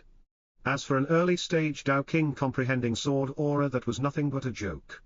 Even in the vastness of the entire immortal dimension, as far as Little Black was aware, something like this had never happened before. And yet, despite knowing how powerful Shenlong's attack actually was, there was still a frown on the Black Dragon's face as he continued to stare at the shattered space in front of Shenlong without saying anything at the same time. Shenlong was completely unaware of the thoughts that were coursing through Little Black's, Lu Mei's, and the rest's minds, as his entire attention was placed on the shattered space in front of him as well, just like Little Black had guessed. This was one of the strongest attacks that Shenlong currently possessed. In fact, if it was ranked purely in terms of its offensive ability, Shenlong knew that this Thunder Gods slash of his that had been augmented by both his sword aura and the lightning Tao inside the black sword, was actually the most destructive attack he could create right now. If he didn't count his flames of destruction that he could only use after burning his blood essence and entering loose dragon form. And yet, Shenlong knew that what he was facing right now wasn't any late-stage Tao King that would be threatened by such an attack, but those two white bolts of heavenly tribulation that could wipe out even a peak rank 9 Tao King without giving them even a single chance to resist, regardless of how strong his attack was. Unless it was enough to threaten the life of an early-stage Tao Emperor, Shenlong understood that it would be impossible for it to contend against even a single one of these white bolts of heavenly tribulation, let alone two of them at the same time. Indeed, just like Shenlong had expected, his Thunder God slash only lasted for a single second under the barrage of the two white bolts of heavenly tribulation, before the two bolts of lightning continued straight for his head soon afterwards. Just like the first one, the two bolts of heavenly tribulation pierced through Shenlong's glabella without any resistance and entered his spiritual sea, before a wave of indescribable pain instantly overcame him. The moment they entered his spiritual sea, the two bolts of lightning flew directly towards the center of the spiritual sea, as if their only aim was to destroy Shenlong's soul and completely eradicate his existence. And yet, Shenlong's lips merely curved upwards when he saw this scene, before the spiritual strength inside his entire spiritual sea surged for the second time, immediately swallowing the two white bolts, leaving nothing behind. At the same time that all of this was taking place within Shenlong's spiritual sea, back in the endless desert, Lu Mei's, Jiang Chen's, Bai Longshan's, and Xing Yi's expressions all abruptly turned serious. As the four of them turned their attention towards the large group of Tao Kings that had suddenly appeared around them, almost out of thin air, and were now staring at Shenlong with curious looks on their faces. The one who has summoned this heavenly tribulation is actually him. How is this possible? Hey! Hao Yun! What's going on here? Didn't you say that it is impossible for anyone to summon a heavenly tribulation while they are still inside the City of Immortals? I thought that you said that even peak rank 9 Tao Kings can't complete their breakthroughs in here due to that reason. I don't know what's going on either. My senior brother told me that it is definitely impossible for anyone to complete their breakthroughs here due to the laws of the City of Immortals restricting them. Besides, this doesn't even make sense in the first place. That kid is just a peak rank 3 Tao King, so how could he be facing a heavenly tribulation in the first place? The Tao Kings around the young man named Hao Yun instantly fell silent when they heard his words before baffled expressions quickly appeared on everyone's faces. Indeed, the azure-robed young man sitting in the middle sea of the heavenly tribulation in the first place desert right now was just a peak rank 3 Tao King. So how could he be facing A after all? It was common knowledge that cultivators would only face their heavenly tribulations only when they attempted to break through to the next realm. However, forget about breaking through to the Tao Emperor realm. It was obvious to these people that Shenlong had yet to reach even the middle or the late stages of the Tao King realm, let alone the peak of the Tao King realm to even attempt to become a Tao Emperor. At the same time that this group of more than 100 Tao Kings appeared around Shenlong, who was still sitting on the ground with his eyes closed. Little Silver, who was watching this scene from a few hundred meters away, suddenly let out a powerful, almost deafening roar, before it spread its bright silver wings and flapped them once, appearing in the sky above Shenlong in merely an instant. At the same time, Jiang Chen, Lu Mei, Xingyi, and Bai Longshan all stared at the newcomers who had surrounded them with serious looks on their faces. Before Xingyi was actually the first one to make her move, as she took a step forward and rose to the sky, facing the large group of Tao Kings directly. And after a moment of hesitation, she finally asked them in a slightly cautious tone, "Who are you people? What do you want here?" The majority of those Tao Kings were instantly taken aback by the sight of the dazzling, blonde-haired beauty who appeared in front of them, while none of them really paid much attention to the aura of a middle-rank 6 Tao King that was coming from her body.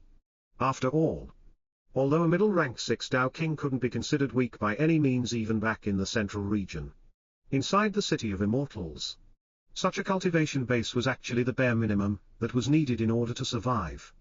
In fact, most of the Tao Kings in this group in front of Xingyi were actually late-stage Tao Kings, while more than a handful of them were peak rank 8 ones, and there were even a few early rank 9 ones among them as well. And yet, none of these Tao Kings chose to make any sudden moves, despite the fact that the person blocking their way was only a mere middle rank 6 Tao King, as their attention was quickly drawn away from the gorgeous golden-haired young woman that was standing in front of them, to the large magic beast that was hovering in the sky right behind her, and the powerful aura that was coming from its body that was enough to deter any of them from approaching any further. Staring at Little Silver and sensing the overbearing aura of a peak rank 6 magic beast coming from its body was enough to make even the 100 Tao Kings in front of Xingyi suddenly stop in their tracks, as serious expressions instantly appeared on everyone's faces. What? A peak rank 6 magic beast? These brats actually have a peak rank 6-5 magic beast with them. Since when did peak rank 0 magic beasts become so common? Even our senior brother Yao doesn't have a peak rank 6 magic beast with him, and he is just a step away from becoming a middle rank 9 Tao King. Don't tell me that these brats have a higher status in the outside world than even senior brother Yao. It didn't matter whether it was the weakest ones among them, or the peak rank 8, and even the early rank 9 Tao Kings among this group who had noticed this, as every single one of them was instantly taken aback the moment they saw Little Silver's imposing appearance and sensed the powerful aura that was coming from its body. After all, unlike the early and middle rank 6 magic beasts who were usually only a threat to early and middle stage Tao Kings, everyone in the City of Immortals right now knew that peak rank 6 magic beasts were practically considered to be supreme existences that were in a league of their own, without a powerful peak rank 9 Tao King to block its most powerful attacks. It would be nearly impossible for any group to subdue a peak rank 6 magic beast without sacrificing tens of late-stage Dao Kings in the process. And yet, after merely a few moments of silence, one of the peak rank 8 Dao Kings who was standing nearby Zingy suddenly laughed loudly before he answered her question with a mocking tone. What do we want? Ha ha ha. You really don't know what we want. Fine then. Let me answer your question. We want to know why that brat over there was facing a heavenly tribulation when he is just a peak rank 3 Dao King. As far as I am aware, even peak stage Dao Kings won't have to face their heavenly tribulations while they are still inside the City of Immortals. Even if they are experts who are just a step away from breaking through to the Dao Emperor realm. As for this, Humph, I've never heard of an early stage Dao King facing a heavenly tribulation even back in the central region. Let alone in here where he should be restricted by the laws of the City of Immortals. So, I suggest why you explain yourselves while I am still asking you nicely. The remaining Dao Kings next to the man who had just spoken all nodded their heads in agreement. Before they turned their gazes towards Zingy and the rest while they waited for their response, although it true that all of them were somewhat wary of Little Silver and didn't want to make a move against unless absolutely necessary. In the end, there were still more than 60 late-stage Dao Kings among their group, while Little Silver was just a single peak rank 6 magic beast. Thus, if these Dao Kings were really determined to go all out against it, they were confident that they would be able to kill even a peak rank 6 magic beast like Little Silver as long as they were willing to suffer some losses and sacrifice a few of their Dao Kings in the process. The only reason they were still willing to talk it out with Zingy and the rest instead of capturing them and interrogating them right away, was merely because they didn't want to suffer too many casualties in a fight against a peak rank 6 magic beast if they could avoid it. And yet, at the same time that this peak rank 8 Dao King finished his sentence and continued to arrogantly stare at Zingy while he waited for her answer, the peak rank 8, and even the early rank 9 Dao Kings around him all looked as if they had suddenly realized something extremely horrifying, as their expressions quickly changed into ones of incredulity, wariness, and even fear, as they all stared at Little Silver's cold yellow eyes that seemed to be oozing with a terrifying yet and also somehow familiar feeling of killing intent. Elder brother. That panther. Isn't it the same one that just fought with old Fu in the desert mural a while ago? The moment that one of the surrounding Dao Kings muttered these words, a deathly silence instantly filled the area around him, before the entire group of the more than 100 Dao Kings soon burst into an uproar. What did you say? What? Is that really the same panther that killed old Fu? No. It can't be. It probably just looks similar, but it can't be the same. Right? Wasn't that panther also injured in its fight with old Fu? I remember that old Fu's sword nearly tore that beast's leg off. How can it be the same beast then? Even a high-grade rank 6 healing pill wouldn't be able to heal such an injury in such a short amount of time. I'm sure this beast only looks similar, but it definitely ain't the same. Most of these late-stage Dao Kings who had witnessed Little Silver's fight with the red-robed old man, the peak stage old Fu from afar, all felt a chilling sensation in their hearts as they stared at Little Silver now, before they unconsciously tried to reject the connection between the Black Panther in front of them and the one that had just slayed a peak rank 9 Dao King in front of the eyes of thousands of Dao Kings. However, their hopes only lasted for a few more seconds, before one of the peak rank 8 Dao Kings among them suddenly shook his head as he continued to stare at Little Silver with a solemn gaze, before he said in a serious tone, "No. It's definitely the same magic beast. Most of you only watched that fight from afar, but I was standing right next to Senior Brother Yao when it happened. This is definitely the same panther.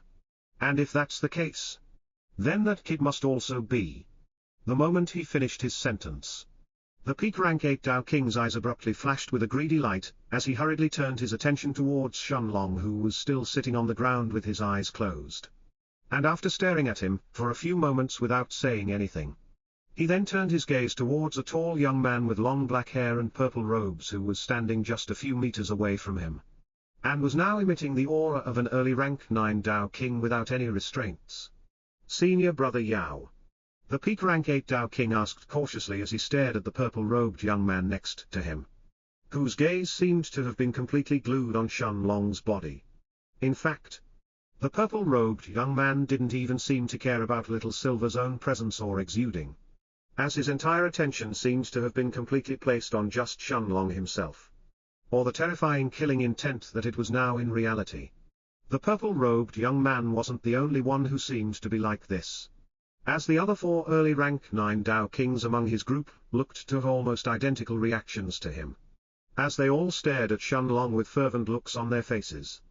After closing his eyes and taking a deep breath, the purple-robed young man called Senior Brother Yao actually smiled before turning his gaze towards Little Silver's direction.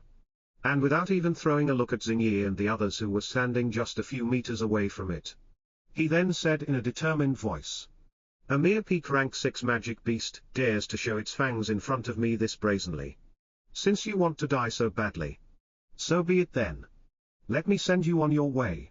The aura of an early rank 9 Dao King abruptly exploded from the purple-robed young man's body the moment he finished his sentence. Before his figure turned into a purple-colored streak of light that flew straight towards Little Silver, the purple-robed young man's Senior Brother Yao's sudden actions seemed to have caught the rest of the Dao Kings around him off guard. But the same couldn't be said about the other 4 early rank 9 Dao Kings from his group who had been observing each other closely. "Fuck. You bastards. Don't fall behind Yao Guanting. Whoever kills that Black Panther before him will get 100.000 high-grade 1-grade spirit stones from Mela Short." Bald middle-aged man clad in luxurious yellow robes shouted angrily as soon as he saw Senior Brother Yao making his move. Before his figure disappeared soon afterwards. As he flew straight towards Little Silver as well, just like Senior Brother Yao. The aura of an early rank 9 Dao King could also be sensed from this yellow-robed middle-aged man, making it obvious that he was also one of the leading experts in this group. At the same time, after seeing Senior Brother Yao and the yellow-robed middle-aged man making their moves, the remaining 3 early rank 9 Dao Kings couldn't sit still anymore. As they turned to look at each other for merely a single moment, before they all flew straight towards Little Silver without any hesitation 100.000 high-grade spirit stones. Since young Master Zhong has said so, how can we possibly refuse? Brothers? Let's go. Right? It's just a single peak rank 6 magic beast in the end. What's there to be afraid of? Even if it's really the same Black Panther that killed Old Fu, it still doesn't matter. With more than 60 late-stage Dao Kings gathered together, it's only a matter of time before we take it down. In just a few moments it seemed that the entire group of more than 100 Dao Kings had been successfully roused up. As every single one of those Dao Kings was now staring at Little Silver with looks of unconcealed greed in their eyes. Of course, such an outcome wasn't surprising at all to the yellow-robed middle-aged man who had riled up everyone just now. Young Master Zhong. After all, 100.000 high-grade spirit stones were enough to move even some powerful early and middle-stage Dao Emperors back in the central region. Let alone those late-stage Dao Kings who were already in his group. At the same time, a look of worry had finally appeared in Xingyi's bright emerald eyes as she saw this scene in front of her, before a solemn expression soon covered her face. At this point, Xingyi understood that regardless of how strong Little Silver was, it was simply impossible for a single peak rank 6 magic beast to take on more than 100 middle and late stage Dao Kings all by itself. Especially when the majority of these people were actually late stage Dao Kings. And yet, before Xingyi could say anything else, Lu Mei simply shook her head as she appeared by her side. Before she said seriously, "Xingyi, there is no point to try and reason with people like them. Since they have decided to mess with Long Ji, there is no point to hold back against them anymore. Just kill them all." Nodding his head, Bai Longshan agreed with Lu Mei as he said calmly, "Sister Lu is right. It seems that their leaders have already resolved themselves on attacking Brother Shun. So there is no point to try and talk peacefully with them any longer." At the same time that Bai Longshan finished his words, a frosty look seemed to have also appeared in the depths of Jiang Chen's dark red eyes as he stared at the massive group of incoming Dao Kings. Before his cold voice rang out in everyone's ears, "Since those bastards want to die so badly, let's fulfill their wishes." As soon as Jiang Chen finished speaking, a pitch-black veil of darkness started to come out from his body. Before the entire area of more than 300 meters around him was quickly submerged into darkness. In the next moment, it wasn't just Jiang Chen, but also Lu Mei, Xingyi, and Bai Longshan. And even Little Silver, who were swallowed by this veil of darkness as their figures disappeared from the eyes of the surrounding Dao Kings in practically an instant. And yet, the 5 early rank 9 Dao Kings didn't seem intimidated by any of this in the slightest as they continued to fly forward. And in just a few moments, they had already arrived at the edges of the enormous dark veil in front of them before their figures effortlessly pierced through it. As the 5 of them entered inside Jiang Chen's kingdom of darkness, the moment the 5 early rank 9 Dao Kings entered Jiang Chen's kingdom of darkness, however, their figures immediately froze into place before surprised expressions quickly appeared on their faces. What? I can't see anything. What's going on? The bald, yellow-robed middle-aged man called young Master Zhong the first one to speak. As his confident expression was soon replaced by a dumbfounded look as he tried to look around him. Realizing that he couldn't even see his own fingers was enough to send even an experienced early rank 9 Dao King like him in shock for a moment. No. It's not just our eyes. My soul sense seems to be suppressed as well. What kind of treasure did that bastard use? Silence immediately filled their surroundings as the group of 5 early rank 9 Dao Kings seemed to have fallen completely quiet the moment they noticed this detail. Naturally, it was one thing for just their vision to have been suddenly impeded. But if their soul sense was affected as well, then things were completely different after all. If they couldn't use their soul sense under such circumstances, then even a group of 5 peak rank 9 Dao Kings would be risking their lives fighting against a peak rank 6 magic beast head-on. And yet, this silence only lasted for a few moments. Before the purple-robed young man, senior brother Yao began to assess the situation calmly. No. I don't think that guy used a treasure. No matter what, we are still inside the City of Immortals. So any treasures apart from star rank weapons and armor will immediately become unusable here. Even if someone carried a 3-star rank talisman, or a life-saving treasure with them, it will still be useless in this place. If I'm not wrong, then that guy must have either comprehended an immortal grade martial skill, or he must possess some kind of extremely rare unique physique that allows him to affect a person's soul sense.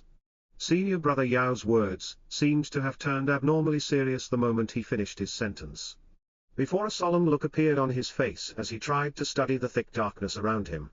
Clearly, being in a situation like this where his eyes were rendered useless while the vast majority of his soul sense was also being suppressed, seemed to be a first even for him.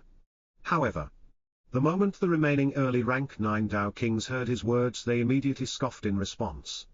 Before the bald, yellow-robed middle-aged man, young Master Zhong asked mockingly, immortal grade martial skill. Yao Guanting, do you really think that immortal grade martial skills are cabbages that any random dog can find? Even the 5 of us have only managed to obtain a single saint middle grade martial skill after working together for so long. So how can a middle rank 5 Dao King brat obtain one so easily? The remaining 3 early rank 9 Dao Kings didn't say anything. But from the snorts they let out, it was evident that they agreed with young Master Zhong's words. After all, the 5 of them had already spent a long time traveling together inside the City of Immortals. So they all understood how difficult it was to obtain even a single saint middle grade martial skill, let alone an immortal grade 1. And yet, the tall, purple-robed young man, Yao Guanting, merely sneered as he stared in the direction where young Master Zhong's voice just came from. Before he answered in the same calm manner as before, this is why it's safe for us to assume that this darkness is the effect of a certain unique physique rather than that of a martial skill. After all, even a saint high-grade martial skill shouldn't be able to restrict the soul senses of 5 rank 9 Dao Kings like this simultaneously. In the next moment, just as the yellow-robed middle-aged man wanted to retort, his eyes suddenly narrowed into 2 thin slits as he abruptly turned around to stare at the darkness behind him. Even though he couldn't see anything different with his eyes, young Master Zhong as well as the other 4 early rank 9 Dao Kings could all sense a powerful killing intent coming from that direction before a cold voice entered their ears. At the same time, it seems that one of you could at least guess correctly. You are right. This is indeed the effect of a unique physique. It's too bad that you bastards chose to mess with the wrong person. Since you dared to set your sights on him, don't expect to leave out of here alive. Hearing Jiang Chen's voice that was filled with undisguised hostility ended up stunning the 5 Dao Kings for a moment. As they seemed to be having some trouble accepting that this was all really done by a single middle rank 5 Dao King like him however. The yellow-robed middle-aged man. Young Master Zhong simply snorted before he sent a punch toward the origin of the voice barely a moment later. As he replied with a mercilessly cold tone, "You arrogant brat. Did you really think that we are afraid of you just because we were willing to give you a way out? Laughable. Remember that in front of a late-stage Dao King, a middle rank 5 Dao King like you is nothing but trash. Learn your place." Young Master Zhong's fist was actually powerful enough to make even the space around him tremble the moment it emerged. While even the darkness that was blocking his way seemed to have been forcefully dispersed in front of his terrifying punch. Forget about middle-stage Dao Kings like Jiang Chen.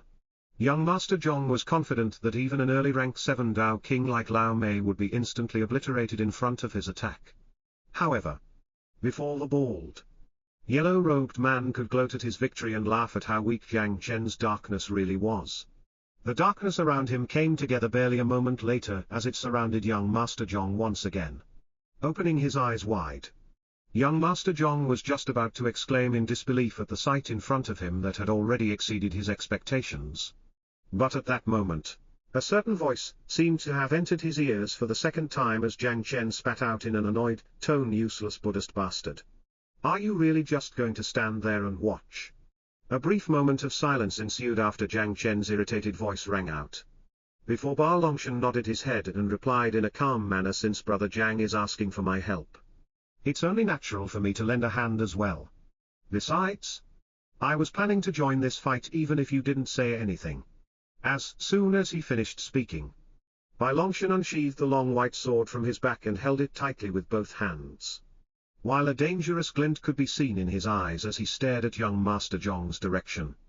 In the next moment, his figure turned into countless particles of light as she suddenly disappeared from the spot he was standing on, leaving behind nothing but a series of afterimages. Even Lu Mei and Xing Yi were momentarily taken aback when they felt the suppressed killing intent that Ba Longshan was now exuding, which was in stark contrast to his usual easygoing personality. After all, Ba Longshan was usually the most reserved one among them, and the one who would usually try to pacify the others whenever things him and used words like Buddhist bastard and the like. Ba Longshan would simply got too heated. Even when Jiang Chen spoke rudely to him and you them off with the usual smile on his face and would not pay them any heed. Thus, it was very rare for him to openly exhibit his killing intent like this. However, Lu Mei was only stunned for a brief moment before she nodded her head solemnly and brought both of her hands in front of her chest, as she gathered her chi the moment she regained her senses. After all, Lu Mei clearly understood that Ba Longshan didn't choose to avoid any of the fights in the past because he was weak, but simply because that was his normal disposition and the way he acted. The Tao of the Buddha that he cultivated in also played a large part in this matter as well, as Ba Longshan would try to solve most issues peacefully if he could. However, when it came to his actual strength, Lu Mei knew that Ba Longshan was someone who was actually on par with Jiang Chen. In fact, even Jiang Chen wouldn't confidently say that he could win against Ba Longshan without having to use his bloodline of the demonic crow of darkness. It only took a single moment for Ba Longshan to cover the distance between himself and young Master Zhong as he appeared in front of him in the blink of an eye. In the next moment, Ba Longshan clutched his long white sword tightly with both hands, before he swung it directly towards the yellow-robed middle-aged man's head. Young Master Zhong's expression immediately contorted when he sensed the feeling of lethal danger that was reaching for his neck at a terrifying speed. Although he couldn't sense anything with his soul sense, young Master Zhong's instincts were screaming at him to protect himself right away if he didn't want to die. Without any hesitation, the yellow-robed middle-aged man roared as he sent a punch forward without holding back Saint middle-grade martial skill. Thousand Gale's Fist. The thick darkness churned and gave way as young Master Zhong's powerful fist forcibly pushed it aside, causing even the surrounding space to ripple violently from the terrifying force it carried with it. Naturally, an all-out attack from an early rank 9 Dao King was enough to threaten even a peak rank 9 Dao King who took it unprepared, let alone a middle rank 5 Dao King like Ba Longshan. Although young Master Zhong couldn't sense Ba Longshan's exact location due to the darkness around him, he was still confident in his ability to severely injure him with just the aftershocks of his Saint middle grade martial skill. even if Bai Longshan managed to dodge the majority of his attack. As long as he got even slightly grazed by the aftershocks of it, young Master Zhong was confident that he could instantly cripple him.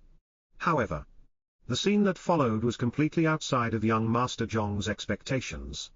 The sound of blood spurting through the air could be heard amidst the violent gales. As Bai Longshan abruptly appeared by the yellow-robed middle-aged man's side in the next moment. It was also at this same moment that Bai Longshan had finally entered the radius of young Master Zhong's soul sense. Although he's still inside Jiang Chen's Kingdom of Darkness.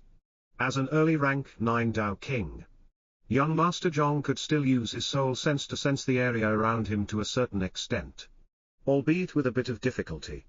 However, even though the majority of his soul sense was being suppressed by the Kingdom of Darkness, young Master Zhong could still use it to sense the area 3 meters 10 feet around him quite clearly.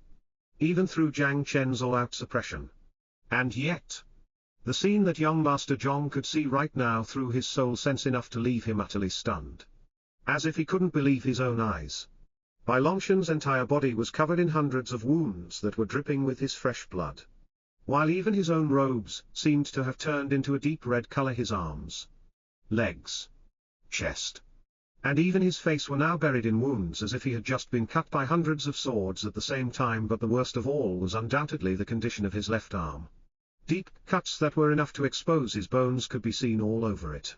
Almost as if his left arm had intentionally taken the brunt of those attacks just now, and yet Bai Longshan seemed to have completely ignored the condition of his own body as he stared at the yellow-robed middle-aged man in front of him with a deep look.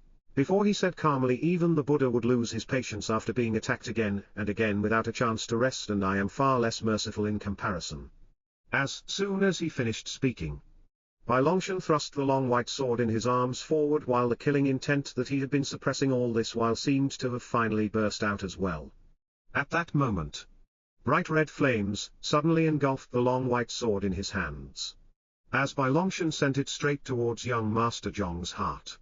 Staring at the scorching red flames that had suddenly engulfed the long white sword in front of him, young Master Zhong's eyes narrowed before he spat out a single word. Fuck. The yellow-robed early rank 9 Dao King instinctively cursed as he stared at the incoming long white sword that was now just a few centimeters away from his heart. He could clearly feel that the destructive power behind Bai Longshan's sword wasn't something that a middle rank 5 Dao King should be able to normally exert. And that his life was truly in danger right now. Additionally, young Master Zhong could tell that the power behind the red flames that had engulfed Bai Longshan's sword weren't normal. And that they most likely originated from a powerful 1-star weapon. Perhaps even a peak 1-star one if that was truly the case. Then even an early rank 9 Dao King like him couldn't take Bai Longshan's attack lightly any longer. Since it was powerful enough to truly threaten his life. After all, it was common knowledge that a 1-star weapon could only be refined by a formation master who was at least at the Dao Emperor realm. While the Dao inside the sword would naturally be at the same level as well. As for peak 1-star weapons, it was said that only peak stage Dao Emperors would be able to refine them. Even if Bai Longshan couldn't draw out the sword's full power with his current cultivation base. Young Master Zhong clearly understood that the attack of a peak 1-star weapon in the hands of a middle rank 5 Dao King would still be enough to mortally wound any late-stage Dao King who took it with their bare body. And indeed, things were just as young Master Zhong had guessed. The moment that Bai Longshan thrust out his sword, he had also chosen to rouse the entirety of the remaining chi inside his dantian. As he activated the Dao of fire sealed inside his sword as if it had finally woken up after a long slumber. The peak 1-star sword in his hands exploded with bright red flames the moment it absorbed his chi. As the hundreds of complicated runes along with the mysterious patterns that were engraved on the sword's hilt immediately lit up. Sensing the overwhelming feeling of danger that Bai Longshan was now giving out, young Master Zhong's first thought was to dodge before he attacked again with another saint middle-grade martial skill that would finally be able to kill the wounded black-haired young man in front of him.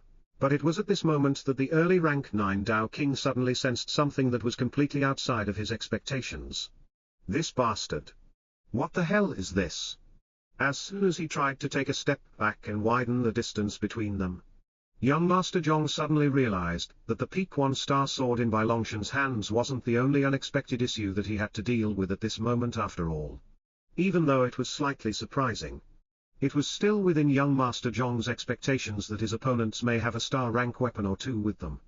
However, what had left the bald, yellow-robed man utterly dumbfounded was Bai Longshan's speed, which was enough to shock even an early rank 9 Dao King like him. Even with his cultivation of an early rank 9 Dao King as well as the Dao of Wind that he had comprehended, young Master Zhong could tell that he was actually only at the same level as Bai Longshan when it came to speed. An early rank 9 Dao King like him who had comprehended the Dao of Wind, a Dao famed for its sharp attacks and its extraordinary speed, was only as fast as the middle rank 5 Dao King brat in front of him. Young Master Zhong roared in his heart as he wanted to vehemently deny the reality in front of his eyes. But he knew that he didn't have time to dwell on such thoughts right now. After all, he could sense that the heat from Bai Longshan's sword was now merely a few inches away from his heart. Forget about dodging. Young Master Zhong could tell that there was no way for him to get out of this situation completely unharmed any longer. Gritting his teeth, a determined expression finally appeared on the bald yellow-robed man's face. Before a fierce wind enveloped his entire body as he abruptly tilted himself to the side. Tisk watching the scene from a distance, Zhang Chen clicked his tongue as he saw Bai Longshan's sword piercing through young Master Zhong's chest. Although Bai Longshan had gone all out and had managed to catch the bald yellow-robed man off guard after going all out, Zhang Chen could tell that young Master Zhong's last move had actually ended up saving his life. Indeed, even though his sword had successfully pierced through young Master Zhong's chest, Bai Longshan's expression actually darkened as he stared at the spot where his sword had just hit.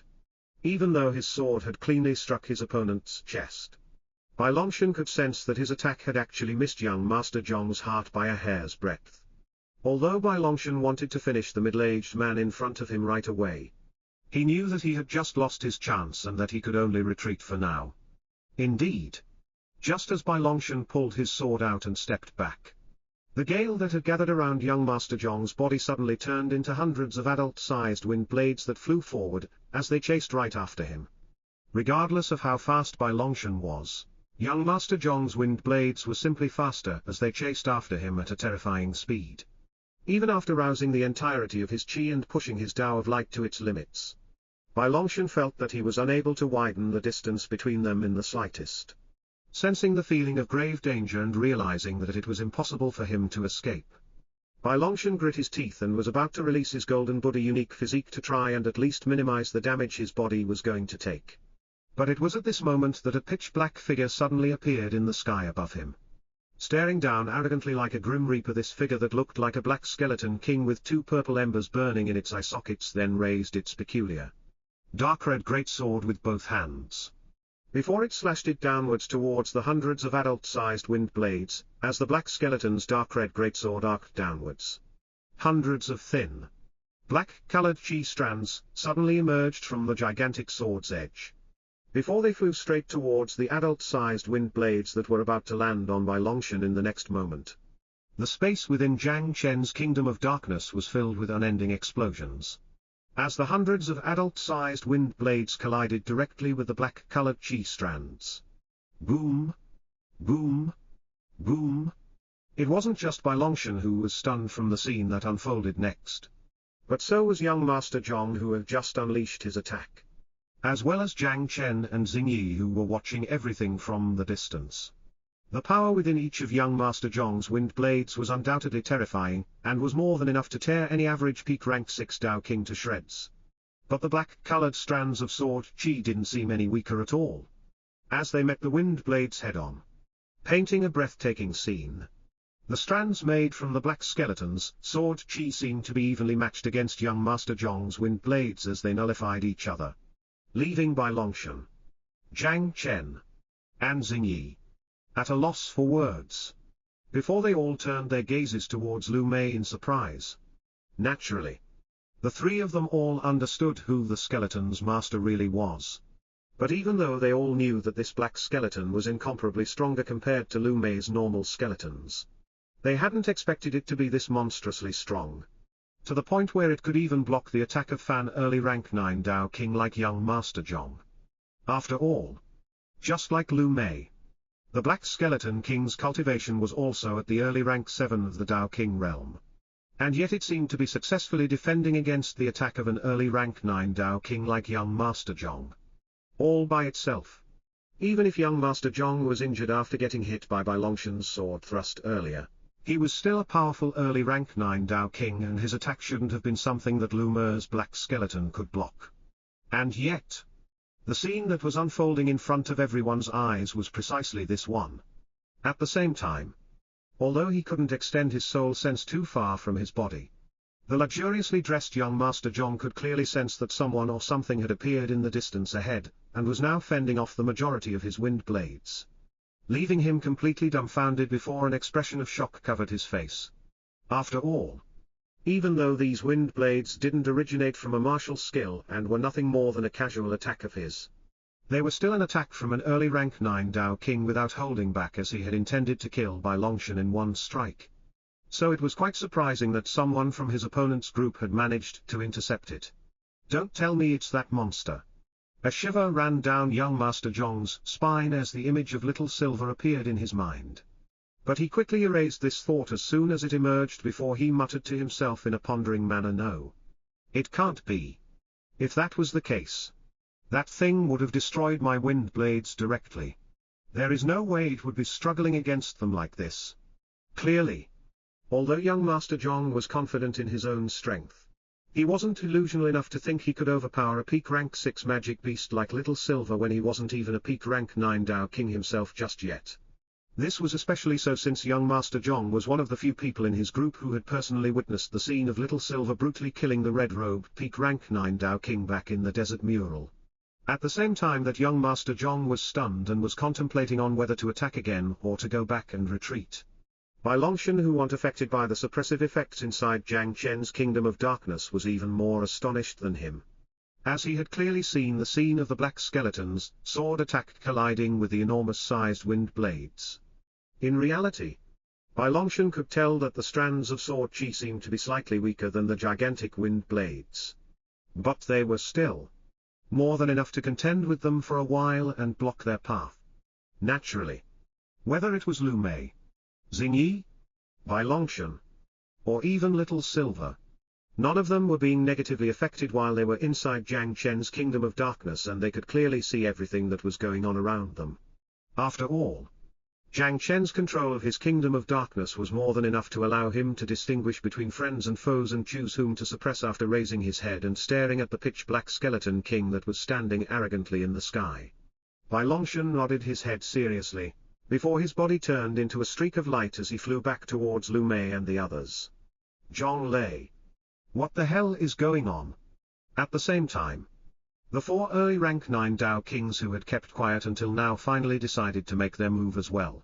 As they quickly flew towards young Master Zhong's direction, they could clearly sense the direction of the commotion even through Jiang Chen's interference. And they could also tell that young Master Zhong had now turned serious, as his body was now emitting a thick, almost palpable killing intent. The yellow-robed middle-aged man, Zhong Lei, remained quiet for a brief moment after hearing their question. Before he answered in a solemn manner, "You should keep your guards up. It seems that apart from that panther, there is also someone else among those bastards who could block my attack. The group only has 3 middle-stage Dao Kings and just one who is at the early rank 7. Who among them could stop you?" A woman who seemed to be in her early 30s and was dressed in a long green robe suddenly asked, as she stared in young Master Zhong's direction in surprise. Clearly, in her eyes, even Lu Mei, who had stepped into the late stages of the Dao King realm, shouldn't be able to withstand more than a single punch from young Master Zhong, let alone the other 3 who were still in the middle stages of the Dao King realm. Zhong Lei, however, simply shook his head, before he answered in the same solemn manner as before, "I don't know. Although it was just a casual attack of mine, it's still true that they managed to block it. Don't treat them lightly and just end this before they can escape." The green-robed young woman was about to retort when she heard Zhong Lei's forceful voice that sounded more like a command. But it was at this moment that the purple-robed young man, Yao Guanting, suddenly interjected as he said calmly, "Zhong Lei is right. You know that we don't have much time in the first place. Just kill that panther first. The rest of them don't matter too much anyway." At the same time that Yao Guanting's words trailed off, Dozens of auras suddenly appeared from behind him at the same time. As the remaining Dao Kings from his group finally entered Jiang Chen's kingdom of darkness one after the other. Before they all flew towards Yao Guanting's direction, staring at the dozens of late-stage Dao Kings who were all flying towards Yao Guanting's and Zhonglei's direction. A serious look gradually appeared on Jiang Chen's usually expressionless face. Before he turned his gaze to look at Lu Mei and the others and said seriously, "I don't know what's the reason behind it. But it seems that those bastards are really determined to throw their lives away to get their hands on him. I can keep them suppressed for about 5 minutes. So try to take care of as many as possible within that time." Lu Mei, Bai Longshan, and Xingyi all understood what Jiang Chen meant by this, before the darkness around them started to grow even thicker than before, making it clear that Jiang Chen was really going all out. Of course, Xingyi and the rest could all guess how much strain Jiang Chen was under right now that the remaining Dao Kings had also joined the fight, making the situation for them even more unfavorable than before. After all, Jiang Chen was now using his kingdom of darkness to suppress not just Yao Guanting, Zhonglei, and the other 3 early rank 9 Dao Kings, but also the more than 60 late-stage Dao Kings in their group, as well as the ones who were still in the middle stages. It was obvious that all this must have been putting a huge strain on both his body and mind. And that 5 minutes was probably the most that Jiang Chen could maintain his kingdom of darkness for in the current situation. Nodding her head, Lu Mei then turned to look at the group of 100 Dao Kings who had now gathered together in the distance. Before she said in a calm tone that seemed to be trying hard to suppress her thick killing intent, "I will take care of that bald man in the yellow robes and the middle stage Dao Kings in his group. Xingyi and Brother Bai should just focus on protecting little silver." Lu Mei's words seemed to have caught everyone by surprise, as Bai Longshan, Xingyi, and Jiang Chen appeared to have been caught off guard the moment they heard this. As they all turned their attention towards her before Xingyi hurriedly asked her, "Mei, are you sure about this? Even if he is injured, that person is still early rank 9 Dao King." Xingyi wanted to continue and try to persuade Lu Mei as she stared at her with a worried look in her deep emerald eyes. But in the end, she swallowed the rest of her sentence without saying anything else, before she turned her gaze to the pitch-black skeleton in the sky above her.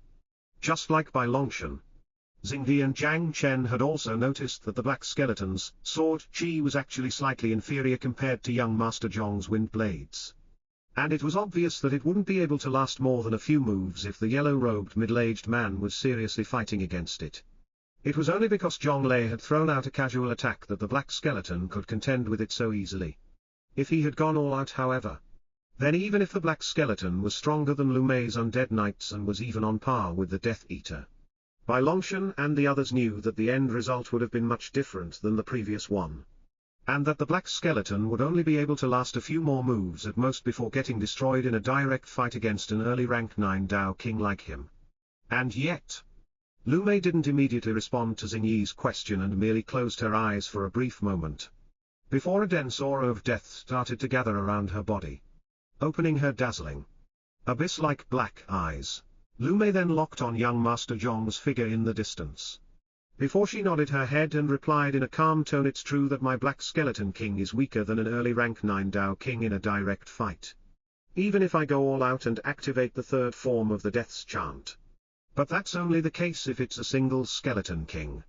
In the next moment, Jiang Chen, Bai Longshan, and Xingyi widened their eyes as they stared at the 5 pitch-black figures that slowly emerged from the ground around Lu Mei, and were clearly emitting auras that didn't lose out in the slightest to that of the Black Skeleton King in the sky, staring at the purple wisps of ember that were burning in their eye sockets and the massive, dark-red greatswords that these 5 figures were holding.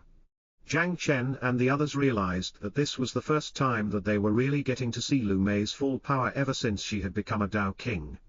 After all, back when they were attacked in the Illusion Oasis, Lu Mei didn't have enough time to summon the entirety of her undead army before she was knocked out by that peak rank 9 Dao King called Mao Huang. This time, however, she had really gone all out. Ruoya. At the same time that the 5 Black Skeleton Kings appeared around Lu Mei, Little Silver let out a furious roar as it stared at the group of 100 Dao Kings that had suddenly made their moves and were now rapidly approaching Lu Mei and the others from afar. The 5 early rank 9 Dao Kings seemed to have gathered together at the very front, while everyone else was following behind them, as they all flew at full speed towards Little Silver's direction. Sensing the hostile auras of the more than 100 middle and late stage Dao Kings, Little Silver unfurled its bright silver wings that were shining with a silvery light before it let out another furious roar that was even louder than the last one, causing even the darkness around it to forcefully recede and give way. Ah. In the next moment, before Lu Mei and the others could even blink, the silver-winged panther's figure turned into a streak of light as it unhesitantly flew in the midst of the enemy's group, causing a rain of fresh blood to spurt. Arg! My arm! Fuck! Kill this beast!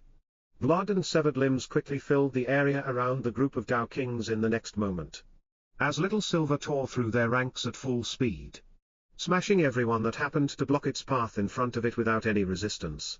Its 2 gigantic silver wings seemed like a pair of majestic sharp weapons, as they effortlessly dismembered the middle and late stage Dao Kings, sensing the terrifying aura of the peak rank 6 magic beast that had suddenly appeared behind them before they even had any time to react, and hearing the cries and curses that their subordinates were spewing, caused even the 5 early rank 9 Dao Kings to immediately turn abnormally serious before they all unsheathed their weapons and turned to face Little Silver's direction with solemn expressions.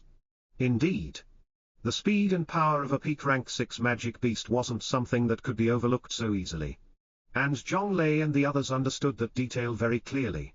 Even if it was just a single peak rank 6 magic beast, its combat prowess should have already exceeded that of an average peak stage Dao King and should be nearing the level of an early rank 1 Dao Emperor.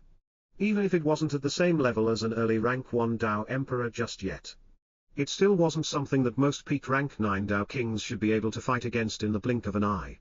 The imposing group of 100 Dao Kings in the sky were covered in a cloud of fresh blood and severed limbs. More than 20 Dao Kings had been either crippled or killed by Little Silver's all-out charge. And yet, the tall, purple-robed young man, Yao Guanting, looked unperturbed by all this, as he unsheathed the long sword from his back and held it tightly with both hands, before he said in his usual calm tone, "There is no reason to get flustered. In the first place, our main priority was to kill this panther before doing anything else. Since it has thrown itself into the fire, this is our best chance to surround it from all sides and kill it. Don't let it escape." Hearing Yao Guanting's encouraging speech, the woman, who seemed to be in her early 30s and was dressed in a long green robe, lowered her head and stared at the long white spear in her hands for a brief moment, before she muttered somewhat unwillingly, "Do we really have to fight that beast to the death? Why don't we just capture those brats and force it to submit? Maybe we can even capture it alive this way." Even from a distance, the young woman could tell that Little Silver was truly enraged, and it seemed to hold no regard for its own life right now, as it slaughtered the middle and late stage Dao Kings around it indiscriminately, without a care for its own protection. Even when the Dao Kings around it tried to slash it or stab it, it simply ignored their attacks and swiped its paws at them, causing their bodies to explode in a mist of blood. However, this was also what made the green-robed woman so hesitant to go against it. After all, although it would be easier for her to land a fatal wound on it this way, fighting against an enraged peak rank 6 magic beast that had gone berserk would force even an early rank 9 Dao King like her to truly risk her life if she wanted to kill it. And yet, the purple-robed Yao Guanting merely snorted as he turned his gaze in the young woman's direction, before he said in a mercilessly cold tone that seemed to lack even the slightest hints of sympathy, "Liang Bao, stop acting ignorant. You are free to sit back and watch if that's what you want, but don't expect to get a share of the rewards that way." Why do you think that Zhonglei and the others aren't raising any objections despite seeing that? Don't you know what will happen if that beast escapes and that brat finishes his tribulation? The green-robed young woman called Liang Bao instantly fell silent after hearing Yao Guanting's berating tone, knowing that she truly didn't have any rebuttal to what he had just said. Indeed, the only reason why their group had chosen to go all out and even fight against a peak rank 6 magic beast like Little Silver, despite knowing how terrifying its actual strength was solely because of Shun Long's existence. Putting aside the fact that Shun Long was undergoing a heavenly tribulation inside the City of Immortals right now, which was unprecedented and would most likely end up rousing the attention of most of the peak rank 9 Dao kings in this place once the news got out. Liang Bao knew that the real reason why Yao Guanting and the others were interested in him instead was due to the secrets that he had obtained from the stone mural for a mere peak rank 3 Dao king to have exceeded the realm of masters and have stepped into that legendary realm. This wasn't something that any of them could ignore. This was also why, the instant that Yao Guanting and the others recognized Shenlong and realized that he was actually the one who was undergoing the heavenly tribulation, they decided to go all out and capture him so they could force the stone mural's secrets out of him. And at this moment, what Yao Guanting and the others were worried about the most was that Shenlong would end up finishing his heavenly tribulation at any moment and escape on Little Silver's back once he realized the situation he was in. After all, if Little Silver was really determined to leave this place, then even if Yao Guanting and the others chased after it with everything they had, it would be extremely unlikely that they could catch up to it. If you understand, then stop complaining and attack. Aim for its eyes and heart. Don't let it escape no matter what. The purple-robed Yao Guanting didn't throw another glance at the green-robed young woman, and without saying another word they flew straight towards Little Silver, as he raised the long sword in his hands and slashed it directly at the silver-winged panther's neck, aiming to kill it with a single strike. Looking at this scene from the distance, Lu Mei narrowed her eyes and abandoned her plans of attacking the yellow-robed Zhonglei, as she stared at the purple-robed Yao Guanting before she ordered in an exceedingly cold tone, "Kill him." In the next moment, the 6 black skeleton kings all disappeared from Lu Mei's and the others' side as they appeared in the sky above Little Silver, all of them aiming their massive dark red greatswords straight at Yao Guanting's neck at the same time that the purple-robed Yao Guanting slashed out his sword and was about to strike Little Silver's neck with it. He suddenly felt all the hair on his body standing on end, as an unprecedented feeling of lethal danger gripped his heart. Sensing the 6 auras that had appeared in the sky above him in the blink of an eye, and the 6 huge swords that were now descending towards him simultaneously, Yao Guanting widened his eyes and immediately gave up on attacking Little Silver as he turned to face his attackers directly. Yao Guanting could clearly sense that if he continued his attack on Little Silver, then even if he successfully managed to kill the silver-winged panther in front of him, the 6 sharp auras behind him would end up striking his own neck as well and would end up taking his life. Without any hesitation, the purple-robed early rank 9 Dao King then turned around and swung out his sword in a wide arc, as he aimed to directly repel the 6 massive red greatswords at the same time. Ding ding ding ding ding ding, 6 crisp metallic sounds resounded in the air in quick succession, as Yao Guanting's black sword connected directly with the 6 massive dark red greatswords. In the next moment, young Master Zhong and the other 3 early rank 9 Dao Kings in his group, and even Bai Longshan and the rest were all taken aback, as they saw the 6 black skeletons being sent flying backwards uncontrollably for more than 100 meters before they regained their balance. Silence instantly filled the place as everyone stared at Yao Guanting with shocked expressions on their faces. Although Bai Longshan and the others knew that a single one of Lu Mei's black skeleton kings may not be strong enough to contend against an early rank 9 Dao King like Zhonglei or Yao Guanting just by itself, all 6 of them fighting together were a completely different story. Even though the black skeleton's cultivation were the same as Lu Mei's, the early rank 7 of the Dao King realm, Bai Longshan and the others knew clearly that their actual combat strength far exceeded that of an average early rank 7 Dao King, especially when their bodies and greatswords were shrouded in Lu Mei's endless amounts of death chi. In fact, even an average early rank 9 Dao King like young Master Zhong would find it difficult to face their combined attacks head-on in that state. And yet, Yao Guanting's sword slash seemed to have easily repelled the 6 black skeletons' greatswords, before he turned to face his opponents with a cold, yet perplexed look in his eyes. It was obvious that Yao Guanting was both angry, as well as taken aback by the sudden appearance of the 6 black skeletons, as he stared at them with clear curiosity and confusion in his eyes. What the hell is this? Yao Guanting tried to spread out his soul sense and see exactly who were the bastards who had attacked him just now. But Zhang Chen's kingdom of darkness was still suppressing his vision and soul sense by a great deal, only allowing him to sense an area a few meters around his body, letting him barely make out the outlines of the 6 blurry figures who were standing in front of him. As for the bald early rank 9 Dao King, young Master Zhong, the green-robed young woman, Liang Bao, and the remaining 2 early rank 9 Dao Kings in their group. They had already stopped flying as they stared at the 6 blurry figures in front of Yao Guanting with astonished, as well as terrified looks on their faces after all. Unlike Yao Guanting, who had actually managed to react to the 6 black skeletons' attack in time, the 4 of them hadn't even sensed the black skeletons' auras until they were just a couple of meters away from them. Then, if they had been the ones who were attacked just now instead of Yao Guanting, would they have been able to react? The 4 of them paled instantly as they realized the answer to that question. Luckily, even though Jiang Chen's Kingdom of Darkness was still suppressing their soul senses at the same time, it was still impossible for it to completely block the auras of 6 early rank 7 Dao Kings like the black skeletons from bursting out once they were going all out and attacking someone with everything they got. As long as they were prepared, the 4 of them were confident that they would be able to sense anyone trying to sneak up on them from now on.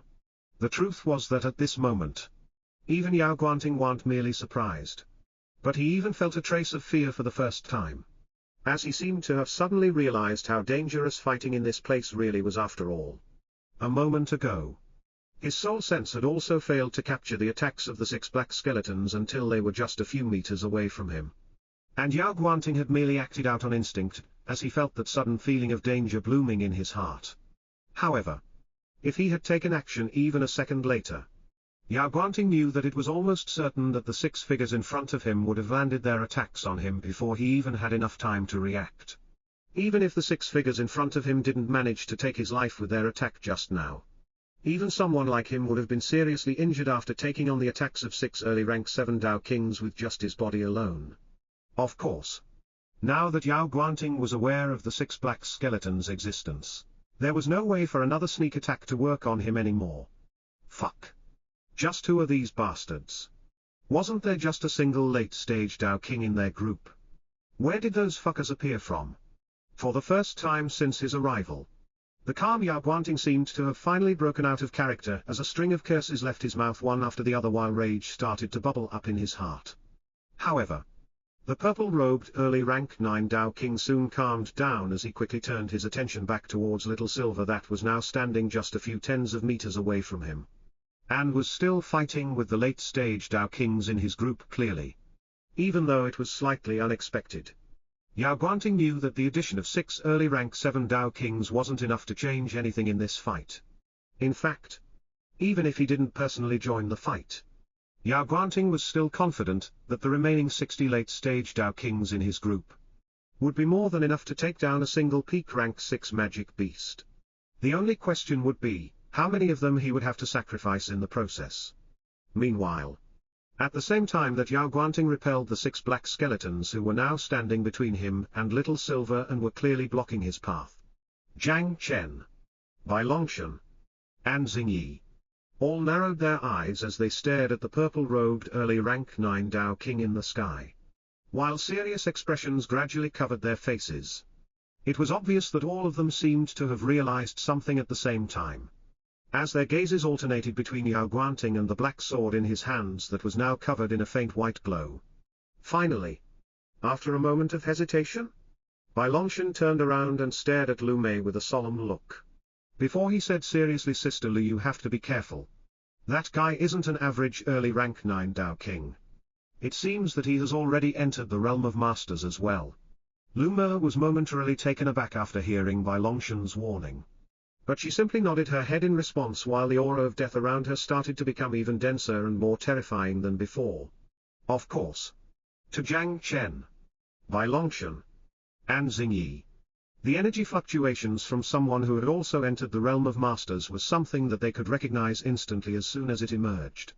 This was why the moment that Yao Guanting repelled the 6 black skeleton kings using the black sword in his hands, the 3 of them could instantly tell that the power he had used was extremely similar to the one they had comprehended back in the desert mural. The realm of masters naturally. The power of an early rank 9 Dao King who had entered the realm of masters was simply incomparable to that of an average early rank 9 Dao King like young Master Zhong or the green-robed young woman, Liang Bao. No wonder Yao Guanting dared to fight against a peak rank 6 magic beast like Little Silver when there was no peak rank 9 Dao King in his group, since he had also entered the realm of masters. Yao Guanting's power had most likely already exceeded that of an average middle-rank 9 Dao King, and should only be inferior to that of a true peak rank 9 Dao King. No one below that level was qualified to be his opponent. In reality, Lu Mei didn't need Bai Longshan's warning to tell that the purple-robed young man in front of her had also entered the realm of masters like Jiang Chen, Xing Yi, and Bai Longshan, since she had also realized this fact as soon as Yao Guanting's sword clashed with her 6 black skeleton king's greatswords. After all, although Lu Mei had failed to enter this realm while she was studying the scenes engraved in the stone mural, she had only failed at that final step. Although there was still a certain barrier separating those who had entered the realm of masters from those who hadn't, Lu Mei's senses were more than enough to tell her what kind of power Yao Guanting was using. After a brief moment of silence, Lu Mei turned to look at Shen Long in the distance, who was still sitting cross-legged on the ground and had yet to finish his heavenly tribulation. Before she said in a low but determined voice, "I will leave the bald man and the others to you. No matter what. Don't let them harm little Silver."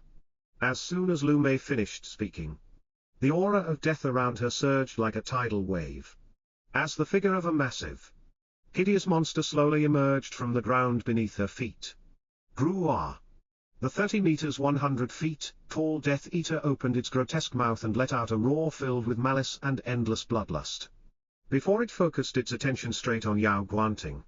Even an early rank 9 Dao King like Yao Guanting shivered the moment he sensed the horrifying killing intent directed at him, as he glanced in the Death Eater's direction with a serious expression.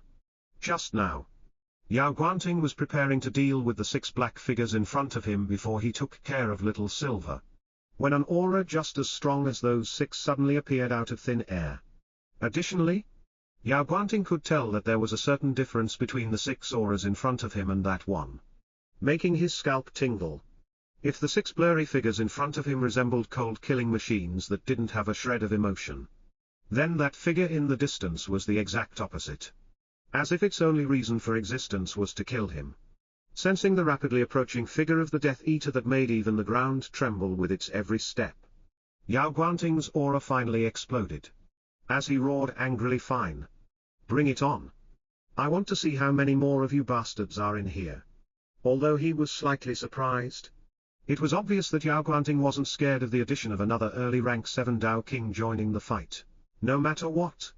How could an early rank 9 Dao King like him be scared of a bunch of ants?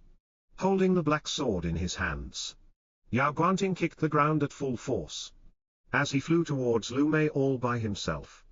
Clearly, he wasn't willing to let this fight go on any longer. At the same time, the yellow-robed man, young Master Zhong, the green-robed young woman called Liang Bao, and the remaining 2 early rank 9 Dao Kings glanced at one another for a brief moment, before they flew towards little Silver all at the same time. It was obvious that the battle around them was already beyond their control, making the 4 early rank 9 Dao Kings feel greatly uncomfortable in their hearts. After all, their initial goal was to quickly deal with the peak rank 6 Black Panther before they captured Shen Long. But surprises seemed to pop up one after the other. First, it was Jiang Chen's Kingdom of Darkness suppressing their vision along with their soul sense. Then it was Bai Longshan managing to injure Zhonglei. And now, a bunch of early rank 7 Dao Kings had appeared as well. However, Zhonglei and the others were certain that as long as they managed to kill little Silver, dealing with Lu Mei and the rest would be child's play. At the same time, in the distance a few hundred meters away, Shen Long was completely oblivious to what was going on, as he kept sitting on the ground with his eyes closed. Even after using the 3rd form of the Thunder God's slash, he still had to expend more than half of the remaining energy in his spiritual sea to deal with those 2 bolts of heavenly tribulation. Although those 2 bolts seemed no different from the ones he had faced back in the king's palace while he was undergoing his breakthrough to the Dao King realm, Shen Long knew that the 2 simply couldn't be compared. Even 9 of those white bolts back in the king's palace couldn't compare with these 2 bolts he had faced just now. Most likely, even an early-stage Dao Emperor wouldn't have survived their attack. Finally, after destroying the last trace of white lightning lingering in his spiritual sea, Shen Long finally opened his eyes. What's going on? A moment had barely passed after Shen Long opened his eyes, before his expression suddenly changed as he swiftly turned his head to the side. Although Shenlong wasn't aware of what was going on around him earlier while he was undergoing his heavenly tribulation, he could now clearly sense that Little Silver was fighting someone, and that it had even sustained several injuries already. Although those injuries weren't life-threatening, and were merely superficial, it was still a fact that Little Silver was still being injured with every passing moment, and the number of its injuries wasn't low either, causing a frosty look to appear in the depths of Shenlong's eyes. Naturally, the connection between a master and his magic beast was more than enough for Shenlong to tell what Little Silver's current condition was, as he immediately turned his gaze in its direction, staring at the black veil of darkness in the distance that had now covered a radius of nearly 3 kilometers. Shenlong was momentarily taken aback, before a serious look gradually covered his face as he asked in surprise, Little Black, "What's going on? What happened to Maya and the others?" Seeing that even Jiang Chen had used his Kingdom of Darkness and sensing the number of injuries that Little Silver had already sustained, was more than enough for Shenlong to tell that Jiang Chen and the others were fighting a quite formidable opponent. Inside the foggy space in the Stone of Time, Little Black opened his deep azure eyes that seemed to be peering straight through Jiang Chen's Kingdom of Darkness, before the Black Dragon said with an expression of anger as well as disgust, "Humph. While Master was undergoing your heavenly tribulation, a bunch of ants seemed to have noticed the commotion and came here to ask for you. When that last Zingy and the others refused to hand Master over, those ants banded together and attacked them." It was obvious that Little Black was feeling more than just indignant that a bunch of late-stage Dao Kings dared to ask for Lu Mei and the others to hand over Shenlong. After sensing Shenlong's worry, however, Little Black merely shook his head with a clear, mocking smile on his face, before he continued, "However, there is no reason for Master to be worried. Even the strongest of those ants is merely an early rank 9 Dao King. It's impossible for them to take down that kid with their strength. It's only a matter of time before they are all wiped out instead." A look of puzzlement couldn't help but find its way on Shenlong's face, as he struggled to understand what was going on. Although Shenlong wouldn't dare to claim that he had no enemies out there, it was still true that after entering the City of Immortals, he had barely offended anyone else in this place.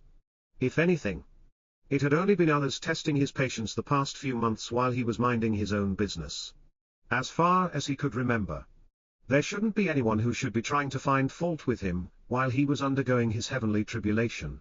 Nevertheless, Little Black's words were more than enough to reassure him that Lu Mei and the others shouldn't be in too much danger. After all, regardless of who the group who had attacked them was, unless they had a handful of peak rank 9 Dao Kings, Shenlong knew that they had almost no chance of taking down Little Silver. Although Little Silver may be just a kid in Little Black's eyes, it was still a peak rank 6 magic beast that only a few talented peak stage Dao Kings could hope to fight head-on. In fact, although Little Silver's defenses may be inferior to most other peak rank 6 magic beasts, Shenlong knew that its strength and speed could already rival an early stage Dao Emperor's. Narrowing his eyes, Little Black didn't even throw another glance at the black veil of darkness in the distance, as if the group of 100 Dao Kings over there wasn't even worth any of his attention. And instead, the Black Dragon focused his gaze on the enormous thundercloud in the sky above Shenlong. After a moment of silence, Little Black's deep, blue eyes, which seemed to be holding a world inside them, flashed with a cold glint, as if they had suddenly noticed something incredibly dangerous. As Little Black exclaimed in a solemn voice, "Master! It's coming!" At the same time, Shenlong raised his head to look at the massive black thundercloud in the sky above him, as sparks of pure white lightning seemed to be gathering around a certain spot. Shenlong only needed a single glance to tell that his heavenly tribulation had yet to come to an end, causing his eyes to narrow dangerously in the process. After all, a cloud of heavenly tribulation would normally only disperse after eradicating its target, or after it had already exhausted all of its energy, but it was obvious that this thundercloud of heavenly tribulation had more than enough energy to spare, even after firing 2 rounds at him. Clearly, Shenlong's actions of using his World Zero had already gone beyond what the heavens were willing to tolerate. At this moment, at the very center of the black thundercloud, Shenlong could see that the sparks of lightning had already started to gather together as a single, peculiar-looking bolt of lightning had already started to rapidly take shape. It only took a single glance for anyone to tell that this bolt of lightning was somehow different from the previous 3 bolts of heavenly tribulation that Shenlong had faced earlier. Before the peculiar-looking bolt of heavenly tribulation had even finished fully taking its shape, loud rumbling sounds could be heard from the black thundercloud in the sky, as sparks of white lightning could be seen gathering together, almost as if they were trying to give birth to a terrifying monster. In fact, Shenlong wasn't the only one who was staring at the massive black thundercloud in the sky above him. Lu Mei, Xingyi, Bai Longshan, and Jiang Chen had also stopped their actions at the same time as they simultaneously turned their gazes in his direction. Before their expressions immediately changed. Was this heavenly tribulation really intent on completely eradicating Shenlong? However, the 4 of them weren't the only ones who were alerted by this commotion. Even Yao Guanting's group seemed to have realized what was going on, as the 5 early rank 9 Dao Kings' expressions turned extremely colorful as well. Although their vision was still suppressed by Jiang Chen's Kingdom of Darkness and they couldn't see what was going on outside like Lu Mei and the rest, Yao Guanting and his group were still able to clearly hear the booming sound of the heavenly tribulation above them, causing their expressions to turn just as horrified as Lu Mei and the rest, even though they were fighting more than 1,000 meters away from Shenlong. The aura of the heavenly tribulation in the sky had already grown so powerful, and it covered such a large distance, that even the 5 early rank 9 Dao Kings found it hard to breathe. How could his heavenly tribulation be so powerful? What the hell is this? The first one to speak was the yellow-robed middle-aged man, Zhong Lei, who could no longer hide his terrified expression from showing on his face as he shouted out in horror. Clearly, the amount of pressure that the heavenly tribulation above him was now emitting was more than enough to completely destroy his spiritual sea many times over. Although Zhong Lei knew that his actual strength was only average as an early rank 9 Dao King, as an alchemist, he had already consumed so many pills and rare medicinal herbs over the years, that he was confident his spiritual strength was already on par with a peak rank 9 Dao King. And that Zhong Lei could clearly tell that even with the spiritual strength of a peak rank 9 Dao King, he would still be nothing more than a mantis trying to stop a chariot if he tried to block this bolt of heavenly tribulation. His only outcome would be the complete destruction of his spiritual sea.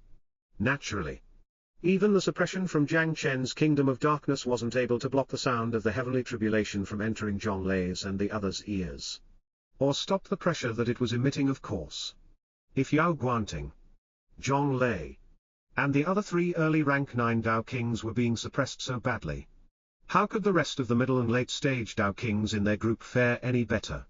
The group of 100 Dao Kings immediately fell in disarray, while the middle stage Dao Kings couldn't help but collapse on the ground soon afterwards. What's with this pressure? What is going on?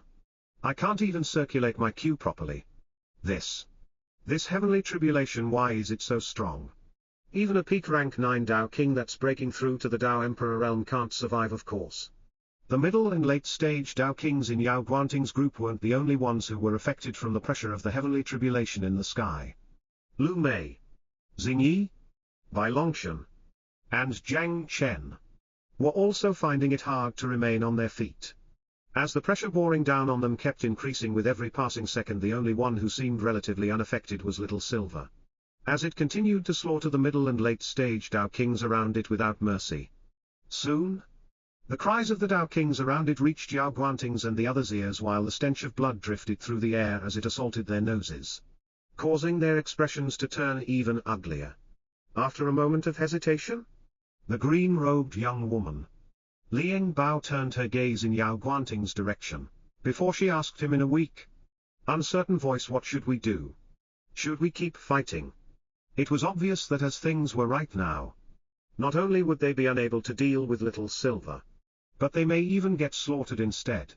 Gritting his teeth, Yao Guanting clenched the hilt of his black sword so tightly that his hand actually turned white, before he finally said in a suppressed voice that struggled to contain his fury, retreat. The surrounding Dao Kings felt as if they had just been pardoned, as they hurriedly gave up on fighting Little Silver and tried to escape in all directions. Clearly, they had severely underestimated the peak rank 6 magic beast in front of them, as well as the effects of the darkness around them. causing them to suffer greatly during this fight. However, Yao Guanting's words barely had enough time to leave his mouth and reach the ears of his subordinates, before his expression abruptly changed.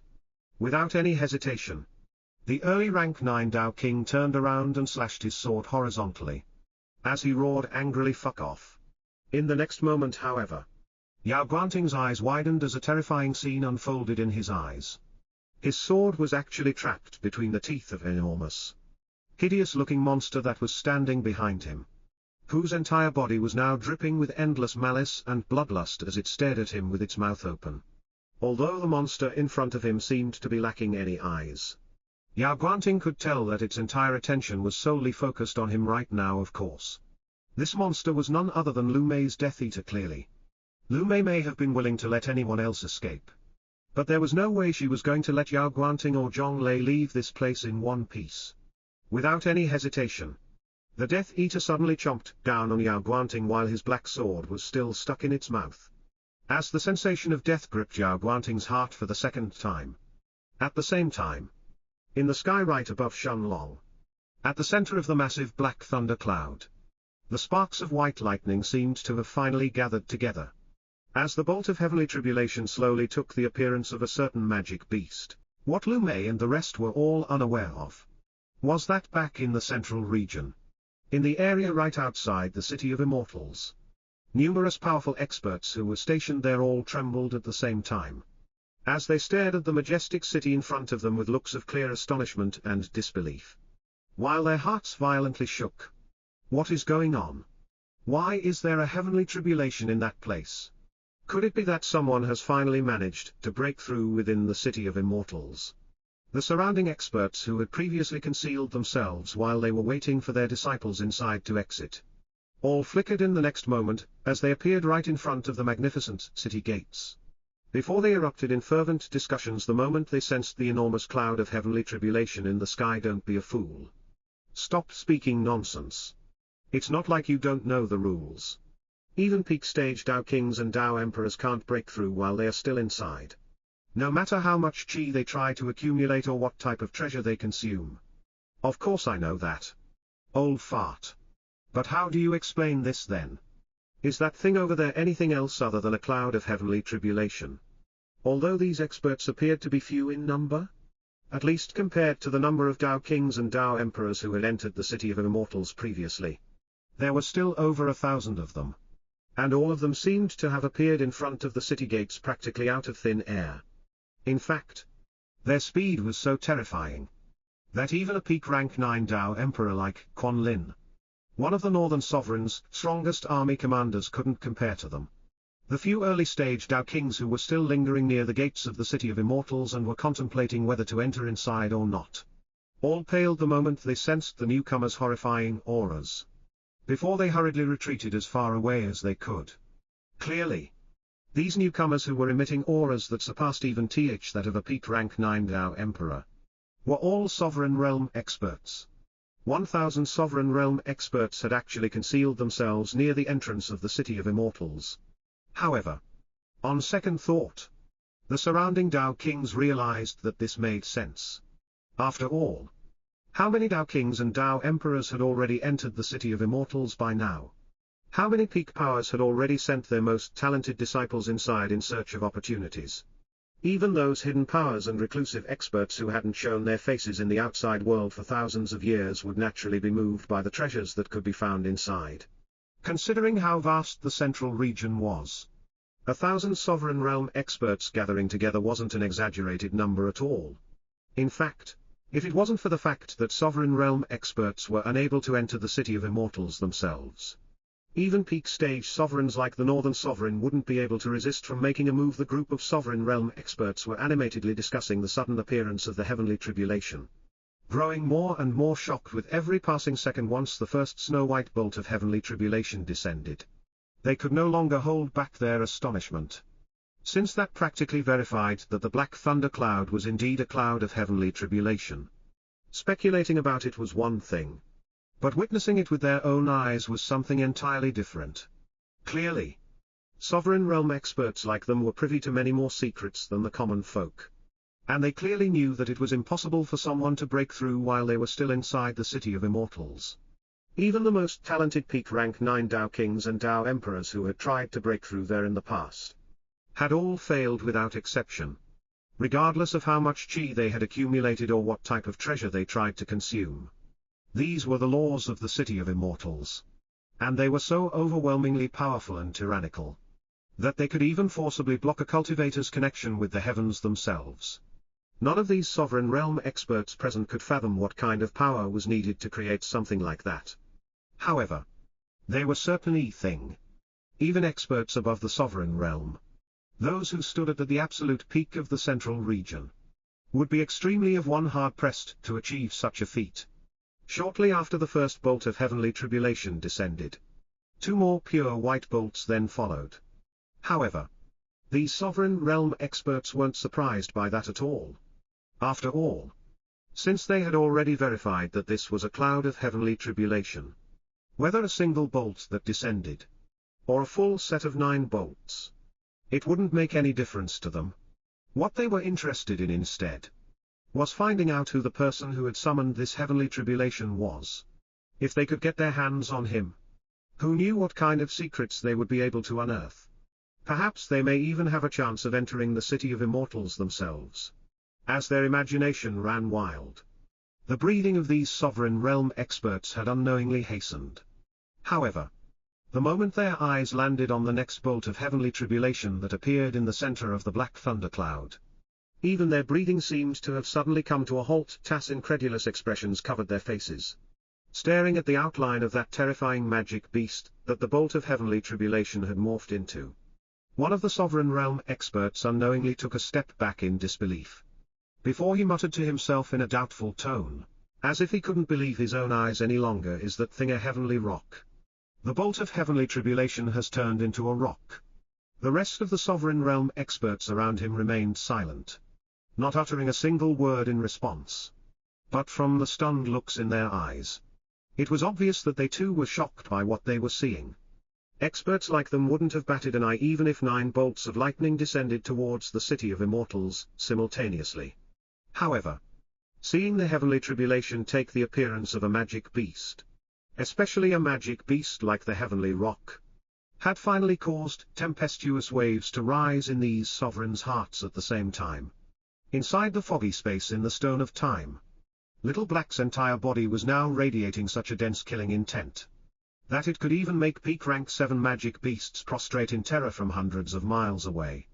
While his deep azure eyes were completely focused on the body of the heavenly rock in the sky right above Shenlong, Little Black's bone-chilling gaze was cold and full of anger and killing intent. That even the few spiritual herbs that he was previously munching on earlier seemed to have suddenly withered from his aura alone. As if the entire space around the black dragon had suddenly turned into a frosty lake of death.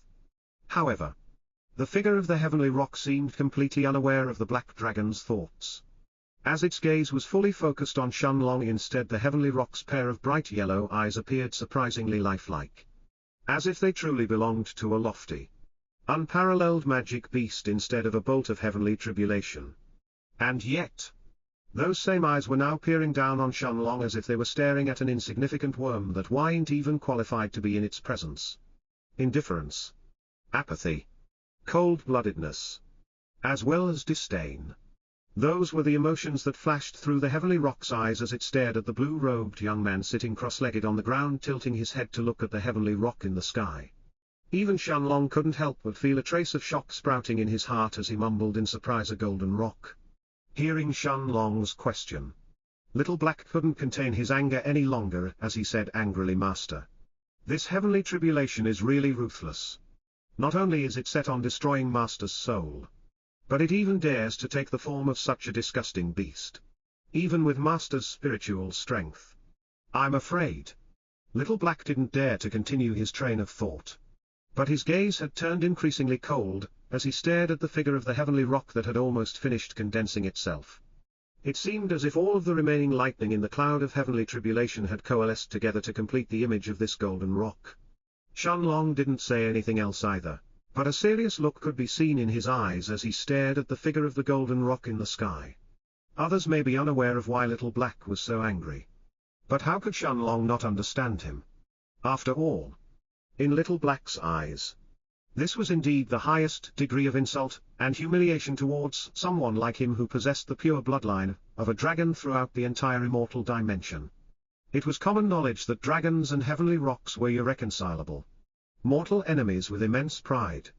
Additionally, as legendary rank magic beasts, heavenly rocks were among the few types of magic beasts that were strong enough to rival dragons. And yet, the heavenly tribulation had chosen to take the form of a golden rock this time. What was this if not an attempt to completely humiliate Shenlong? However, that wasn't the part that angered Little Black the most, but the fact that out of all the different types of heavenly rocks that existed under the heavens, this heavenly tribulation had specifically chosen to take the form of a golden rock. The only type of rock that was innately born with comprehension of the Tao of Devourment. Attempting to punish Shenlong was one thing. But how could Little Black calmly watch as a golden rock devoured his master? Besides, it was said that the heavens would always leave out a small path of survival in every tribulation, regardless of how slim that path may be. However, with his experience, Little Black could tell that there didn't even seem to be the slightest trace of that in this particular heavenly tribulation. Even if there were 3 additional bolts of heavenly tribulation, Little Black was still confident that Shenlong would be alright with his monstrous reserves of spiritual strength that rivaled even those of a peak rank 6 Tao Emperor. At worst, he would slightly damage his spiritual C, and would have to spend a few years recuperating. But that was it. Even if Shenlong had to spend a couple of years recovering, Little Black wouldn't have batted an eye as long as his life was unharmed. However, it was obvious that the power of this golden rock in the sky far exceeded the combined power of the 3 bolts of heavenly tribulation that Shenlong had faced earlier. The aura it was emitting was so powerful that even rank 7 and rank 8 Tao Emperors would turn to ash in front of it, their spiritual Cs obliterated in an instant. Of course, this only served to show how enraged the heavens had truly turned this time. After Shenlong used a skill like his World Zero, such a heaven-defying ability had touched upon the purest laws of time, manipulating them at his will. Something that even immortals and devils were unable to do. Although Shenlong's World Zero had only affected this mortal world alone, and was not powerful enough to affect the laws of the immortal dimension, it was obvious that the heavens would not possibly tolerate his actions and leave him unharmed. Scree! A moment after Shenlong's bright golden eyes met the rock's gaze, the enormous rock in the sky spread its massive golden wings that were still crackling with sparks of white lightning, and opened its gigantic mouth as it let out ear-piercing screech. Before it descended straight towards Shenlong, who was still sitting on the ground unmoving, sensing the golden rock's overbearing aura that had already locked down on him. Even Shenlong knew that he could not afford to hold back any longer. In the next moment, the blood essence in his heart started to boil and burn furiously, causing his entire body to heat up, as pitch-black scales that looked like they were made from darkness itself covered his entire body. At the same time, his entire body started to emit a bright golden light with a pale azure hue, while a pitch-black ball of flames had already appeared in his right hand. Time Siphon. Flames of destruction. Clearly, the golden light around Shenlong originated from his Time Siphon, while the black flames in his hand were his strongest offensive ability coming from his dragon's bloodline. The flames of destruction. Without a doubt, Time Siphon was Shenlong's most powerful skill, while his flames of destruction were enough to burn even a peak rank 9 Tao King to ashes. Although the Time Siphon's destruction radius may not be comparable to the 3rd form of the Thunder God's slash, in terms of its overall effects, Shenlong knew that it was actually far superior. And yet, the figure of the heavenly rock seemed to have completely disregarded the golden light around Shenlong or the ball of flames in his hand. See if they were beneath its notice in the first place, as it continued to plunge straight towards him at full speed. In the next moment, Shenlong's golden eyes seemed like a vast ocean as they stared at the majestic-looking bird made from pure lightning that appeared in front of him. Before he finally punched forward without holding back, it was obvious that Shenlong had held nothing back with this punch of his, as even the surrounding space had started to ripple and was on the verge of shattering from its sheer power alone. This was truly an attack that could threaten the life of even a peak rank 9 Tao King. And yet the heavenly rock had a look of scorn in its bright yellow eyes. as it directly ignored Shenlong's fist, as well as the pitch-black flames that were burning on top of it, and continued straight for his head. In the next moment, the black flames that could burn even a peak rank 9 Dao King to cinders, only lingered on the heavenly rock's body for a single breath of time before dispersing, as the enormous bird of lightning was now just a few inches away from Shenlong's face. Shenlong was briefly taken aback for a moment, but he knew that this outcome wasn't surprising in the end. After all, he hadn't been hoping for the heavenly rock to fall under the flames of darkness in the first place. Ultimately, this was still a bolt of heavenly tribulation that could threaten even late-stage Dao Emperors. He simply hadn't expected that the heavenly rock would be able to completely disregard his flames of darkness combined with his time siphon so easily, to the point where it wasn't even slowed down. PHSSSD. In the next moment, blood spurted through the air like a fountain, as the figure of the heavenly rock unhesitantly flapped its wings a second time and dove forward, striking Shenlong right in the space between his eyebrows and entering his spiritual sea. Shenlong's entire body convulsed, and even the black dragon's scales that covered his body seemed to slowly lose their luster, as a wave of pain overcame him in an instant. The heavenly rock had just struck him. But this time, it wasn't just his soul that was being affected by the attack, but his entire body instead. Blood started to flow from the cracks between his scales, and even the overbearing defensive abilities from his black dragon's bloodline seemed on the verge of collapse. Closing his eyes, Shenlong tried to suppress the pang he was feeling and focused his attention in his spiritual sea without any hesitation.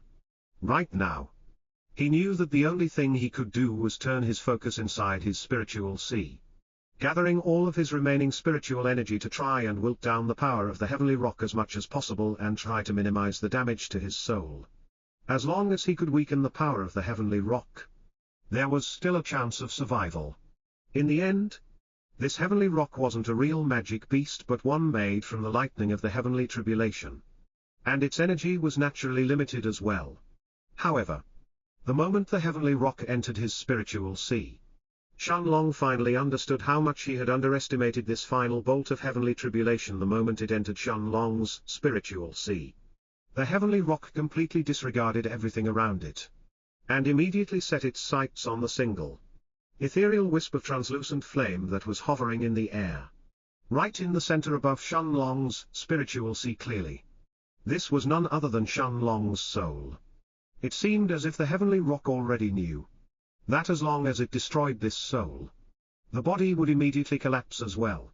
There was no reason for it to waste its energy on the ocean of spiritual strength around it when it could achieve its goal with one single attack. Flapping its enormous wings once more, the heavenly TOC immediately traversed more than half the distance, its cold, indifferent eyes staring straight at the translucent wisp of flame that was hovering calmly above the spiritual sea without any hesitation. Shenlong gathered all of his remaining spiritual strength and sent it forward, as he bombarded the figure of the heavenly rock from all sides. In the next moment, Shenlong's spiritual sea rumbled and surged violently, before waves upon waves of powerful spiritual energy swept the place, immediately submerging the heavenly rock from all directions. No matter what, Shenlong's spiritual strength was still comparable to a peak rank 6 Dao Emperor's. The waves of spiritual energy in his spiritual sea that rose like a tsunami were so powerful that they were more than enough to deal with the mental attacks of any ordinary middle-stage Dao Emperor. And yet, the figure of the heavenly rock was barely slowed down, before it continued to fly forward soon afterwards, completely ignoring the barrage of spiritual strength that was attacking it from all directions. Its eyes even held a trace of disdain in its depths as the massive lightning bird stared contemptuously at the waves of spiritual energy that were trying to take it down. Even if Shenlong was back at full strength, the heavenly rock was still confident that it could resist all of his attacks and destroy his spiritual sea and soul with complete ease. Let alone now that more than half of his spiritual strength had already been spent dealing with 3 bolts of heavenly tribulation earlier. How could a human possibly contend with it? In the next moment, even Shenlong couldn't help but feel his heart constrict, as he witnessed the heavenly rock effortlessly tearing through his spiritual sea despite his onslaught, and arrive right in front of his soul.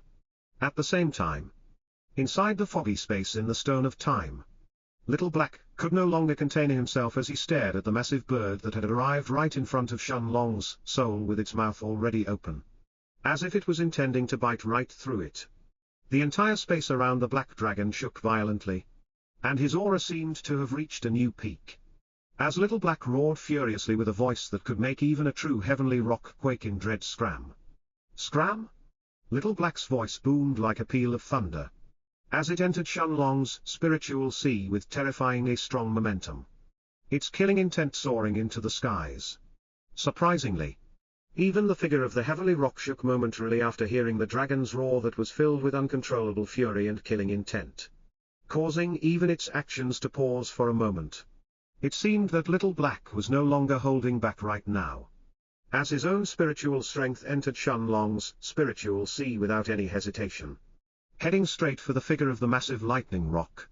And yet, despite its initial surprise, the heavenly rock completely ignored the black dragon's rage, as well as the overwhelming amount of spiritual strength that was surging towards it, as it set its sights back on Shenlong's soul.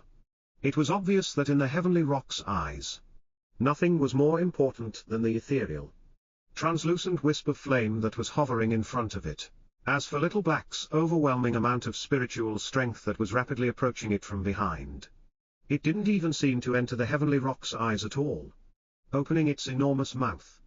The heavenly rock then bit down on Shenlong's soul without any hesitation, as the sparks of white lightning in its eyes intensified to the extreme even against the soul of an early rank 3 Tao King. It was obvious that the heavenly rock wasn't holding back in the slightest, aiming to exterminate his soul with a single attack. Even Shenlong couldn't help but narrow his eyes, as the sensation of imminent death gripped his heart for the first time in a long while. His entire body was already in immense pain after the heavenly rock's initial attack earlier, but compared to his current situation, the physical pain he was feeling was actually nothing in comparison staring at the heavenly rock that was about to bite down on his soul. Shenlong could clearly tell that even if he survived this attack, his soul would still be on the verge of collapse. Lapse at the same time. It was obvious that the heavenly rock had barely expended any of its energy by now, and it had more than enough strength left to destroy his soul many times over. This was undoubtedly the most perilous situation Shenlong had found himself in since he stepped foot into the world of cultivation. Even when he had faced that single bolt of red lightning back in the king's palace during his breakthrough to the Tao King realm, he still hadn't felt as much danger as he was feeling right now. I guess this is the only way left. After a moment of silence, Shenlong muttered to himself with a resolute voice, before turning his attention to the triangular-shaped stone in his spiritual sea staring at the stone of time. Shenlong still remembered how the little stone had acted on its own against the red bolt of heavenly tribulation back then, obliterating it in an instant. However, regardless of how much Shenlong had tried to probe it since then or what methods he tried to use, the stone of time didn't react in the slightest. It simply remained dormant inside his spiritual space, hovering calmly and silently in the space above his soul. Shaking his head, Shenlong cast all of the useless thoughts aside, and turned his attention back towards the heavenly rock that was now only a few inches away from his soul. Although he believed that the stone of time could deal with this heavenly rock in his spiritual sea, in the end, he wasn't willing to gamble his life on whether the stone of time would really wake up or not. Ultimately, he chose to grit his teeth as he came to a decision. Then, the blood essence in his heart that was already being burned was suddenly set aflame, as a terrifying power began to awaken inside him. Although this scene took a while to describe, less than a moment had actually passed since Little Black's furious roar, before Shenlong gathered his thoughts and instantly came to a decision.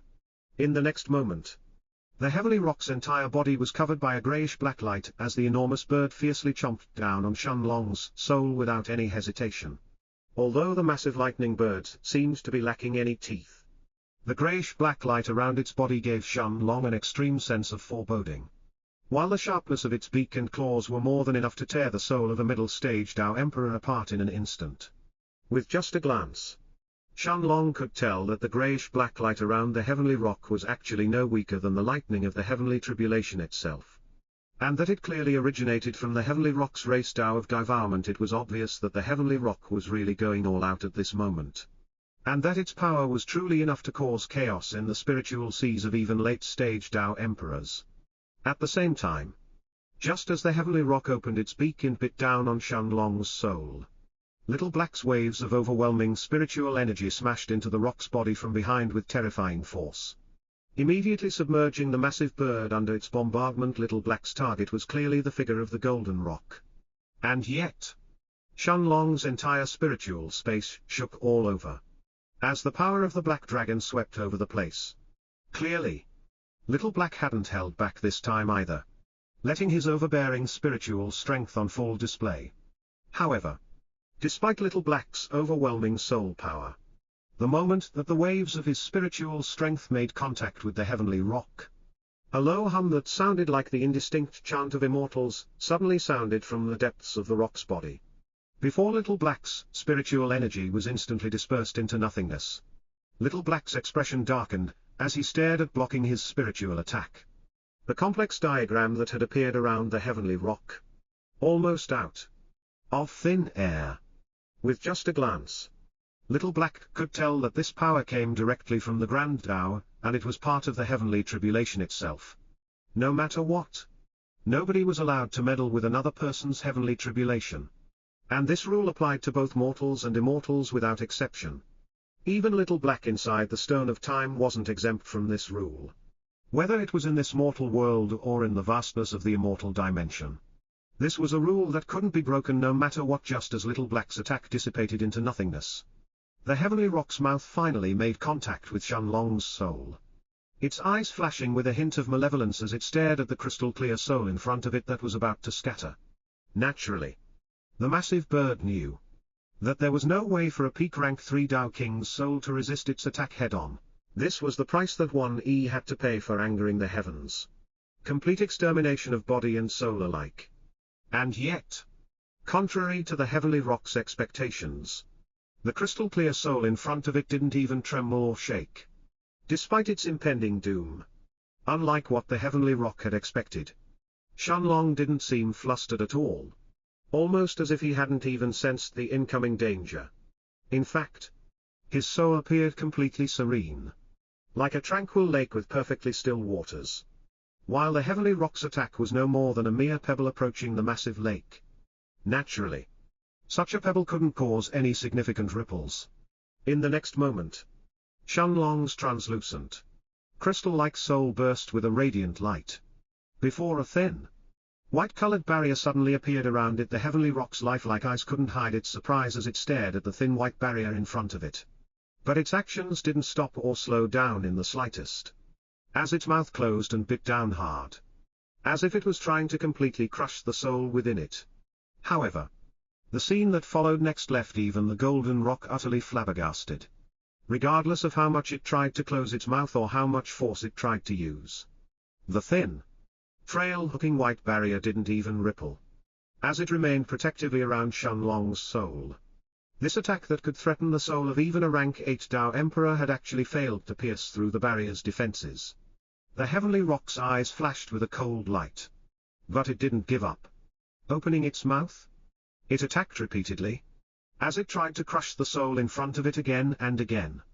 However, it didn't matter how many times it tried, as the barrier around Shenlong's soul didn't even ripple. The heavenly rock had even resorted to using its talons, as well as the Tao of devourment innate to it. But for some reason, the white barrier wouldn't so much as shake despite its attacks. At the same time, Shenlong had a cold look in his eyes as he stared at the golden rock's relentless strikes. He was confident that the white barrier was more than enough to protect his soul even from a peak rank 9 Tao Emperor's mental attacks. Even if the heavenly rock attacked it for another day, it would be unable to break through its defenses. Of course, this was only natural as well. After all, this white barrier wasn't something that Shenlong would normally resort to unless there was absolutely no other way out. The price he would have to pay was one that made even him feel some heartache. Regardless, what was done was already done. At this point, Shenlong knew that the only thing he had to do was wait until the heavenly rock exhausted all of its power. Soon, even the heavenly rock stopped its attacks and stared at the white barrier around Shenlong's soul with a look of bewilderment in its eyes. Clearly, Its intelligence wasn't any lower than a human's, and the massive lightning bird could tell that the barrier in front of it was truly extraordinary. In fact, it was so strong it was nearly impregnable with its strength. The golden rock could tell that even if it exhausted all of its energy, it was very unlikely that it would pierce through it. Realizing that it wasn't going to succeed, the heavenly rock quickly turned its sights away from the white barrier as it started to inspect its surroundings. Clearly, it wasn't willing to give up like that. Soon, a sinister look emerged on its face as its gaze landed on Shenlong's empty spiritual space. No matter what. Right now, Shenlong had less than half of his original spiritual energy left within his spiritual sea. Although spiritual energy could be recovered given enough time, this wasn't a process that could be done in a few minutes. After throwing one last look at the translucent soul in front of it that was protected by the white barrier, the heavenly rock spread out its massive wings and flew forward. As it started to fly around inside Shenlong's spiritual space. Originally, Little Black, who had just undergone a multitude of emotions, couldn't understand what the rock was trying to do.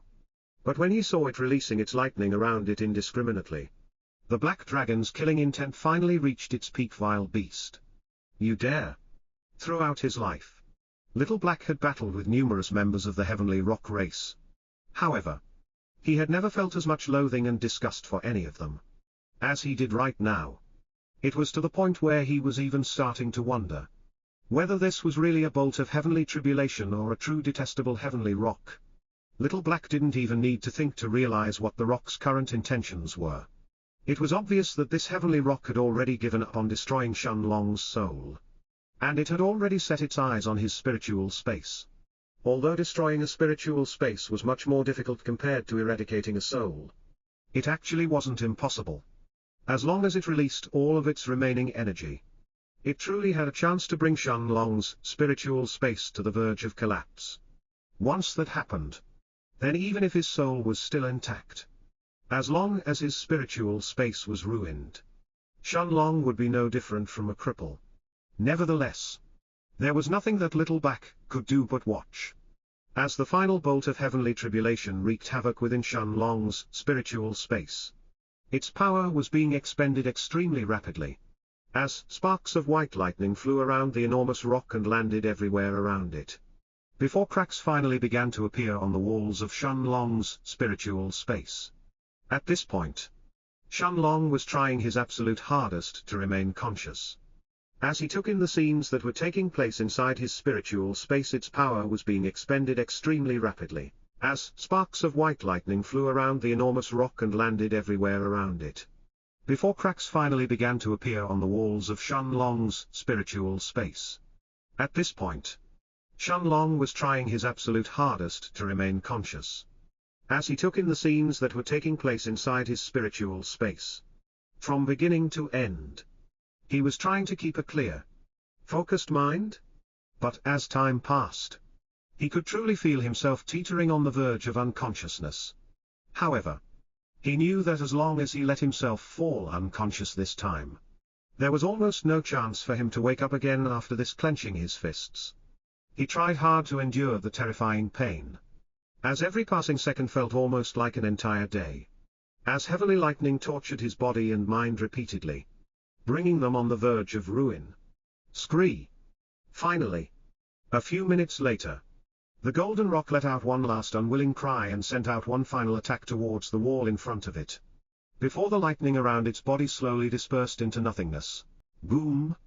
The final attack of the heavenly rock seemed to contain all of its pent-up anger and pride, as well as its remaining unwillingness and killing intent.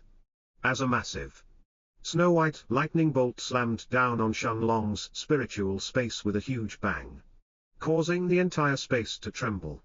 Crack! As he took in this attack, even Shenlong couldn't help but cough a mouthful of blood, as the cracks in his spiritual space started to expand rapidly in all directions. It was obvious that although his soul was still unharmed, the damage in his spiritual space wasn't negligible. As another wave of pain overcame him in an instant, it truly seemed like the accumulated damage was so high that his spiritual space could collapse at any moment. And yet, Shenlong didn't seem to have noticed any of this. as his entire attention was captured by a single white spark of lightning that had yet to completely disperse and was still crackling inside his spiritual space. Although its power was slowly weakening, and it was still trying to destroy everything around it, Shenlong still stared at the single spark of lightning with an enamored look, as if it really held some kind of irresistible allure. That made it hard for him to look away. I wonder if it's really possible. A sudden thought soon sprung up in his mind, making even Shenlong's heart stir. It was only a few moments later, after the heavenly rock's last wisp of energy had completely disappeared from his spiritual sea, that Shenlong finally opened his eyes. At the same time, as the black thunderclouds above the city of immortals started to vanish, in the distance a few hundred meters away from Shenlong, Jiang Chen's veil of darkness suddenly dispersed, revealing the scene inside Shenlong's eyes slightly widened as he saw an exhausted Jiang Chen struggling to keep himself on his feet. His handsome features were completely contorted, and even his long black hair appeared disheveled. But despite his exhaustion, it was impossible to hide the raging killing intent in his eyes as he stared at a certain group of 5 in the distance. Following Jiang Chen's gaze, Shenlong's eyes gradually fell on Bai Longshan and then Xingyi.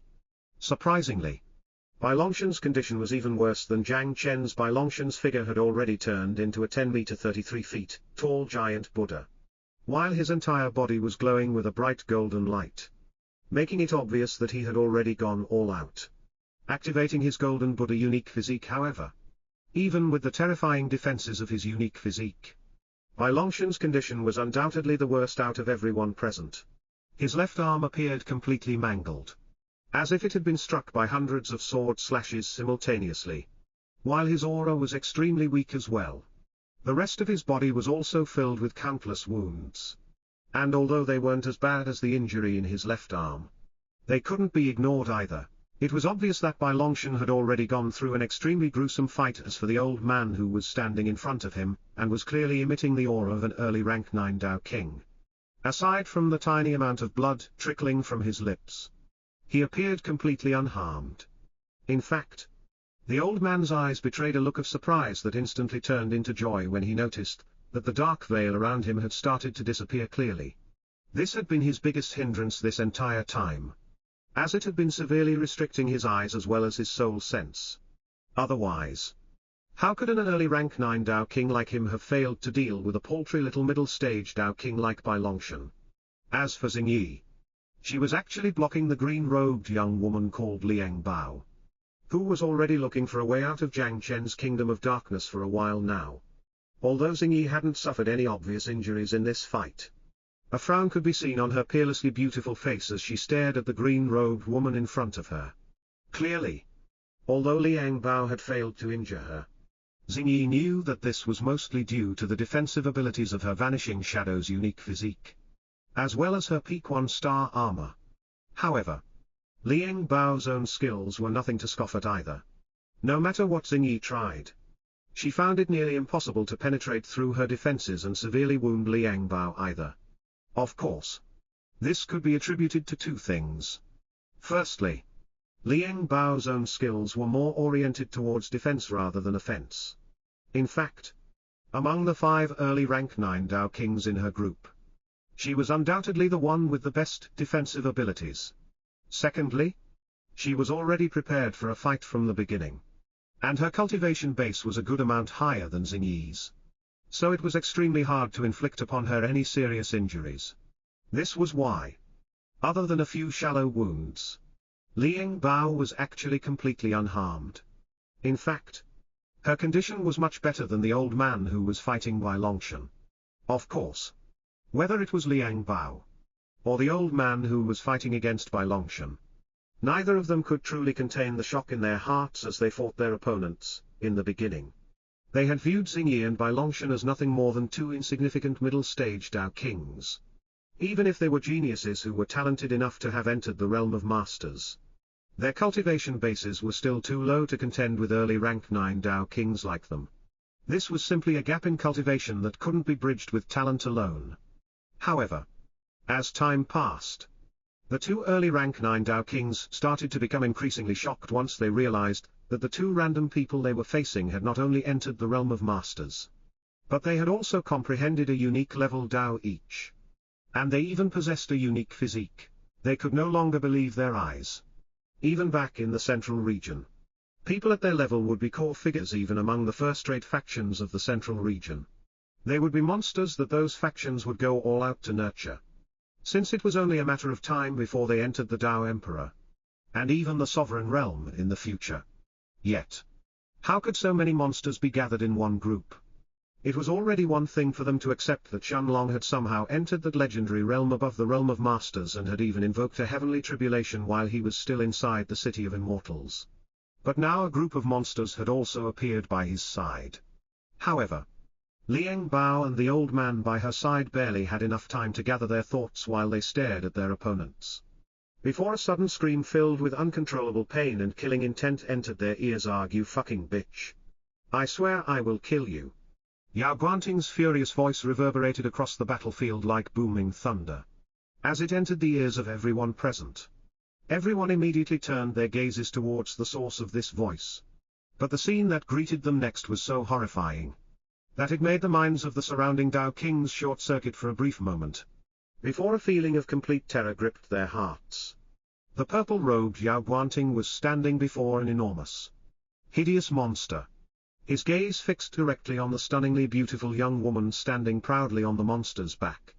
However, unlike before, Yao Guanting's usual poise and elegance was nowhere to be found, as his body was now dripping with uncontrollable hatred and killing intent as he stared at Lu Mei. What terrified these surrounding Tao kings, however, wasn't the Death Eater's aura or its hideous appearance that was already enough to strike terror in their hearts, but Yao Guanting's missing right arm. It was obvious that this monster with the aura of an early rank 7 Tao king had not only managed to wound an early rank 9 Tao king like Yao Guanting, but it had even somehow severed his right arm. This was more than enough to terrify every single one of the remaining Tao kings present, to the point where their entire bodies felt completely rigid, as if they had suddenly been plunged into an icy abyss. After all, Yao Guanting was the strongest among the 5 early rank 9 Tao kings in their group. And yet, even he had been injured so seriously, to the point where he had even lost an arm. And the worst of all was the fact that his injury didn't even come from the peak rank 6 magic beast that they were facing, but from a hideous 30-meter tall monster. That was clearly neither a human nor a magic beast. As if all this wasn't enough, 6 black-colored skeletons had also surrounded Yao Guanting from all sides, each of them emitting an aura that wasn't the slightest bit weaker than the Death Eaters, as they blocked off any path of escape. Facing the furious Yao Guanting, a cold light flashed through Lu Mei's eyes, and without paying any attention to anyone else around her, she then ordered in a frosty tone, "Kill him." As soon as it heard this order, the Death Eater's aura exploded once more, as the enormous monster opened its hideous mouth and bit down a second time, aiming to directly kill the injured purple-robed Tao king in front of it. Yao Guanting merely snorted, not bothering at all with the Death Eater's crude attack. As he directly stepped back and retreated without any hesitation. It was true that he had already lost an arm. But how could this have happened if he hadn't been caught off guard? Earlier, he had clearly sensed the Death Eater's attack that was fast approaching him. But just as he tried to step back and avoid it, 6 massive greatswords suddenly attacked him from all sides, completely blocking off his path of escape. If his soul sense wasn't suppressed so heavily by Jiang Chen's Kingdom of Darkness, how could Yao Guanting possibly have fallen victim to the 6 black skeletons' sneak attack? Having no other choice, he then gritted his teeth and decided to give up on his right arm, allowing him to at least escape with his life. Yao Guanting would never have guessed that he would have gotten so seriously injured fighting against a mere early rank 7 Tao King. Seeing that their opponent was trying to escape, the 6 black skeleton kings moved in unison all at the same time, as they attacked the purple-robed young man from all sides. However, if Yao Guanting really wanted to escape, there wasn't anyone here who could hold him down. Even Little Silver wasn't qualified to do so, let alone Lu Mei's black skeletons that were merely as fast as early rank 7 Tao Kings. In the next moment, Yao Guanting's body twisted and turned like a willow, as he effortlessly dodged the 6 dark red greatswords that assaulted him, before appearing more than 100 meters away. Clearly. Now that Jiang Chen's kingdom of darkness had disappeared and his soul sense was no longer affected. Predicting the black skeleton's path of attacks and dodging them wasn't that difficult for him. Throwing one last look at the distant Lu Mei and the rapidly approaching Death Eater that was still running towards him, the purple-robed Yao Guanting then took a deep breath. Before he spat out through gritted teeth, Yao Guanting, "We'll definitely not forget what happened here today. You better pray that we don't meet each other again in the future. Because if we do, I swear that I will take your life. Of course that's assuming that you will even stay alive until then." Without throwing another look at anyone else around him, Yao Guanting then turned into a streak of light, and disappeared in the distance, completely ignoring the remaining middle and late stage Dao Kings who had come along with him. "Senior brother Yao. Yao Guanting, you rat. How dare you leave us behind?" The remaining Dao Kings couldn't believe their eyes when they saw that Yao Guanting had turned around and fled without any hesitation, leaving the rest of them behind. However, how could they possibly know that Yao Guanting had already given up on them long ago? In the beginning, Yao Guanting had been confident that more than 100 middle and late stage Dao Kings would have been more than enough to take care of a single peak rank 6 magic beast like Little Silver, even if he didn't participate in the fight personally. At worst, a few dozen of them would end up dying during the fight. But this was still a price that he was willing to pay. How could Yao Guanting have expected that a monster like Jiang Chen would appear with such a heaven-defying ability, which could completely suppress the soul sense of more than 100 Dao Kings simultaneously? As for Lu Mei in Yao Guanting's eyes, she was just as much of a monster as Jiang Chen was. After all, the Death Eaters and the 6 Black Skeletons auras were merely at the level of an early rank 7 Dao King. But Yao Guanting had already realized that their true combat power was actually much higher than that. Even peak rank 7 Dao Kings would have no hope of taking a blow by that horrifying 30-meter 100 feet tall monster, or those Black Skeletons directly. That, combined with the fact that Yao Guanting had already lost an arm in this fight, as well as Little Silver having not suffered any significant injuries, was more than enough for him to tell that there was no longer any hope of killing Little Silver, let alone capturing Shen Long. Seeing Yao Guanting leave them behind, the last hope in the hearts of the surrounding Dao Kings instantly shattered, as they all turned around and tried to escape.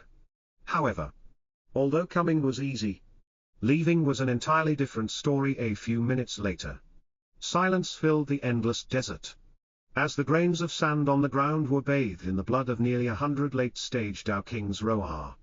Little Silver's roar was the first thing that broke the silence that had descended over the endless desert, as the Black Panther turned into a streak of silvery light, heading straight for Shen Long in the distance, staring at the 4-meter 13 feet tall Black Panther that was acting like a little child in front of him, excitedly rubbing its fur all over his face. Shen Long could only shake his head with a smile, before he affectionately patted Little Silver's head in response. "Long Ji. Brother Shen? Lu Mei, Xingyi, Bai Longshan, and Jiang Chen seemed to have also noticed that he had woken up, as they all hurried over as well. "Long Ji, are you okay?" Lu Mei was the first one to arrive next to him, her enchanting, starry-like black eyes staring worriedly at Shen Long, whose entire body was filled with wounds. As she hurriedly sat down on the ground next to him, Lu Mei then took out a small jade bottle filled with pills and opened it, before she carefully took out a single emerald-colored pill and gently placed it into Shen Long's mouth. At the same time, even Bai Longshan, whose entire body was filled with hundreds of blade cuts, sucked in a cold breath when he realized that Shen Long's condition seemed to be even worse than his own. It was obvious from the black scales around his body that Shen Long had already gone all out and had even used his Black Dragon's bloodline. And yet his injuries were so severe that it was unknown whether he could even stand up on his own right now. As for his internal injuries, Bai Longshan didn't want to estimate how badly he had been injured this time. Although Shen Long was also a body cultivator like him, Bai Longshan could tell with complete certainty that even a body cultivator wouldn't be able to recover from injuries of that degree without resting for at least a year. Thankfully, the emerald pills that Lu Mei took out were top-grade rank 6 healing pills that Shen Long had personally refined while they were still back in the Northern Sovereign's estate. The name of these pills was the Clear Jade Evergreen Pills. And they were known as the most powerful type of recovery pills that anyone beneath the Tao Emperor realm could consume to heal their injuries. In fact, these pills were no different from a second life to any Tao King realm cultivator, of course. The better the effects of a pill, the rarer it tended to be.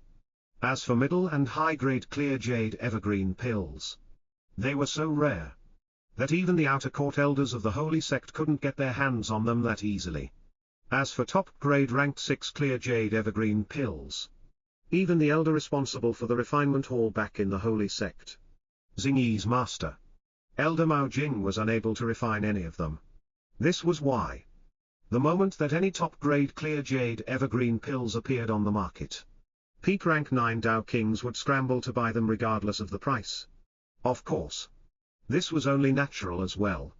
After all, to refine these pills, an alchemist didn't just require more than a dozen rank 6 medicinal herbs, but they also needed the beast core of a peak rank 6 magic beast. As for whether the pills that came out in the end were low, middle, high grade or top grade ones, that entirely depended on the skills of the alchemist, as well as the quality of the medicinal herbs used. After all, one would not only need a peak 1-star alchemist to have any hope of refining a batch of top-grade clear jade evergreen pills, but they would have to use more than a dozen rank 6 medicinal herbs, each of them more than 900 years old, to use all that along with the beast core of a peak rank 6 magic beast, just to have some hope of refining top-grade rank 6 healing pills, was something that almost no star rank alchemist in the central region would do.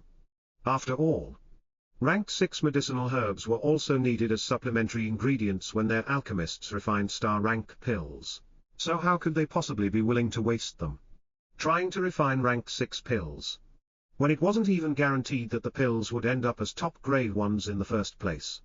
Throughout the entire central region, Shanlong was probably the only one who could afford to refine top-grade clear jade evergreen pills like that without batting an eye. In the next moment, Shanlong could feel the texture of the pill melting in his mouth, as it turned into a stream of gentle energy that flowed throughout his entire body, before his injuries started to heal at a speed visible to the naked eye. In the next moment, Lu Mei and the others saw the damaged black dragon scales around him slowly regain their original luster, before they gradually disappeared, revealing Shanlong's clear skin that they were covering underneath them. Standing up from the ground, Shanlong then swept his gaze over the battlefield around him that was filled with the corpses of nearly 100 Tao Kings, as well as Lu Mei's skeletons who were looting their bodies with practiced movements, looking like they had done this numerous times in the past, before his gaze eventually landed on Bai Longshan's injured left arm. Longshan, how do you feel? At the same time, Bai Longshan waved his hand with a nonchalant look the moment he noticed Shanlong's gaze, before he said with his usual easygoing smile, "Brother Shan, there is no need to worry about this. This is nothing to me. I simply didn't have the time to deal with these injuries earlier."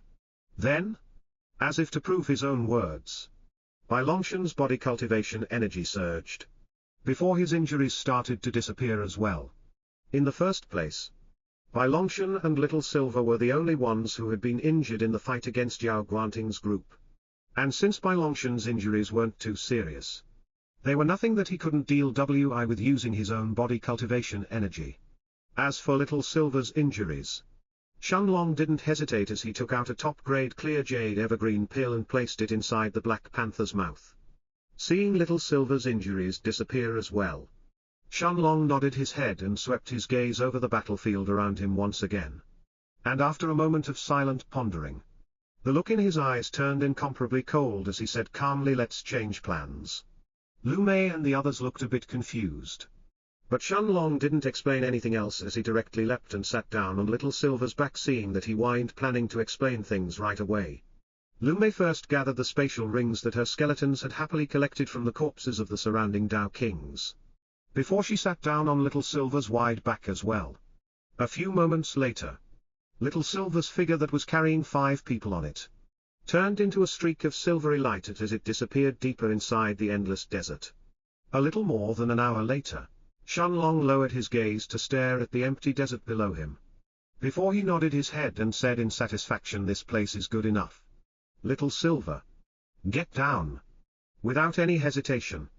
Little Silver then flapped its massive silver wings and shot downwards, descending towards an empty space below them that was filled with nothing but countless grains of sand.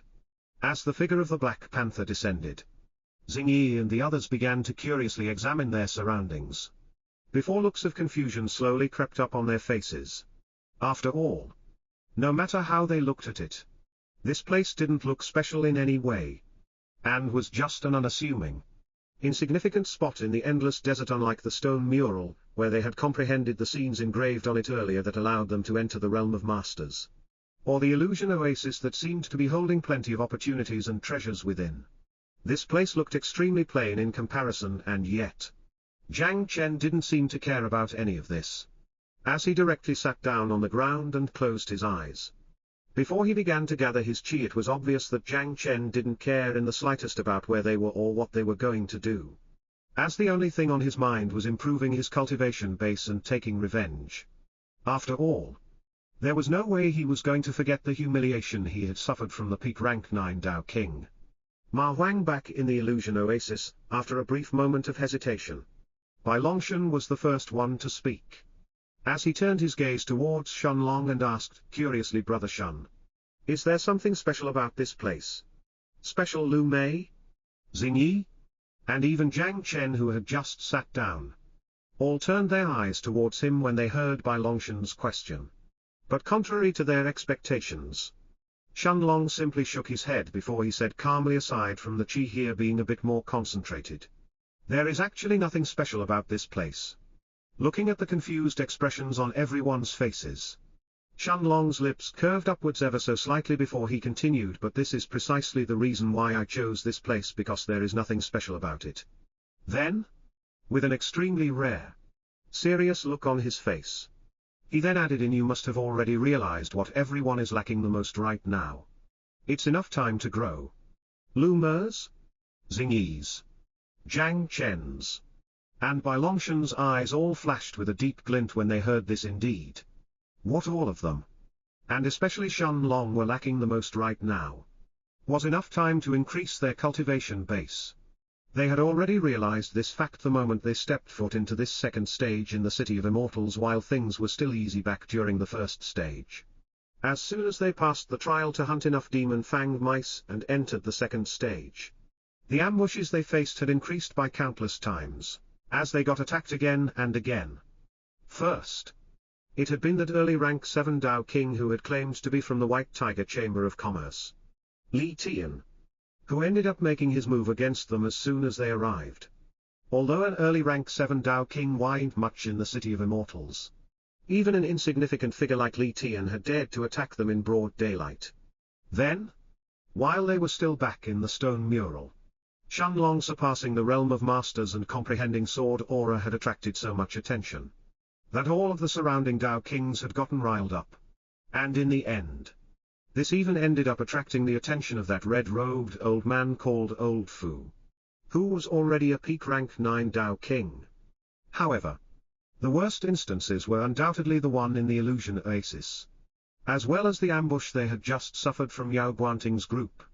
In the illusion oasis, a peak rank 9 Dao King like Mao Huang had single-handedly dealt with Lu Mei and the others, bringing them all on the brink of death. In fact, Ma Huang had even used an extremely rare poison against them called the soul-tormenting grass, which made even top-grade rank 6 antitoxin pills useless against it. However, the worst of all was the fact that aside from Ma Huang, there was an even more terrifying peak rank 9 Dao King in the illusion oasis, who was strong enough to pierce through even Shenlong's defenses after he had gone all out and activated his dragon form, of course. This was only because Shenlong was still a peak rank 3 Dao King. So the boost that his defenses got after he burned his blood essence was still limited by his own cultivation base, although his black dragon scales were extremely hard. They weren't truly impenetrable in the end. However, after reviewing all of those things, Lu Mei and the rest all understood that in reality, none of those things would have truly happened if they had been stronger after all. Who would have dared to attack them if they were peak rank 9 Dao Kings instead? Would Mao Huang have dared to make trouble with them? Would Li Tian even think of robbing them? Would the red-robed old man called Old Fu really try to fight them? Would Yao Guanting and his group even dare to approach them? In the end, the core issue stemmed from their own cultivation bases. After a brief moment of silence, Jiang Chen then looked at Shenlong and nodded his head in understanding. Before he said calmly, if that's what you want, then naturally I have no issues with it either. Whether we stay in this place and cultivate or we go somewhere else, none of that really matters to me. I just hope that you will let me personally take revenge on that bastard the next time we see him. As he finished speaking, Jiang Chen's eyes flashed with a hint of murderous light, as the image of a smirking Mao Huang appeared in his mind. Although Jiang Chen wasn't completely certain of what had taken place, since the four of them had gotten destroyed by Mao Huang back in the illusion cases. In the end, he had a rough idea of what Shenlong had probably done and why they were still alive until now. Even though Jiang Chen understood that it sounded extremely far-fetched for a Dao King to possess such power, he also knew that there was no other explanation for why he, as well as Lu Mei and the others, were still alive right now, after they had been inflicted by Mao Huang's poison and were only a few breaths away from death previously. Besides, although he had already spent a few years next to Shenlong already, Jiang Chen had to admit that even he had yet to truly realize the limits of Shenlong's Tao of time. The more he witnessed, the more overbearing and unreal the Tao that Shenlong had comprehended seemed to become. Almost as if there were no limits to its power at the same time. Although Jiang Chen didn't seem to have any questions regarding what had happened earlier. Almost as if none of it mattered to him. Xingyi could no longer hold back her curiosity as she stared at Shenlong's calm, handsome face with her pair of dazzling emerald eyes. Before she asked in a somewhat low voice then, "Brother Long, I want to know, did we really die earlier?" Hearing Xingyi's low voice that sounded almost like a whisper, Shenlong simply shook his head and didn't choose to hide anything. As explained directly what had happened he, although Mao Huang had left you all with just a single breath of life, you didn't truly die? But even if he had really killed everyone, it wouldn't have made much of a difference in the first place. After all, my world zero would still reverse the flow of time in the entire world, and return everything exactly to how it was in the past. Although Shenlong's voice was calm, his confirmation was like a tempestuous wave that violently rocked Xingyi's, Bai Longshan's, and Jiang Chen's hearts. Only Lu Mei seemed slightly better composed in comparison. But even she couldn't help but feel a wave of shock coursing through her when she heard this. Of course, Bai Longshan's and the others' reactions were completely natural to Shenlong as well. After all, even Little Black, a dragon who had lived for tens of thousands of years, couldn't suppress his shock when he learned about his world zero. Let alone Jiang Chen and the rest. However, Shenlong didn't say anything else and simply let them process this information, before he turned his gaze towards his surroundings. After a moment of serious contemplation, Shenlong then waved his right hand before hundreds of different types of rocks, as well as a small iron mountain, all appeared in front of him at the same time. Staring at the small iron mountain, as well as the hundreds of different rocks that came in many various sizes, the smallest one being the size of an adult's fist while the largest ones resembling enormous boulders instead, Shenlong nodded his head in satisfaction before he began to arrange them around him in an unhurried, yet oddly specific manner. After placing more than 100 rocks in several different spots on the ground, Shenlong then waved his sleeve, before a wave of sword chi suddenly surged forth, immediately crushing the rocks into powder. Of course, the rocks that Shenlong had just taken out weren't ordinary rocks, but a special type of rock that rank 3 gold grade formation masters often used when they arranged formations, called the Fire-Earth Spiritual Rock. Naturally, throughout the last few years, Shenlong had amassed a considerable number of spiritual materials that were useful to formation masters who wanted to inscribe formations, or craft talismans or weapons.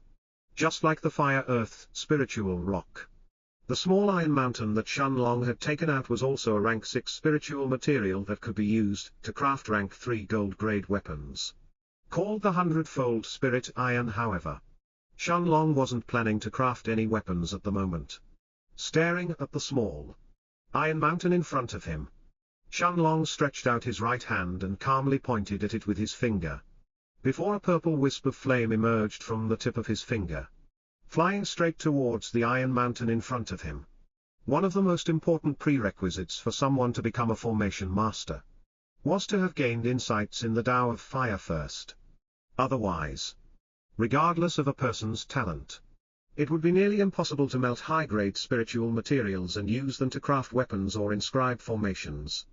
Under the overwhelming heat of Shenlong's earth flame, the small mountain of 100-fold spent iron that would have normally taken days for a peak rank 3 gold-grade formation master to melt, had already begun to liquefy in a matter of seconds, quickly tuming into a large silver pool of dense liquid. Looking at the enormous silver pool in front of him, Shenlong's actions didn't stop or pause in the slightest, as his finger danced through the air like the tip of a brush, outlining a massive, profound, yet inscrutable diagram of mysterious origins.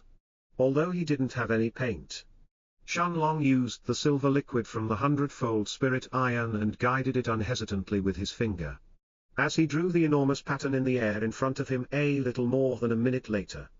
Once the outline of the diagram was almost complete, the 27 golden balls of chi inside the monarch's hourglass all circulated at the same time, as they poured their energy into the mysterious diagram in front of Shenlong. The massive, complex diagram then illuminated with rays of brilliant silvery light, before quickly dissipating as if it had seamlessly fused with the ground beneath it. Staring at the scene in front of him, Shenlong nodded his head in satisfaction, before he mumbled to himself, "Let's start."